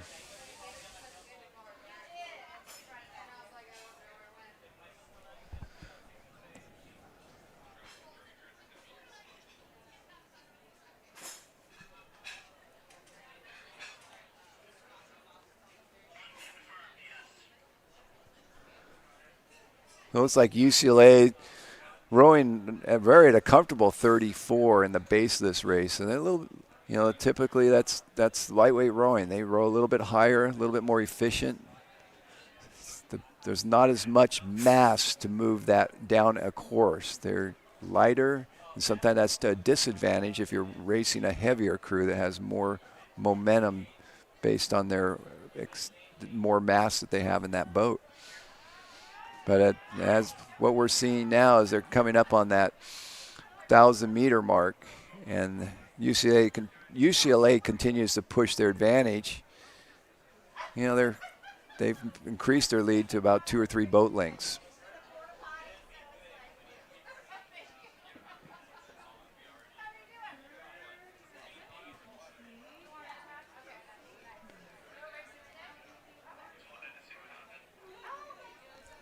Just a nice overhead shot, just showing what looks to be like they make it look like it's so easy, yet you know that they're working their tails off. It's a tough, grinding race.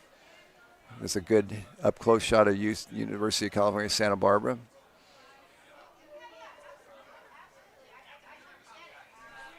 And then have to compliment our drone pilots and our camera crew getting us these tremendous shots. This video team is incredible. The production team puts on such a show that we take for granted. And this is one example of it. We're looking at 2 crews that are separated by quite a bit of water, yet we have a good perspective of the race, the way that the drone is presenting it to us. But right now, it looks like UCLA approaching that 1750 mark. They're about ready to crank it up and go into their sprint and bring it on home. And there they are. You'll see them coming on the beach at this point. UCLA with a comfortable 5 to 6 boat length lead over the University of California, Santa Barbara. So at this point, the crew will probably just keep their same rate. They may bring up the rating just because that's their race plan. They may do their sprint, but right now they look very comfortable. They did, they brought it up. They're sprinting. They're going to go execute their race plan and finish this race the way they planned it. Here they come. It's the University at UCLA. UCLA lightweight men for the win. And as they cross the finish line,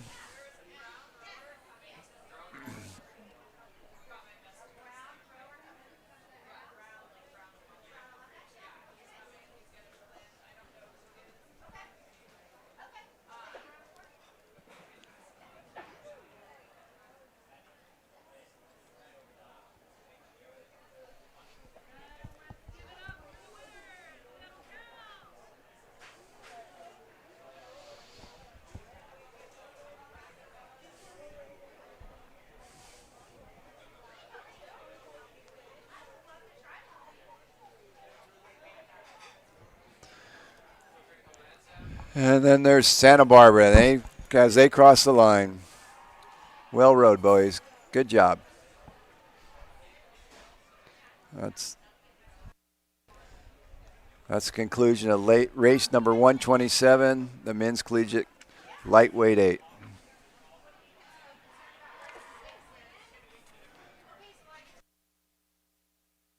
And now we'll have a short break of 20 minutes. Catch you in a few minutes.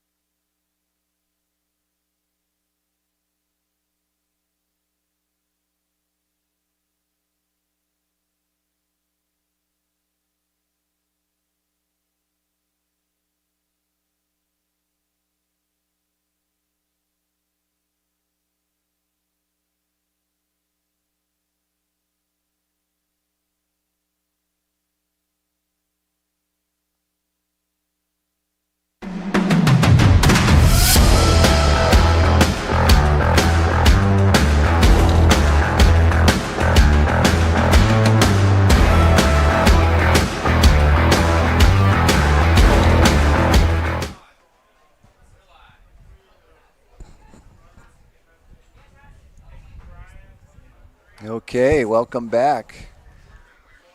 We're getting ready for the start of race number 128. This is the Women's Youth Quad. This is a B event, so this is a JV Youth Quad, Women's Youth Quad. In lane 1, we have Arizona Junior Rowing. Lane 2, Channel Island Rowing Club. Lane 3, Long Beach Junior Crew. Lane 4, Row LA. Lane 5, Capital Crew. Lane 6, Community Rowing of San Diego. Lane 7, Slack Rowing Club. 7 boats in this race.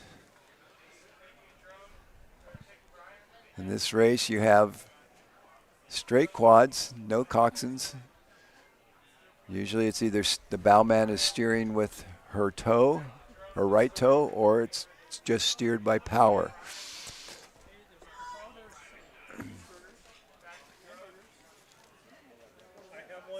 This is a B final, and they're off.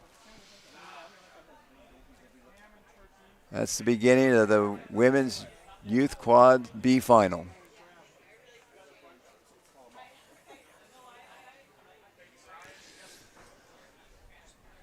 So all 7 crews seem to get out of the hole pretty well. No problems yet. We hope for no problems. We want to see them get out cleanly, establish their race pace, settle into a good race cadence. After that first high 5 and a high 20, and usually a crew will shift down after a high 15 or 20 to a race cadence.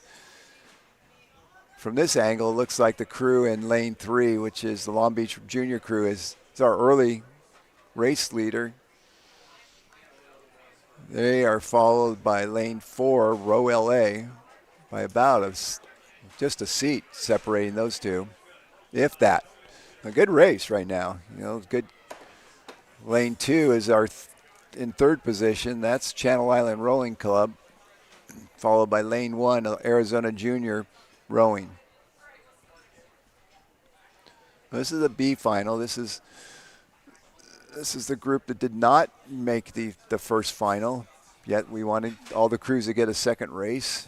And, we sorted out here who's going to be your 9th, 10th, 11th places in this original. It was probably a 17 or about a 15 boat entry. Crews are through the 500 meter mark now. They're working with a little bit of chop. We have a slight quartering wind coming off. I might call a little bit of a quartering headwind coming off your port bow, blowing you down to starboard a little bit. But they seem to be handling it. They're well through that first 500 meters. That's what we're looking at here on our screen. The race leader right now continues to be the crew from Long Beach in lane 3, followed by Row LA in lane 4.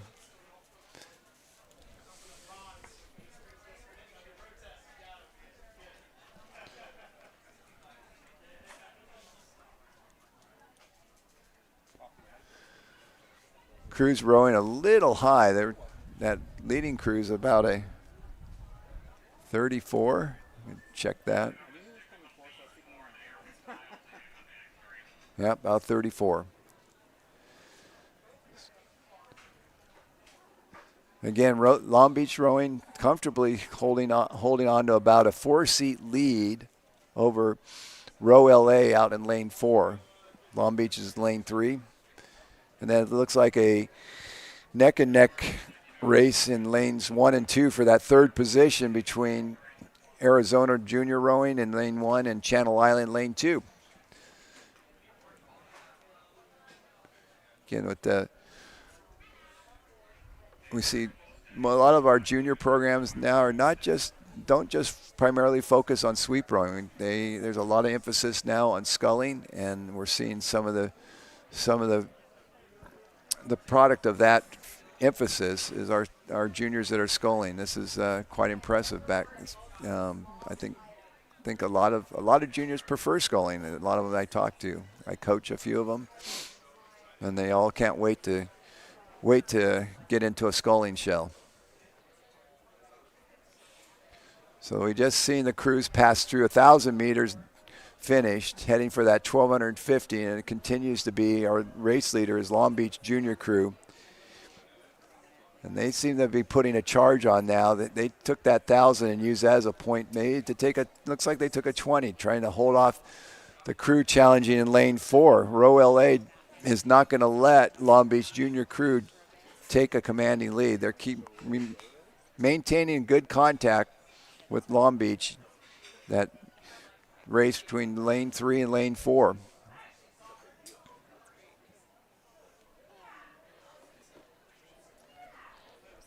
And as these crews are approaching there at 1,250, they're well through 1,250. They're now pushing to the 1,500 meter mark. You know, this is where it gets a little challenging as an oarsman, oarswoman. This is there. Your legs are burning, your lungs are burning, and there they go. You can see the 1,250 mark where they threw that. Now they know they're on their way home, but this is where it's tough, and this is where it gets gritty, especially when you got a boat right next to you. And there's no letting off the gas now, because that crew in lane 4, Row LA, had made a slight move at the 1,000 meter mark and has come up on the crew in lane 3, Long Beach. So Long Beach has been our race leader through this whole race, yet they've conceded a few seats to Row LA. So I think this is going to be a boat race. See if Long Beach has enough in the tank to hang on to that lead going into the final 500. And Matt, as you were saying that, hi, I'm back on the mic, by the way. Back. As you were Shane's saying back. that, it looked like Row LA started to take some seats, and it looks like they're continuing to take some seats here. Yeah. It looks like Long Beach still holding them off a little, but I think you're going to get to the point where we hit this finish, and these two crews start going in a dead sprint for that line. Yeah, it's, it could. Long Beach has had the lead, and it looks like we were about at a dead heat tie, perhaps. Yeah, Long Beach still has a little bit of an edge on it. It's a little tough to tell when you hit these buoy lines because there's almost a curve to them. Yeah, they're not a good indicative of us. They're hardly perpendicular to the course. Let's put it that way. I think herein lies the constant trouble in trying to call a race is you're giving kind of the best of your perspective. Yeah. But a camera angle change of 5 degrees makes it look like one crew is ahead and another is behind. At this point, I'm just going to pull a quarter out and flip it and see and call it in the air. But it's that close right now. Yeah, and I mean these two crews coming down the line here, we're starting to get eyes on them from the finish line booth. To me, it looks like if that is that lane 3, then I think we've got Long Beach Junior. I'm giving them slightly up. Yeah, I am too. From this angle too, from the finish line. But then when I look to the camera, and to me that looks like it might be Row LA. Yeah, that's up. Yeah. On the black black flag says final 250 to go. Yeah, this angle shows Row LA, but again, I think that's Row LA. Row LA has rowed through Long Beach in this last 500. Row LA has rowed LA through ahead. Yeah. To Long Beach Junior crew. Yep, here they come. They're putting their sprint on. Long Beach is putting their sprint on, but unless Long Beach has got something miraculous to respond with. Yeah. Which, I mean, they might. They're close enough in touch that anything could happen still. It's not so set in stone that there's going to be nothing happening here. Here they come, their last 50 meters. Row LA up by about 4 seats, and I think they're going to hold on to that. And that's our winner is Row LA by 3 seats over Long Beach. And then it looks like we've got Arizona Junior rowing in lane 1, followed by Channel Islands Rowing Club.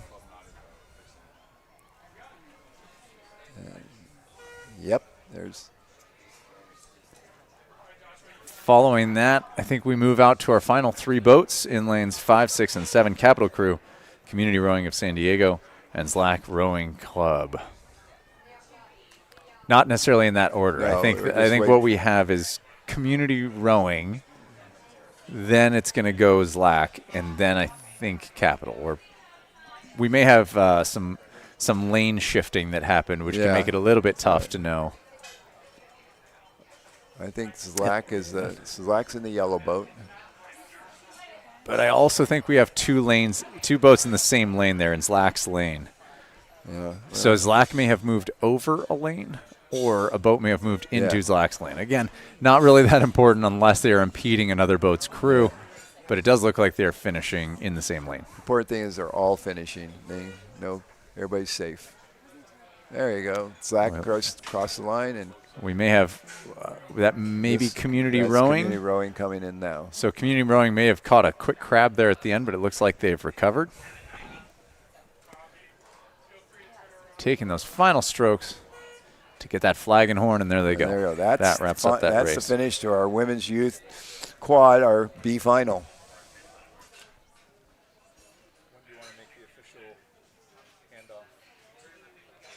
I need to go pretty soon so I can get changed and geared up. I only have to like 2:30 to 40.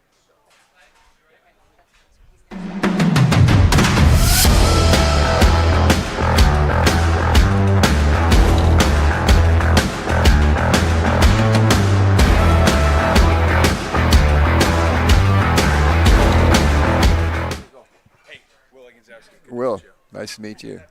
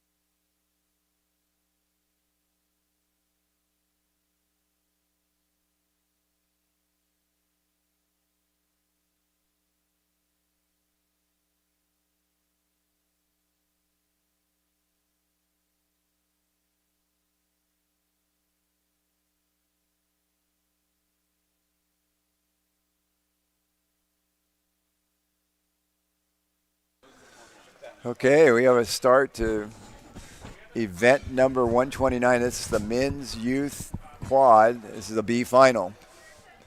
We may be within 100 and have breakage, but they are continuing. They didn't break. All right. They just lost one of their blades. Race is still on. We are not resetting that race. That boat is just going to have to make a little come from behind here. A little mishap. It looked like, was that lane 4? That would have been lane 4. That was St. Mark's School of Texas. That's a bummer. They had a little mishap on their start. One of the oars got crossed up, and they had to stop and start over.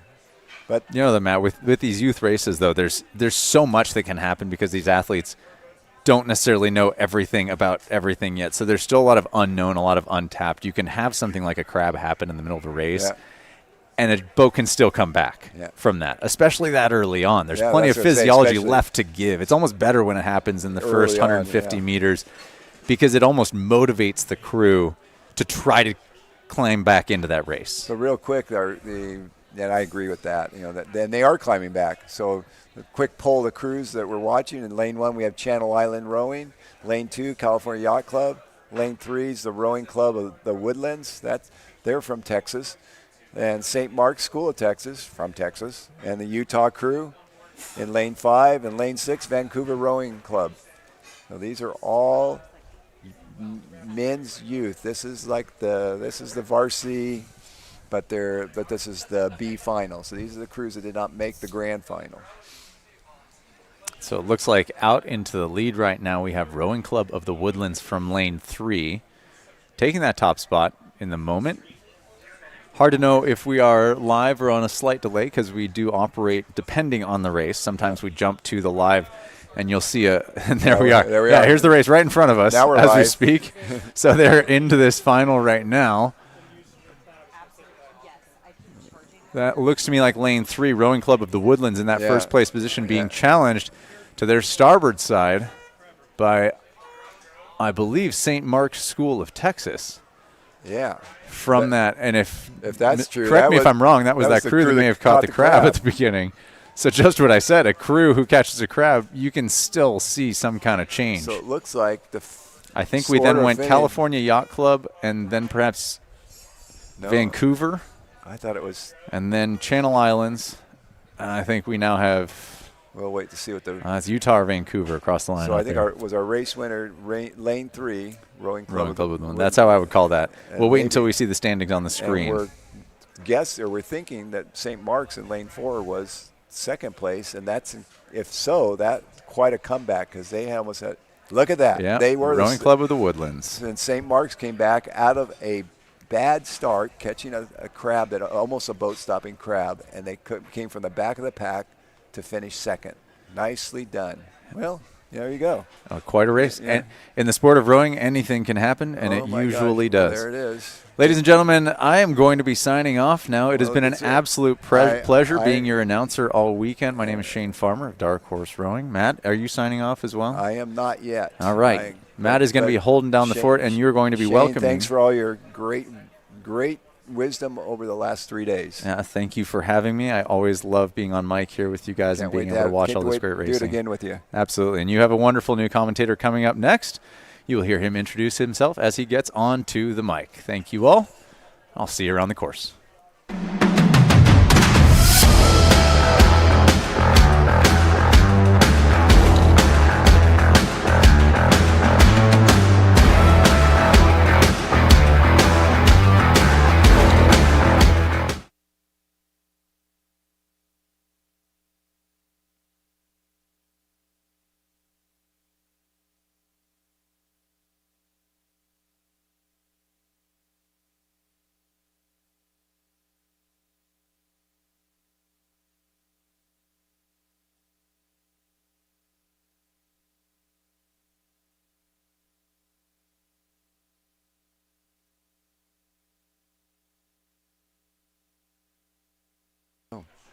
On. Hey, and then we're back, and this is event number 130. It's the Women's Youth B Quad Final. So this is a second final, so it's a B final, and it's a 4-boat race. And in that race, we have lane 1 Utah Crew, lane 2 Los Gatos Rowing Club, lane 3 Arizona Rowing, and in lane 4 Los Gatos Rowing Club. And I'm going to let our new announcer, who has just joined us, introduce himself. Will? Chat, is this thing on? Hi, everyone. This is Will Eganzowski here. Happy to be jumping in the booth and talking about rowing, especially these quads. Know a thing or two about sculling, and it's nice to see that there's such a nice presence of sculling at this regatta. Fun fact, I actually won the inaugural junior men's quad here in 2018. No kidding. Way to go, Will. Yeah, so it's kind of the highlight of my rowing career, and it's exciting to see these girls, hopefully define their rowing careers as well. And I notice Will still has rowing trowel on, and he's wearing the brown color. So he's an athlete that's raced this weekend, and he is put the headset on to help us out.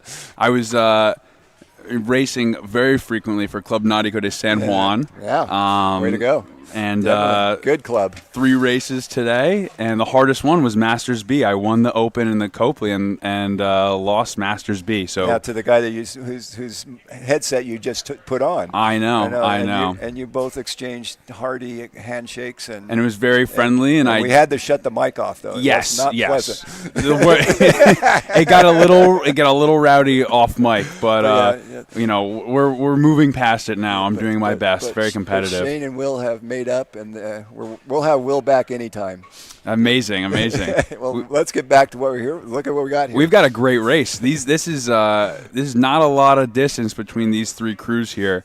All 12 girls really going at it, and it's about who's going to be more efficient, who's going to be longer, and who's going to row best together. Yeah, it looks like right now it's that crew out in lane 2 who's Los Gatos. Los Gatos, solid program. This is probably their second varsity in this event, and they always seem to be in the hunt. Right. So what you see a lot with junior crews is the best crews are getting their blades down to the water very quickly, and so it can be tricky when it's windy on a day like today. You got to keep the blades down, squaring down towards the water. And so as you can see here, this crew here doing a nice job of not letting the wind take the blades, staying efficient and picking it up nicely at the front. Yeah. And it looks like it might be helping them stay in this fight. Although, as you were saying, Los Gatos is really running away with it. Yeah, it's early. I mean, we're seeing it looks like 250 down. I think it's more like that might be more 750 down. The black flags. Okay. There's time. There's time. Yeah. So they're still shaking it out. We may see some lead changes yet. Yep. Yeah, a lot of water left in front of them. So it's nice matching up in all three of these boats. And again, it's keeping them all very competitive. As soon as you start, losing touch with each other, you get really inefficient, and it doesn't matter how strong you are. If you're rowing 4 different strokes, you're not going to go anywhere. But these girls seem to be doing a great job of rowing together. And it looks like a big lead change there. This might be Los Gatos out here in lane 4. This boat closest to us. On the screen, this is lane 4 that we're seeing in the foreground. Los Gatos is pulling away now. Yeah, and now there's 2 Los Gatoses. They're keeping us on our toes. Yeah, okay, look at that. There'll be a quiz at the end of the show, too. I didn't study. I didn't realize there'd be a quiz. So it looks like Los Gatos in the lane closest to us has now flipped their margin on the other Los Gatos crew, and they're starting to move away. I was not expecting this. But as you can see, it gets bouncy, and so the girls need to stay calm and clean, keep tapping the boat along. It's really crucial that they do that and kind of maximize how they're rowing through these conditions. Yeah, there we go. They're doing it now. And so the interesting thing about sculling versus sweeping is that you don't need as much physical length. The beauty of sculling is that as long as you're getting your body angle 45 degrees, that's really all you need. You don't need to be super long, which is how I was able to kind of sneak through the cracks throughout my sculling careers as a guy with a pretty short wingspan and short upper body. You just need to get some body angle, and then that's all the body work that you need. So we're going to a little interruption in our commentary, but we have a cute lost little girl. Her dad's name is Kyle. She's a little girl in a pink sun shirt, with Little Mermaid pink sun shirt. She's here at our announcer's booth helping us call the races. We're not sure her name, but she's a little blonde cutie, and I think she's going to be a stroke oar in about 10 years. So she's looking for her mommy and daddy. She'll be waiting for them at the information booth with the kind people that are listening to her. So she's got a lot of potential on the race course, I can tell. We have a lost little girl with us, get found. Pink Little Mermaid sun shirt on, and she's fine. She's just looking for mommy and daddy. She says her dad's name is Kyle. Please come to the information booth. Okay. Back to it. Hard to tell what the margins are right now, but hard racing nonetheless. The stroke rate is pretty high, which is a double-edged sword, obviously, as most of you know. You can go faster at that higher rate, but it is harder to be efficient at that high rate. So you have to balance that. But these girls don't seem to mind.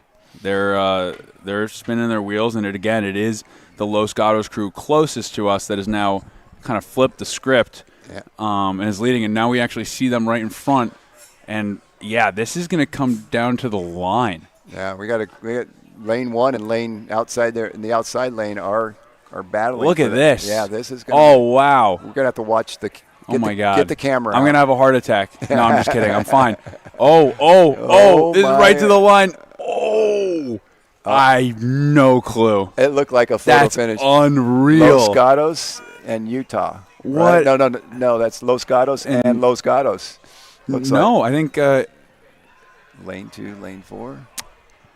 Yeah, was that a total both the Los Gatos crews. Los Gatos fest? I think we had 2 Los Gatos crews cross the line almost. I don't know how to read, so this paper is doing nothing for me. No, I'm just kidding. I'm just kidding. So it was lane 2 and lane 4, I believe. Right. So unreal. Yeah. Hopefully this graphic gets thrown up soon and we can take a look as this final crew comes down. It may be a photo finish, but we still have one crew coming down to finish the race. And the quad is a challenging boat to row, so these girls are really doing their best, finishing strong. As you can see, their rate is also up pretty high. They're not afraid to go for it, which is awesome. That's awesome. And it's what we need with American sculling. We need athletes who are willing to go out there and and get their hands dirty and do it. It's the only way American sculling is going to be competitive. So it's awesome to see these girls doing it. It's so incredible to see all these good young scullers. And Absolutely. I love that part of rowing. Sculling's a gift. Absolutely. There they go. Here they come, and that's Arizona finishing their race. Well done, ladies. I believe that's there it is. Okay, hopefully we'll get a graphic here to give us who our race winners was, because we have no clue. They were that was way too close to call. Even the flag guy, it says Los Gatos, Utah. Wow. So it was Utah and Los Gatos that went across. Yeah. So, less than about 1.5 seconds. Fantastic job, Utah. We didn't Yeah. call you as much as we should have, but you guys kind of snuck nicely up out of done, nowhere. Utah. Los Gatos in lane 1. Our race winner, lane 2, is Utah. No, just 1, 2. Los Gatos, Utah. Those are the finishing. Anyway, there we go. So Utah out there in lane 4 almost nudged out Los Gatos in lane. Utah was in lane 1, Los Gatos in lane 4. They almost nudged each other out, but it was so close. Very competitive. Let's see. Next, here we go. 31.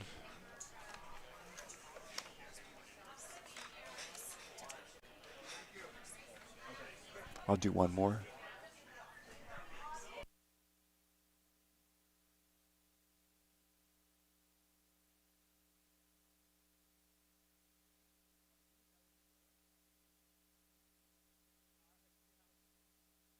I just found out I got tricked into being here because the gentleman I just replaced is going to go warm up for the race that I am also racing in. So not sure about that, but we'll settle it on the water. Do you think you'll ever come back to San Diego about how you're getting treated today? I don't know if they'll let me back. I think we're going to find out some things about me this weekend. Fun calling the races with you. So we've got men's youth B quad final B. And this is a full event. Look at these guys. Yeah. Look at them go. Yeah. That's an unreal shot. That is probably the best shot you can get in rowing, is straight on from the stroke seat, especially in a sculling boat. The symmetry is just fantastic. Well, that one's pretty good, too, actually. I might have spoke too soon. We'll pull the crews real quick. We have, in this event, lane 1, Long Beach. Lane 2, Los Gatos. Lane 3, River City. Lane 4, the Utah crew. Lane 5, Newport Sea Base. And then lane 6, Rowing Club of the Woodlands. They're from Texas. So 6 boats. Fun, good fun times. Field. We're going to be looking at Los Gatos in lane 2. They had the fastest time of these crews in the heat was 6:52. But there's a pretty close spread between the rest of the boats as well. So keep an eye on lane 2. Los Gatos rowing. They seem to be currently the favorites, and it looks like they're up right now. Yep, that's where they are. They're up by a couple seats right now. And so, again, you see here, when you're looking at this, you want these blades going down to the water. You don't want them getting stuck in the air as you come to the catch. That's the efficient way to take the stroke, and it's really challenging with the wind and some bouncy water, which this race course is, of course, known for. Subconsciously, you want to lower your hands a little bit coming up to the catch, which would raise the blade up. But technically, you want to be bringing those hands up and get those blades down to the water so they drop right in before you get to the top of your slide. Exactly right. That's exactly right. Yeah. These gentlemen from Newport are doing a pretty good job of it. A little bit off the pace, but rowing pretty slick.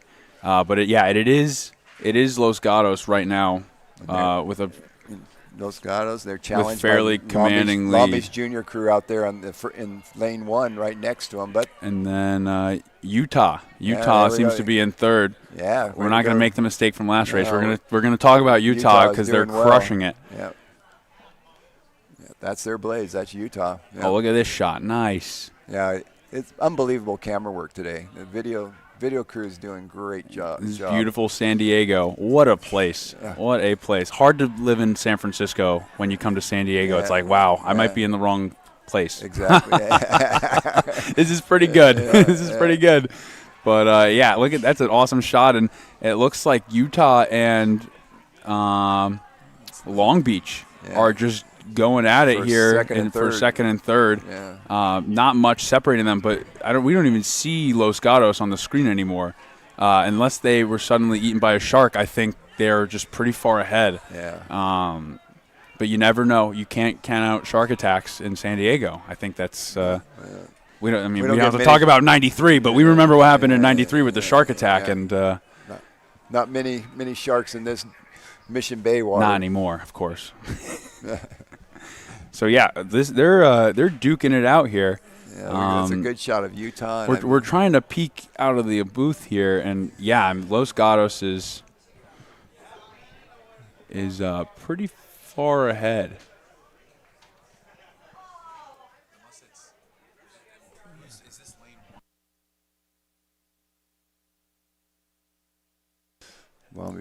We made an oopsie, folks. Oh wait. No, that is Los Gatos. That's it. 'Cause on the beach now, it does look like Los Gatos. They may be out of their lane. No, Long Beach. Oh, are they in the wrong lane? Yeah, I think Los Gatos is not in their lane, but they're well ahead. You can't do that. But they're well ahead of Long Beach. Wow, they are really winding it. Are we sure they're in the wrong lane? Yeah, well, they went from lane 1 to lane 2. So Los Gatos is going to finish the race in their lane. Wow, lane they are 2. Flying. And right there, they just Interesting strategy about the lane switch, though. I don't know if that's going to get you a lot of speed. Might get you in trouble, might get in trouble. But look at this race. Wow. We've got Long Beach and Utah for that second. To the line. Look at these guys. Yeah, look at them go. Look at that. Utah's got to stay clean if they want to get this. Don't get punked on the line. Utah's going to take, and Utah takes it by a seat. That's exciting. Those are the best races to be in. I believe Utah got that. Long Beach barely got nipped out by Utah by a seat, and then our 4th place is out there in lane 6. I believe that was, Rowing Club of Texas. The Rowing Club of Woodlands from Texas was our 4th place. And here we've got Newport Sea Base, perhaps, finishing strong. That top three was some good racing there. Absolutely. And good spread. 2-3 was a good race. Good spread between all the crews, honestly. Not too much of a gap. So, yeah, we see Los Gatos. Interesting strategy. They won by 21 seconds, but just a second between Utah and Long Beach for that 2nd and 3rd position. Which is, look at that, .087. That's about as close as you can get. Yeah. What do you think Los Gatos was thinking in the other lane? Is that a strategy? Are they getting in the opponent's head? I think that's just youth rowing where he got the bowman got turned around a little bit. And it happens to the best of us. It happens to the best of us. All of a sudden, lane 1, lane 3, it's fluid. Sometimes when you're steering, you lose track. Oh, here we go. All right, we're cutting off. I'm going to sign off for it, and Whitney's going to.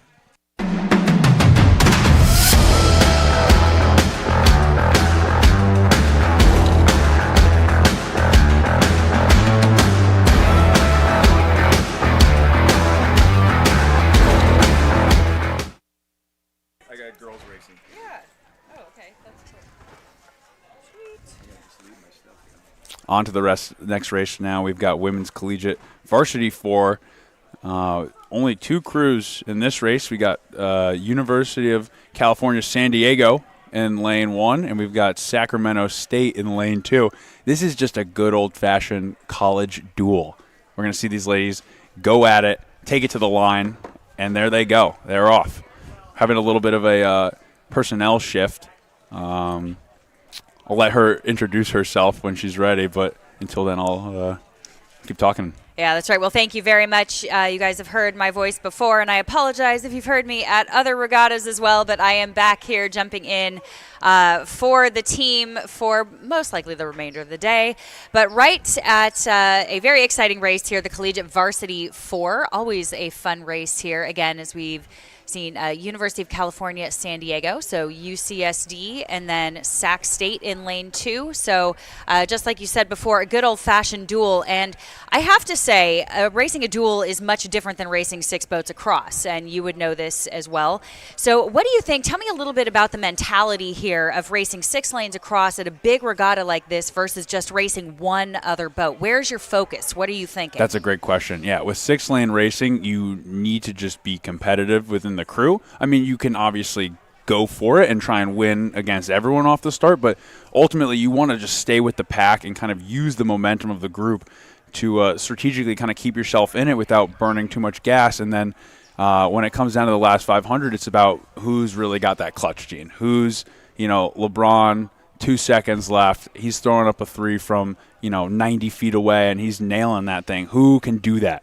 Dual racing, on the other hand, it's pretty mental. You want to be hooting and hollering. I was just my boys and I in Club Nautico de San Juan, we were racing the Cal freshmen in the open event, and we were basically yelling at each other, telling them, oh, we're walking on you. They're going, no, we're walking on you. I'm saying, no, you're lying. And they're saying, so you're trying to do whatever you can to kind of get in the other crew's head.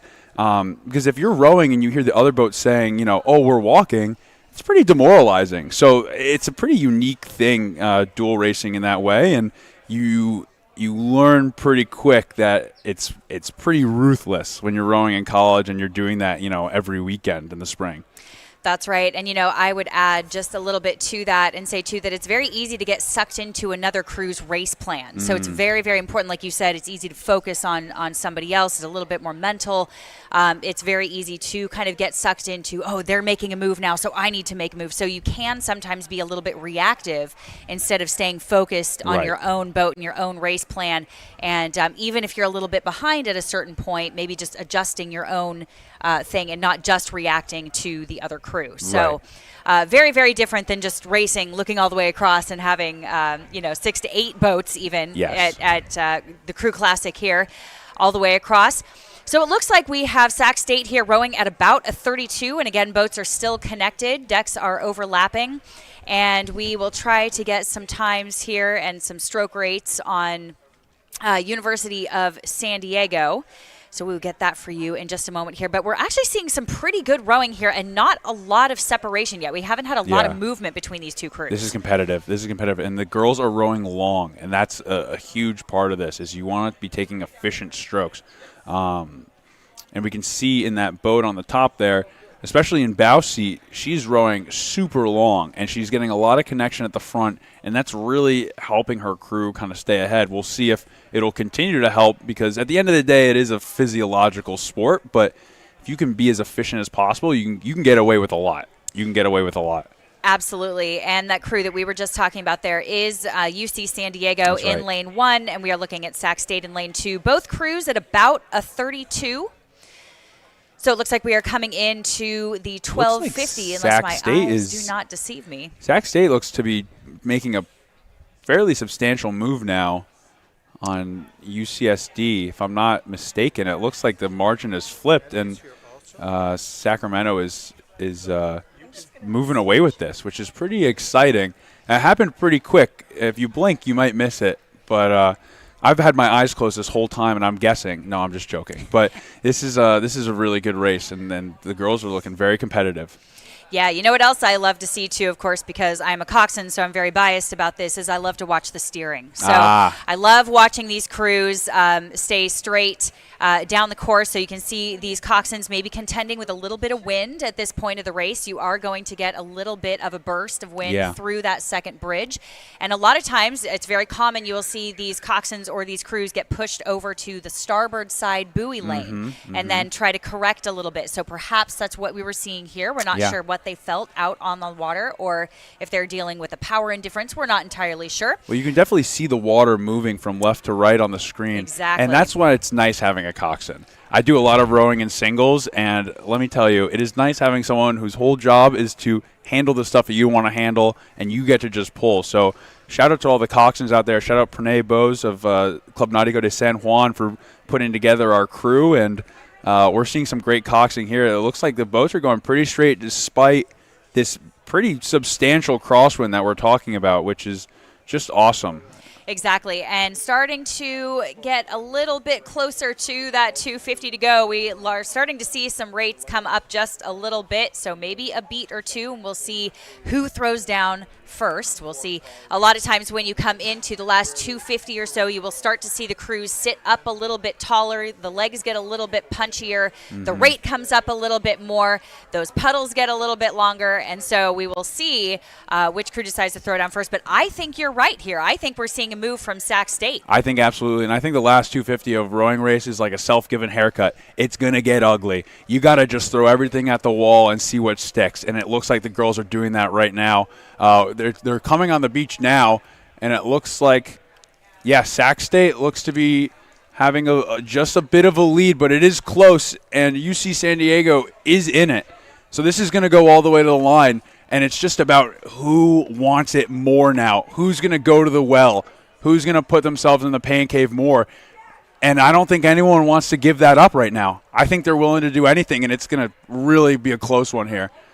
Looks like maybe Sac State is going to take it, but it's close.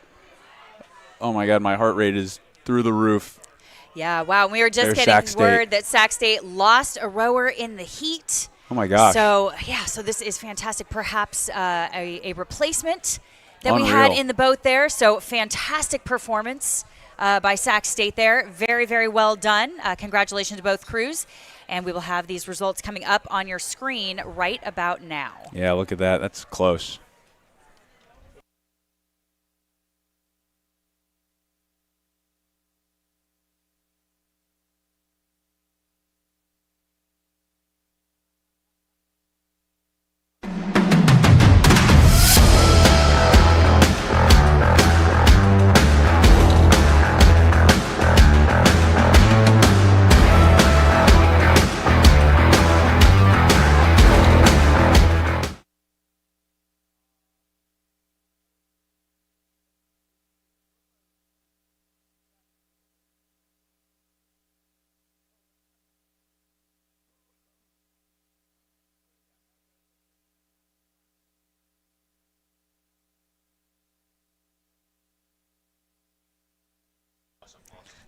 Good afternoon. This is Patty Pinkerton joining the announcing team, and we have another race lining up. We can see them on the start, moving in and adjusting their course, allowing for that crosswind off the start.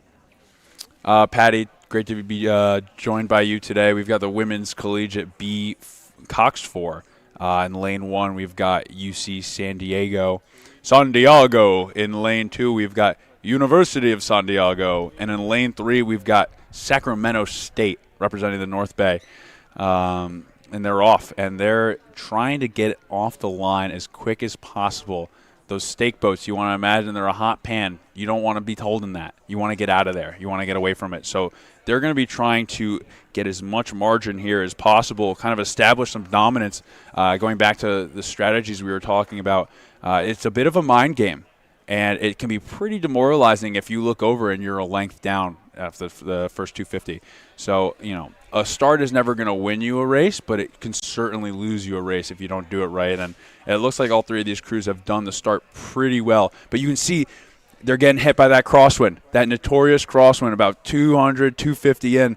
There's a lot of up and down movement, not because of the rowing, but because of the water coming in from the side there. So they're going to be trying to get to protected water as quickly as possible. Yes, and of course the other thing about that side wind is the boat actually corkscrews through it. So it's not like the boat is consistently down to one side. It rolls through those sideways waves. So the rowers are trying to relax and just get their blade in and hang off of it. But the only corkscrew I like is when I'm drinking wine, so I don't want it in the rowing. There's no room for it. It's the worst type of rowing. I hate it because you just never know what's going to happen. I look at that yacht and I'm envious. I'm hoping that they're enjoying this racing. They've got a great spot to view. But second best spot is right here with Patty, and we've got an awesome little screen here, and it's showing us exactly what you guys are seeing. So again, just thrilled to be here. Yes, and we can see that the racing is quite close together. Based on the heat times, we do expect a pretty competitive race. They all finished within a couple of lengths of each other in the early races. So they are hard at work here. Absolutely. As they get into the body of the race. Yeah, it looks like lane 1, UC San Diego, is about a length up on University of San Diego and about a length and a couple seats up on Sac State. So this is still pretty close. And actually looks like Sac State is starting to separate a little bit from USD. But again, it is UCSD that has a commanding lead so far. Anything can happen. It's unfortunately a very long race. You'd like it to be about 5 minutes, but it's going to be looking more like 7 or 8 even. So, you're going to be in the pain cave for a while, and that plays a factor in it. You got to be pretty tough between the ears to do something like this, as all rowers know. And these girls are really going for it. And Sacramento State is really throwing it out against San Diego, and maybe because it's their home water. UC San Diego's just a little bit more relaxed. They're rowing at a 32, whereas Sac State is at a 34, trying to bring the race back. Yeah. And then we have University of San Diego at a 35 also, taking a race to Sacramento State. So no one's giving up here. They are all still fighting. You want to try and be as efficient as possible. You don't want to go up and rate if you don't have to. And it looks like there's some more crosswind now. It looks like at least UCSD and USD both hugging that starboard side buoy line. Again, that is the corkscrewing crosswind that no one is a fan of. But as a spectator, it makes for good television. So we get to enjoy it now. Don't tell them I'm enjoying watching them struggle in this wind, because they probably won't be happy. But it is pretty fun to watch, and it's even more fun that you guys all have to listen to me. So yeah, and if you look at these drone photos, which are pretty close up, you can see how the boat is rolling. Yeah. And the rowers are really just trying to stay relaxed, lock on, and then hang on to it. But again, UC San Diego, they are probably in the most sheltered lane. But everybody right now, I think, is in that third 500 where you're getting the tide is going out, and you're getting that big crosswind funneling through what we call the short bridge. There's no hiding from it. There's no hiding from it. But they look a little bit more relaxed. They're at home. They're still at a 32. And the other crews are chasing them, trying to do it by lifting the rating. Yeah, absolutely. Interesting. They're a Croker school. There's really only a couple of oar options, but you can see the Croker have the pink collars there. I think it's pretty classy, to be honest. I think I'm a fan of Croker's flair with the pink. So just something interesting there. It kind of differentiates a crew. I'd be curious to hear what their reasoning is. But yeah, we see they're still cruising, and they're handling this crosswind pretty well. Hopefully we can get, there's a little bit more perspective, and we're seeing where our friends at USD are, as well as Sac State. Sac State might be. Look at the drone guy knows exactly what I'm looking for. Thank you, drone man. Okay, we see UCSD. They've got a pretty sizable lead. It's really going to be exciting race between USD and Sac State now. Both crews kind of within, a seat or two, as kind of UCSD runs away with it a little bit. Yeah, well, UCSD has opened up to a length of water, and I will say Sac State's probably running out of space, but they are getting back into a little sheltered water here. They've lifted the rating to 38. Nice. And UCSD is lifted their rating to 35.5, and Sac State USD is responding to that as well, and maybe pushing Sac State back towards UCSD. Yeah, I mean, they bring it through. There's a lot of upward pressure here behind these second and third place crews, but as we're sitting here watching them come by on the beach in the last couple hundred meters, UCSD is really cruising right now, and they look like they're not letting off the gas whatsoever. They want it. This is for margin now, and they're going to get a pretty big margin. And we've got USD and Sac State. USD looks like they kind of broke Sacramento State, and it probably will be getting second here. But again, the women of UCSD really ran away with that. There's some water splashing, some celebrating. The higher up you go in rowing, the less opportunities you have to celebrate. So when you win a race, please celebrate. It is, make it fun. Yeah, and all of these crews will be seeing each other shortly in their conference championships. Oh, nice. So this is a good, and they are close together. So I think coaches will be going back and kind of scratching their heads and seeing what they can do to make their crews just that little bit faster. Absolutely.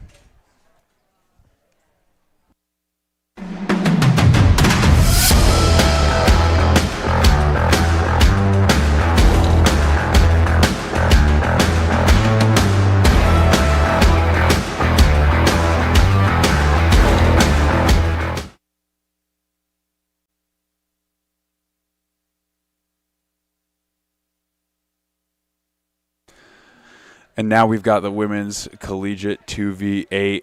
A couple of familiar faces here, or at least team names. In lane 1, we've got Sacramento State. In lane 2, we've got UCSD. Battle of NorCal versus SoCal. So we're going to see. Wow, and if we're looking at the times from the heats, they're separated by about 0.25 seconds. Which that is, almost a rounding error. That's a pretty close margin. So it's going to be really interesting to see which of these crews pulls this off. They're locked and loaded. They're locked in, and we're going to get off. There they go. And again, it really doesn't matter that this is a B final. These women are in the same conference, and they will be battling. Their team bids are based on their Varsity 8, their second Varsity 8, which we are seeing racing now, and their Varsity 4. So we will see them battling through this race and trying to establish their ranking within the NCAA, and their conference championship will determine who gets invited. That's great insight. I had no idea about that. But that's one of the many beautiful things about rowing is that everyone's performance matters. Every time. If you look at a football team, a basketball team, if you're not the starting 11 or the starting 5, you're just there in case something goes wrong. Not in rowing. Everyone's going to get a shot to take their team to the top, and so every person matters. All these results matter, and so this is, I think, shaping up to be a fantastic race. Hopefully, for our sakes, hopefully it's a great race. I'm sure they would one of them would like to just get out ahead and stay ahead and not have to worry about it, but it does not seem like that is going to be the case. They're pretty much bow ball for bow ball at this point. Again, Croker's here from UCSD. I'm not sponsored by Croker, but Croker, if you're interested, you know where to find me. Yeah, both crews are rating at 36, and I personally prefer Croker's as well. I'm nice. A sculler, and I like working with them. I coached in Australia, and they were the premier blades, so I got very used to working with them. Right. Concept 2 does seem to be the most common, and it looks like our friends over at Sac State there are in Concept 2 blades. So I don't know how much of a difference the oars make, if we're being honest. At the end of the day, it's not the wizard. It's not the wand, it's the wizard. Yeah. So equipment doesn't matter. You just got to be able to go to a dark place when you're rowing sometimes and tough it out. Yep, and it's what the rowers feel comfortable with. Exactly. And as expected, this race is hard to tell from the drone angle, but this race is all on.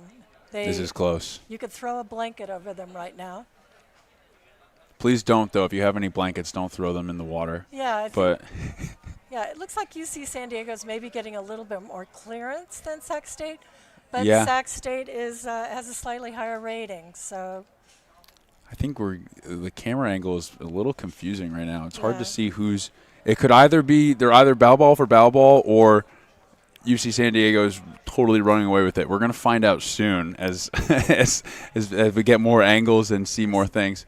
Yeah, we're getting a good picture of Sacramento State, and you can see how their stroke oar is dropping into the puddle of the second oar. And then we have UC San Diego now on the screen, and they are just clearing their puddle. So it looks like they might be getting a foot more of run at about the same rating. So that is important. Again, it's hard to tell with the angle of the drone, but we're getting a very good shot of UC San Diego locking on.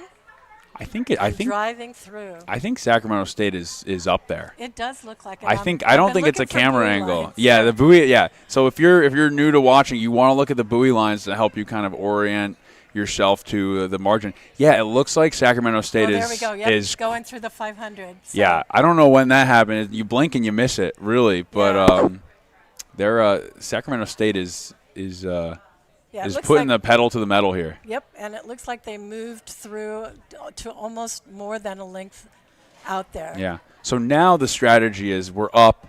We can't let the boat slow down, and we need to stay clean. You got to avoid a crab. You got to avoid any inefficiencies. You got something good going. You got to keep it. And it looks like they're at a 34 strokes per minute. And looking quite comfortable. Yeah, they look good. They look long. That's a huge part of it. They look long and they don't look frantic, and they're, like you were saying earlier, clearing the blades. So It's their race to lose at this point, and we're kind of coming in. Probably about. Oh yeah, they're coming into the beach now. Yeah, these so races go by fast when you're talking about them. Especially these I wish it felt this quick when I was actually in the boat. And it's interesting as you look across the water, if you're actually on the beach looking, you can see these dark patches moving across, and those are the wind gusts. There's a solid side wind, but there are some gusts gusting up another 8 to 10 miles per hour. And here they come, yes. So we can see that Sacramento State has a length on UC San Diego, but UC San Diego's lifted to 37.5. Anything can happen, but it is, like I said, Sacramento State's race to lose, led by Coxon and Corey Pontega. And they're just at a comfortable 35. Yeah, look at that. Pressing through. Yeah, they're probably going to win this one. If I had to put money on it, I'd say Sacramento State's going to get it. I know that's a hot take. Yeah. But UC San Diego, not giving anything away. That was a great race. Rating. Yep. That was a great race. Very competitive the whole way down. UCSD did not let them rest on their laurels. Oh, my gosh, laurels for 1 second during that. So that's the kind of racing we love to see. And we will see them again in a few weeks when they go for their conference championship. That's awesome. That's very exciting. Yeah, so one of the things about the Crew Classic is that it has cross-regional competition. Right. And that's really important because traditionally the winners of the conferences get an invitation to the NCAA Nationals, like the team winners. But there are at-large bids, and how you do against cross-regional competition empowers that decision. I see. You always want to do well against these crews that are coming to the Crew Classic. There's a lot to think about. Rowing on the men's, we're about to go to ads, so I won't tell you about back when I was a freshman. But, all right, bye.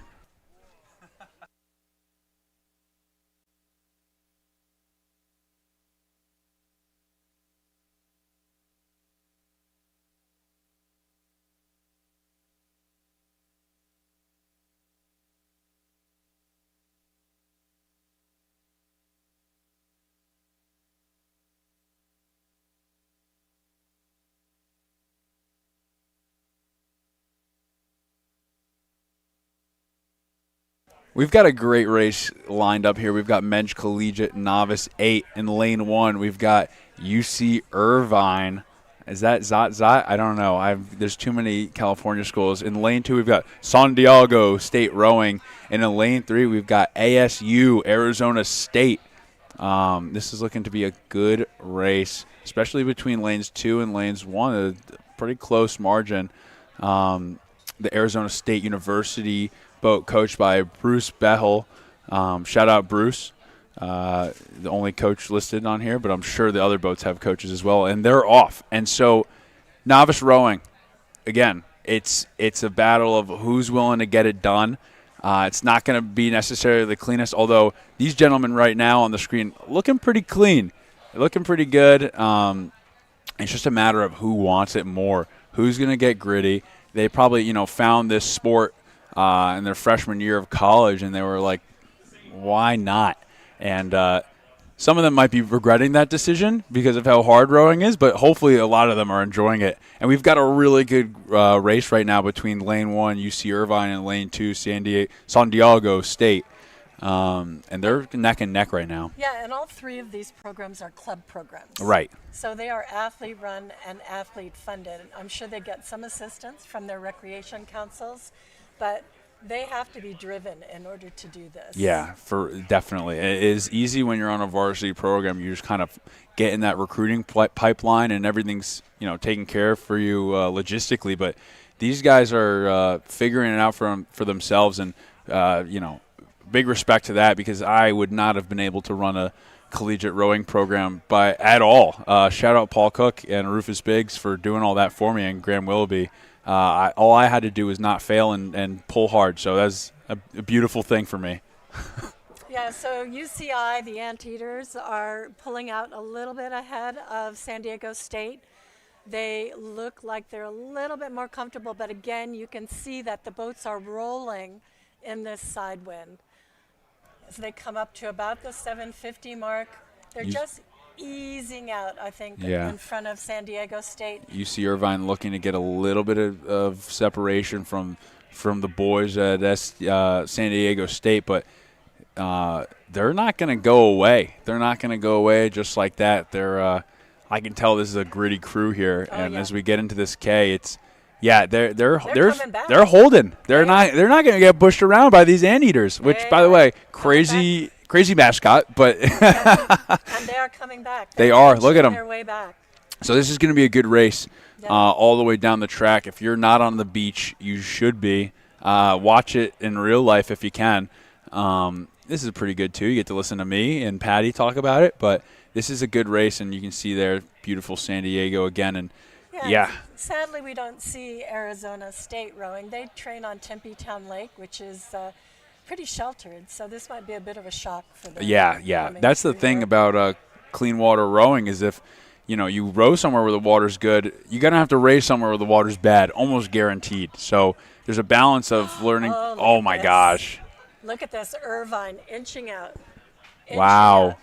San Diego State right in it. They're not letting these anteaters get away from them.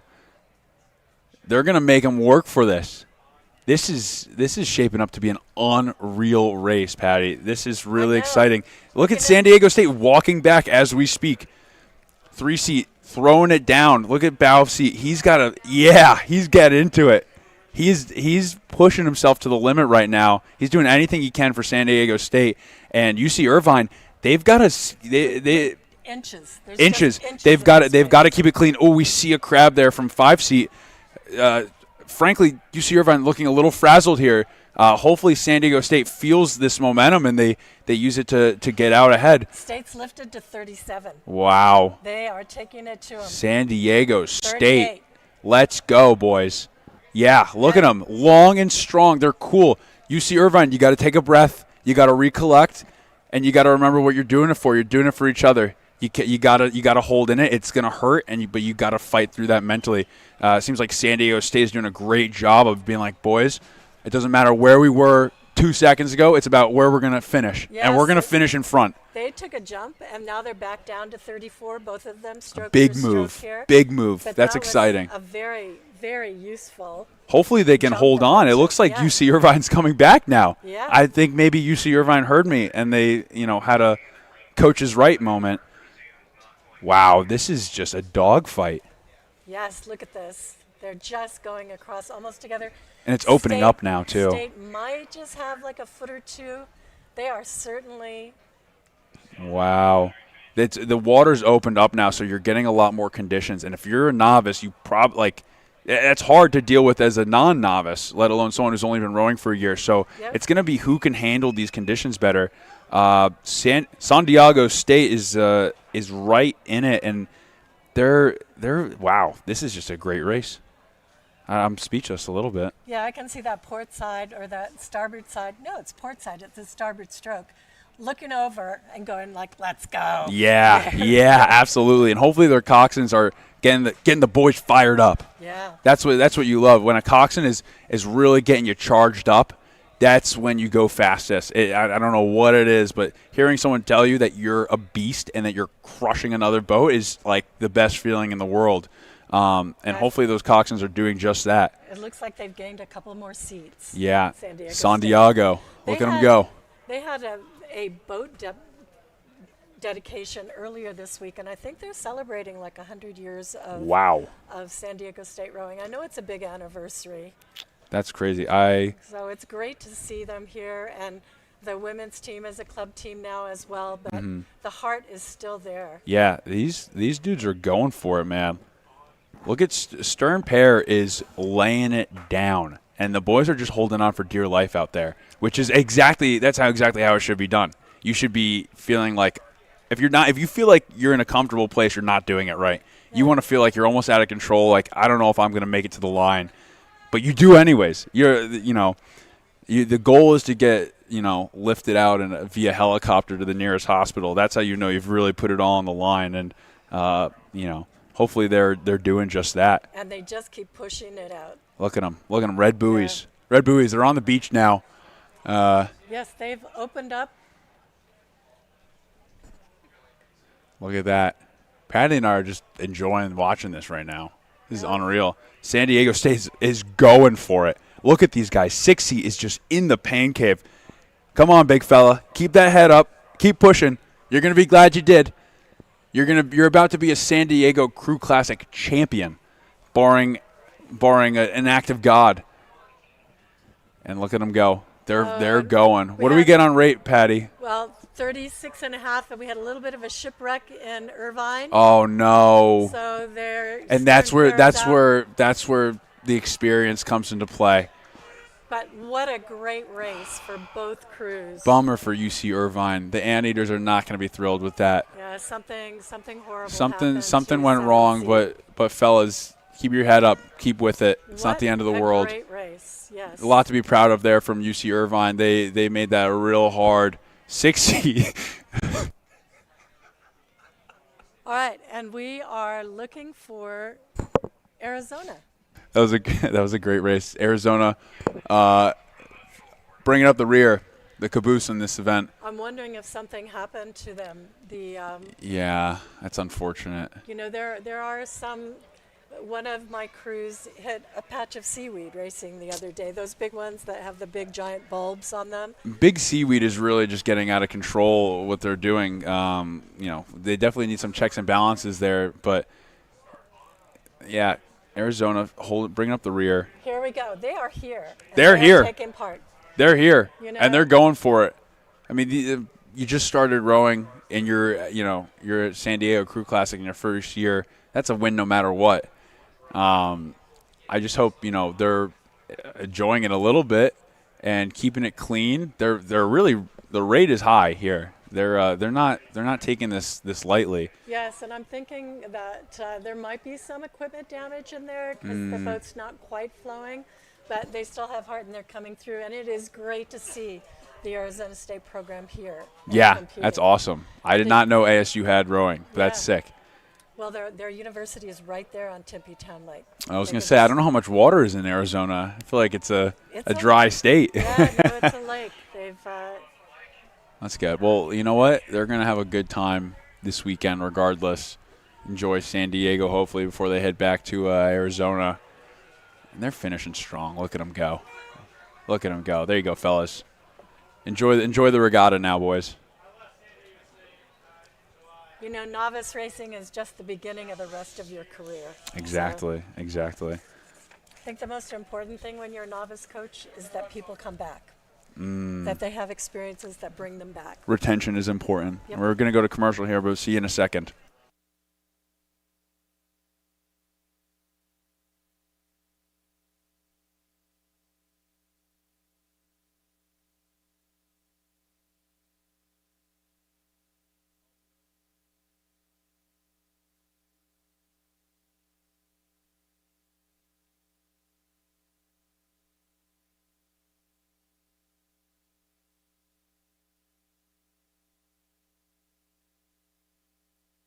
We've got Men's Masters Club Championship 8. I mean, this is a big one. B final. This is probably going to be my last race here. We've got a couple of scratches in lane 2 and lane 5. So it looks like Palmer Racing is scratched and Los Gatos has scratched. I know where I could find Palmer Racing right about now. I have a pretty good hunch. Hung out with those boys on Friday night, and they're a fun group, so hopefully they're enjoying the regatta. Lane 1, we've got Potomac Boat Club. Had a couple of good races with those boys. They're not messing around. In lane 3, we've got Crimson Death Barge, alumni club from it's Harvard, of course. All right, well, we have the villains in the race. No, I'm just kidding. In lane 4, we've got Ancient Mariners Rowing Club. That might be they're based in Seattle, Washington. In lane 6, we've got Texas Rowing Center. I know there's some weapons in that boat from Texas, so we'll see if they can get it through the line here. And in this closest lane, we've got Texas. Texas in the closest lane to us. And, Bowseat's long, and he's getting after it. These guys are going for it. And you've got the hook-em horns there from Mr. Nifton. Hook 'em.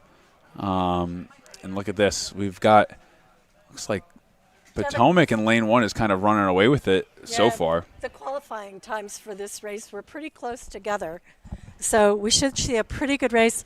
Although when the conditions are like this, lane 1 gets a little bit of an advantage through the middle of the race between the first bridge and the second bridge. So they're certainly taking advantage of it as they go through here. Yeah, look at that. There's about Potomac has got about a length now. They've got some dudes in there who know how to row. Let me tell you, they were. I was a victim of Potomac in the Masters A earlier this week. They're no joke. You better bring your A game if you're racing Potomac. Yeah, and Texas is they're just kind of ignoring that 6th lane, shipping lane reputation, and they are taking the race back. They still haven't caught lane 1 in Potomac, but they look like they've edged out of the other crews in the center of the race and possibly better water. And who is this here? Is this hard to say? The lanes are a little tricky. Yeah, so it looks like they're rowing San Diego Rowing Club equipment. That's lane 3. So those are the gentlemen from Harvard. Oh, and we've got, you know what we have also? We've got handicaps. Yes. So it looks like Potomac's got a 4.8 second handicap. That is just based on age, but age is just a number for these fellas because let me tell you, they're fast. The Ancient Mariners Rowing Club, who we don't see here, has a 114 second handicap. So what that means, if you don't know, is whatever boat wins this race on raw time will need to beat Ancient Mariners Rowing Club by at least 114 seconds. So I think that's and they've earned it. That crew averages over 70. That's unbelievable. So, if I'm still rowing at 70, please, someone, I need an intervention. I need to move on with my life maybe. But these guys are, listen, these guys are going for it. This is unreal. Oh, no. As you get into those categories, it's all about delaying decay. Decay. You are cheating death every time you turn up. I race in these older age categories, and it is fierce competition. That is awesome. I feel like I'm 25 and I can barely get through it. So I'm getting I might have to go here in a second. I'm actually racing in the dash at 3:15. Yeah, so this is Potomac rowing in San Diego Rowing Club equipment, but they are in lane 1 and they are cruising. All right, everyone, I'm going to sign off. I've got a race like right now. My boatmates, they've been in the beer garden, so this is going to be interesting. It's the 3:15 race, the dash, so keep an eye out for me. I'll be stroke seat, and you guys get to all make fun of how I row now after I sat here and talked about everyone else. So take it easy, everyone. Goodbye. Okay, have a great race. Thanks, Patty. All right, so as we come in, Potomac has a comfortable lead, and they are just cruising along at 35.5 strokes. But again, we will clear our watches and just see how far ahead they are. They have a handicap of 4.8 seconds, and the other crews in lane 4, Ancient Mariners, has a handicap of 114 seconds. So Potomac will keep pushing it out right through the end of the race. They're going to take line honors, and right now it does look good that they will be able to beat the handicap and hold on to their other crews. Racing for second and third place is Crimson Death Barge and Texas Rowing Center. So they are almost stroke for stroke. It does look like Crimson Death Barge might have a slight lead, but on the outside, Texas is cranking up the rating. And as they come to the line, it is super close. But yes, I think that, Crimson Death Barge just picked off Texas at the end. And Ancient Mariners, in a stately and extraordinary exhibition of mastery of age and technique, are rolling in. And they are still within their handicap. So they still have another minute to finish to be a challenge to Potomac Boat Club. So we may well have to wait until the official results are done. But Ancient Mariners crossing a 70-plus crew, and they finished a minute and 10 seconds behind the winners. So 70 seconds behind the winner, so I believe they may have beaten their handicap, and they certainly have brought a challenge to Crimson Death Barge and Texas Rowing Center. So we will wait and see what the results are once they apply the handicaps. But good racing, everyone, and inspiration to all of us to continue to race until we cannot race anymore.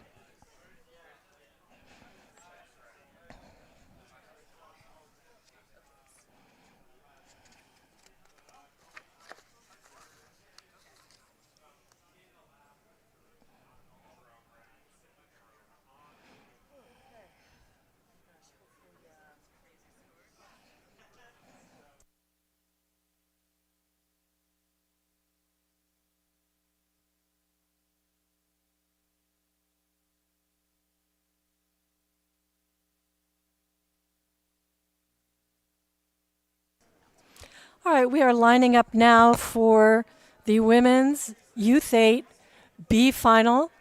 These crews are racing for places 7 through 12 in lane 1. Oh, and they're off. We have Thompson's Boat Club from Washington, D.C. in lane 1. St. Ignatius from Chicago, the St. Ignatius in Chicago. We have one in San Francisco as well. Marina Aquatic Center, who rows out of Marina Del Rey in LA, Capital Crew from Gold River or Sacramento, and Arizona Junior Rowing, who I believe also train on Tempe Town Lake along with Arizona State.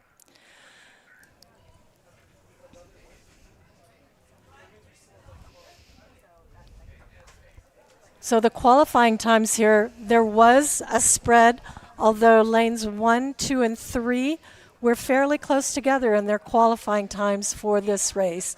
And we're seeing that now on the screen with lane 3, Marina, actually putting in an early push to move out in front. And they are moving into more sheltered water now as they pass the first bridge.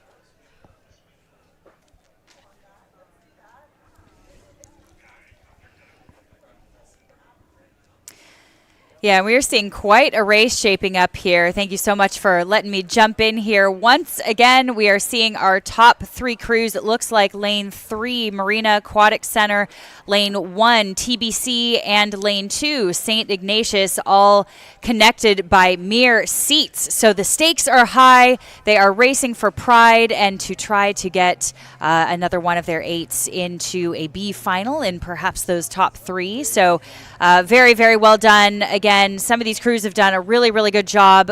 Arizona, we actually just saw in Arizona at the Desert Sprints just a few weeks ago. So it's great to see them out here racing again so early in the season, getting out here with some 6 lanes across, 5 lanes across. But we're doing some great things here, keeping an eye out for some changes that may even be happening as we speak. I think we are seeing some changes in our leader. Yes, all crews are racing at about 36. They have not settled very much. And 3 of these crews, Marina, Capital, and Arizona, will be racing in the regionals a month from now, trying to qualify for the national championships. That's right. And so many of these crews, as you know, these are names that we have heard time and time again. St. Ignatius, Marina Aquatic Center, Capital Crew, that have a very historied story of some very great crews going all the way up to the national level and doing very well. So again, this speaks to the depth of these programs that we're seeing in the B final here doing quite well, because we are looking at, I believe, TBC all the way up, if you are looking at the screen, all the way to the right of your screen, rowing away from us as we speak. Yes, and there's another crew. We can just see the wake on the outside here that it looks to me like there's a wake here because we can just really see the tail of that one crew. But yeah, so we've got lanes 2 and 3 on the screen right now, which is St. Ignatius from Chicago and Marina Aquatic Center.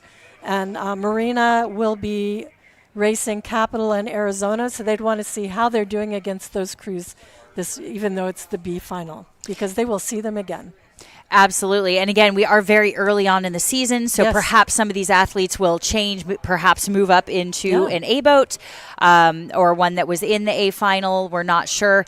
But we've seen some phenomenal rowing from all of these crews in the B final here. This is some very impressive rowing for a B final and some absolutely great racing. Lanes 1 and 2, St. Ignatius and Marina Aquatic Center, absolutely neck and neck by mere seats back and forth for this entire race. Yes. And as they come into the final area, we can actually see them. You can see them on the beach here coming in. And yes, Thompson Boat Club from Virginia, they pull in from quite a few high schools, just very strong, very controlled. And again, a great race from lanes 2 and 3 from St. Ignatius and Marina. And coming down the course then, we have... It appears that Capital Crew is coming in to fill out that 4th place, and we are looking for Arizona then. They should be coming into view fairly soon. And again, because we don't actually see the entire course, we're never quite sure whether there were some issues with the other crew, but we know that Arizona Junior Rowing program is a fairly new program. So with the new age categories, you could still have a very young crew that has to race as a varsity crew as a youth. It's now under 19, whereas before you could combine and put your best rowers together. Now it's under 19, under 17, under 16, and under 15. So we could be facing, they got rid of the novice category, so we could be facing a novice crew here. And it is great for them to be able to get, for a lot of crews, this is the first time they're actually able to race on a buoyed course.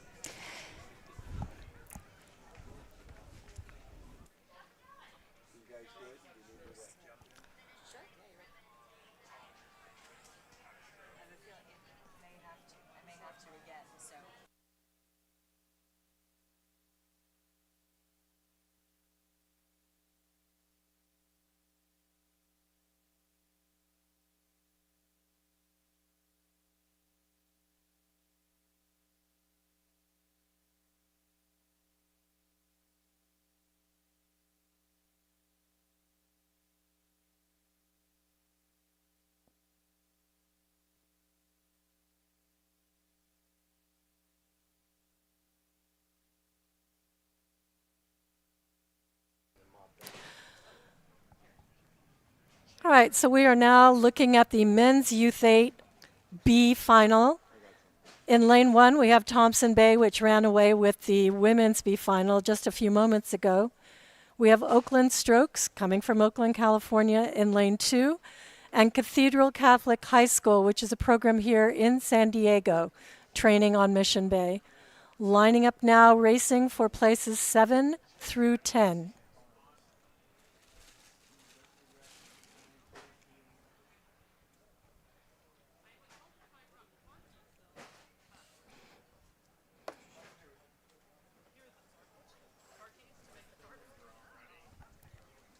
And they are off. Wow, Oakland Strokes, I just pulled up their rating, and they're over 40 as they're moving on, 39.5, so they haven't settled yet. So Thompson Bay and Oakland Strokes draw from a number of high schools, regional high schools, area high schools, and of course homeschooled athletes. Cathedral Catholic just draws from their campus. Yeah, the interesting fact about, Cathedral is the only high school in Southern California that has a rowing team. So they are we call that the scholastic level of competition, and so they draw only from their campus. So it's whereas most of these other clubs are drawing from their community and into their general clubs. Yeah, so it's kind of a numbers game, but Cathedral is eligible to compete in the Scholastic National Championships, whereas the other schools have to qualify for the Junior Nationals by doing well in their regional championships. And in this race right now, we're seeing Oakland pull ahead. They've settled down to about 36 strokes a minute. And Cathedral is holding on because this is quite a strong crew from Oakland. They have a huge program. Yeah, traditionally Oakland Strokes is a very strong club crew. They have a lot of depth within that program. But we've been seeing quite an improvement from these crews coming from Cathedral Catholic here, a local Catholic high school just north of us in Del Mar. So we've got a stroke rate of our leaders of 35 strokes per minute. That's a pretty fast pace for a high school crew going down the course. Looks like this is a great shot as we see those crews heading towards that 1,000-meter buoy. It's an orange flag, one of the orange flags. The 500 meters are marked by orange flags, but they're getting ready to cross that 500. Well, that's the 1,500 meters. Yeah, you can tell because you can see the boats starting to roll into that. We're going to have these crews come up alongside the beach here now. Yeah, but you can see that the conditions change a lot in that third 500 because of the way the wind and the tide come through the bridge. And all the boats are seeing a little bit of rock and roll there. But Cathedral is still holding on and fine. They're all at about a 35, 36. Yeah. Impressive performance by all three crews. Our race leader continues to be Oakland Strokes in that middle lane, in lane 2. They are heading towards they're well heading towards their sprint any time now. They're about at about 250. They're about 300 meters to go. For our vantage point. Yeah, and they're still quite comfortable at a 35. Yeah, they don't need to bring it up, but they may because that's just the race plan. We're going to sprint at 250. Exactly. You want to rehearse your race plan and make sure everything works and that you're executing it the way it needs to be done. And Cathedral's still at a 35, and Thompson has cranked it up to 39. Thompson Bay started their sprint. Yeah, and Cathedral sprinting, but they may have two. So as we go down to the beach now, the crews are coming in front of us near the finish line, and it's Oakland Strokes with a very comfortable lead on the outside lane. That's Cathedral Catholic High School from Del Mar. But it's going to be Oakland Strokes. Looks like they have about a 3 to 4 boat length on Cathedral. Cathedral's trying to hold off that crew out in lane 1. Cathedral's out in lane 3. Yeah, and Oakland is lifting their rating to 38.5. They are executing their race plan to make sure that it's good. They will be facing the rest of the West Coast crews in the regionals shortly. So these crews are not necessarily in their regional competition. So they'll be getting everything they can out of this race on a buoy course. There you have our race winner is Oakland Strokes. With Cathedral coming up, it looks like they're going to hold on to that second position by about a boat length over Thompson Boat Club. Yes. There we go. And that's outstanding to be able to pull that kind of crew together from a small population versus a regional boat. So well done, Capital Crew. Got a couple of business items of business. We have some lost and found announcements.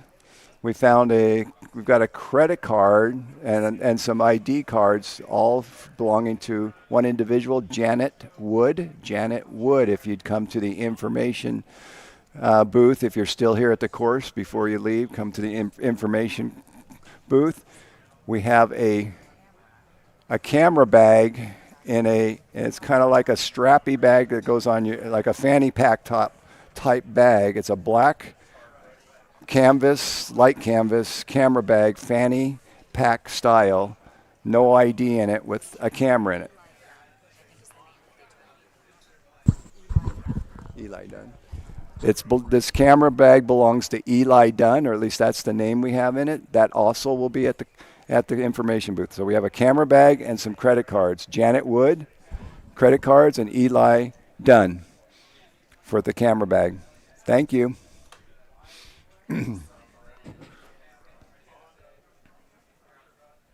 What's next?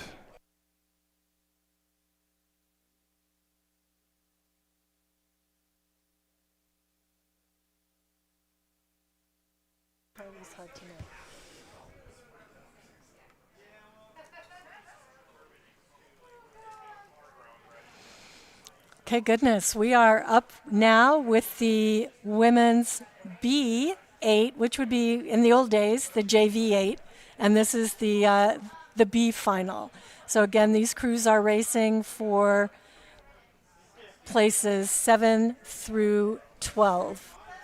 And again, of these crews, we have San Diego Rowing Club out in lane 5, River City from the Sacramento area in lane 4, Thompson Bay from Washington, D.C. in lane 3, St. Ignatius from Chicago in 2, and Marina from the LA area in lane 1. And these crews, Marina, River City, and San Diego, will be looking very closely at these results because they will be racing each other next week. Oh, sorry, next month, a month from now in the Southwest Regionals. Yeah, there we go. So these crews all the crews this afternoon are dealing with some challenging conditions. The wind has come up. It does. You try to get out of the hole cleanly, yet then you're hit with some crossing, a quartering headwind coming through that, we call it the South Ingram Bridge. It creates a nice avenue for the wind coming from off the ocean to blow over here to the protected shores of Mission Bay. Yeah, and you can see in these close-ups how the boats are corkscrewing. Yeah. And as a coach, you're just telling them, try to relax, get your blade in, and then just lock on behind the handle and bring the boat level. And you'll see that the boats are level at the release, but as they come forward, the boat just dips depending on what the waves are doing to it. Quite a shout out to these coxswains. I mean, they're steering a 60-foot pencil down a course that has a mass of almost a ton, depending on your athletes and the weight of the boat. And you're steering with a rudder that's not much bigger than a credit card. So they don't respond real quickly. So you have to be proactive on your course and be planning it, even with the wind. Even on a straight course like that, you have the challenge of the wind pushing you towards your starboard side. So we're getting some great overlap here in the races. Most of the crews are around 33, 34. And it looks like lane 2 and 3 are edging out on their competition. That's St. Ignatius and Thompson Bay. You would think that Marina would have a little bit of an advantage. Again, sometimes it's hard to tell from the drone angle. Yeah, the camera angles are challenging, but I love the production that this crew's putting on for us. Oh, with the absolutely. The different angles, seeing the up close right now. Look at the concentration on these young ladies' face and the grit and the grind going on. It's and a couple of them looking over to see how their competitors are doing in the other boat, which we're not really supposed to do that, but it's often we take a quick little glance, see where we are. Yeah, if you're a competitor, you want to know. You want to know. Yeah. And sometimes it drives you on. Heck, Patty, I never look out of the boat. Oh, stop. Neither would I.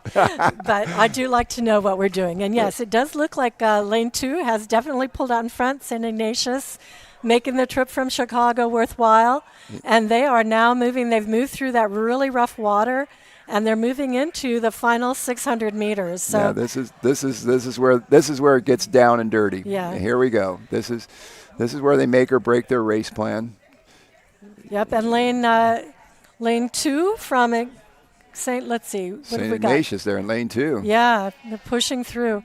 But I'm watching lane 3 lift their rating to come back at them. Thompson Bay is they're trying to battle their way back into this. They've taken that second place position away from Marina in lane 1. Yeah, they have lifted their rating to 39. Oh my goodness. Will they have that for the end of the race? They have 600 meters yet to go. And St. Ignatius has also responded by taking their rating up as well. They have to. Yeah. But it looks like Thompson is going to push their advantage and see if they can break St. Ignatius through this last 500. This is going to be fun to watch. Yep. And those coxswains, I'm sure, are talking to them. You can see that St. Ignatius is trying to get a sharp catch, dropping them right in, and then hanging on. And the conditions are pushing the bow around. As you said, those coxswains are doing a great job of holding their course, even though the conditions are spinning the boat. So we should be seeing these crews come within our line of sight down here near the finish line. That's where our position is. Yeah. We're watching most of this on the same monitor that you guys are watching from. Yeah, and I can see that Marina has come back at them and may have taken out Thompson Bay. They've lifted their rating as well. Most of the crews are at 38 because there's. So we're waiting for them to come into sight where the water's a little bit more sheltered for all the crews. But St. Ignatius looks very confident out there in front. Yeah, from us point, it looks like St. Ignatius in lane 2 has a commanding lead. Yes. And now. And then we're looking to see what the race is for second place as they come through. Yeah, it looks like lane 2, St. Ignatius is going to be our race leader at this point. Yes, and Marina has moved. They've moved up. Yeah, Marina's challenging Thompson for that second place position. We got 200 meters to go. Let's see who has it left in the tank. Here they come, right down the beach. And it looks like St. Ignatius is going to hold on to that lead. Absolutely, but this race between Marina and Thompson Bay is bringing them back to St. Ignatius, who's still quite in control. But Thompson Bay looks like they've edged out. They're at 43.5. Oh, my goodness. And Marina has kicked it up. They're at 39. And our race leader, yes, it is St. Ignatius. Yes. Then Thompson, and then Marina. What a boat race between those three crews. Exactly, and we're following through with River City. River City bringing up that fourth position. Yeah, and out in the fifth lane, lane 5, we have San Diego Rowing Club, who has had to deal with the washes from the officials. It's a shame when you drop back a length or two, you just run the risk of catching that wash as you're finishing through. But they are finishing hard, I'm sure, following, and they're at 39 strokes a minute. So executing their race plans, and they will see, San Diego will see River City and Marina Aquatic Center in a month up at Lake Natoma for the Southwest Regionals. Very good. Nice race, ladies. Well done, all crews. I'm good at this. I'm a little out of practice. I wasn't expecting to be. Just talk rowing.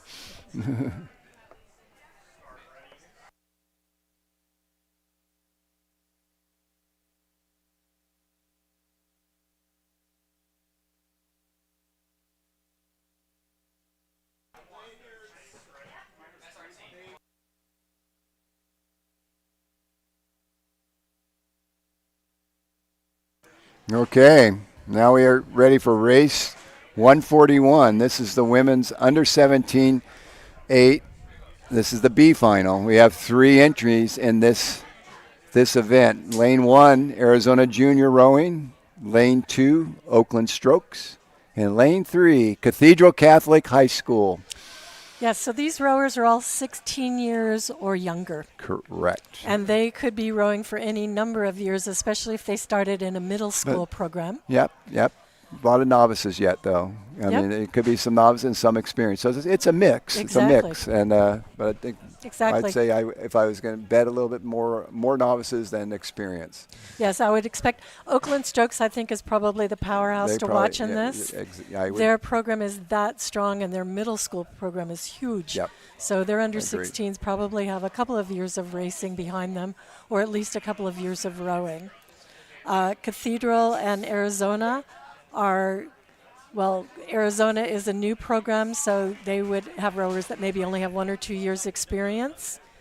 And Cathedral Catholic, again, that Catholic private school, one of the few scholastic schools here, are racing and preparing themselves for their scholastic nationals. And they're off.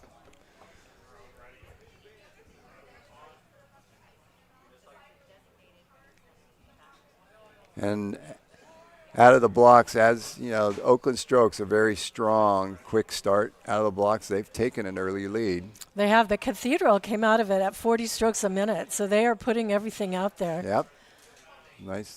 Nicely done. All 3 crews out of the starting blocks. That's what we like to see. Get a good, clean start. Get out there and then establish and then shift down to your race pace. What we call the sustainable pace. Yes, 40 is unsustainable at this level. Yeah, there's a price to pay for that around 900 meters if you don't drop down. Yes. So in that first 45 seconds, you want to use your ATP PC, Yes. that available energy, and burn it off, and then switch to your just below your lactate accumulation level. So the crews are through that first 250 meters, and it's Oakland Strokes. They're our race leader, followed by, it looks like Cathedral Catholic and then Arizona. And I think we could say they have a comfortable lead. Yeah. But they are still raking it out at about a 36, so they are just taking it. And still a race between Cathedral and Arizona, but I would say that Cathedral is probably has the edge and the advantage over Arizona. Great shot. Those close-ups are so fun to watch. See the intensity on the faces of the athletes. Yeah, the camera work here is magnificent. Yes. And we get the long shot. We get the overheads from we have 2 drones flying, doing 2 parts of the race. We have side shots. It's a great production crew that's switching between these camera options. This is not easy production to put on. Yeah, and Oakland, I tell you, is still cranking it out at 36. And again, on these close-ups, you can see how the boat is rolling. Sometimes you would think that would be the rowers, but in these conditions, it is the conditions. Yeah, the wind's going to blow them down a little bit to starboard. Starboard's are going to instinctively pull a little higher to keep their side off their blades. They're going to hope their ports support them and lower their hands a little bit. But they're all relatively young rowers, so they're learning to feel the boat and to feel the conditions.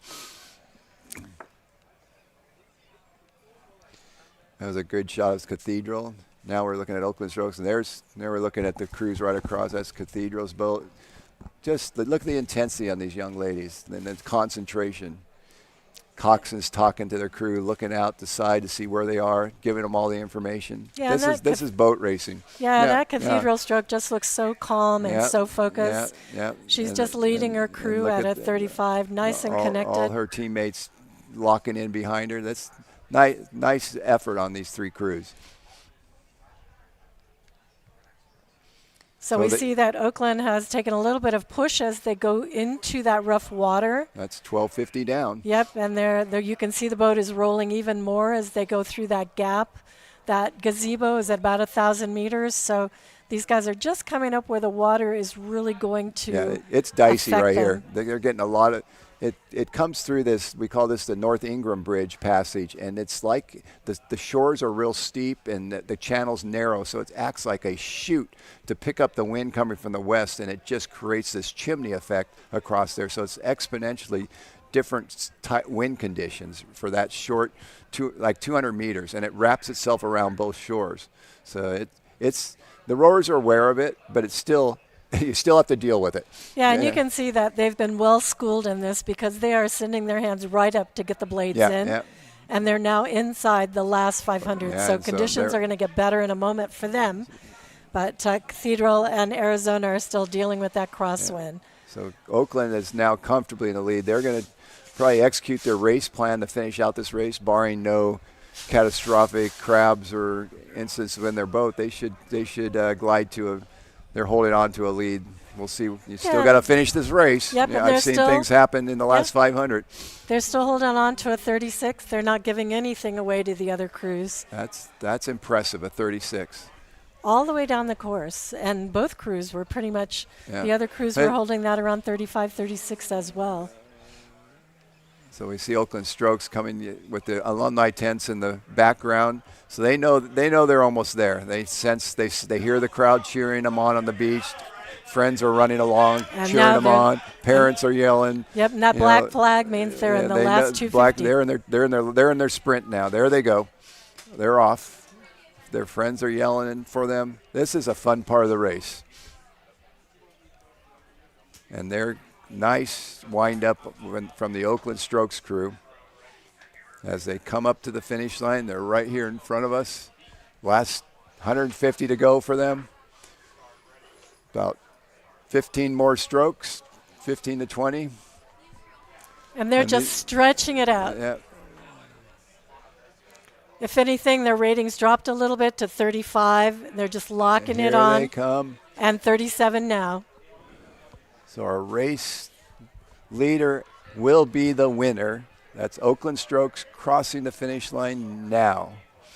And coming up on the inside, we have Arizona. Arizona, yes. Junior rowing. They're trying to hold off that. They're trying to hold off that Cathedral crew. The Cathedral did not challenge them too. They did sprint, but they didn't. But Arizona held them off. Yeah, they didn't drop them though. Cathedral held on, and pushed Thompson. Here comes Arizona. Sorry. And they're through their finish line. Nicely done. And right behind them, Cathedral Catholic.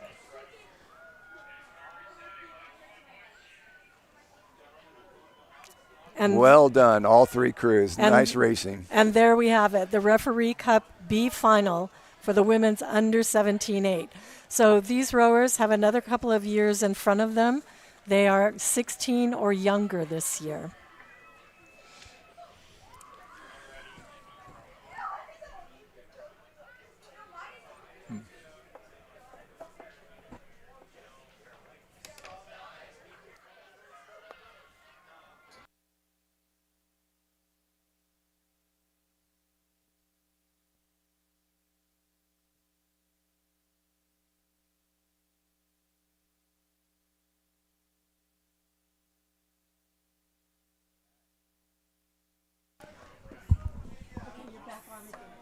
Okay, we're looking at down at the starting line of event number 142. This is the men's youth B8.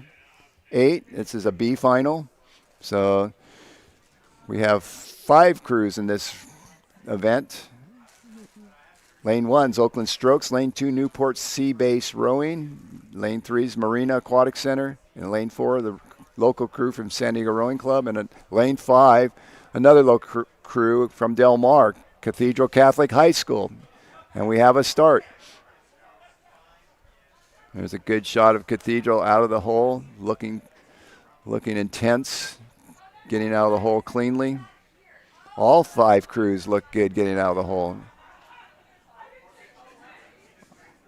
This is awesome camera work, seeing the close-ups of these crews as they're getting those high strokes down out of the hole, just trying to establish some speed, taking this heavy boat with individuals in it from a dead stop up to race pace. So it's a lot of quick strokes, shorter strokes, and gradually lengthening out and then shifting the stroke rate down after about 25 strokes to a race cadence that's sustainable. And that shift is probably one of your most important strokes that you take as a crew, because you've got to hit it all together, establish the run and the swing for the rest of the race.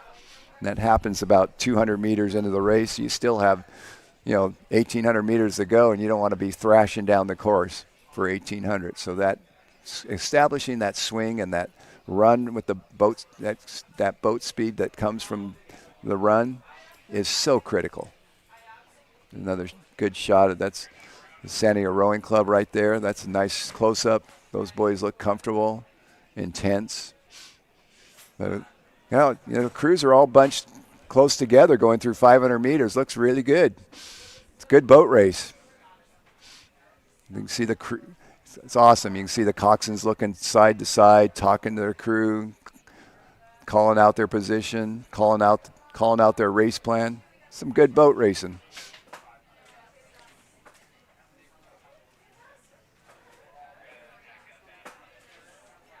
That's a shot there's a San Diego Rowing Club. A lot of close-ups. It's good to see these teams in a close-up. And then the aerials are awesome to show us position. Coming through this first part of the race, it looks like our race leader from our angle, it's hard to tell, is Oakland Strokes in lane 1, and then maybe Newport Sea Bass holding that second position in lane 2. The overheads showed, it's pretty much show the same. It looks like Oakland Strokes, lane 1, then Newport, and then out in lane 4 with San Diego Rowing Club, lane 4 as our third place. So they're coming up on Looks like they're coming up on 1,500 meters now. So we're coming to the final part of our race. They push through 17 through that 1250. Now there's the 1,500 meter mark. Oakland Strokes has just gone through that. They're our race leader in lane 1, but they're being challenged on the outside by the team from lane 4. That's San Diego Rowing Club. So we got a boat race from our overhead showing a boat race. Now the angle may be deceiving for us, but right now it looks like it's the crew. Oakland Strokes is our race leader, perhaps by a small margin over the outside crew in lane 4, one of our outside crews, San Diego Rowing Club. So there's a boat race for that first position on inside lane, outside lanes. In the middle of the pack, we have that's Newport Sea Base in that third position in lane 2. So here we go. Coming up on 250 to go. You should see the crews coming up along the beach. This is going to be a dogfight between lanes 1 and lane 4. That would be Oakland Strokes and the San Diego Rowing Club. Let's see how this all pans out. Here they come. Both crews, all crews taking it up. They're not going to leave anything in the tank. Let's just see who gets the last stroke in. I think that's going to determine. Well, from our angle, it looks like Oakland Strokes is holding on to that lead. It looks like they do have the lead. San Diego Rowing Club maybe a boat length down at this point.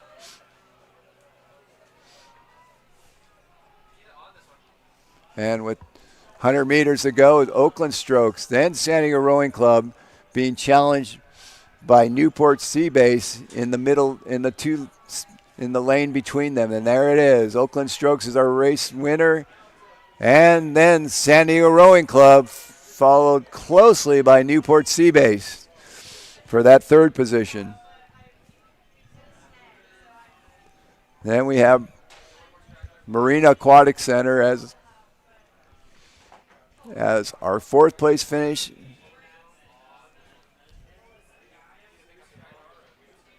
Followed then by Cathedral Catholic High School.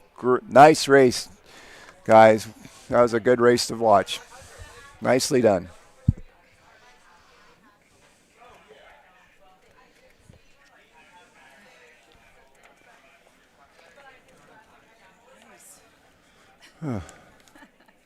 How many more?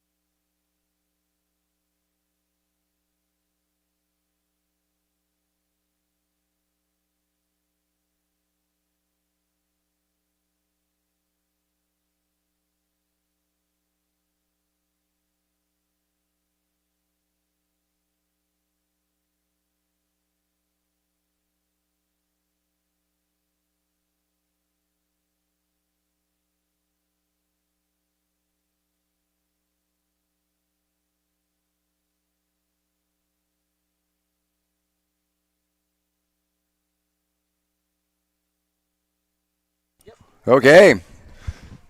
Is this started? No. They're lining up. That's not a start. Well, so we're talking loud here, and we're ad-libbing it for those of you who are paying attention. But we've got a new little twist going on in our regatta today. We have some 500-meter dashes. Now this is what all oarsmen dream of, a 500 fly and die. So this is going to be fun because we're familiar with a lot of these oarsmen that are in these two crews that we're looking at, and there are 19. There's about I don't know. They're all knuckleheads. What would you say? Yeah. They've all been around. They're seasoned. They're racers, and I'm sure there's more smack going on being talked out there than the back alley on a Saturday night. Well, undoubtedly. Now, I can't say that I've spent too much time in back alleys on a Saturday night. Nobody's looking in their boat. They're all talking to each other. That's right. That's right. So when we all race each other and we're all friends, of course, we're going to get a little bit of banter back and forth on the water now. As you said, knuckleheads. As a coxswain, I think all my rowers are knuckleheads, but in the most charming way.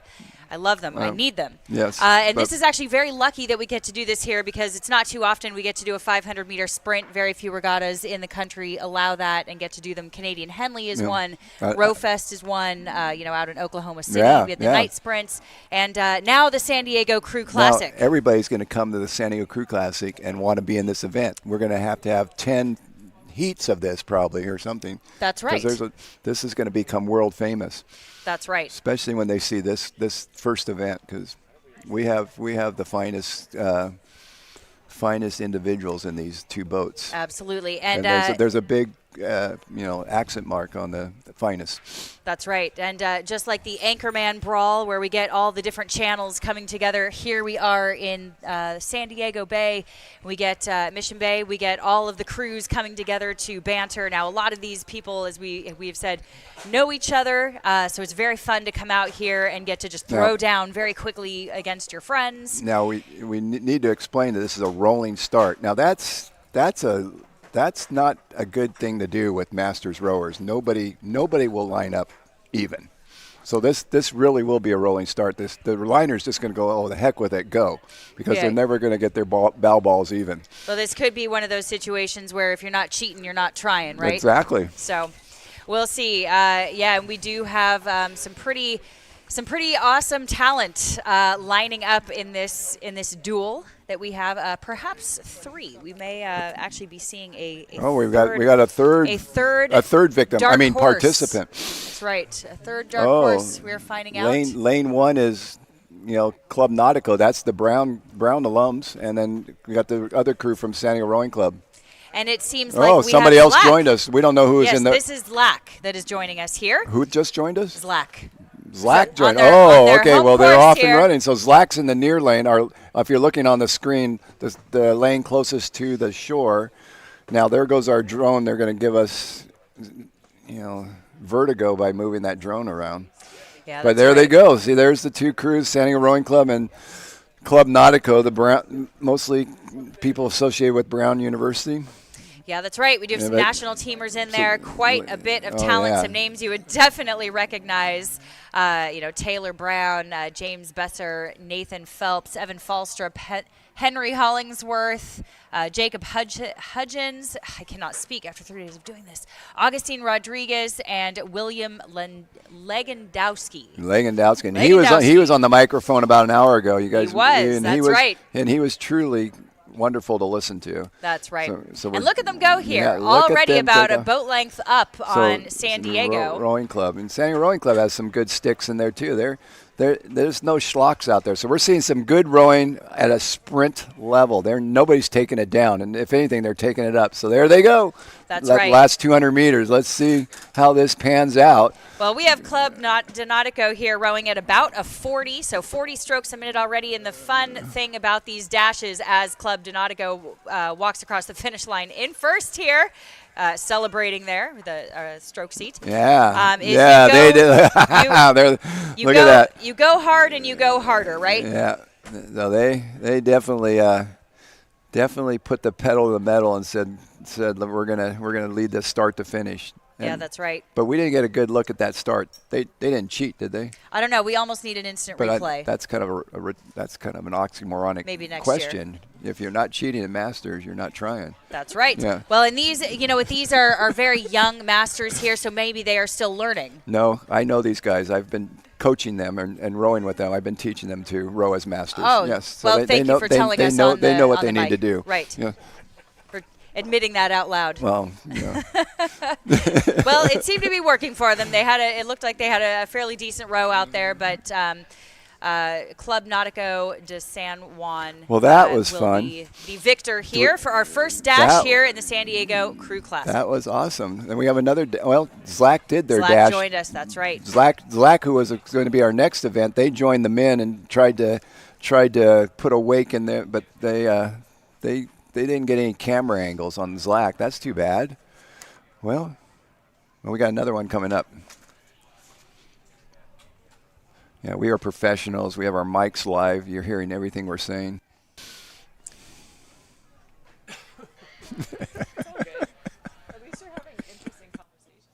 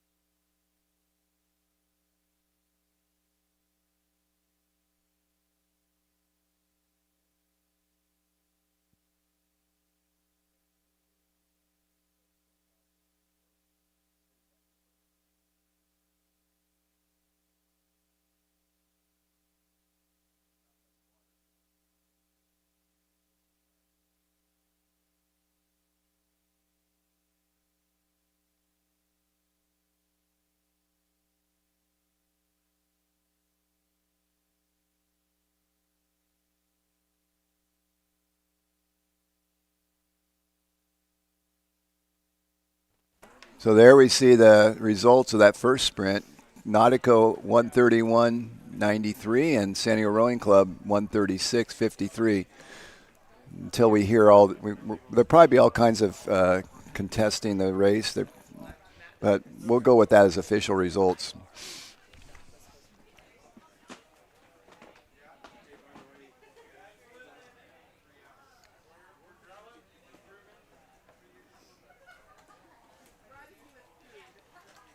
Right.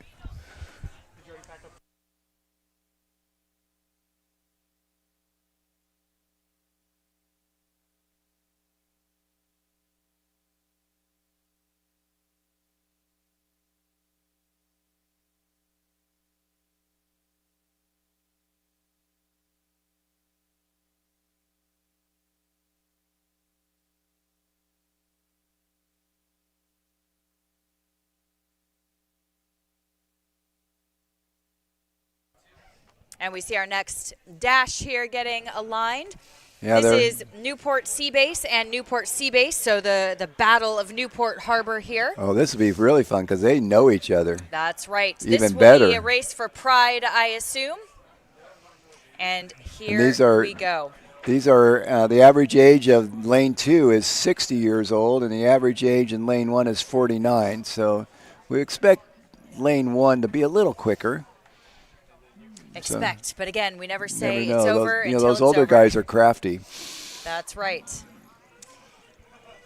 Here we are looking like lane 1 has our current lead by, some might call this a horizon. Yes, they can row comfortably towards the finish line. But the guys in lane 2, they're hanging in there.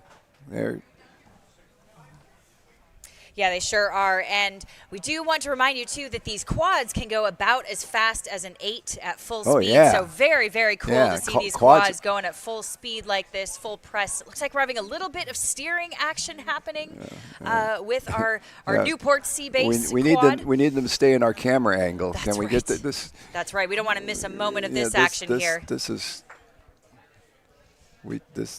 is pay-per-view. We got to see it all. That's right. Well, that first quad in lane 1, they're moving right along. They're into their final 250. And lane 2's adjusted their course now. We can see them better. Well, yep, here they come. They're going to come back onto the course. Yeah, we see that little flag up from the referee just guiding them over to that Yeah, port side yeah. just a little bit. We can see those oars on the starboard side riding the buoy line just a little bit. So we will perhaps see a little bit of a steering correction there so they can get back in the center of that lane. There we go. Well, that's a nice shot. Now we can see lane 1 coming up to the finish line. They have about 100 meters to come. You can see them on the beach now. Here they come. And they're through at lane 1. The 49-year-olds did look really good. Here comes the 60-year-olds. They're going to finish strong also. Both crews from up the coast up there in Newport. Newport Sea Base Rowing. Fine club right on Lido Channel. Their boathouse is right next to Orange Coast Boathouse. That's right. We share the water with Newport Aquatic Center, Orange Coast College, and UCI. Yeah. So we have lots of crews. A lot of good rowing up there in Newport. That's right.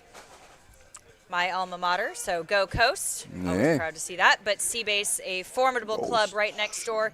Ooh, a little bit of a bobble there as they cross the line, but it looks like they do cross the line in the course, will get a time, and very well done to all of those crews. Yeah, congratulations.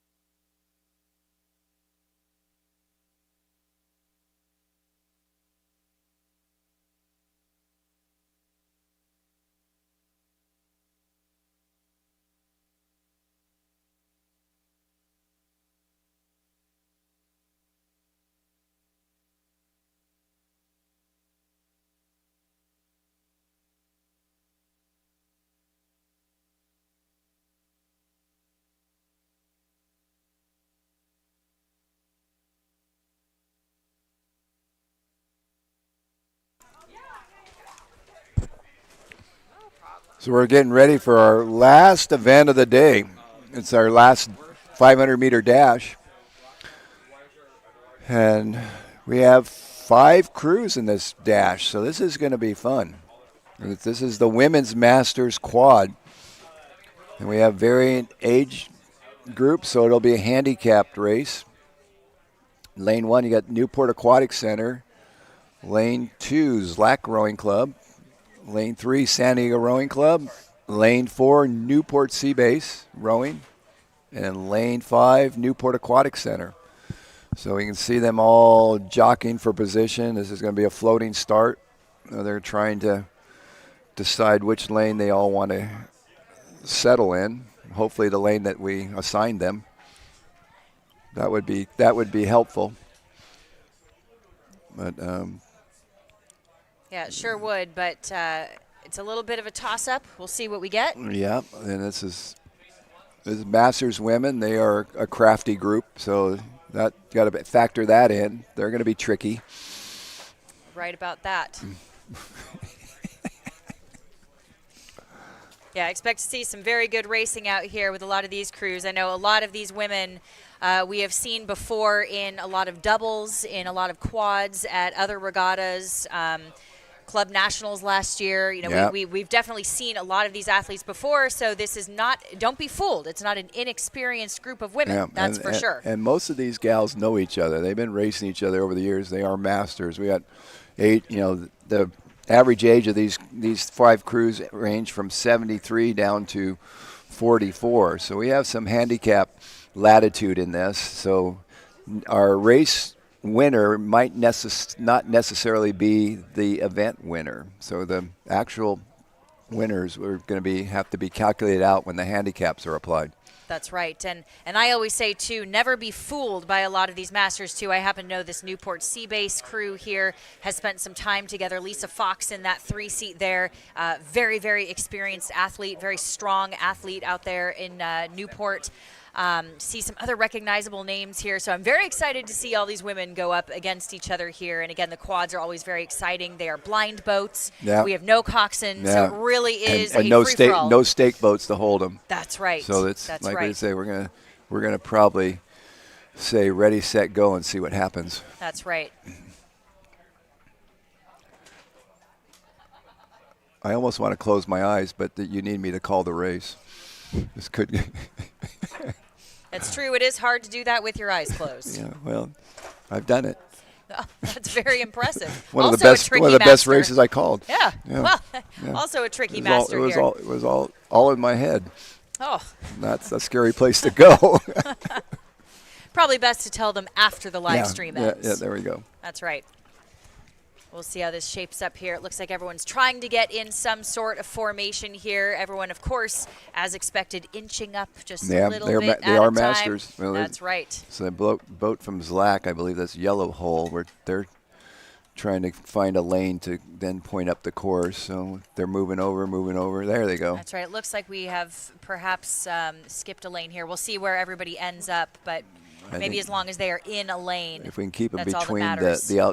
the perimeter buoys and semi-straight courses, that's what I think the officials are hoping for. Mm-hmm. That's right.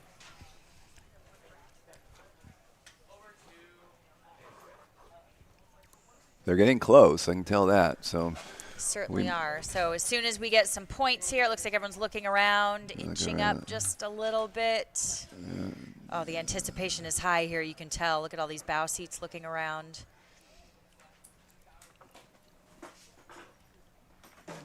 Yeah. Okay, looking close. So we do have trying to get the someone bows on a point. buoy line here. So we'll see which lane they choose. 2 or 3. I think that's Newport Aquatic Center on the inside, and they're trying to hold, stay put in that lane. Zlack seems to be like 2 lanes over, which is fine. They've chosen there's plenty, both. Yeah, there's plenty of lanes. Right.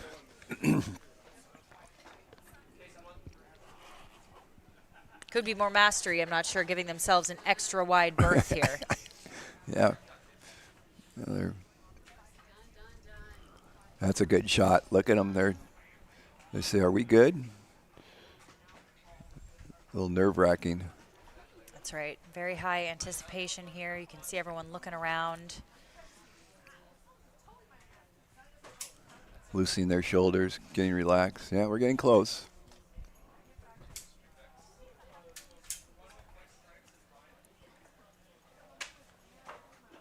We're lucky to have these beautiful cinematic drone shots here up in the air. Our drone pilots have done a fantastic job giving us some very beautiful cinematic shots following the races today. Amazing photography all weekend long, and angles, and just getting us up close on the athletes and overheads. It's been quite a presentation. Absolutely. Yeah, you're right. And also on the launch, too, we've had camera guys out on the launch and flying up in the air. And it is thanks to them that we can see these perfect angles, see the action up close and personal and then far away again. It's really wonderful to see. So we'll see what these women are shifting around a little bit again. So we'll see where everybody ends up in just a moment.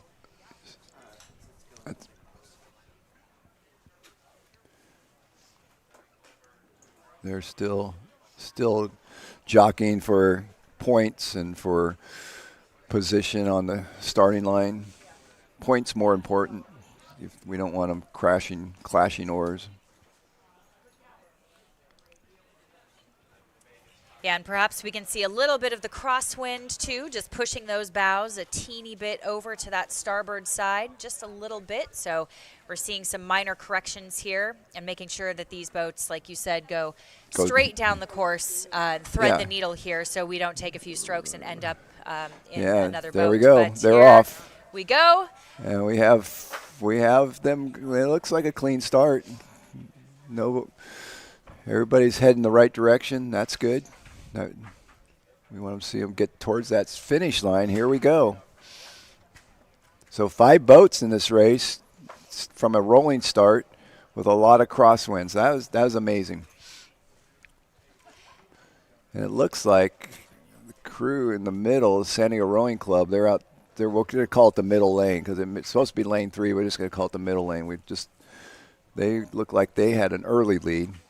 Yeah, that's right. Some of them looked like they got a little bit of a jump on that start, or again, we did not hear the start, so they could have gone. We could have had a few small delays or hesitations, perhaps.